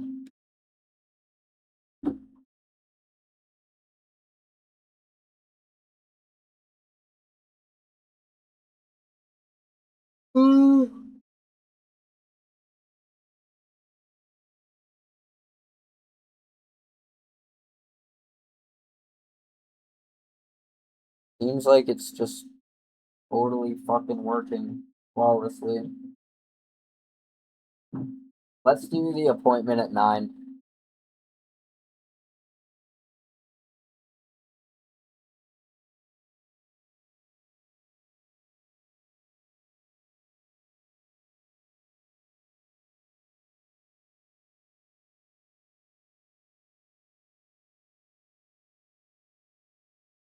This is actually fucking insane, dude. Like, I feel like someone is inside of my computer doing witchcraft. What? A bunch of Indians. Like, seriously, they're all in there doing something. 1,000 of them computing.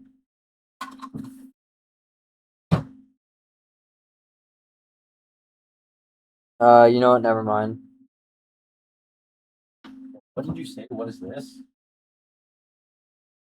Let's do a walk at 4 p.m.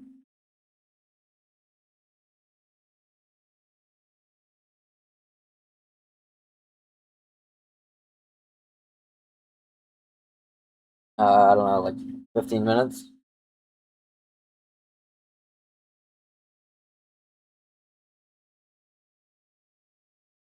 What? Okay, Yep. can I just trust this? Yo, number one, are you still here? Are you still here? Are you as mind blown as I am What right did now? you say? What is this? What? What is Oh, this? I don't know. I think it went away. I think it was a reload issue. What is this though? Post schedule. Oh, Yeah, I have to. I haven't dealt with that yet. very nice. I'm probably just gonna get rid of that confirm all thing. Copy it.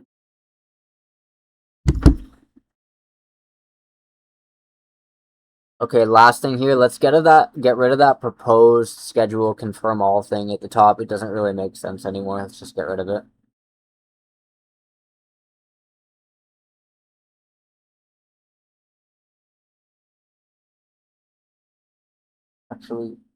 Actually mind blowing. What is this?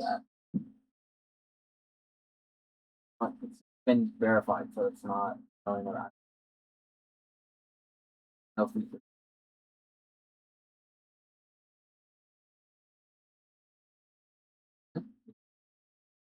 I got rid of the button.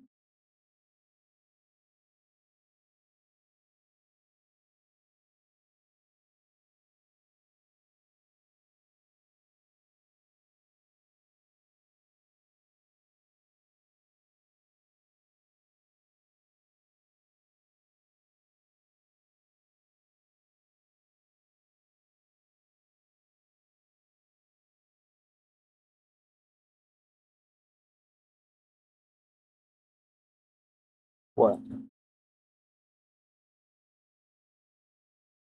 Like this, you carry over properly. Different way. It's like one slow banner. Looks good on mine.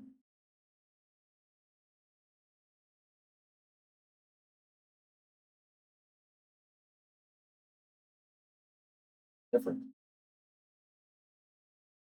That is a different thing. That's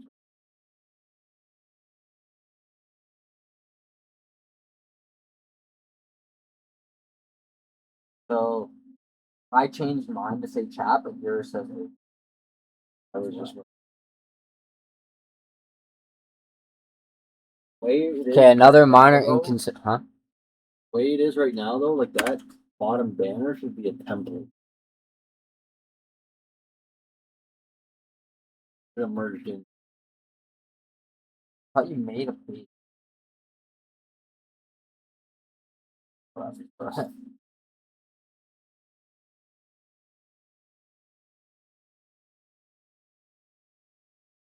But there should be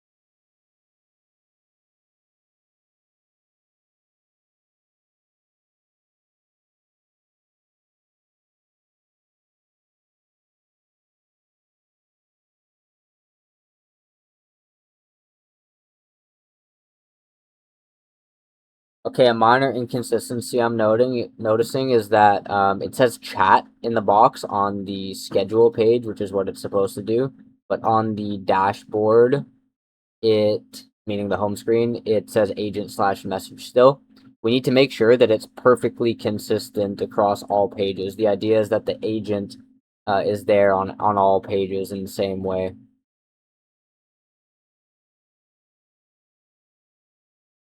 After it gets this right, I'll tell it to make a page with like called, I don't know. Called or something. there should be look, I added like a bunch of and there's back available, whatever it should be called.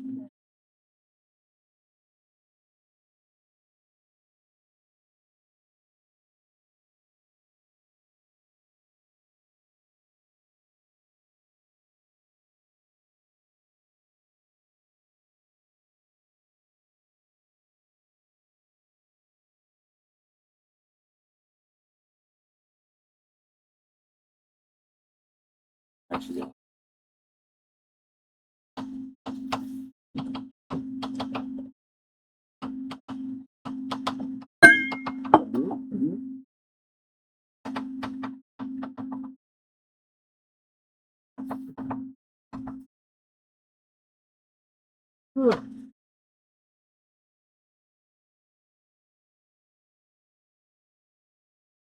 Seems smooth to me.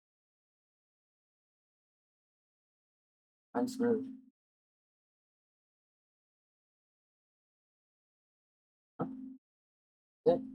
look, look in mine. It's not, it's two separate things. What are you talking about? Here it says chat. No, look, different loading.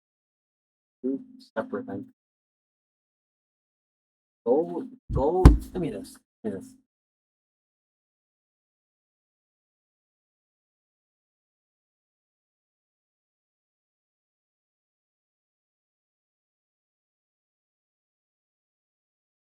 Like here, like agent block or something.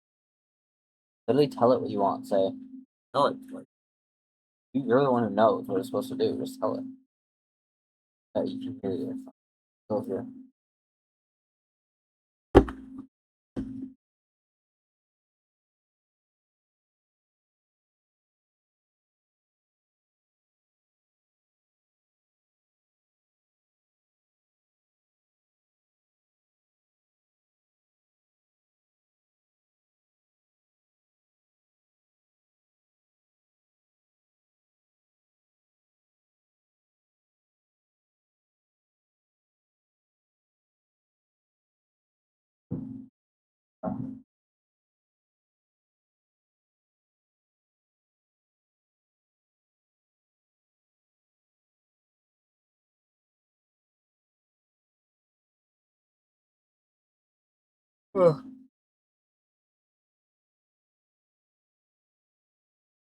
Okay, so right now how the app is functioning, basically the bottom banner is behaving differently on the dashboard page compared to the schedule page, as if they are two separate bottom banner templates or something.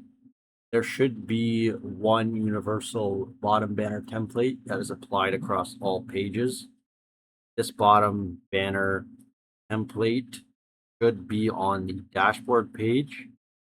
What I want to happen is for that template to be applied to the schedule page while maintaining the agent functionality, the tap to talk functionality, and all of the voice control, all of that stuff.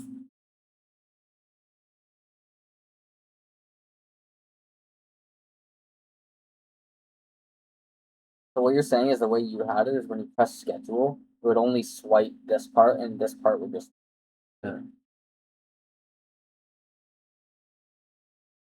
It was like loading the whole Yeah, screen. yeah.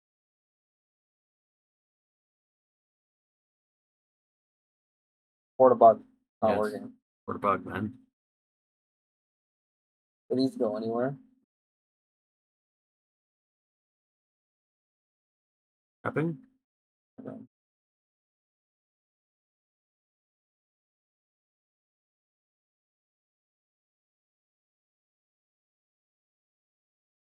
Easy to do. I don't know. I think this would actually work really good. Figure it out. Basically, we're operating in the same cursor window somehow, and you're operating your own chat, and I'm operating my own. Use up actions or something like That would be super good. Probably. You'd have to wait a lot. Think? Yeah, you'd have to wait a lot. Only if it's touching the same thing you said though.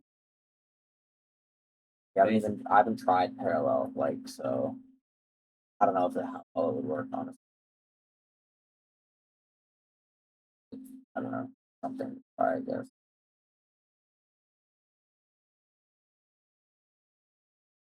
It didn't now, but works now. Alright. For me, it's working.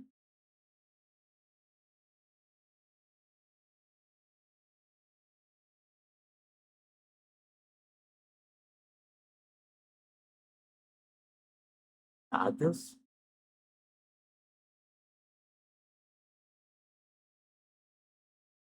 Yeah, it did. It do already exist. Awesome.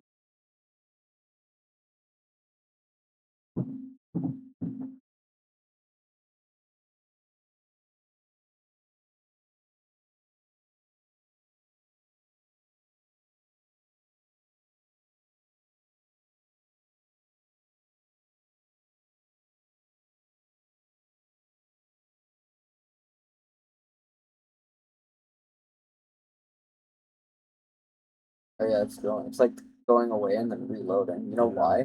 They have different functionality. I think that's why. So it has to reload it. It's something different. Like if they had the exact same tap to talk functionality applied Well, on both. yeah, that should be applied to the dashboard then, or Yeah. the template. Yeah.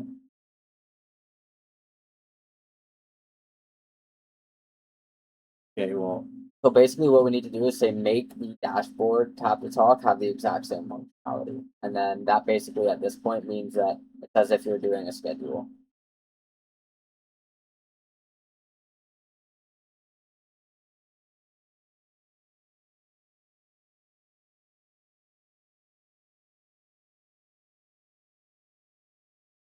I think it's fine right now. Like it'll obviously work, but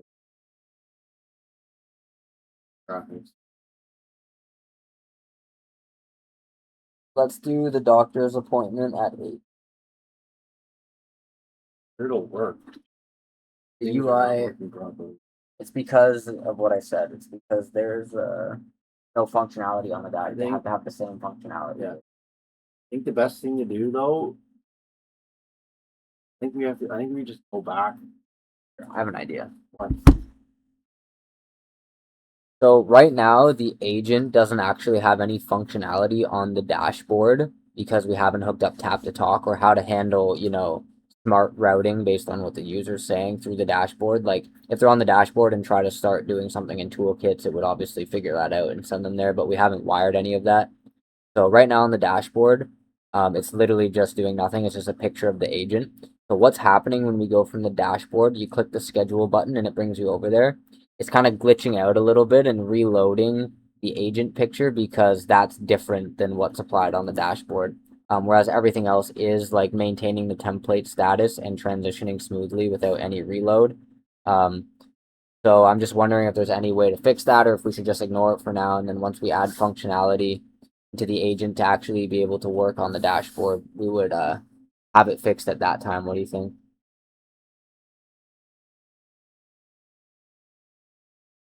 I think the best answer is basically once the agent isn't specific to the page, then that's it.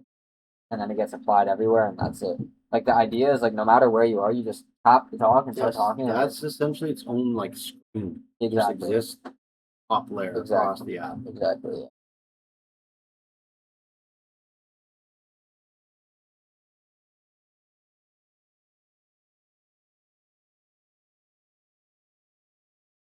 Okay. What I 'Cause want to don't know is what this this safe is doing. That's what I'm saying. I think we go back where we were. Go back to where we were, re-emerge mine. I think we're good. No. Why?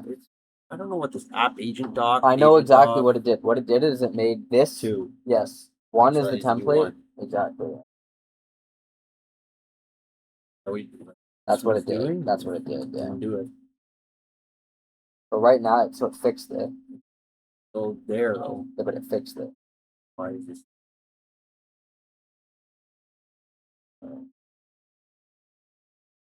Let's make it 30 minutes. Actually, no, it'll probably take an hour.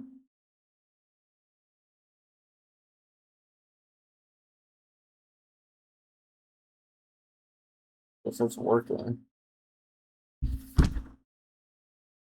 Okay, so I just want to clarify what's going on right now. So I think my partner had the agent doc file already, and that was basically him creating a template for the bottom as to how the agent should look on every page. But because the functionality is different right now across the dashboard and the schedule, what I think you did is make an app agent doc page specifically for the agent on the schedule page. Is that what you did? Eventually, there should basically just be one agent doc page, which accounts for the proper functionality across all pages, but I guess I see the merit for now having two while we have only functionality on the schedule page. Or do you think there's a way to merge this in and then deal with addressing the actual functionality later?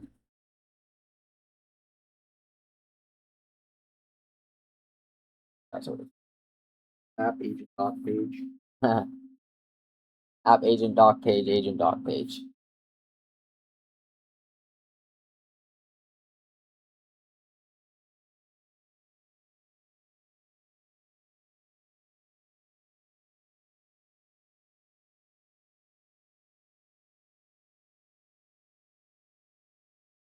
Word.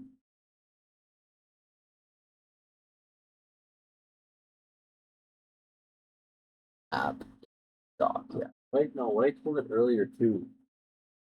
Basic. Every something like across every feature.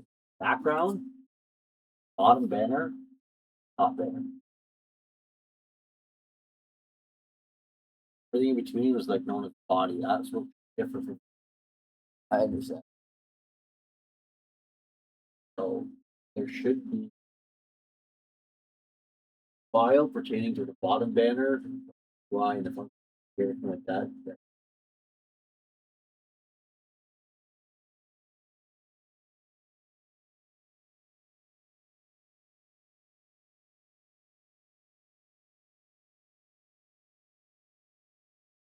I see. No, it actually makes perfect sense. One is like the template, the visual template, and then the other page hooks up the wiring, basically. Page specific. which is necessary right now because there's differences. Once there isn't, then it can merge. It's saying the functionality. Like there, you can't tap to talk on it. That's not hooked up yet. Because it wouldn't know how to handle it. It has no idea. Well, Like, say you just started talking here, it wouldn't know what date you're talking about. Wouldn't know. But it's not. It's not. All it knows right now is if you're here and you have this date, that's sort of all it knows.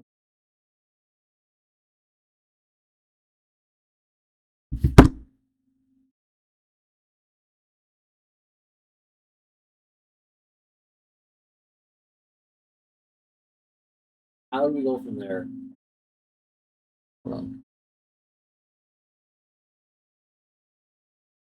Yeah, exactly.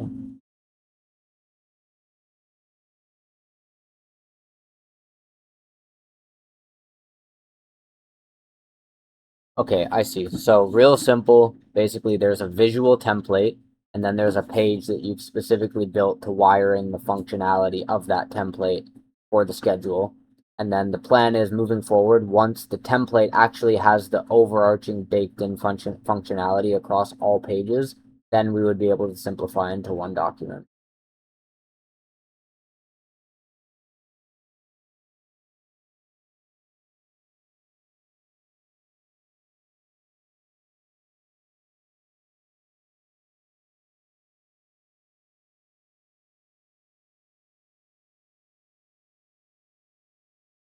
This is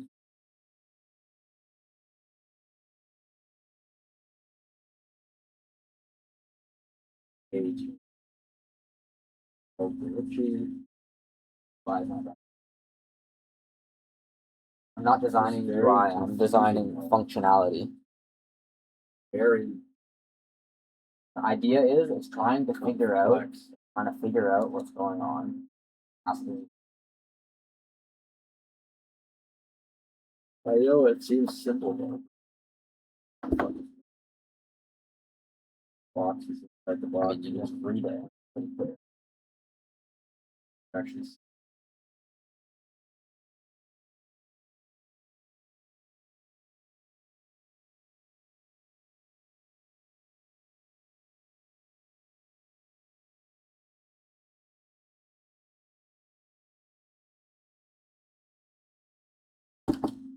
Uh,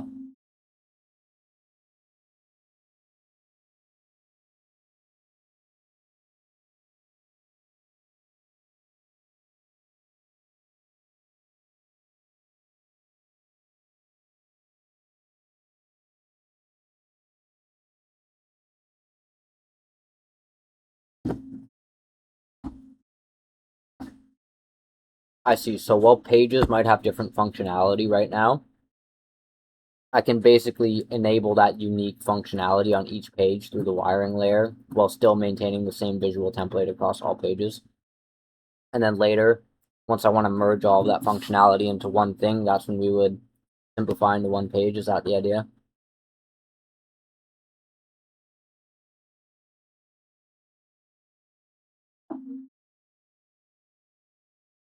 Yeah, there we go. I get it now.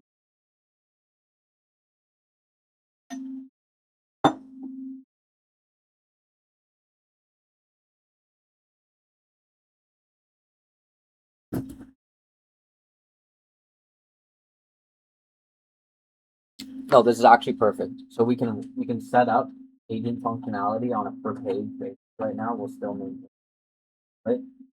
Then once all of those per page in functionality is done, you then merge one thing as a part of the template. So right now it's keeping separate the functionality. Makes sense actually.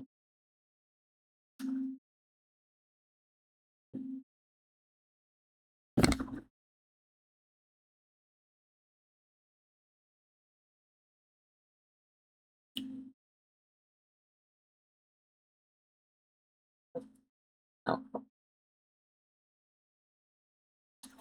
Okay, so 100% for certain, neither any of my work I did today or yesterday or any of my partner's work is going to be lost if I merge this with the main.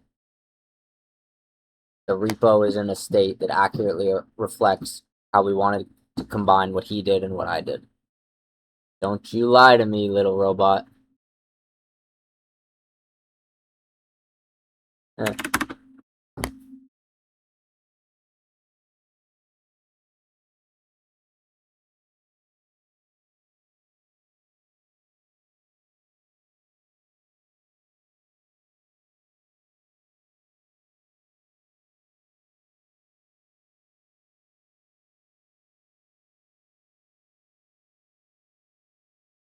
Can you figure this out? You okay? You know what? No. You know, Like, use the word.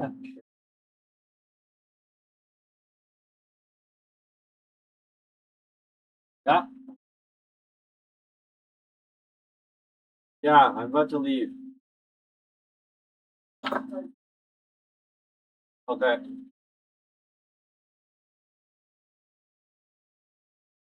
okay, stream is done for today. That's it. I'm out of here. My brain will explode. Day 5.